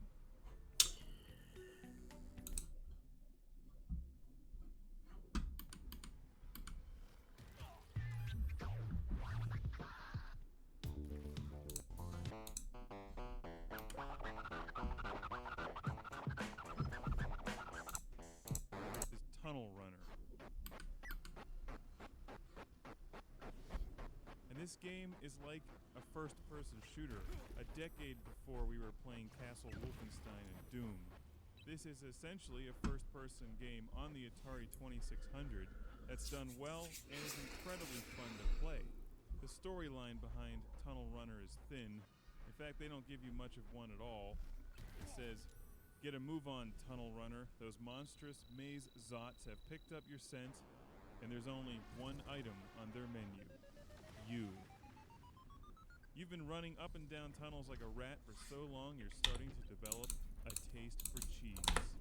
The thing is, I already have developed a taste for cheese. Double Gloucester, Provolone, Swiss, Munster, Cheese Whiz, they're all good. The object of Tunnel Runner is to successfully escape from an endless series of colorful, complex, three-dimensional mazes called runs. To do this, you must find the key hidden in each run. While in a run, points are scored for every new room you enter. Bonus points are awarded based on how long it takes you to escape from each run. Now, looking at this game, it's quite amazing that this is on the Atari 2600 because these look like hallways. It looks like you're moving through them. And the bad guys, the Zots as they're called, are actually out there in the hallways. Forgot about that. Looking for you. You can take a turn in front of them, loop around, and come back, and they're still there. So this doesn't even have disappearing enemies like those side-scrollers did in the mid to late 1980s. Or if you go off the screen in Ninja Gaiden and come back on, the bad guys are still there even if you've killed them once before. Now you can't kill the Zots. Unfortunately, this is not a first-person shooter. You don't have a plasma auto rifle, a needler, flamethrower, hand grenades, or anything else cool like that. You have to rely on your nimble tunnel running abilities. So this is like a three-dimensional version of Pac-Man in a way, and that's sort of what they're poking fun at here in the manual. Let's continue reading. In Tunnel Runner, you, not a dot on the screen, are actually in the game, surrounded by walls as far as the eye can see. The built-in RAM Plus trademark power chip makes this unique first-person perspective possible.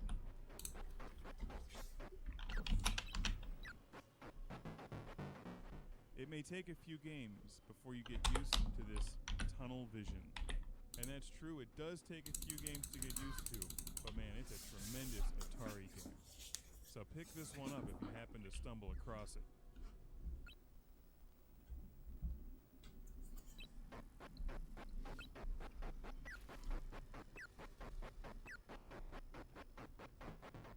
bit rudimentary, but once you figure it all out, you really appreciate what an amazing job the programmers did in this game.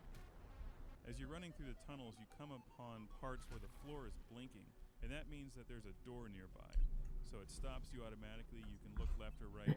Each door has different arrows that point in or up, down, depending on if they're going to send you to the next run, back a run, or transport you randomly throughout the maze. The object of the game, as the manual says, is to find a key hidden somewhere on the map. And I just got eaten by one of the Zots, which have sharp, carnivorous teeth. In the earlier mazes, the key is located on the map. When you hold down the button, you can pull the map up, and then it'll show you where the key is. You can try to find your way there. In the later maps, you have to start figuring things out for yourself. When you get the key, the little arrow on the bottom left of the screen starts blinking, and then you can actually find the escape door, which is the door with a single arrow pointing up. And that was the transporter door with two arrows pointing inwards that randomly transports you somewhere within the maze. And it packs a wicked buzz. As the game progresses, it picks up speed, and the Zots, the cool-looking enemies that are chasing you, get faster and smarter. Not only is it amazing that the got the whole first-person perspective correct in this game, and the three-dimensional feeling with the bad guys that are actually there on the board with you.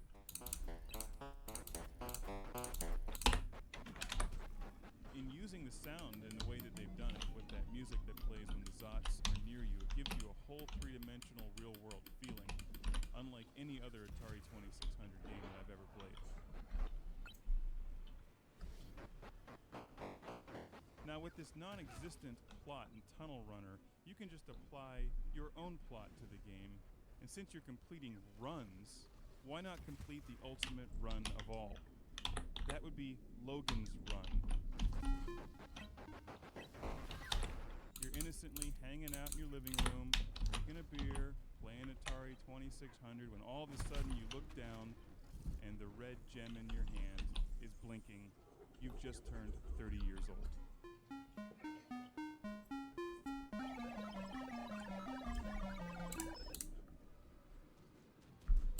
You know as well as I do, that means that the Sandmen are going to come and take you and put you on carousel to be destroyed. That gives a whole purpose to this game. You're running through the tunnels to find Sanctuary. But this game's a little more vague on where it is you're actually running to. Maybe what it's saying is that we're all running in a maze that we can never get out of, no matter how hard we try, or no matter how fast we run. In which case, that means that each of us is actually already on carousel.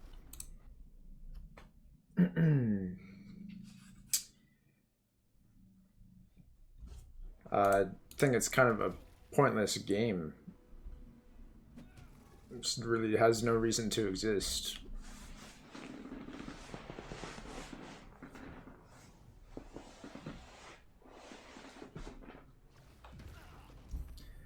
Come on, dude. Just play the original.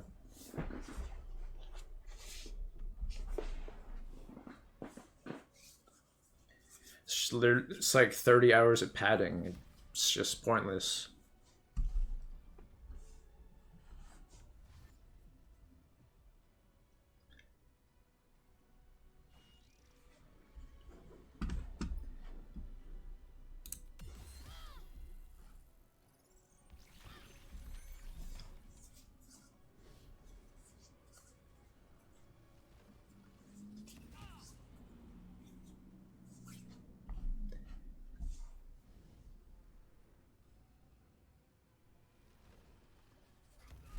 Oopsie.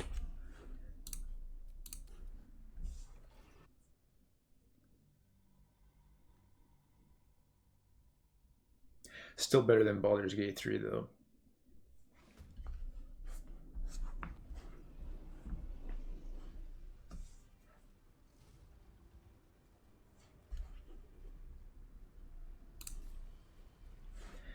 But yeah, That's why I was hesitant to link it, because I knew you would search for that.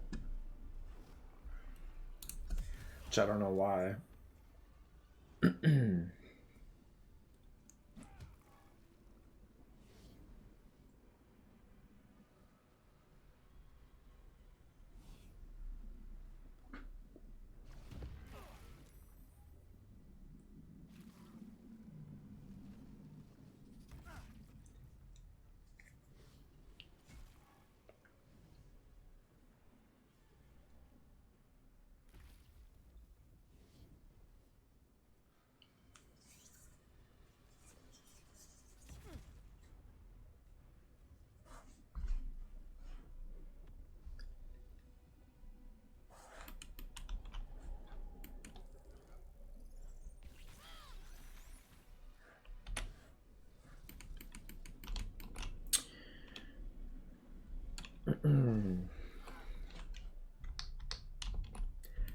Trying to open this portal, but I keep getting stunned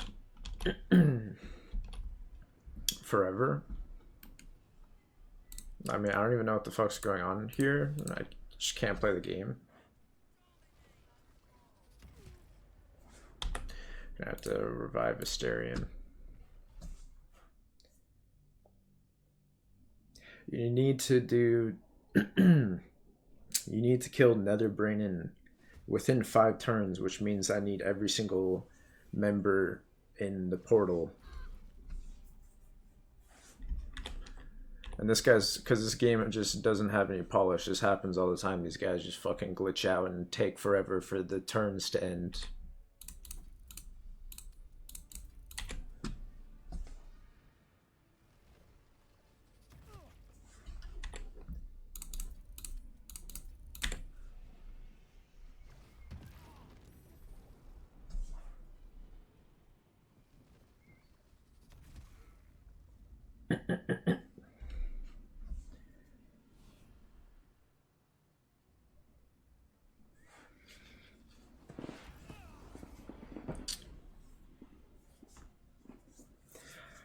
Yeah, I mean, the yellow paint does look kind of crazy.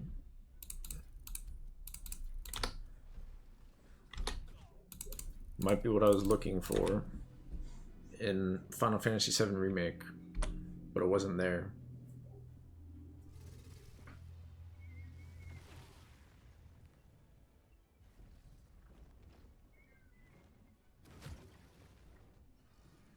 The fuck did this guy just do?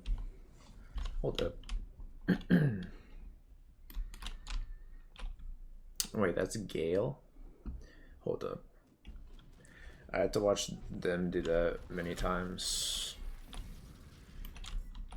Never mind. I don't know why I thought I saw Gale. That's weird. This shit would forever. This is gonna take 10 more hours because my guys are stunned.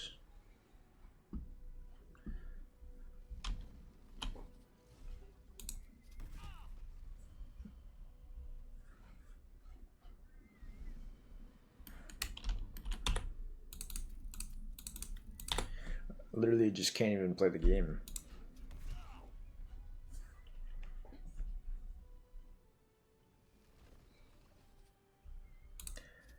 I mean, maybe I should restart the entire battle.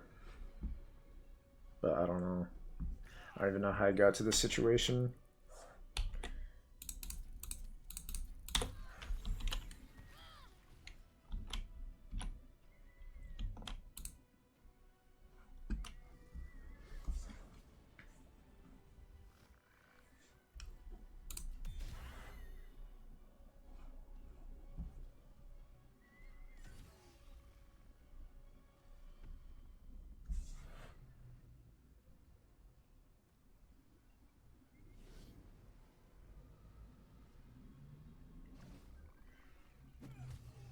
Oh shit, I didn't equip his sword.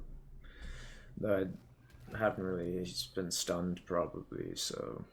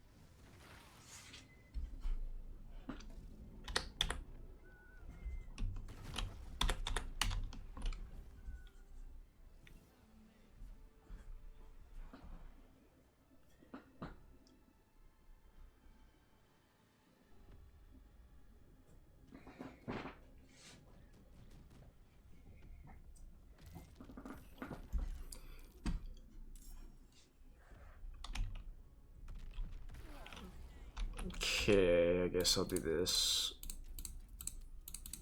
Gotta kill as many as possible right now. It's our chance right here. I can finally play the game right now. Of course, well, she's gonna get, yeah, okay, well. Basically we need everyone up here so that we can all enter the portal, and we have 5 turns to beat the brain, so means that Shadowheart's got a damn short rest, man.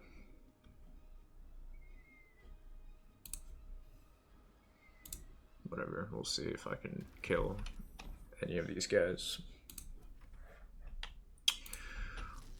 Here we go. Is that good? That's decent. I mean, we might take a few of them out.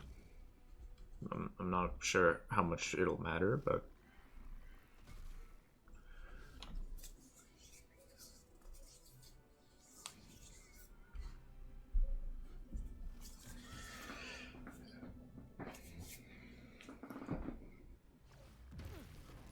oh, we're all stunned. It didn't matter unless.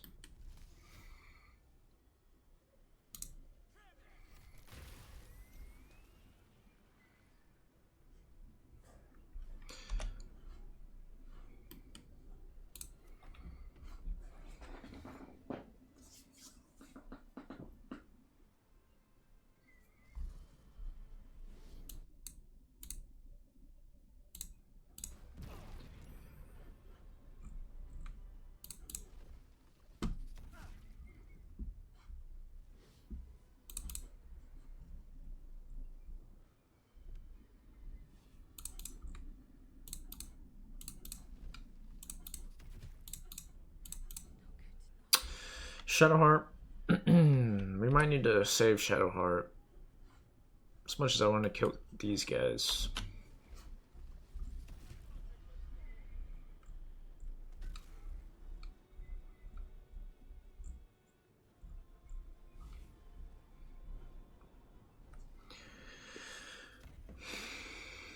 They just have overwhelming numbers.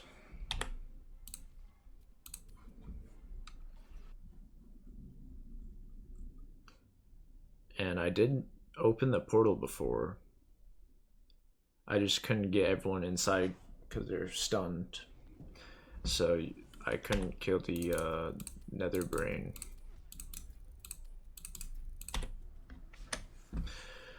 That was a while ago. It's been a freaking long time since I've opened the portal.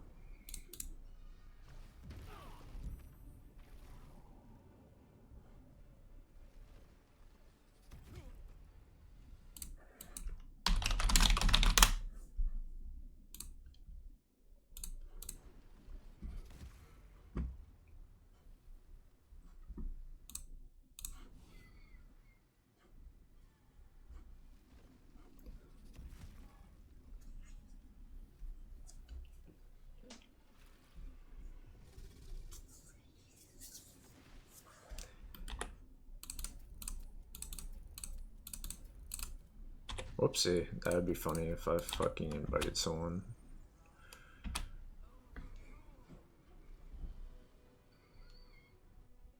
May as well.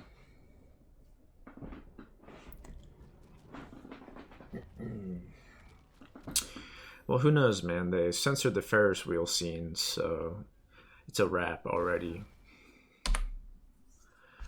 So they could censor Ares' death now.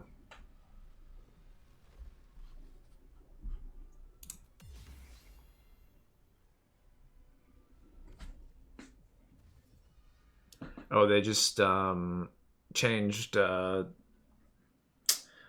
man, do you want me to spoil the game for you? I mean, come on, dude. I know spoilers.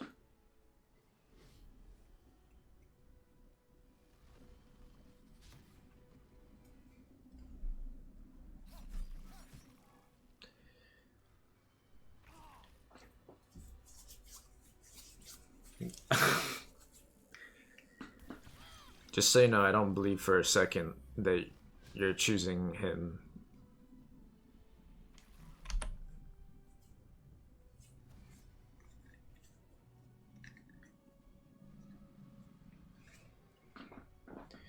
Look, I don't even know if you could have chosen him in the original game. I don't even think you could have. Oh, never mind.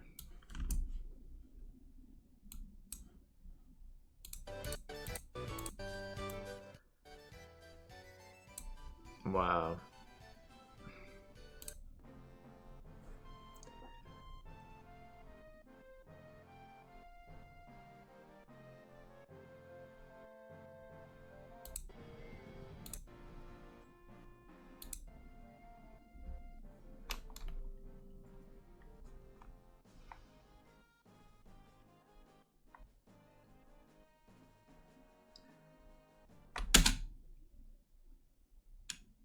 Hmm.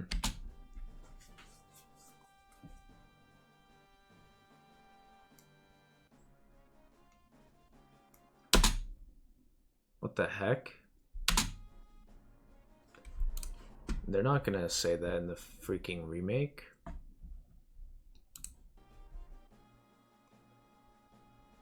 Yeah, they're not gonna freaking say that in the remake. What the heck?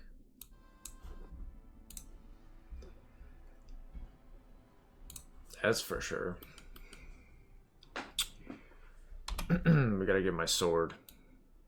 Because I forgot that I got a new one. Might be pretty good.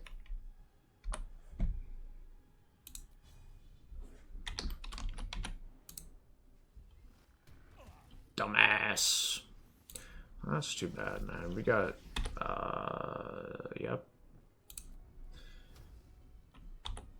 See, I don't have much that will kill these guys right here. I might try to activate the portal again.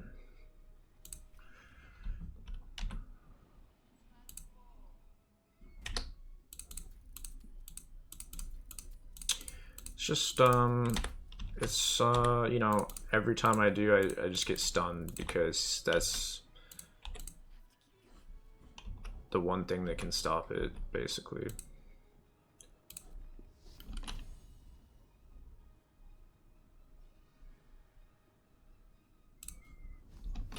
Man, I can't do it from here.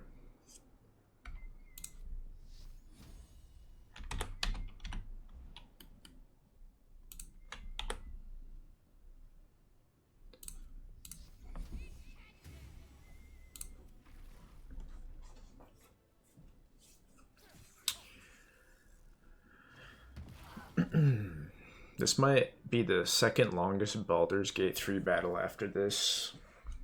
Right after Gortash ceremony battle. But maybe it would be longer than that one. This one was fucking me up big time. And I don't know, maybe I should just restart the whole thing so that there are less mind flayers because there's so freaking many. I might just maybe I need to restart the battle or something. But damn.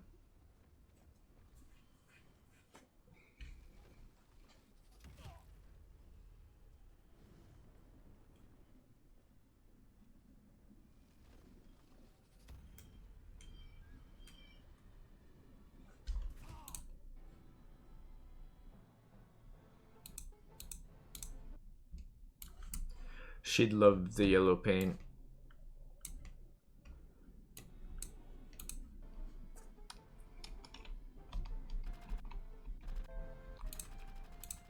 She would have loved the yellow paint.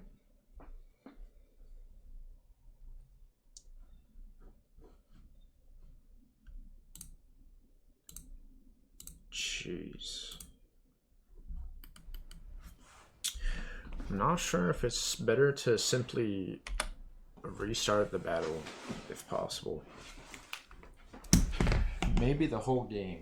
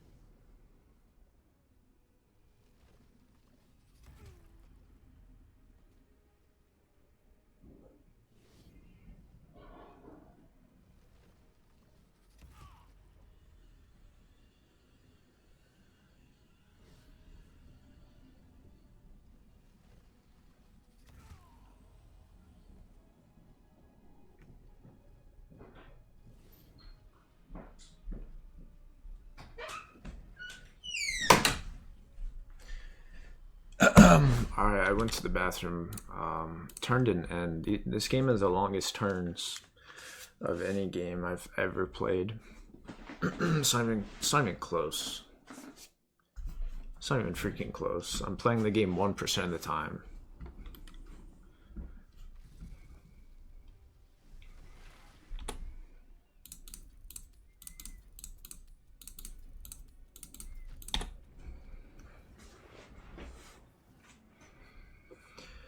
Can't believe they put a Sephiroth final boss at the end of Final Fantasy Remake.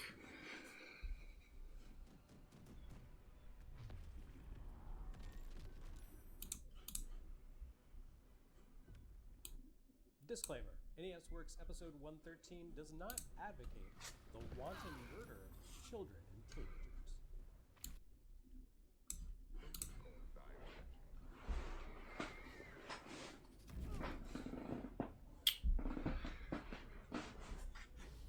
From one of the best on NES, Last Strike with Ninja Gaiden, we go to one of the worst on NES with Friday the 13th, right?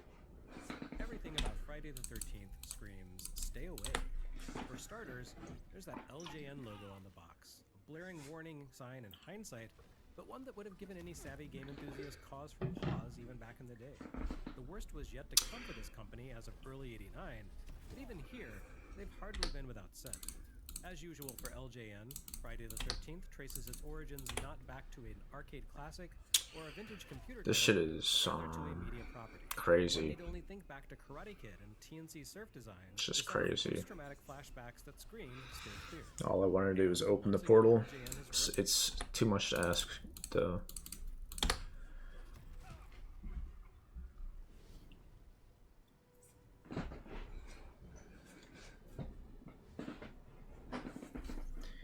Might have to reload to the start of the fight. Just getting out of hand.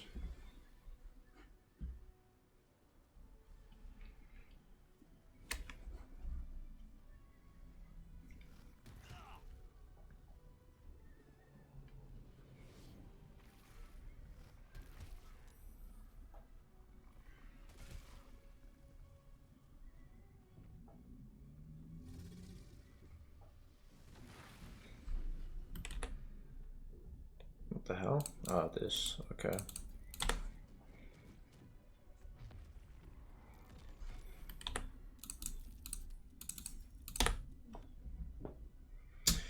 Look at all the fucking people. Now there's this many. And I just can't play the game. Alright. Let's see what we can do here. What if this guy can actually open the portal? And if he fails, we're just going to reload to the start, perhaps.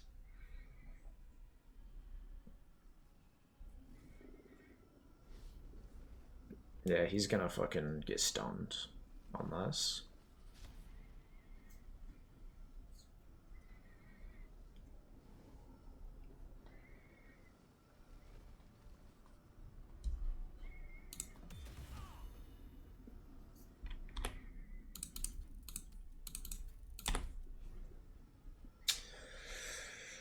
They're targeting the wrong guy, but we'll see. We'll see if things work out. But this guy needs to do this for like 3 turns.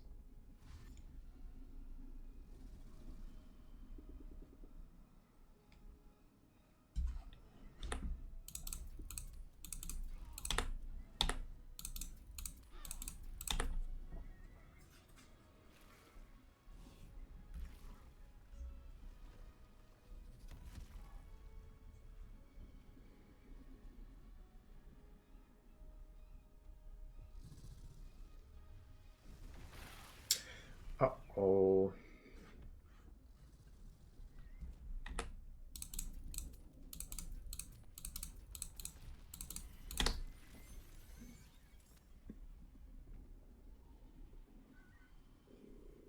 Okay, this guy's stunned, so look, I mean, jeez.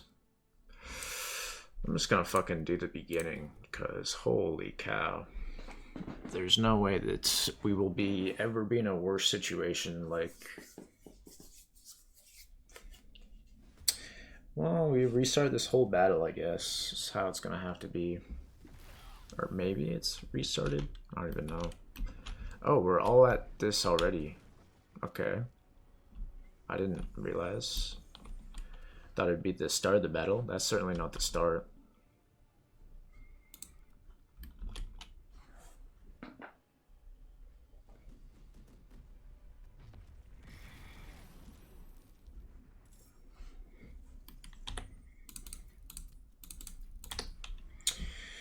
First things first, we need this guy to get up there.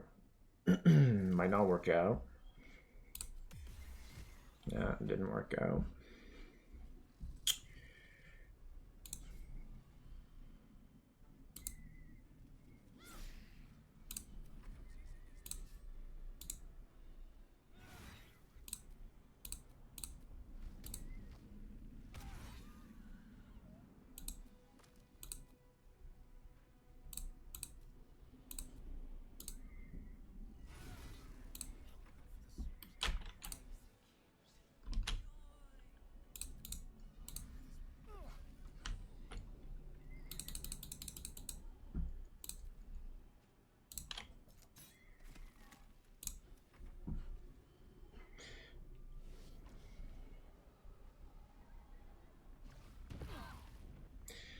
Fucking hit 4 people for some.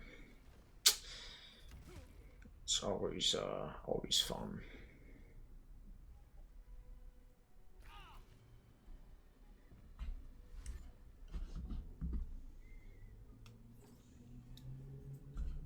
Roped in a little-known Japanese development studio to perform the heavy lifting on this project for them.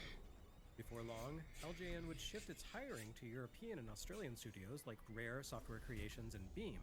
But Western developers had only just begun to realize that Nintendo was not some passing fad, and had started scrambling to get a handle on the hardware by this point. So LJN still favored the more experienced Japanese subcontractors. Unfortunately, in this case, LJN seemingly turned to Atlas again. Although, as the Game Developer Research Institute notes, pinning down the precise identity of LJN's ghost developers is no simple task, since many of their games demonstrate signs of having been worked on by known contributors to multiple different studios. And it's not like these games had any in-game credits, even if you could somehow finish them. However, it is known that in the company's early days, LJN relied heavily on Atlas.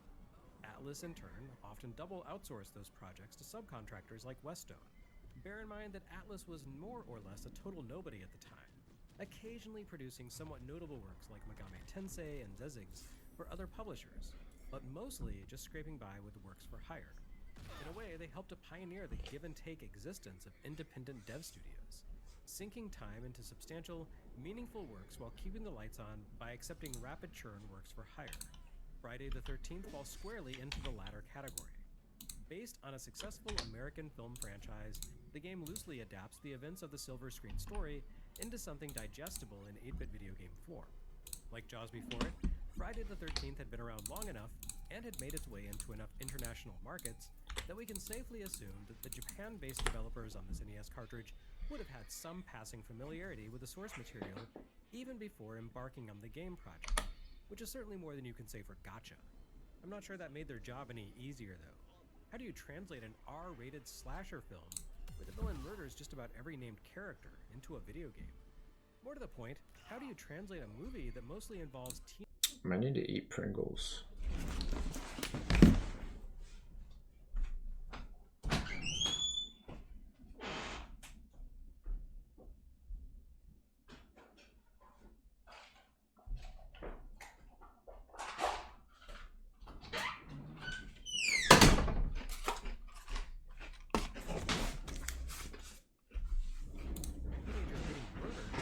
sex in the woods into an action game that works within the technical limitations of the NES and also manages to be in any way appropriate for the NES's core audience of latchkey tweens.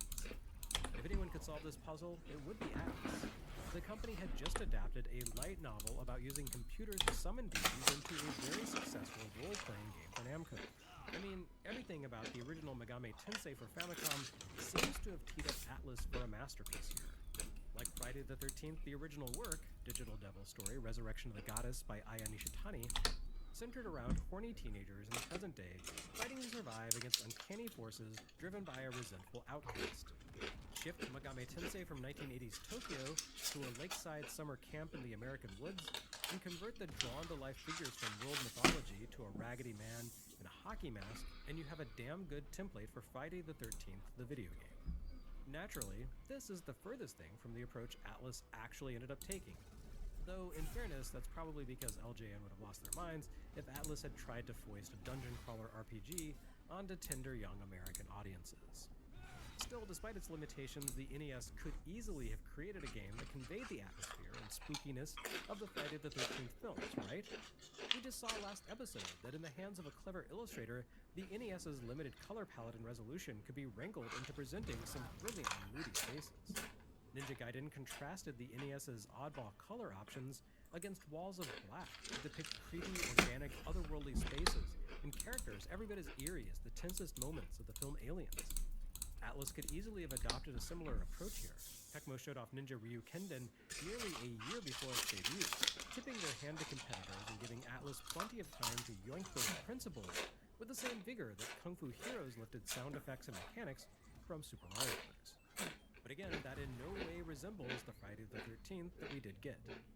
After the promising start of an opening screen that involved a dagger flying brutally into the eye hole of Jason's hockey mask, the game shifts into basically the exact opposite of anything you might possibly expect to find in a game about Friday the 13th films.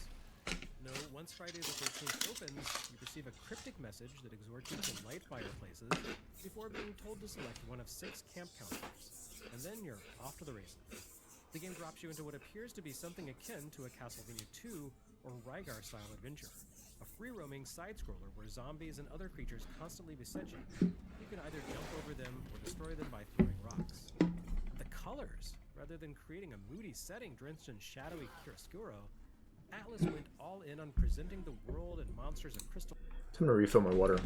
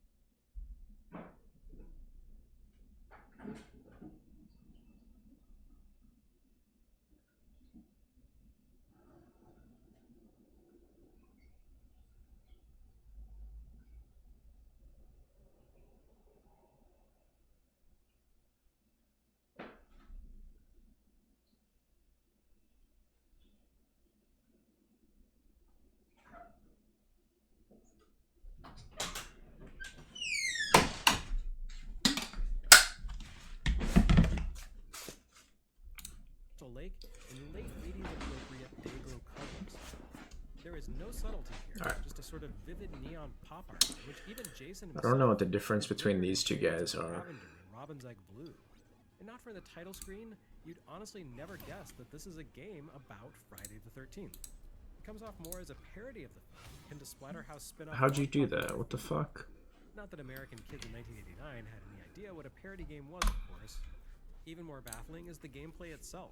While the immediate threat posed by the endless waves of zombies emerging from the ground scans well, and falls naturally into the fight-or-flight methodology of 8-bit action games, Atlas's Friday the 13th wastes no time whatsoever in hitting you with bizarre existential threats. After a few seconds of gameplay, you hear a warning sound, and see a countdown begin in the status bar at the top of the screen, relaying the fact that you have 60 seconds to do something. If you fail to outrace this timer, which of course will be the case the first time you play, given that the threat is so vague and untelegraphed, you'll notice that one of the counselor icons in the status bar disappears.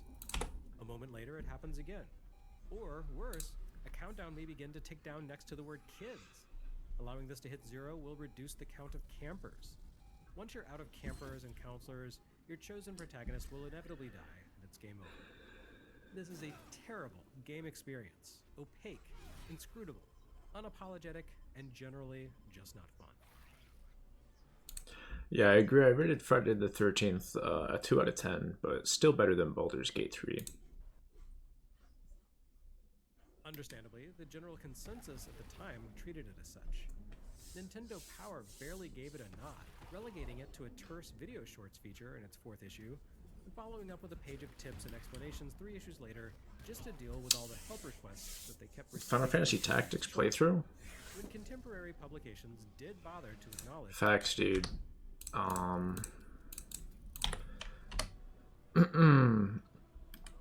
Yeah, one day. Friday the 13th's existence, it almost invariably happened with a contemptuous undertone. Electronic Gaming Monthly's first ever year-end Game Awards named it the worst movie to game for 1989.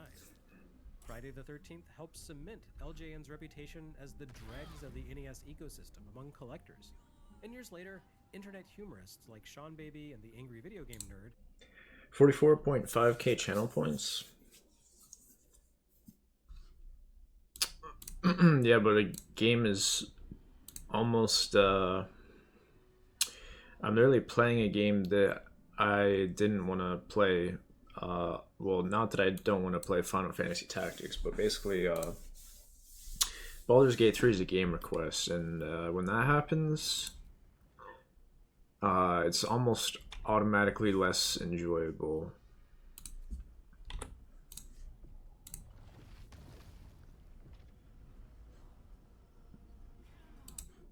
would bag on it, effectively canonizing it as absolute trash beneath contempt. Friday the 13th, to put it in a word, sucks.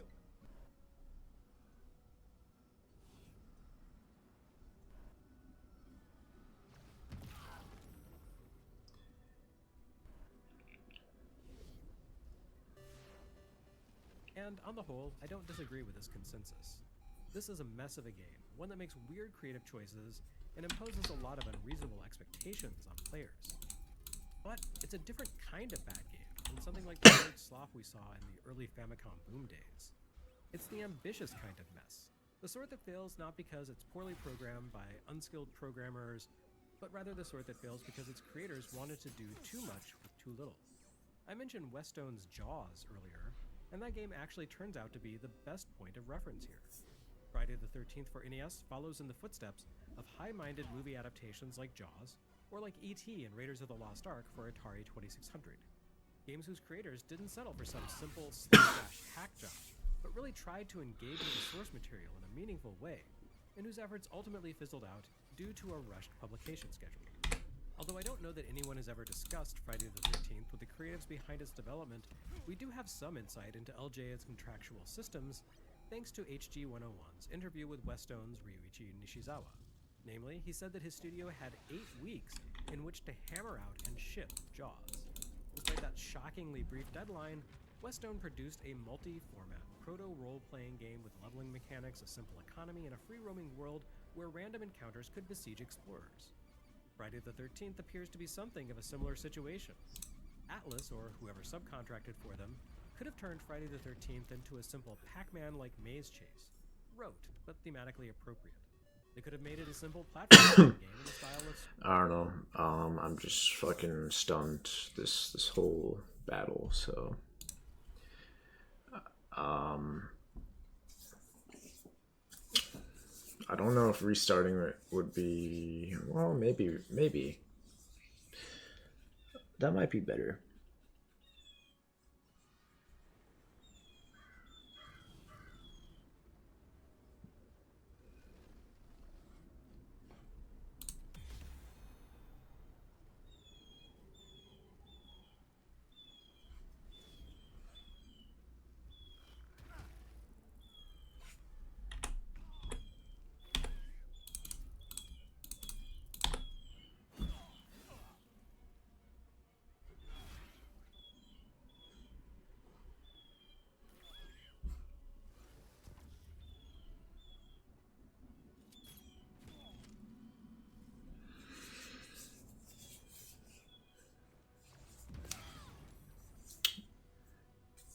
Yeah, I don't think this is gonna go any different. There's so many mind flayers up here. So before I waste time, I'm just gonna have to reload before this fight.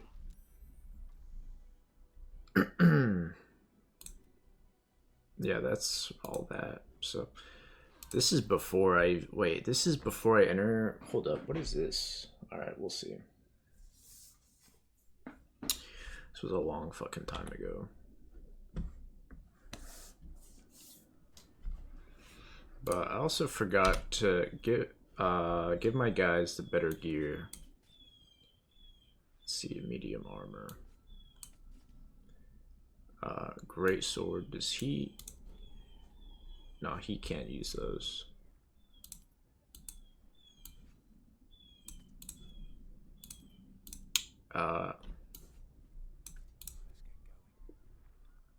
Not proficient, yeah. Then we got dagger. So that could be pretty good. Confusion.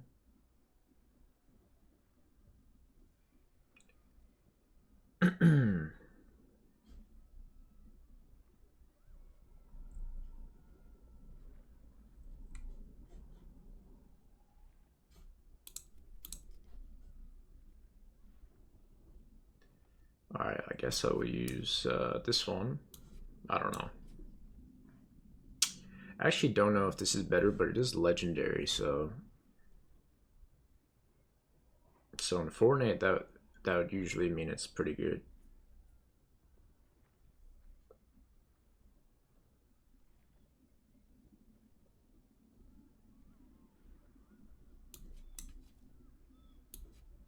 I don't know, it seems like it does... Hold up. It's all 6 to 9.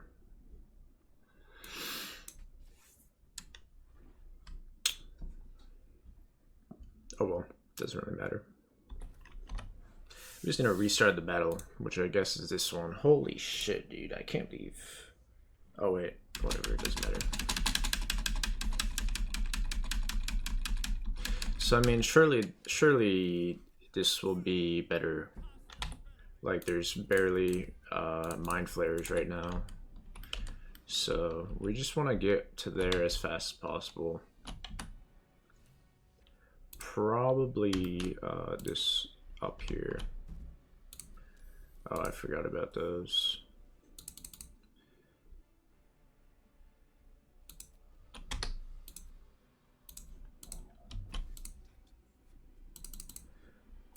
Alright, we'll make everyone go like this way. And this will, now that I think about this, is probably gonna go way faster, and I can't believe that I didn't just do this. Should have just restarted. What the heck? How dare this guy?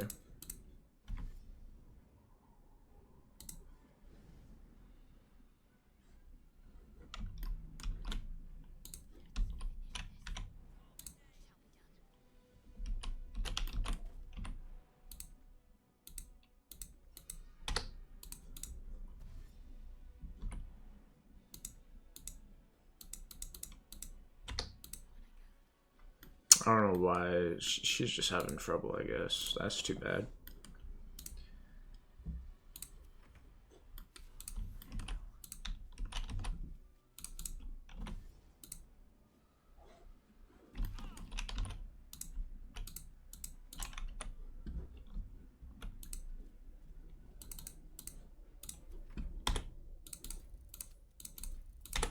This is gonna go so well for us. Crazy to think about, considering how bad it's been going.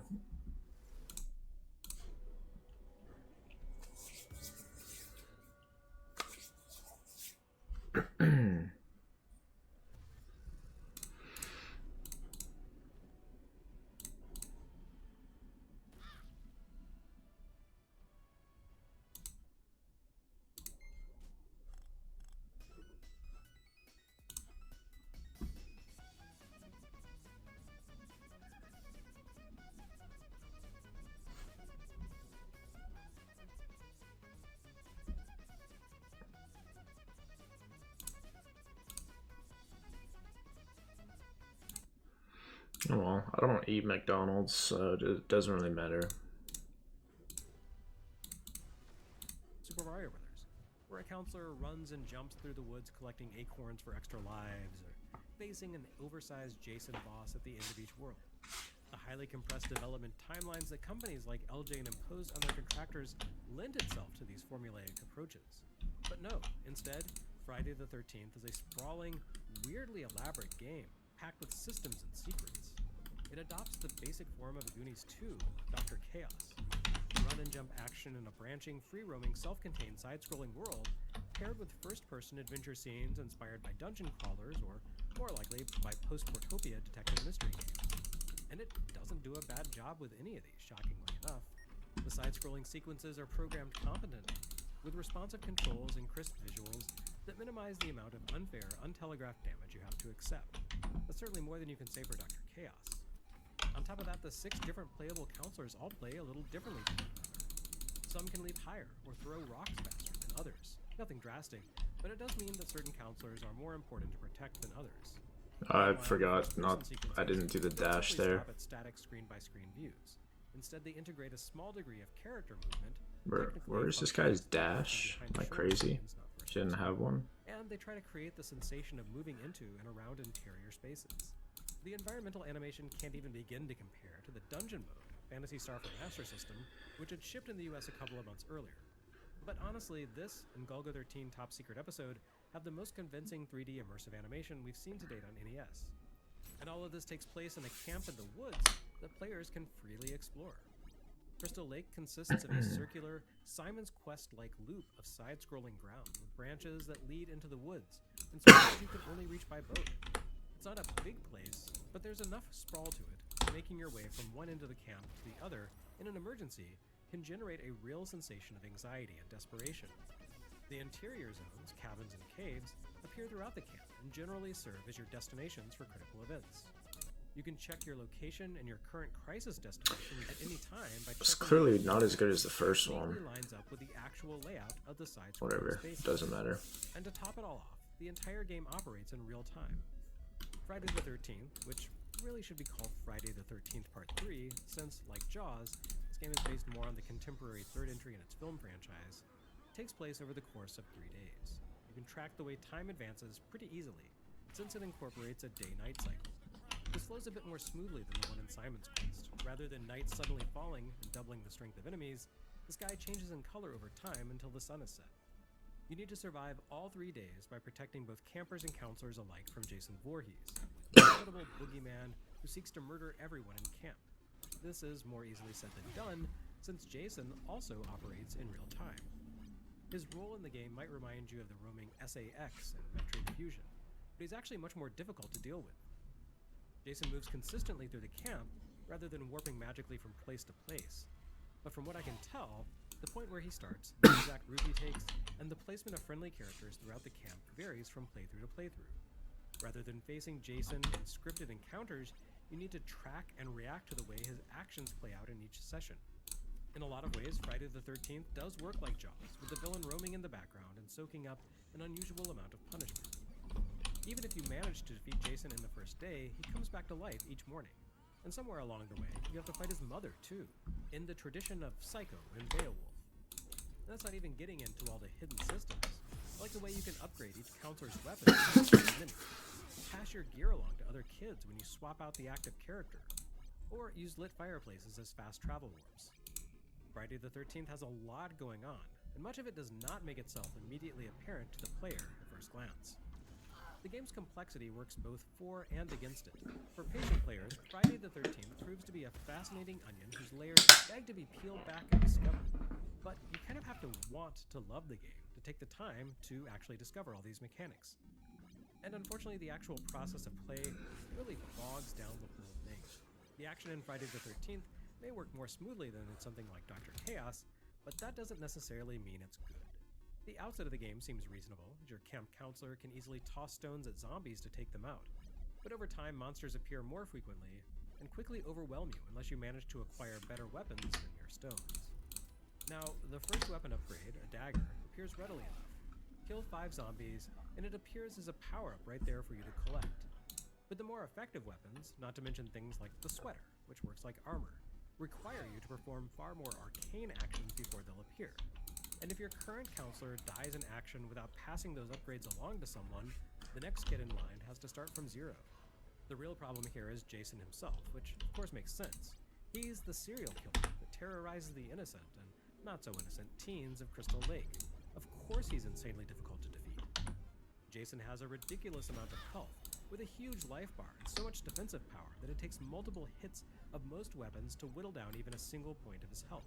And you always have to face him once you reach the current alert location. He moves from cabin to cabin, stalking victims, and you have only a short time to navigate to that cabin and interfere.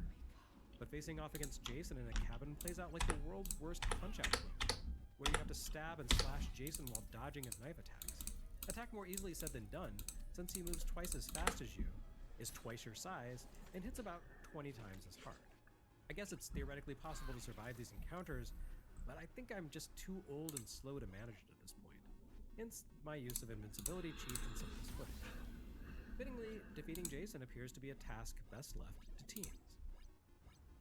You can also confront Jason in the side-scrolling scenes, which is slightly less impossible than the cabin encounters. He throws blades at you, but the platforming controls are responsive enough that you stand a better chance of dodging here than you do in the interior adventure scenes. Jason will usually run off after a few seconds, but because he moves in real time in a linear path through the camp, you can actually catch up with him again once he does, and his health meter remains impacted by the damage you managed to inflict in your previous face-offs. But again, it does feel wildly unbalanced against you. The prospect of actually seeing Friday the 13th through to the end, let alone a successful end, stands as one of the more daunting tasks of the NES library. One of those projects that really makes you feel for the Mexican runner, you know? What? Why does he mention him? Let alone a successful end, stands as one of the more daunting tasks of the NES library. It's not even true. I finished the game and it wasn't that hard. Those projects that really makes you feel for the Mexican runner, you know? Friday the 13th clearly needed more time for its big, inventive concepts to properly come together into a good game.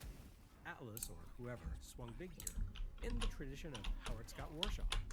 And just as with his bold efforts on 2600, the realities of timing and budgets that come hand in hand with licensed properties, like this, ultimately undermine their work.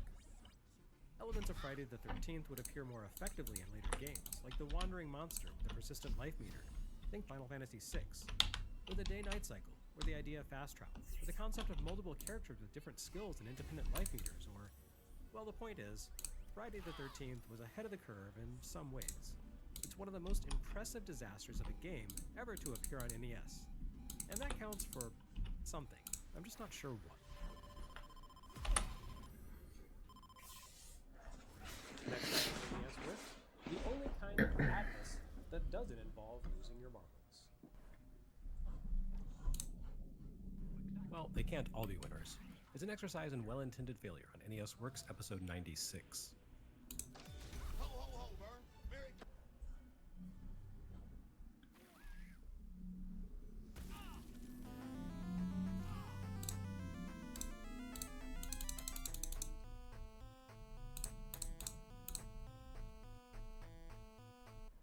By the end of 1988, the NES had absolutely become a haven for groundbreaking game design that pushed forward the state-of-the-art every bit as much as you saw in the Atari 2600's heyday. But folks, let me be honest here, not every one of those efforts nailed it. By and large, I would say NES game design broke down along 3 different categories. You had your genuine masterworks, games created by developers with a strong creative vision and the technical chops to realize those ambitions. You had your cash-ins by companies who recognized the NES as a fertile ground for profits, but didn't invest the time or resources to come up with good design, or take the opportunity to hone their craft. And then you have games like Dr. Chaos and Superman, which contained big, ambitious ideas, attempted to execute on them, and fell flat on their face. This week we have a pair of noble failures. I do not recommend either of these games to anyone, but both try to punch way above their weight class, and you absolutely have to respect the effort. I can't pretend to know what the design document for Dr. Chaos looked like, but if I were to hazard a guess, I would assume it said something to the effect of transplant the still beating heart of the Goonies 2 into the festering body of Super Pitfall. The NES and Famicom library contained a ton of games whose creators clearly patterned them after a popular hit, often quite openly. For Hudson's Adventure Island, West Stone set out to create a more challenging and energetic take on Super Mario Bros. The Battle of Olympus's designer looked to Zelda 2 for inspiration. Eight Eyes would never have existed without Castlevania, nor would we have a codenamed Viper without Rolling Thunder. And don't even get me started on all those Dragon Quest clones.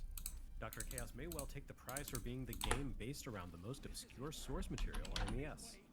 The Goonies 2 fared reasonably well in the US, I think, but even here it didn't shake the firmament of the platform.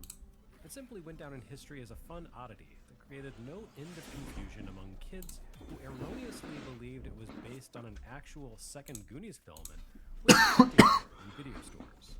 Nevertheless, FCI and developer Marionette somehow decided that would be the framework on which they would base their second release for Famicom Disk System.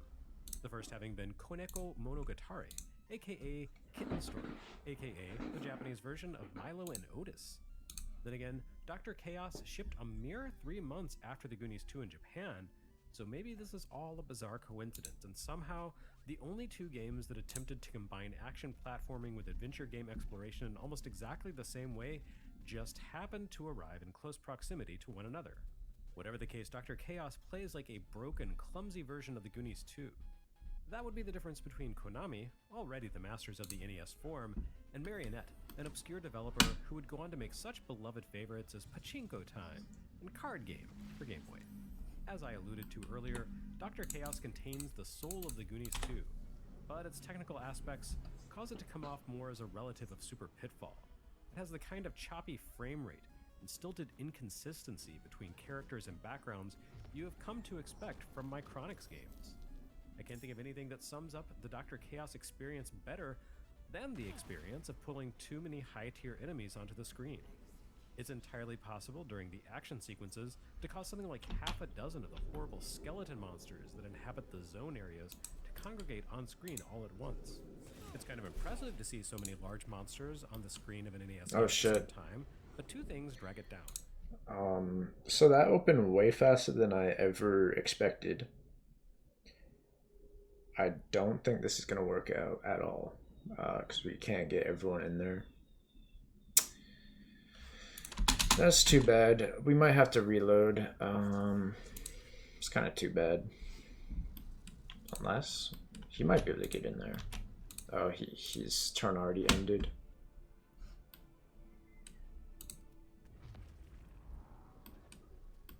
That's too bad, I guess. Whoopsie.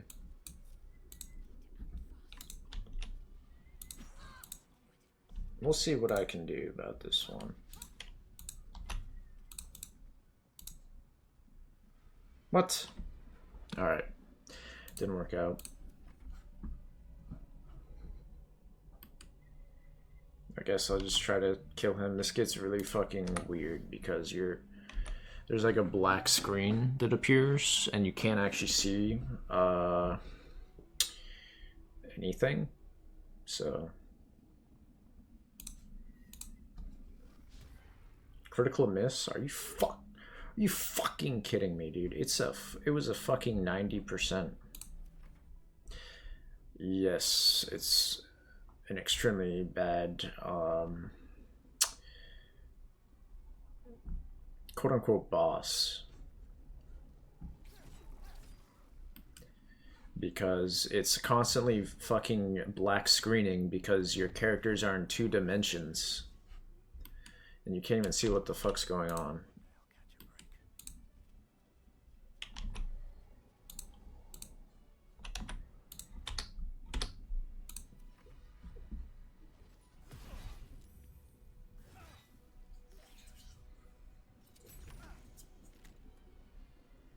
So we might have to reload a little bit before this, but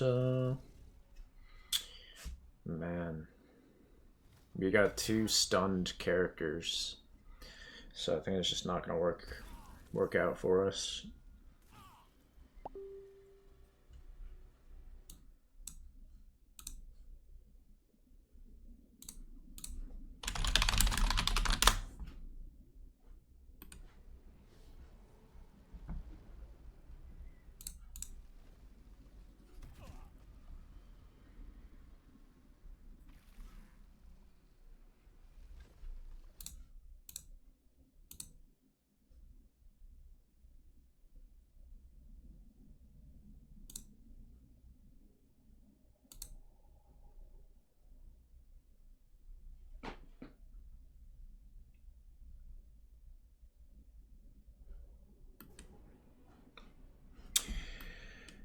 Submit, whatever, dude.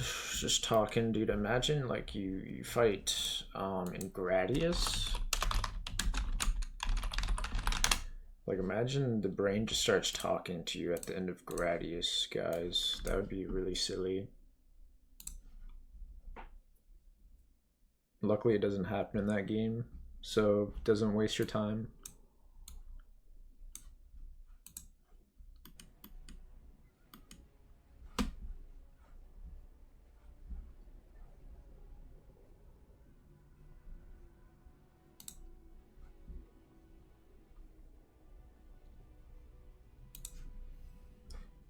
Here we go.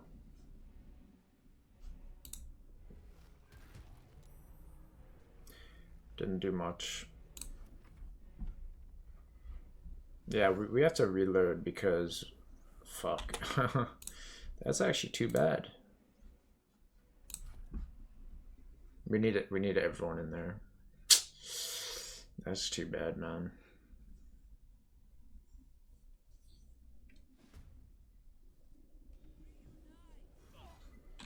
Did the portal open already? Can't tell. Nope.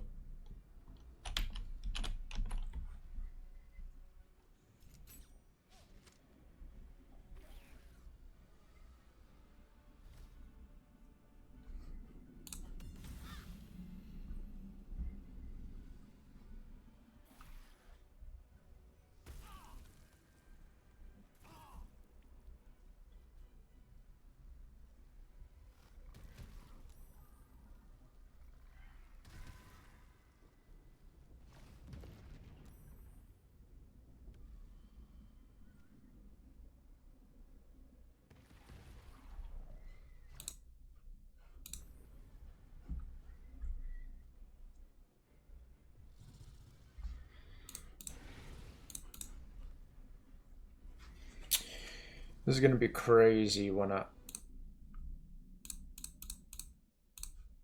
saw some really good art. It's gonna be crazy when I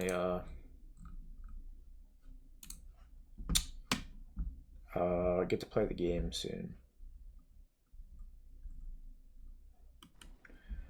All right. What happened to this guy? Is he okay?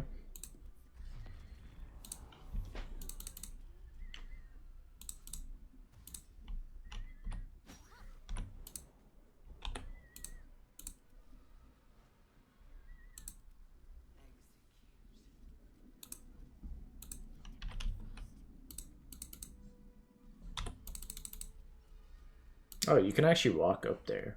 Why did I? Alright. Doesn't really matter though.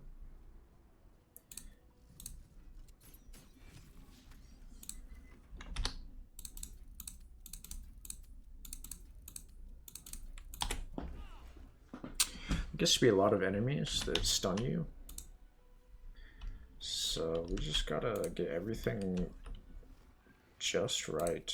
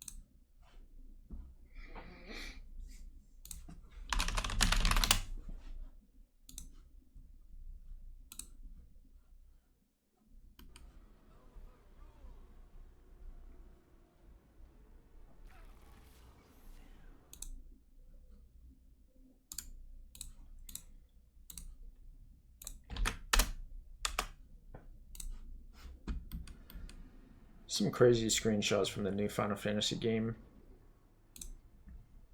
Alright, let's actually just kill this guy. Probably should. Yeah. We really gotta kill him.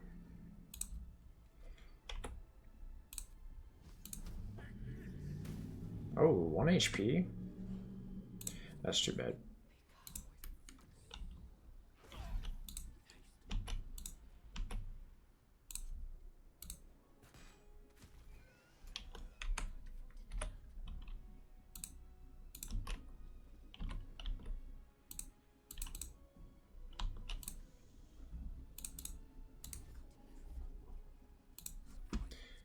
Chat, what if we get to fight the mother brain?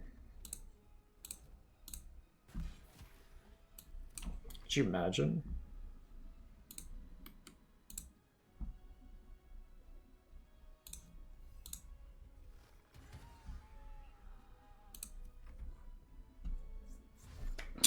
It's gonna be crazy when that happens. It's gonna be so fucking awesome, dude.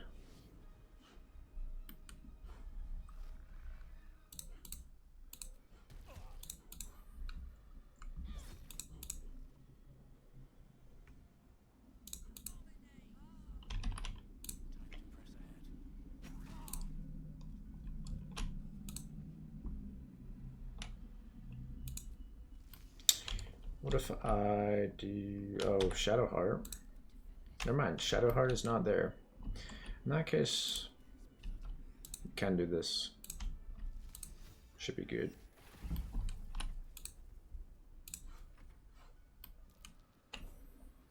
Uh-oh.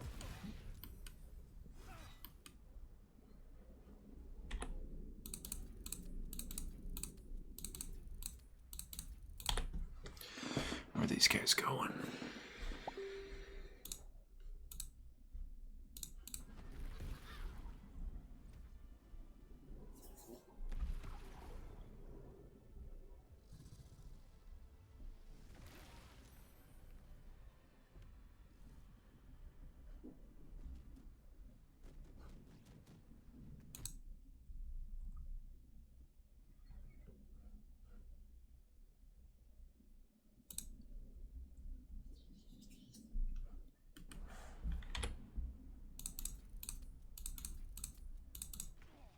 What just happened? All right.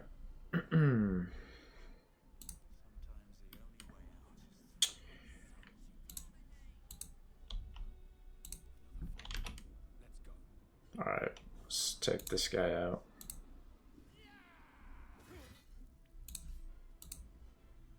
What?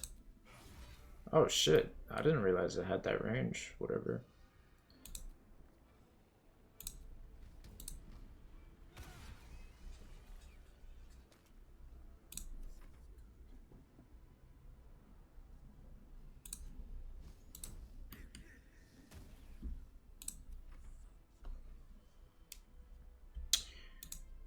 Here we go. This is where it all starts, right here.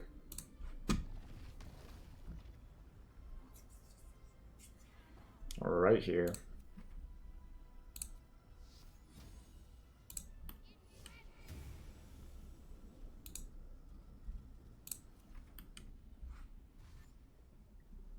Imagine you got to fight the Mother Brain in FF7 Rebirth. That would definitely be a better final boss than the Sephiroth final boss in the first one. Remake. I don't know why he showed up there.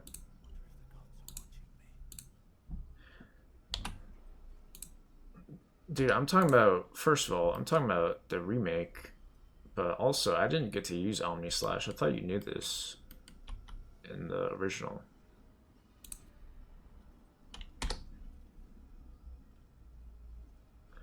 No, because I had the thing, I was wearing the thing that counters. I just don't get... Obviously, if you make him the final boss of the first game, it's less impactful when he appears as the final boss in the third game. And also less impactful for anyone that already played,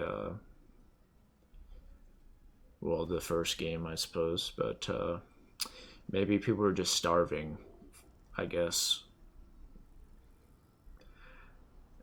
maybe because they called it Final Fantasy VII a remake, they had to do it.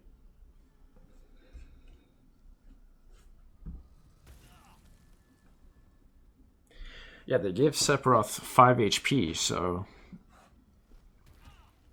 that's why that happened. I don't know why they did that.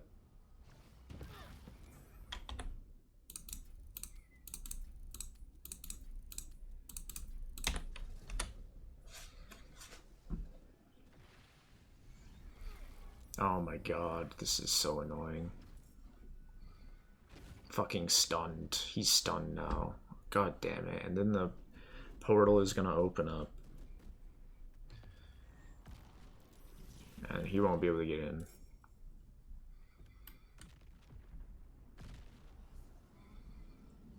We'll see if we can do it without him. But, really does feel like things just gotta go perfectly. Like, it barely went wrong. Thanks to the dragon. I guess I'll do this. This will be the last time, of course, if this ends up working. It probably won't work at all. Might even have to start saving. How much damage? He fucking dodged it. The brain that's not even moving somehow dodged 75%.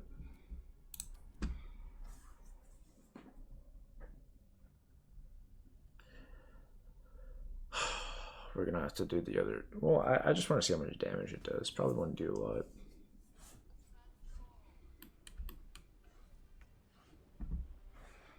Let's get in. Oh god, we got people. Yeah, enter the thing. Can he? I have to select him. It's kind of weird.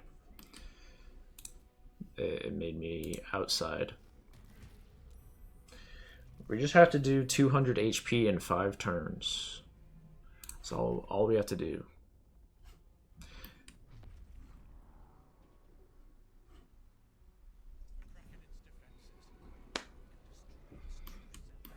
Alright, can we get in here? God damn it, dude. So annoying. So goddamn annoying, bro. Now we can't get anyone else in here. Fucking hell, man.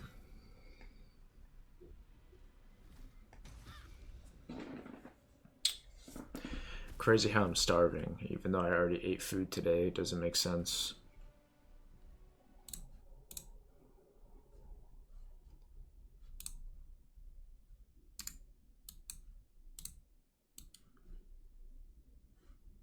What is that?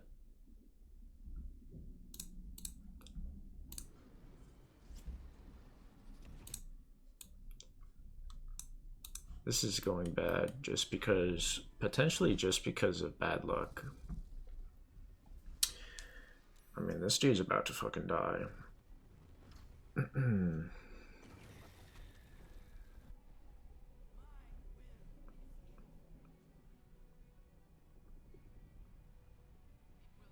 Bro, why is the brain talking to me? This is what I'm talking about. What if you're fucking playing Gradius and the brain's just talking to you, wasting your fucking time? Because that would never happen. I don't need that, alright? Wasting enough time by watching this fucking same cutscene 100 times.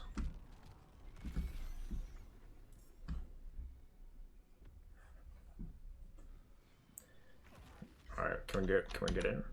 Can we get in?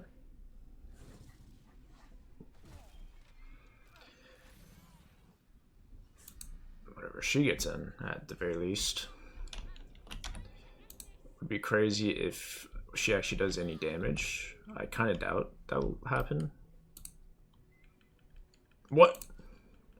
Oh my god, I didn't know that would knock her down. What the fuck? Why is she through the ground?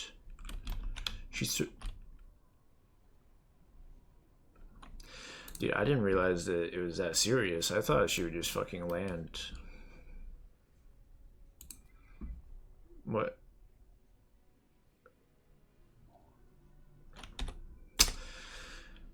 Oh, it's over. Oh, it's so over. A little help, please. Okay, well, you could have said that earlier. My bad.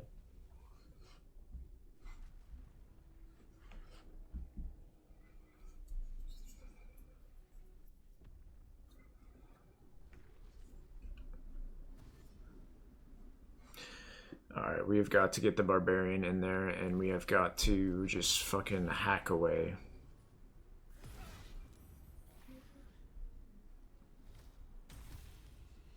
Bone shield? That probably can't. What does that even do? I don't know. What is bone shield?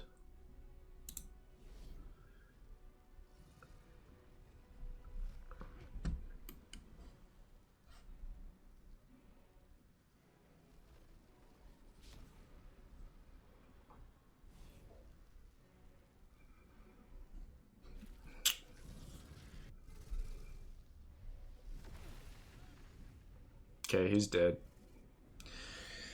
Oh my goodness, bro. First of all, the VOD is going to be longer than YouTube allows at this rate.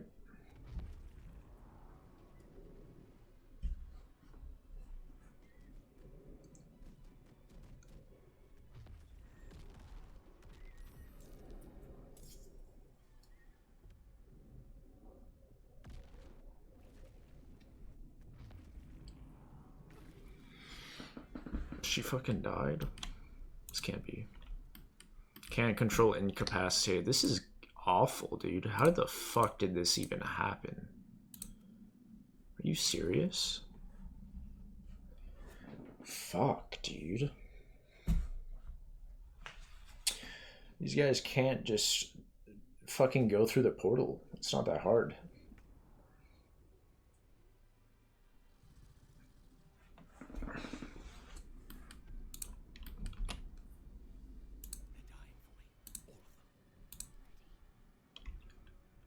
Did this guy do something yet?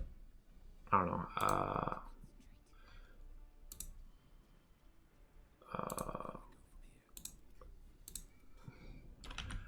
Okay, this guy's a little bit further away. See, I don't know how things went so bad because we're pretty damn close to the portal.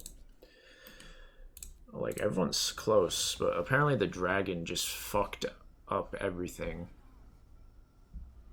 It's literally just him that did that.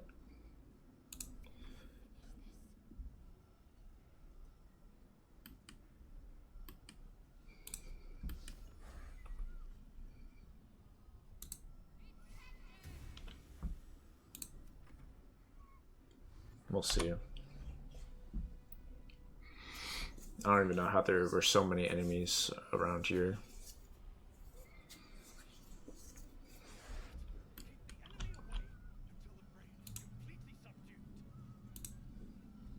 This guy doesn't have like the dash. I don't know why. What happened?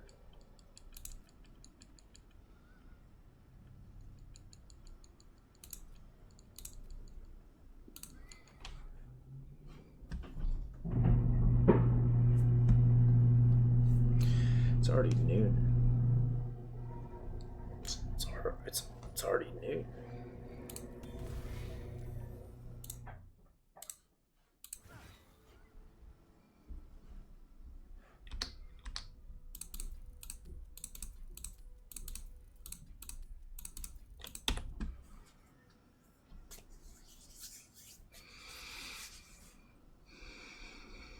Why are they just fucking looking around and doing nothing, dude? They love to do that. Just waste everyone's time.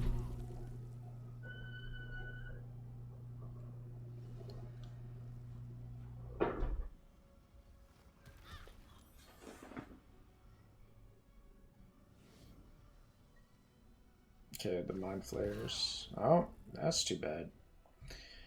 Most annoying enemy in any game are these guys.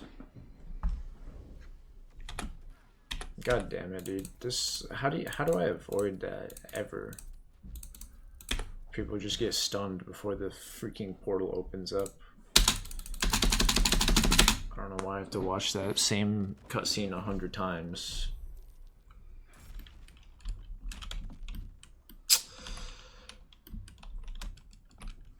Fucking Shadowheart died?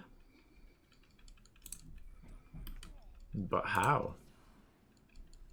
How? Wasn't that serious? This guy's stunned. I have to kill this guy.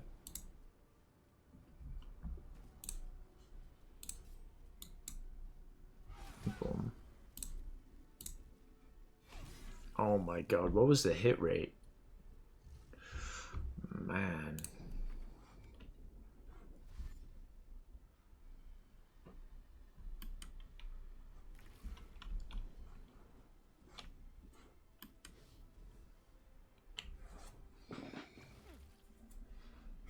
Look at this. This game doesn't even fucking work. I have to waste my life until the game like realizes that this guy's glitching out.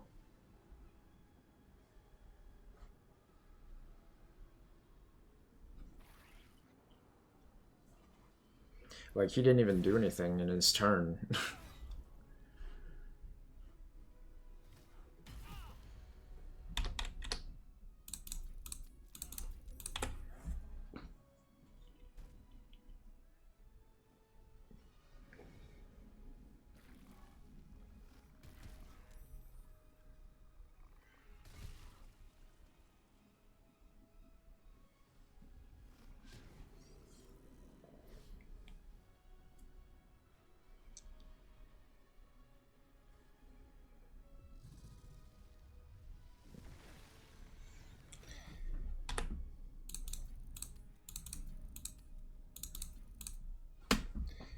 Come on, dude. Why do I have to watch this part? Whatever, dude.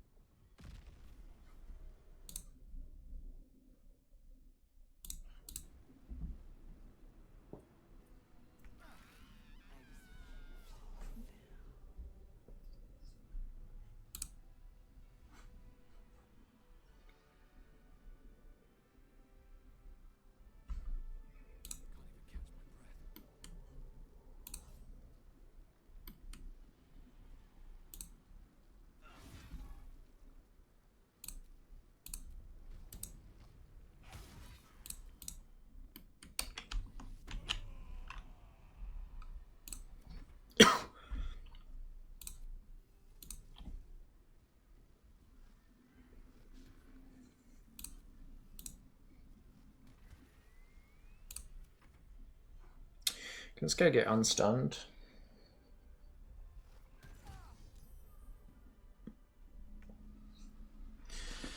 Bro is fucking... Okay, he might be able to do something soon.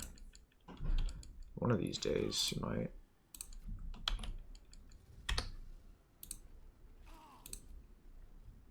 Oh, not enough movement.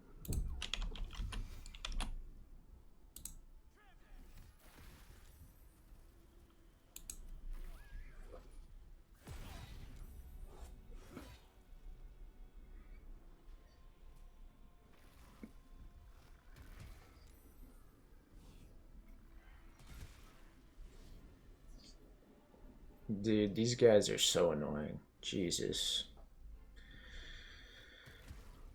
Oh my. Fucking mind flayers.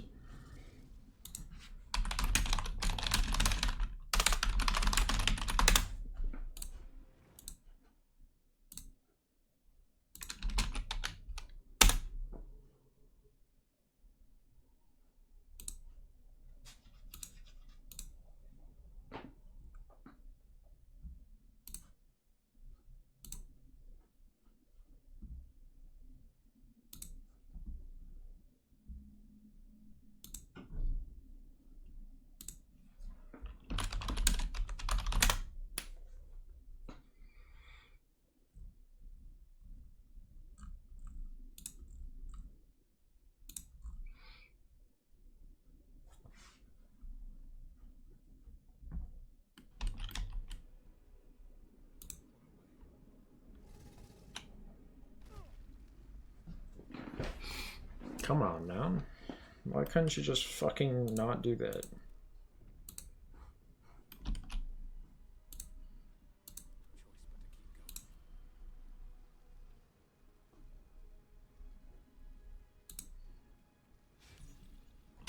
shields.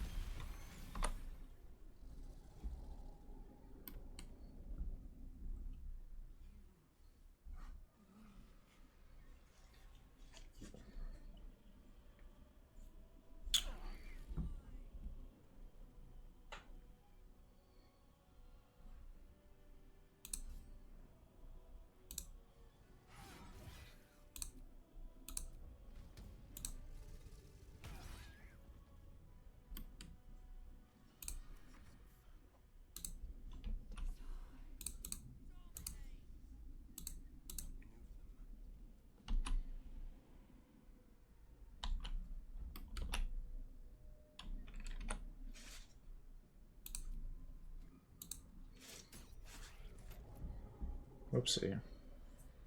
I don't know if I could have done the magic.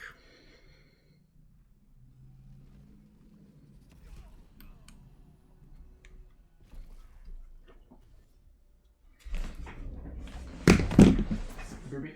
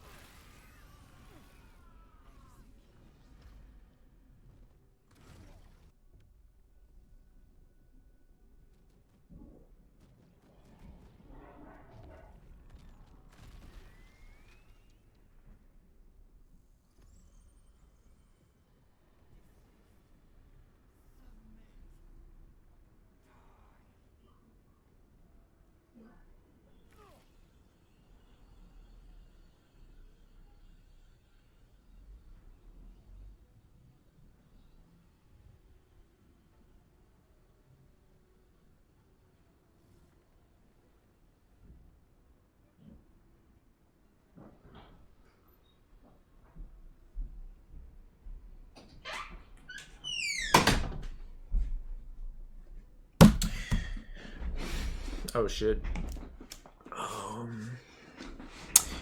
Two people are dead. Suppose it shouldn't be too surprising, but kind of unfortunate.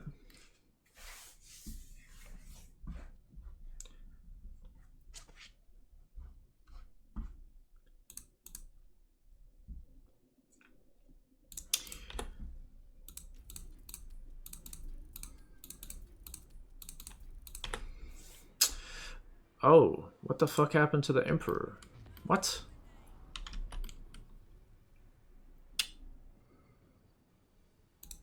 I don't even know. How did that happen? That's strange. What? Anyway. Alright, we just have to just end the turn. Just revive Shadowheart. Imagine naming someone Shadowheart, by the way. What the heck?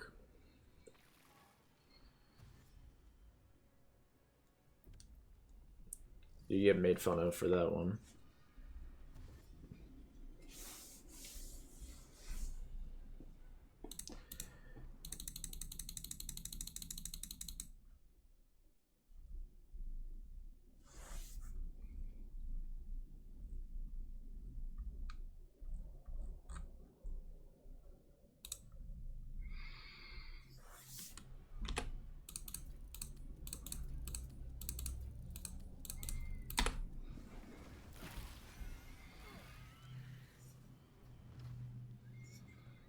There's like no enemies right now. It's kind of cool. Never mind.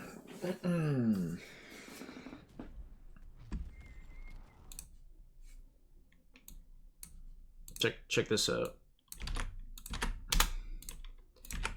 Check this out.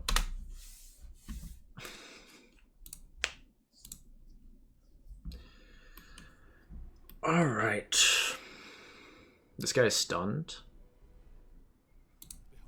Come on, man.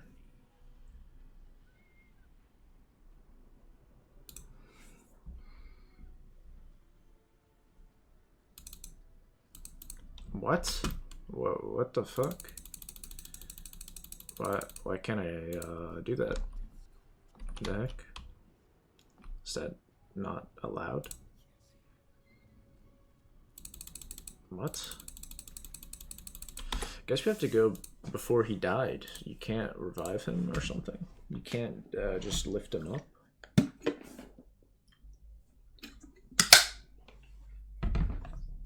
What the heck? I don't even know.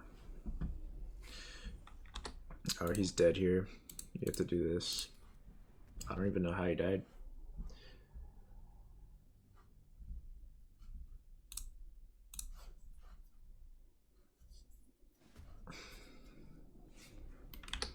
What? Wait. How fucking long has this guy been dead? What?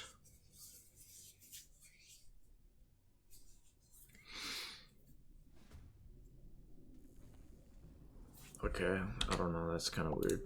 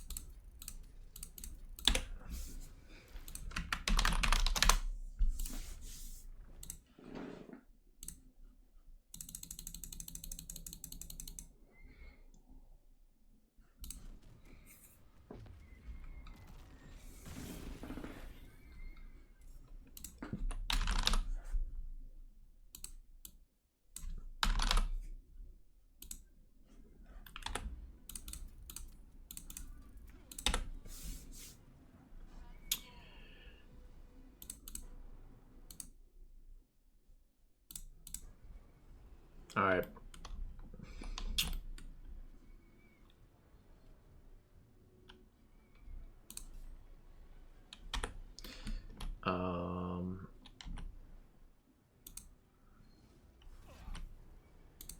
These guys are... Oh, what the fuck? Bro, why did I land on this thing?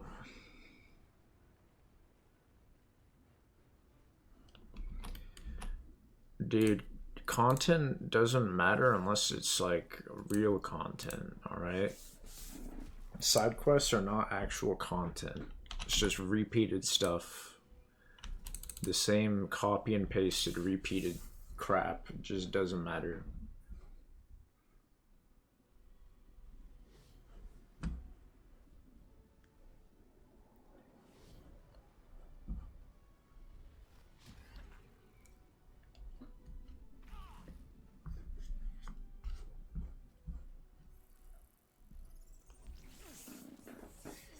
let's face it, dude. Those characters don't matter in the greater scheme, in the greater picture in Final Fantasy VII.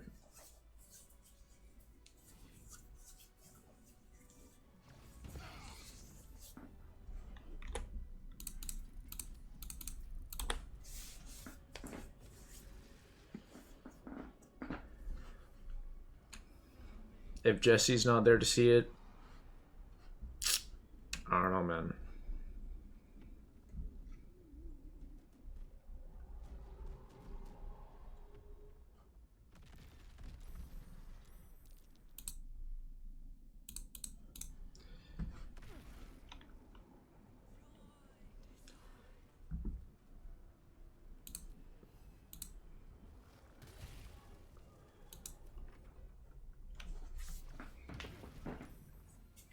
Stunned. Well, we were really close, I'm sure, at some point to accessing the portal with no problems.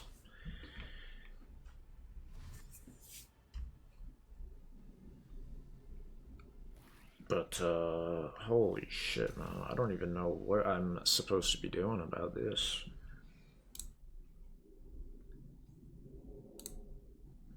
Guess I have to go back to youtube.com. First, they're incredibly ugly.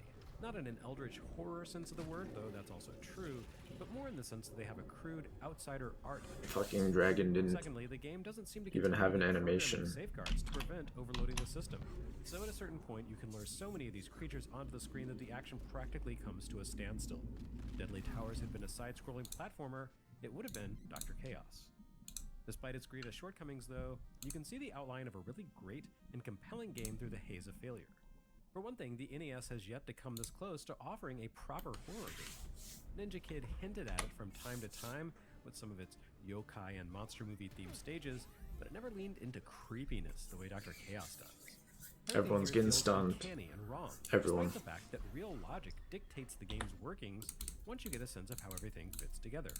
I mean, Dr. Chaos takes place entirely within the confines of a haunted mansion, and the title screen consists of the game's name written in dripping blood. That's a great start. The action begins a lot like the Goonies 2, unsurprisingly enough, with your protagonist, Michael Chaos, stepping into the halls of a creepy house. Doors line the walls of the mansion, and you can duck into any of them to enter what the Goonies 2 would have called an adventure scene. These work almost exactly as they did in that game. You enter a first-person viewpoint in which you can interact with the room through a menu command. These spaces have a more complex structure than those of the Goonies 2, as you can turn to face all four cardinal directions rather than simply viewing each room from a single fixed angle. However, I'd argue they work better than the similar scenes in the Goonies 2. They feel more like you're meant to explore those spaces. You don't have to deal with as many possible command options. The multiple menus and redundant tools of the Goonies 2 compact down to a mere 4 commands: open, get, go, and hit. So you have more space to explore and investigate, but you don't have to cycle through quite so many options, meaning that the process feels far less tedious while requiring more of a mental commitment as you attempt to keep track of your orientation relative to the main mansion interior. Each door leads to a single room, and these rooms can interconnect with one another in the first-person view through both visible doors and also hidden passages that you can reveal by striking certain walls. Understanding this deceptively simple setup allows you to explore more efficiently. If you want to reach a room that appears to be barred off from the others in the mansion view, you can probably do so by probing the facing wall of an adjacent room. Unlike in the Goonies 2, the mansion in which the action takes place consists of a single building that contains all 20 or so of the rooms on 3 floors, plus a small outbuilding. The mansion view initially gives the impression of a very dense, suffocating sort of action game. Since you don't have much space to explore, while bats and mice spawn endlessly to annoy you.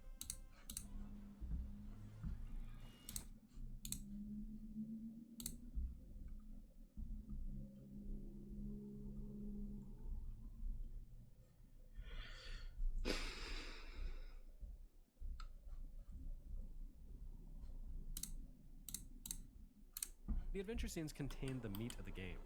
Not only do they allow you to acquire weapons to augment your crummy pocket knife, one of the least effective weapons yet seen on NES, they also contain entrances to the secret zones where the main action takes place.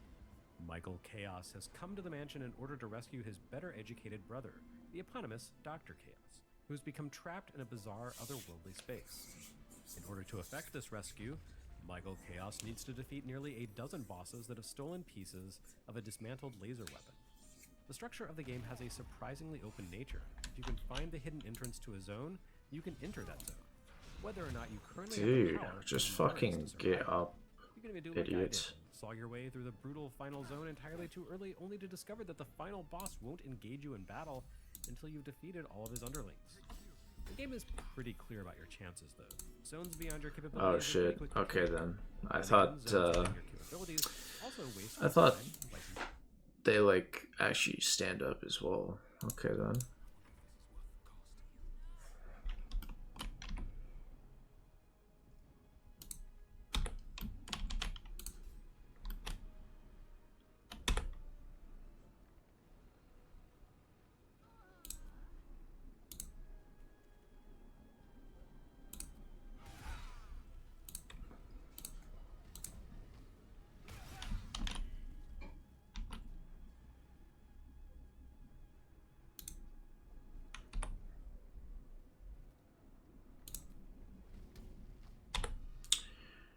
Alright, I can probably do it here.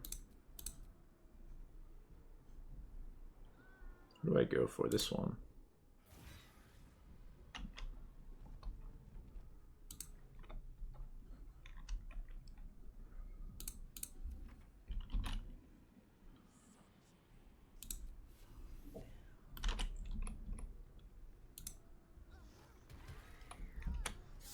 Can we get Shadowheart?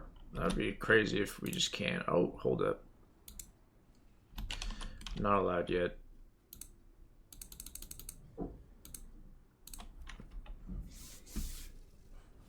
Probably didn't need to save that many times, but you know, it's a habit now.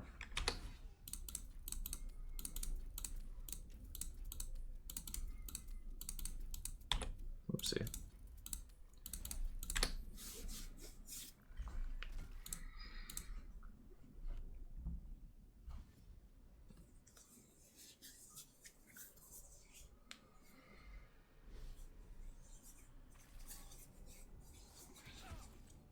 No, not the stun. Not the stun, dude.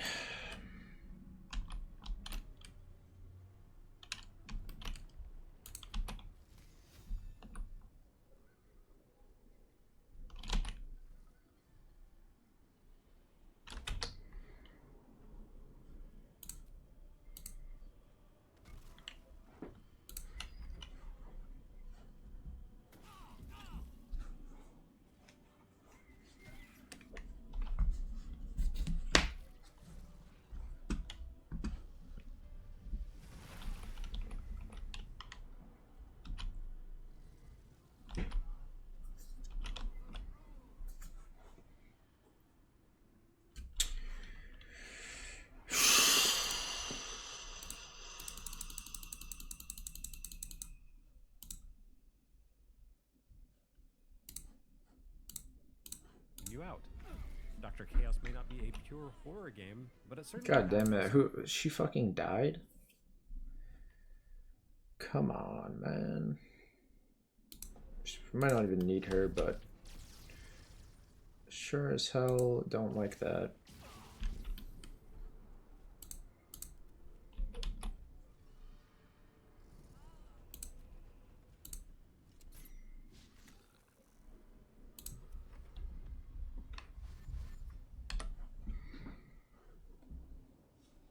We actually, I don't know. Maybe I can actually hold up. Can I go back to like before Mavrakis's turn? Which, by the way, I don't know who came up with that name. They must have gone into a Dungeons and Dragons name generator because I did not create this character, and I don't know why is that his name.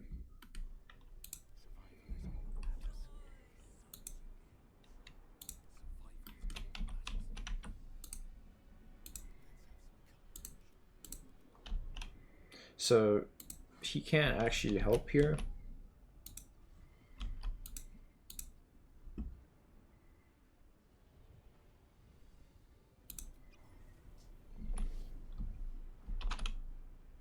Okay.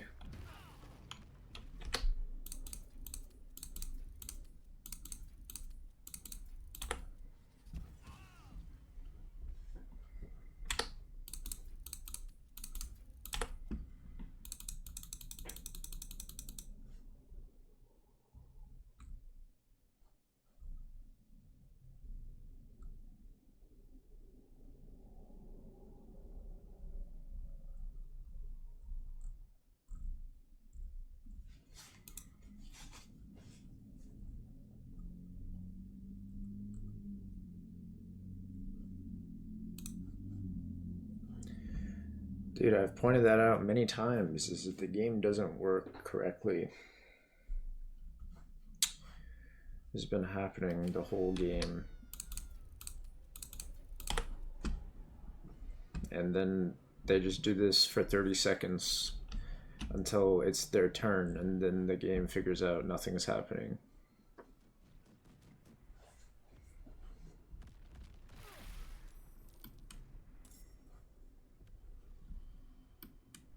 Oh no, Shadowheart. Shadowheart is slain.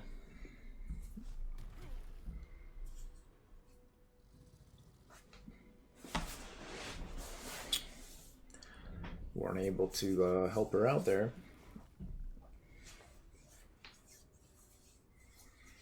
Alright, whatever. Let's just try and get everyone in the portal, I suppose. We'll see. I mean, really, all I needed is the barbarian.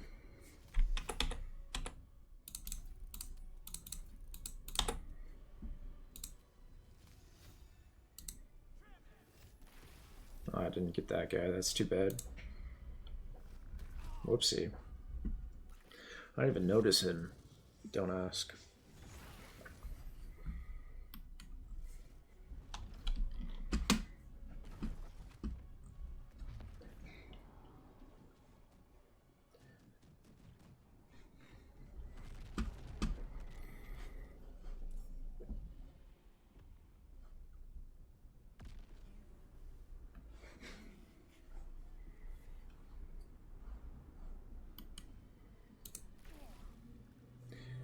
We're just gonna do it. We're just gonna do a chat. Hopefully nothing bad happens. Whoa, they need to just not be stunned. Simple as that. Okay, can I do this?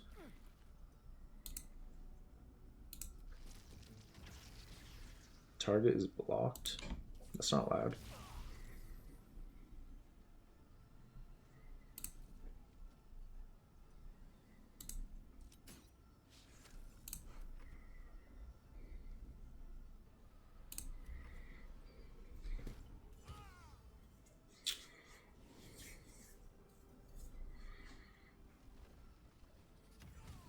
Damn, he died? We'll see.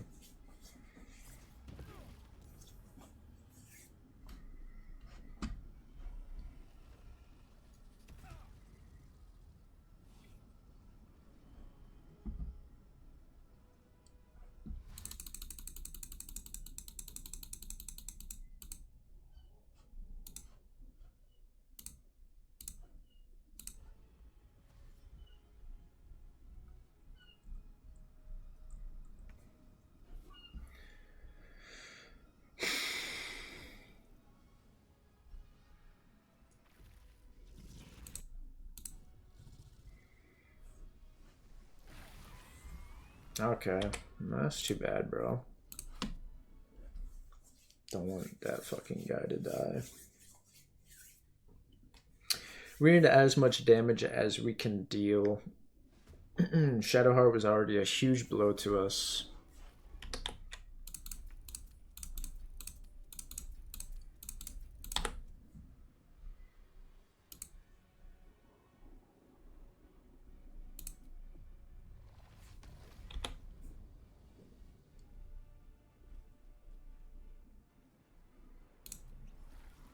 Wait, was that a long rest required? I need to check again. Can't remember if it's long rest or short rest.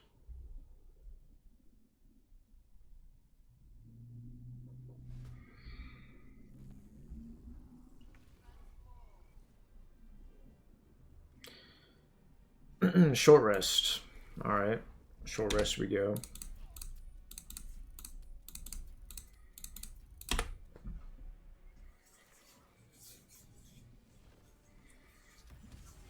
Holy shit, bro. So much damage. How can this be?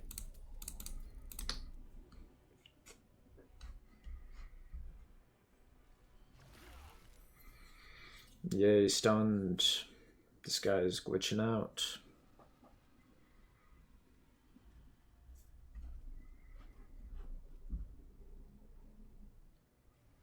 And that's what I mean, that the turns take so long, because the game doesn't realize it.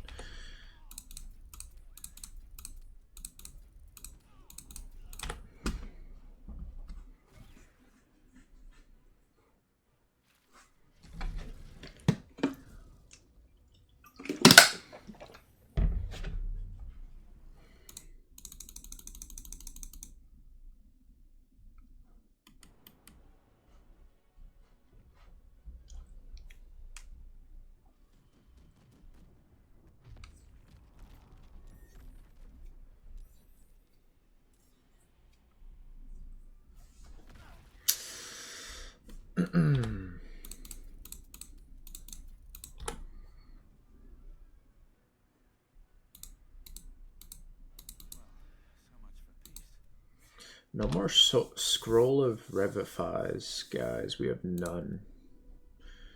What the heck? Anyway. We have 0.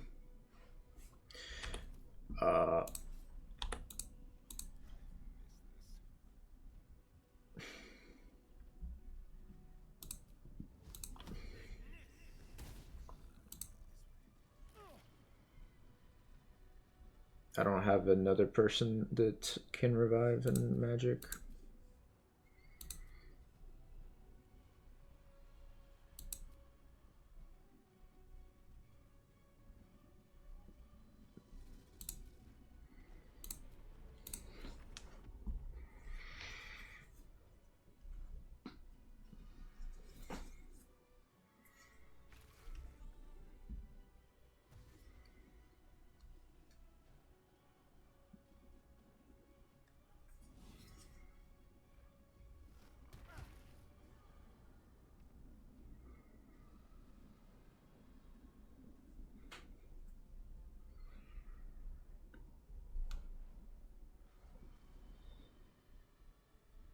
Nothing's happening in the game. Nothing.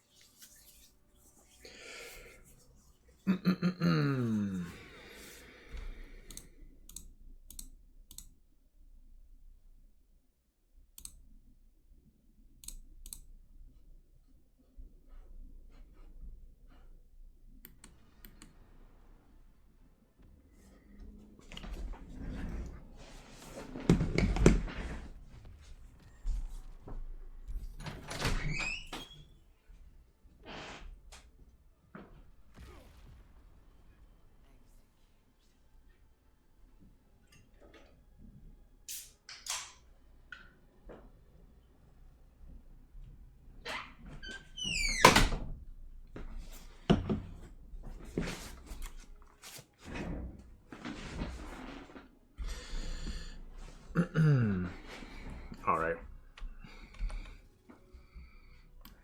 Let's fucking kill one of these guys, probably.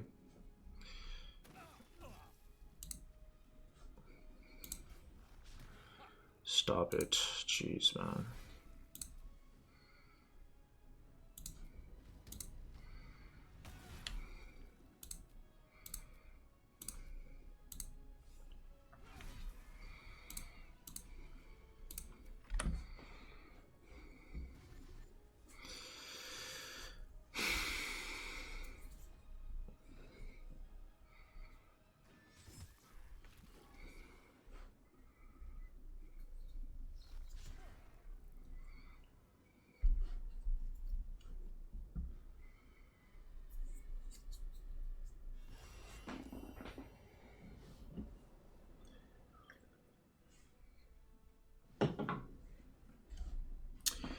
It's gonna be so epic when the portal opens and we get more than one person in there.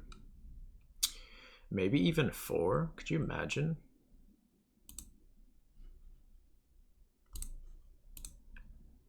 Could you imagine 4? I don't see it happening, man. But we'll see. We'll see. Actually, what if I haven't tried this. Oh, 16%. Oh, not very useful.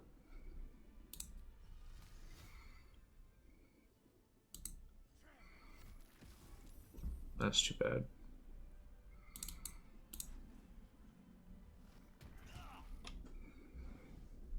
Stunned.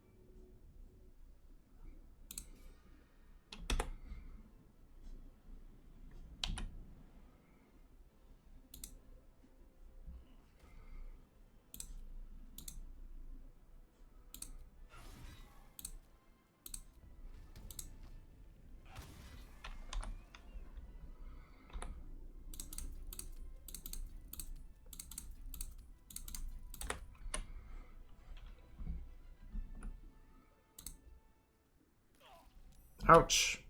I didn't fucking know. Actually, that hurts.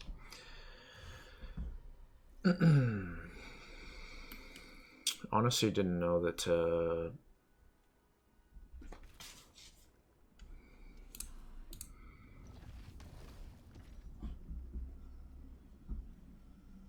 don't matter. Open up the portal. All we need is like 2, like really 2 people in there, but 3 also would be nice. But, well, actually everyone in there. But the reason everyone in there is because otherwise they're gonna be doing the black screen of death. So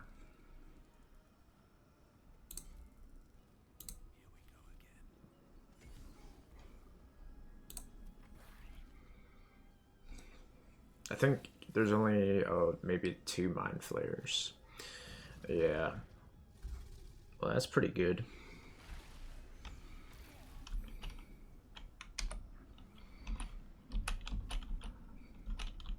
Now there's one. I don't even know where this guy is. Oh, he's not even close by. How many times do I have to watch this? Fuck. Goodness me. Goodness me, dude.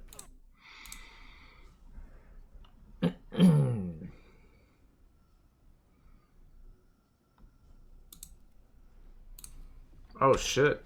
Guys, let's fucking go inside right now. We get like 4 people inside. Get like 4 people.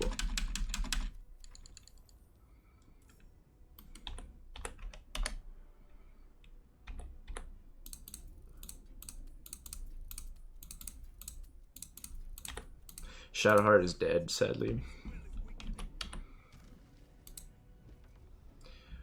It's just sad. But it's also just the facts.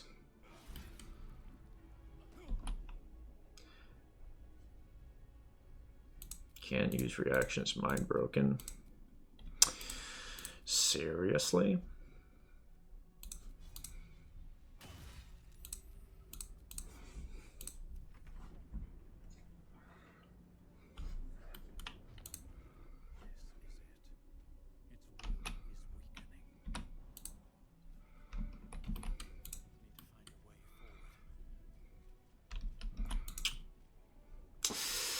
Let's see, can I do this?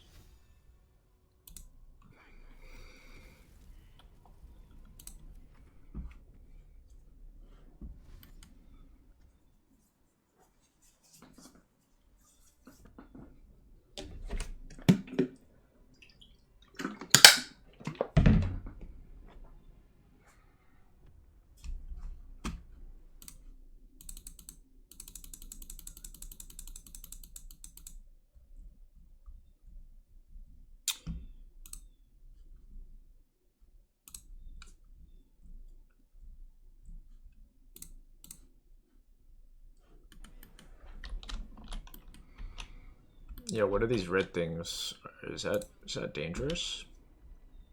Can't be. What? Why is he not able to move? What? Why is nothing happening?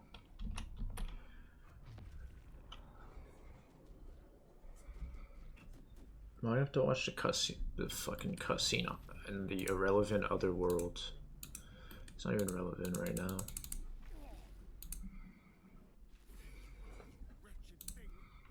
Okay. Okay. It's definitely safe here.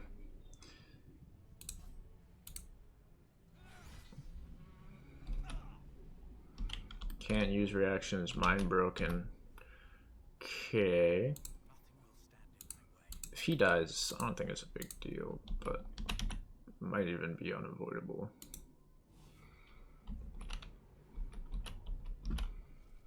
Can we do... must take a short rest. So basically the rest was cancelled. Okay, I did not know. Wait.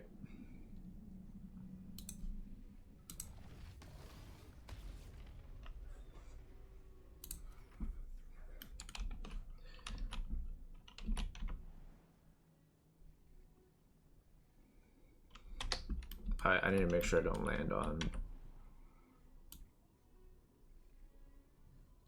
Oh shit, I actually don't know what one it is. I'm gonna do this, because YOLO. This may end up being bad. Not enough resources, that's too bad.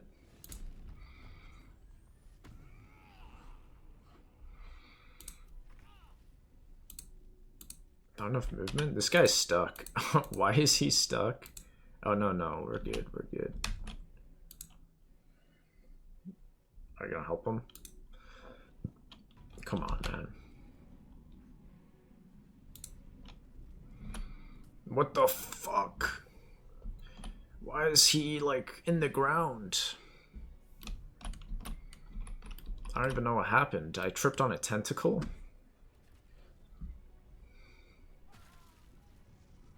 What? I don't even know how he died.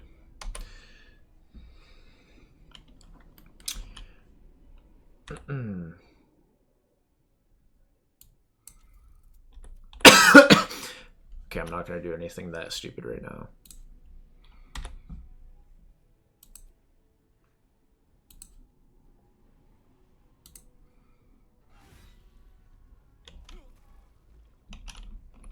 Oh shit. Okay, the one that it's glowing on, we have to like get away. Why is he so slow? I don't know. Not enough movement. Oh, that's too bad.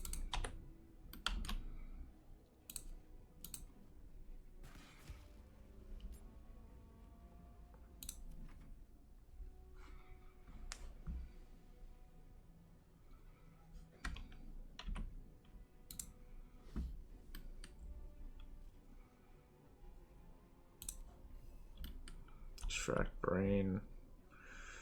What was the other one? This one?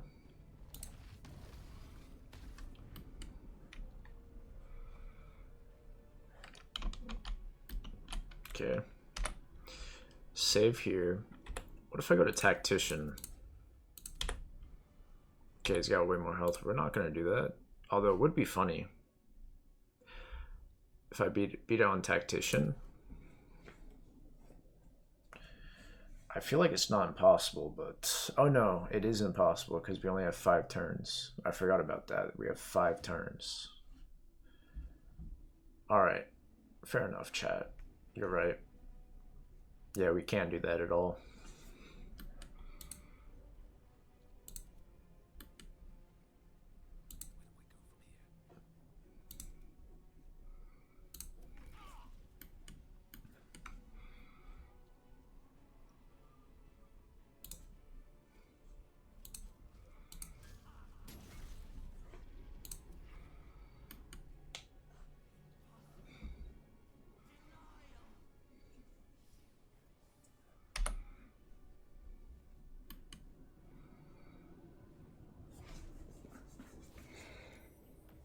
going on?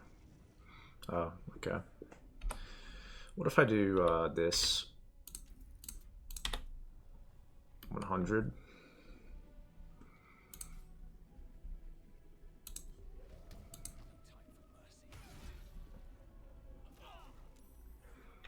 Alright, who cares anymore?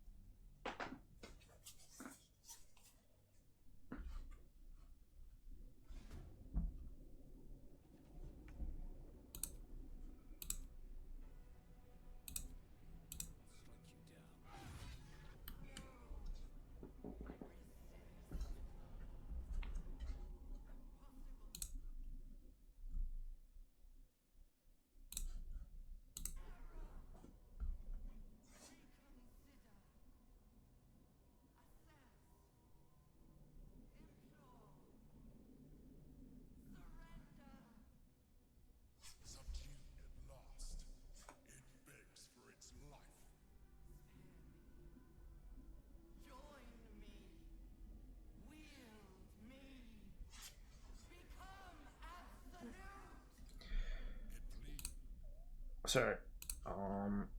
This is the big decision of the game.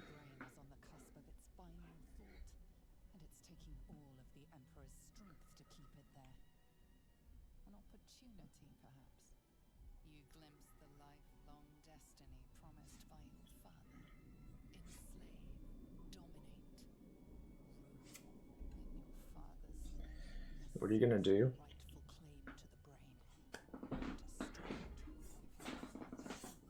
Dude, it doesn't matter what my choice is at this point because Shadowheart is dead. Do you understand? Wait, he's supposed to be dead as well. He literally died.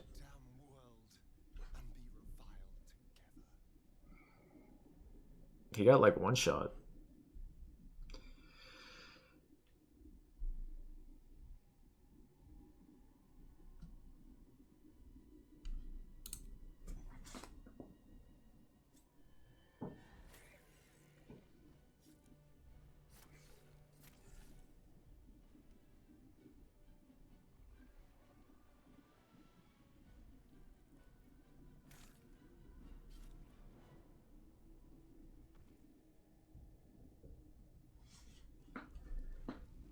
Dude, it was just a knife. You really just went out like that?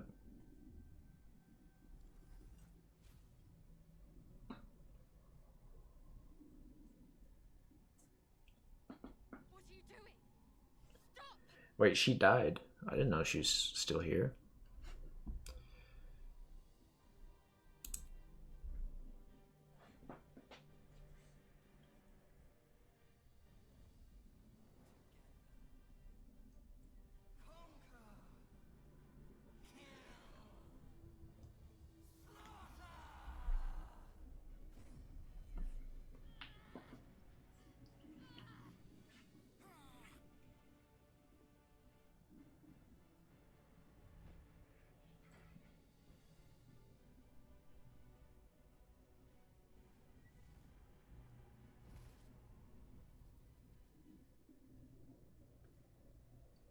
Oh, maybe this is a screenshot opportunity?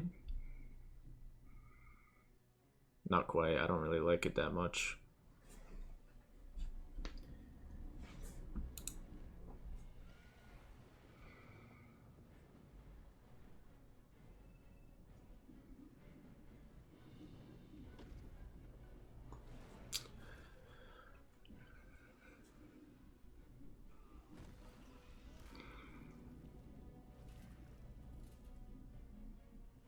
Whoa.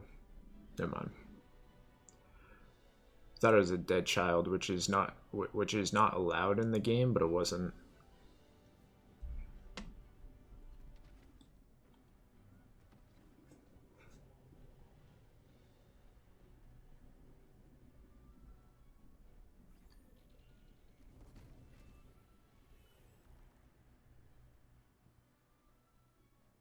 In Baal's name. Oh, my character actually used his voice. Finish the game with the heartfelt thank you.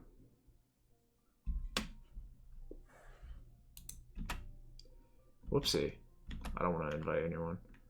How do I exit this? The fuck?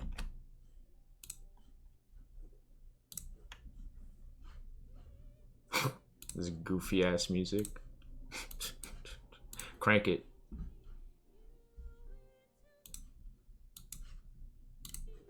Yo. 2.1%.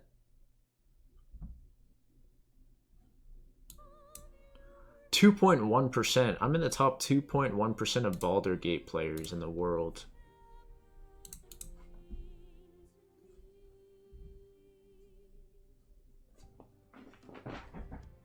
I realized I turned up on the stream. I turned it up. Oh, the game's already at 100. Okay. Well, I can't really hear the music very well. Oh, I was gonna turn it up in the I was gonna turn the volume up in the options. I could barely hear the music.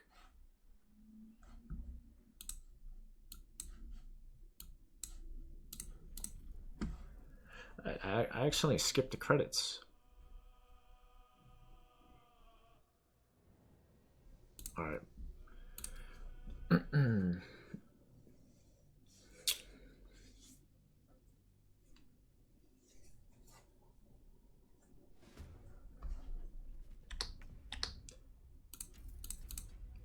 case you guys were wondering, I actually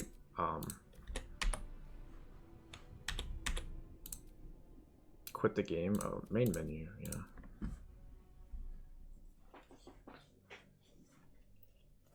In case you guys were wondering, I actually beat the game on Tactician. It's pretty awesome.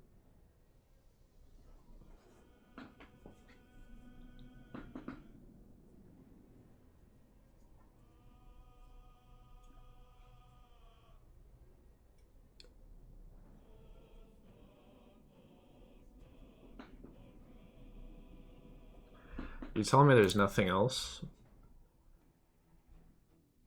Alright, I'll screenshot this.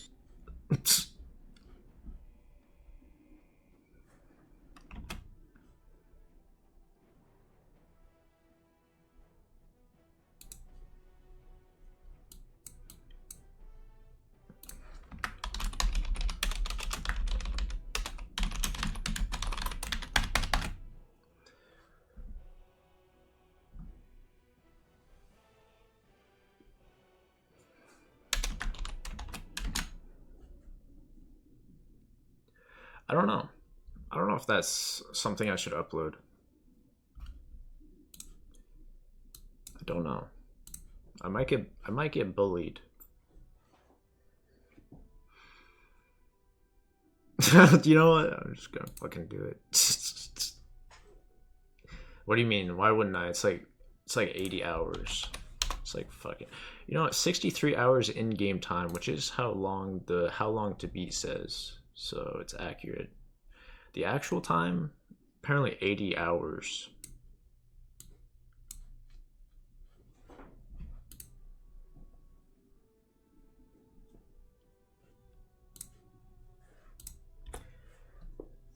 That's hilarious. I mean, you know, that's pretty crazy. I just played through the whole thing, Tactician. In the top 2% of players. Which, by the way, why is that? Did no one else do this? No one else chose what I did?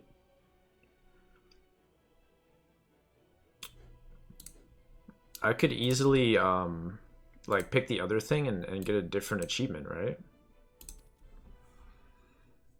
I could easily do that and get the other achievement.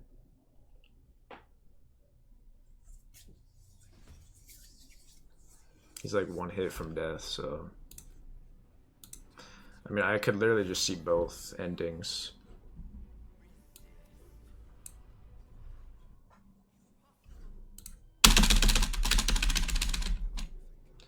Alright, let's try this one.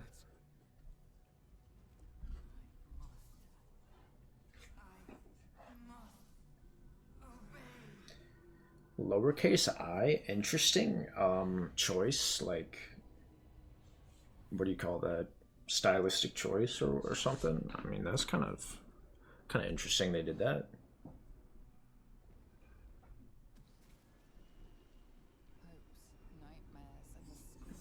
May as well see the other ending.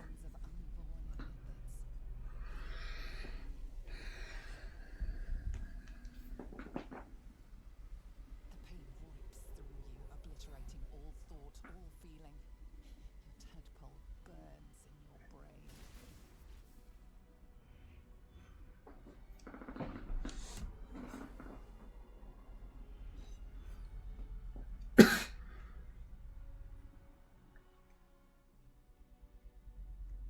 Silence.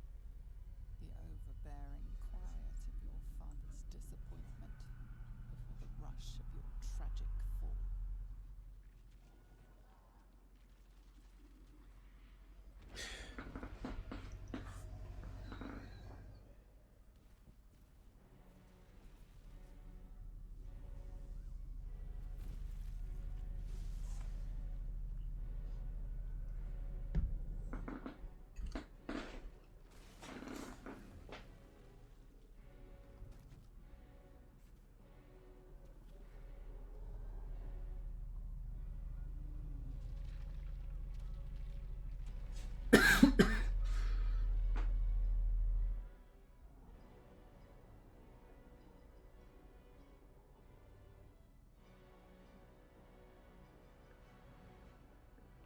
You know, it doesn't really feel like I've been playing for 12 hours at all. I don't even know what happened.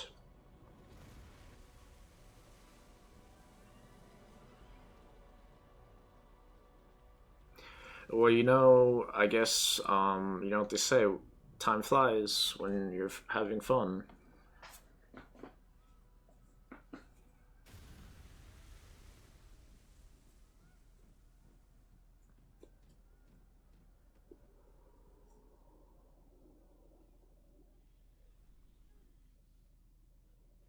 That'd be crazy if they let you kill children in this game. That's how I know that that will not happen. Which, by the way, they kill children in Star Wars, which is a kids movie, so I don't see the issue.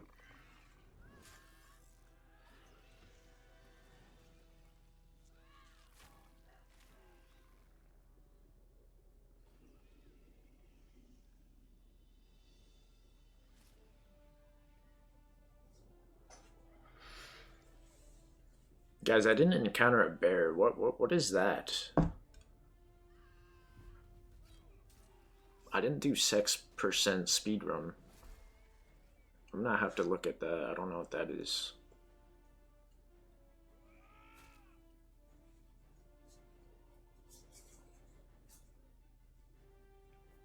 I might have to watch it. Like, I'll just watch on stream that speedrun. Because I don't even know how you do it in this game. Beats me, dude. No one told. Chat's hiding secrets.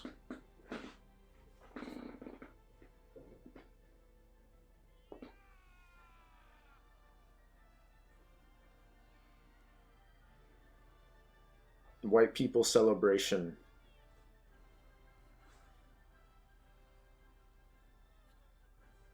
Everything you did, everything you sacrificed, it was worth it. For this.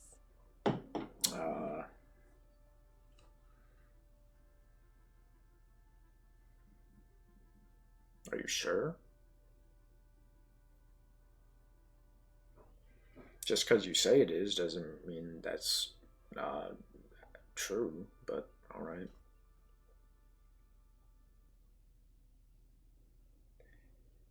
No, this is a longer ending.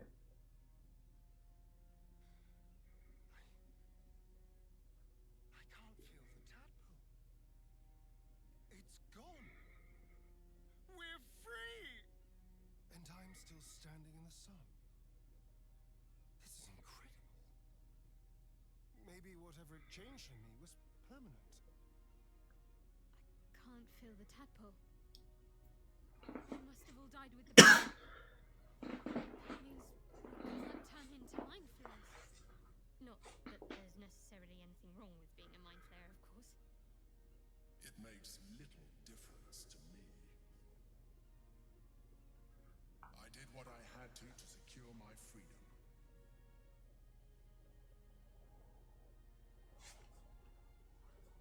And in spite of your resistance to completing your evolution, you have proved a good ally.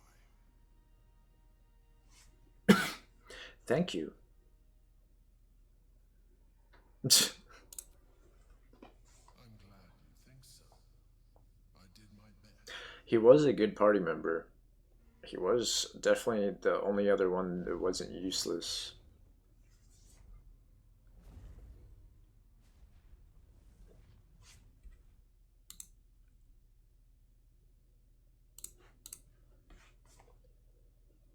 You know, it's funny, that guy wanted to play the game with me, Mithra's my waifu, but it's just too late at this point.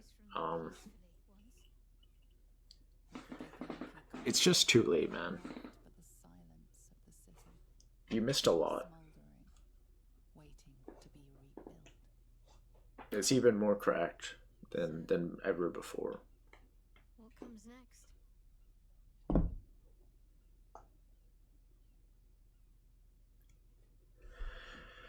Oh, is this where you unlock the, you know what? Let's see, what is the best option for that?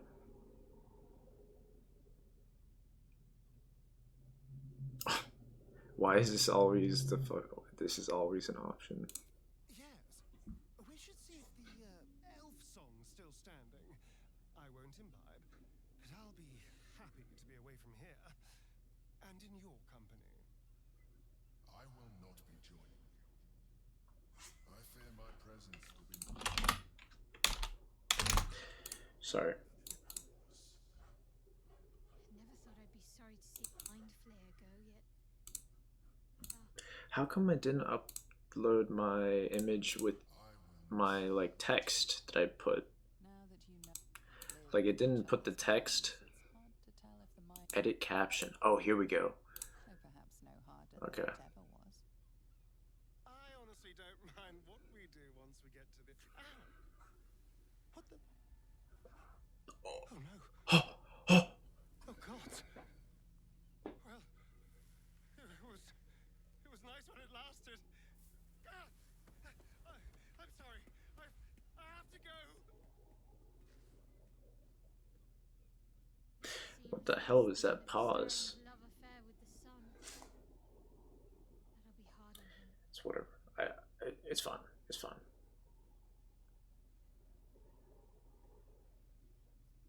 Your thoughts wander from your companions and everything you endured to your own pity. If only you defied your father when you had the chance and freed yourself of your dark desires. But it's too late now. Your destiny is set. Your very blood shall clot with the urge, and that desire will consume you. You may have freed the world from the control of the nether brain, but you are not yet. Oh my god, I didn't even unlock the good ending. What foul punishment awaits you now that you have rejected him? I can't believe I...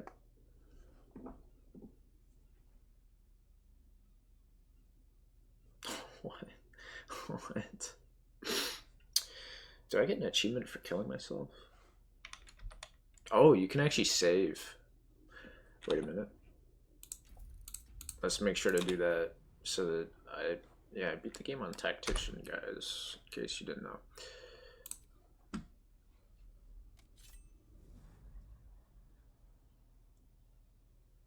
What are you doing? No! You've butchered so many before, each death a gift to your father.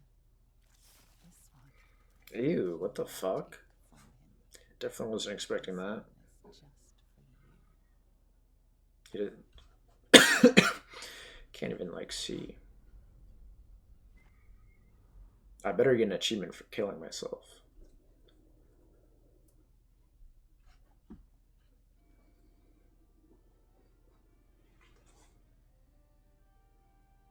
It's over. And it...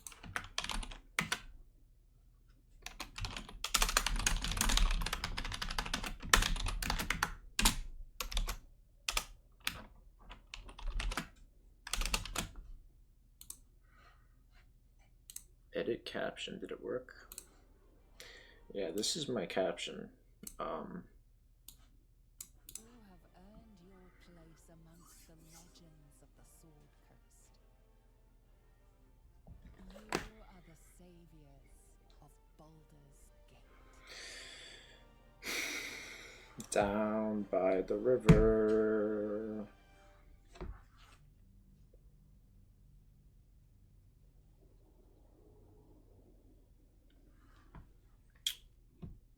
What the hell? There's no credits for this part.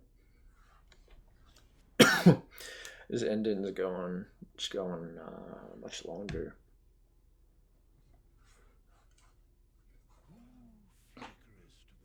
What the fuck?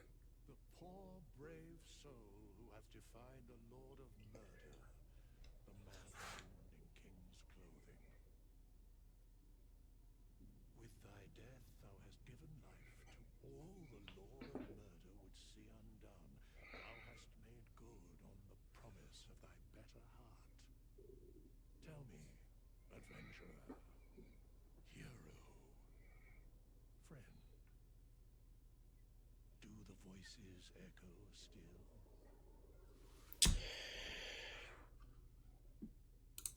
Alone for now, bereft, only thou knowest, but thy story endeth not here.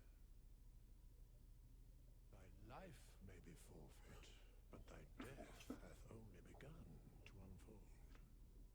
What awaiteth thee is a mystery, even to me. I cannot account for thee, adventurer, hero, friend, but I know thy story endeth not here. Death itself hath many byways, and thou might yet have a new and different role to play. Bro, this is way longer of an ending I could have ever guessed. The one I picked before is very short. A hero. Sometimes you feel like something else entirely. This guy didn't get the choice to kill himself, but he really should. You faced down the gods. You thwarted the grand design. Anything seems possible. But before you can write the next chapter of your story, you must end this one.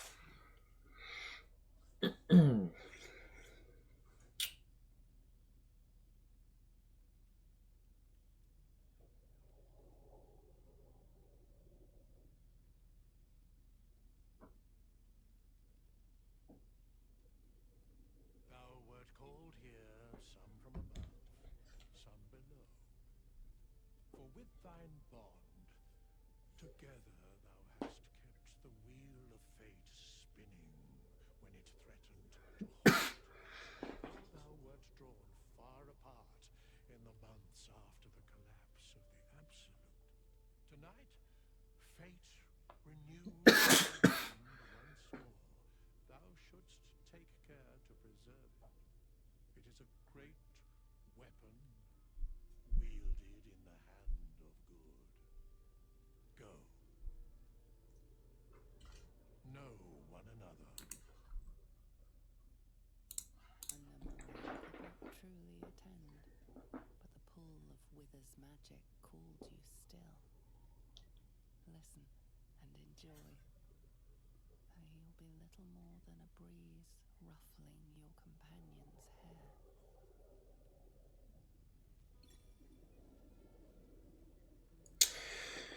What the hell?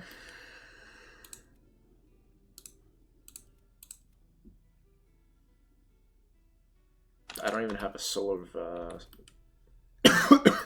we have to do this. Oh, I don't have a revive.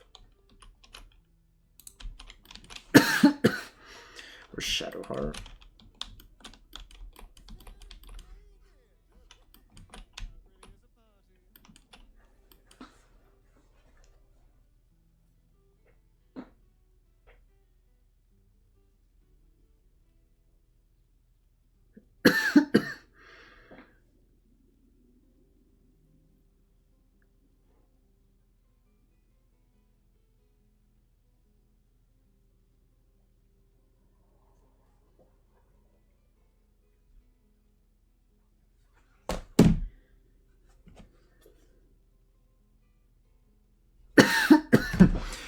Jeez. Alright. Wish I didn't have to cough so much.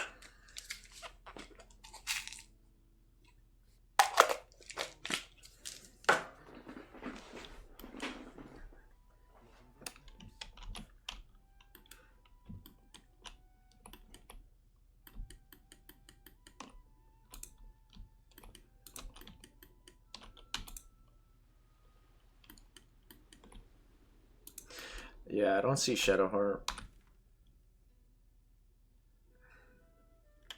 Is she gone forever? I don't even know what the I can't revive this guy. Oh. Wait, what the? What? What? You need to revive him. You could find work as a jester if you stumble upon a noble with more gold than taste. You need to revive my guy. Come here, will you? It's been forever.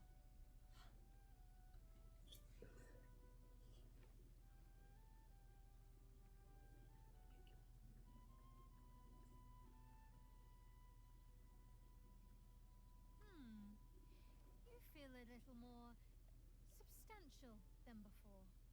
Less camping and scrounging off the land, I take it. I suppose I do, don't I? I'm glad you seem well. Trudy. Dude, can we revive my barbarian? No doubt. I'm glad to hear you say it all the same.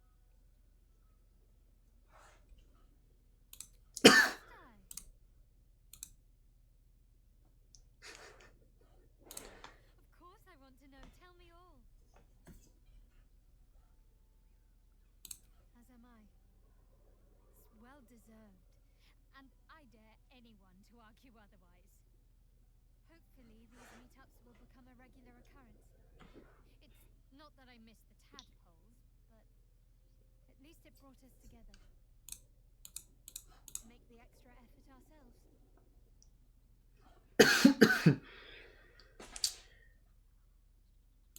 Don't remind me.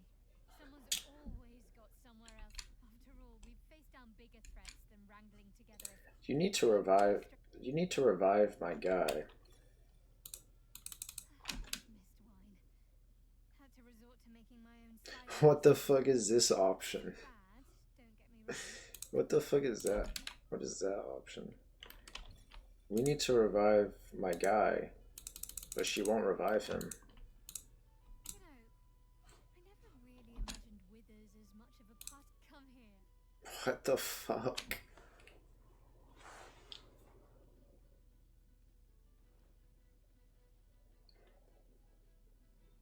Why? Never gets old. What the fuck? This shit is just goofy. Winning can only do so much. This is a goofy fucking game on every level. Oh no, that's all part of the fun. You know me.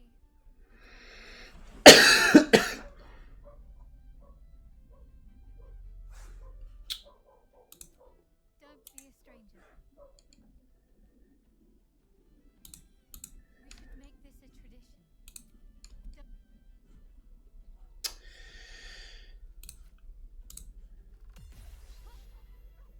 Stop that. Okay. Oh, right, Withers. Forgot.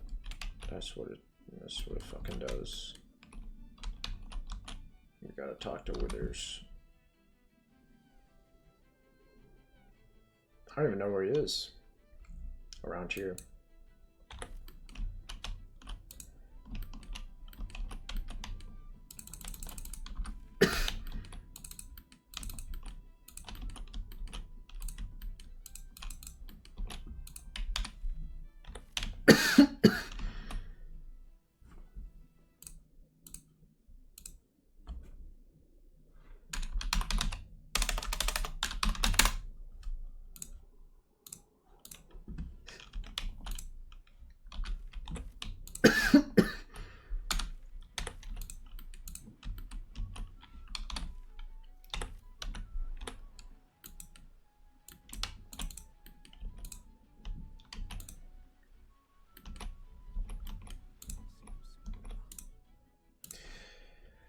Withers, you gotta revive my guy.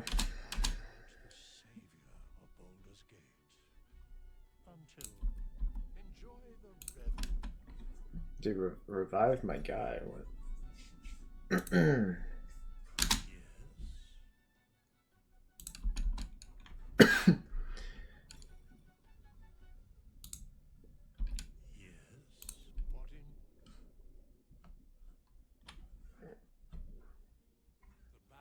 Of the world restored, the balance of these lives, mortal and otherwise, brought to account. Hear me, heroes, friends. I have waited long to tell you these words. It is over. For now.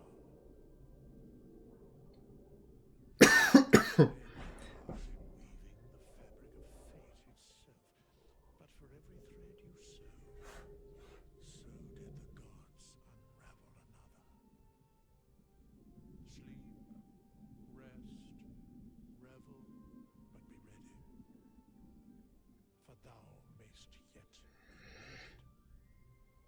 Until we meet again, I wish thee every possible fortune, health, wealth, love, and above all, problems worth solving. To Baldur's Gate.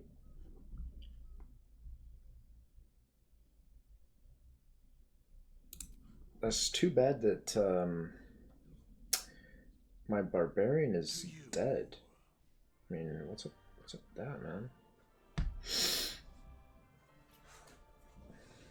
Didn't even bother reviving him.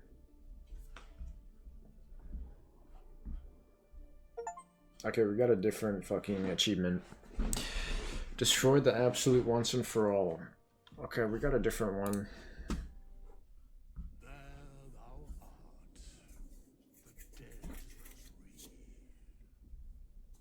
Thy face is God's, thy actions barely worthy of the Yeah, I'm just achievement farming right now. believe thy ploy would succeed. Didst believe I would not notice. Thou soughtst to bolster that way the souls of mortals. But souls vanish when their hosts become light flares. Didst think the other gods would not notice? Gods thou may be, yet thou hast proven thyself fools, every one. The supplication of vain, the whimper the death mew of Merkel, felled by mortals. I overestimated thee.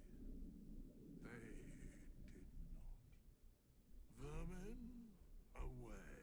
Oh, Vermin is actually one of my favorite Game & Watches.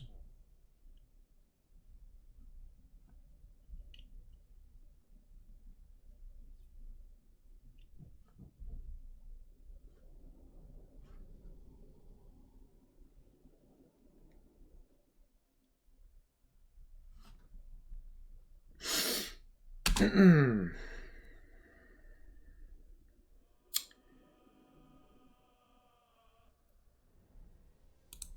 don't know if there's anything else. I don't know if there's something else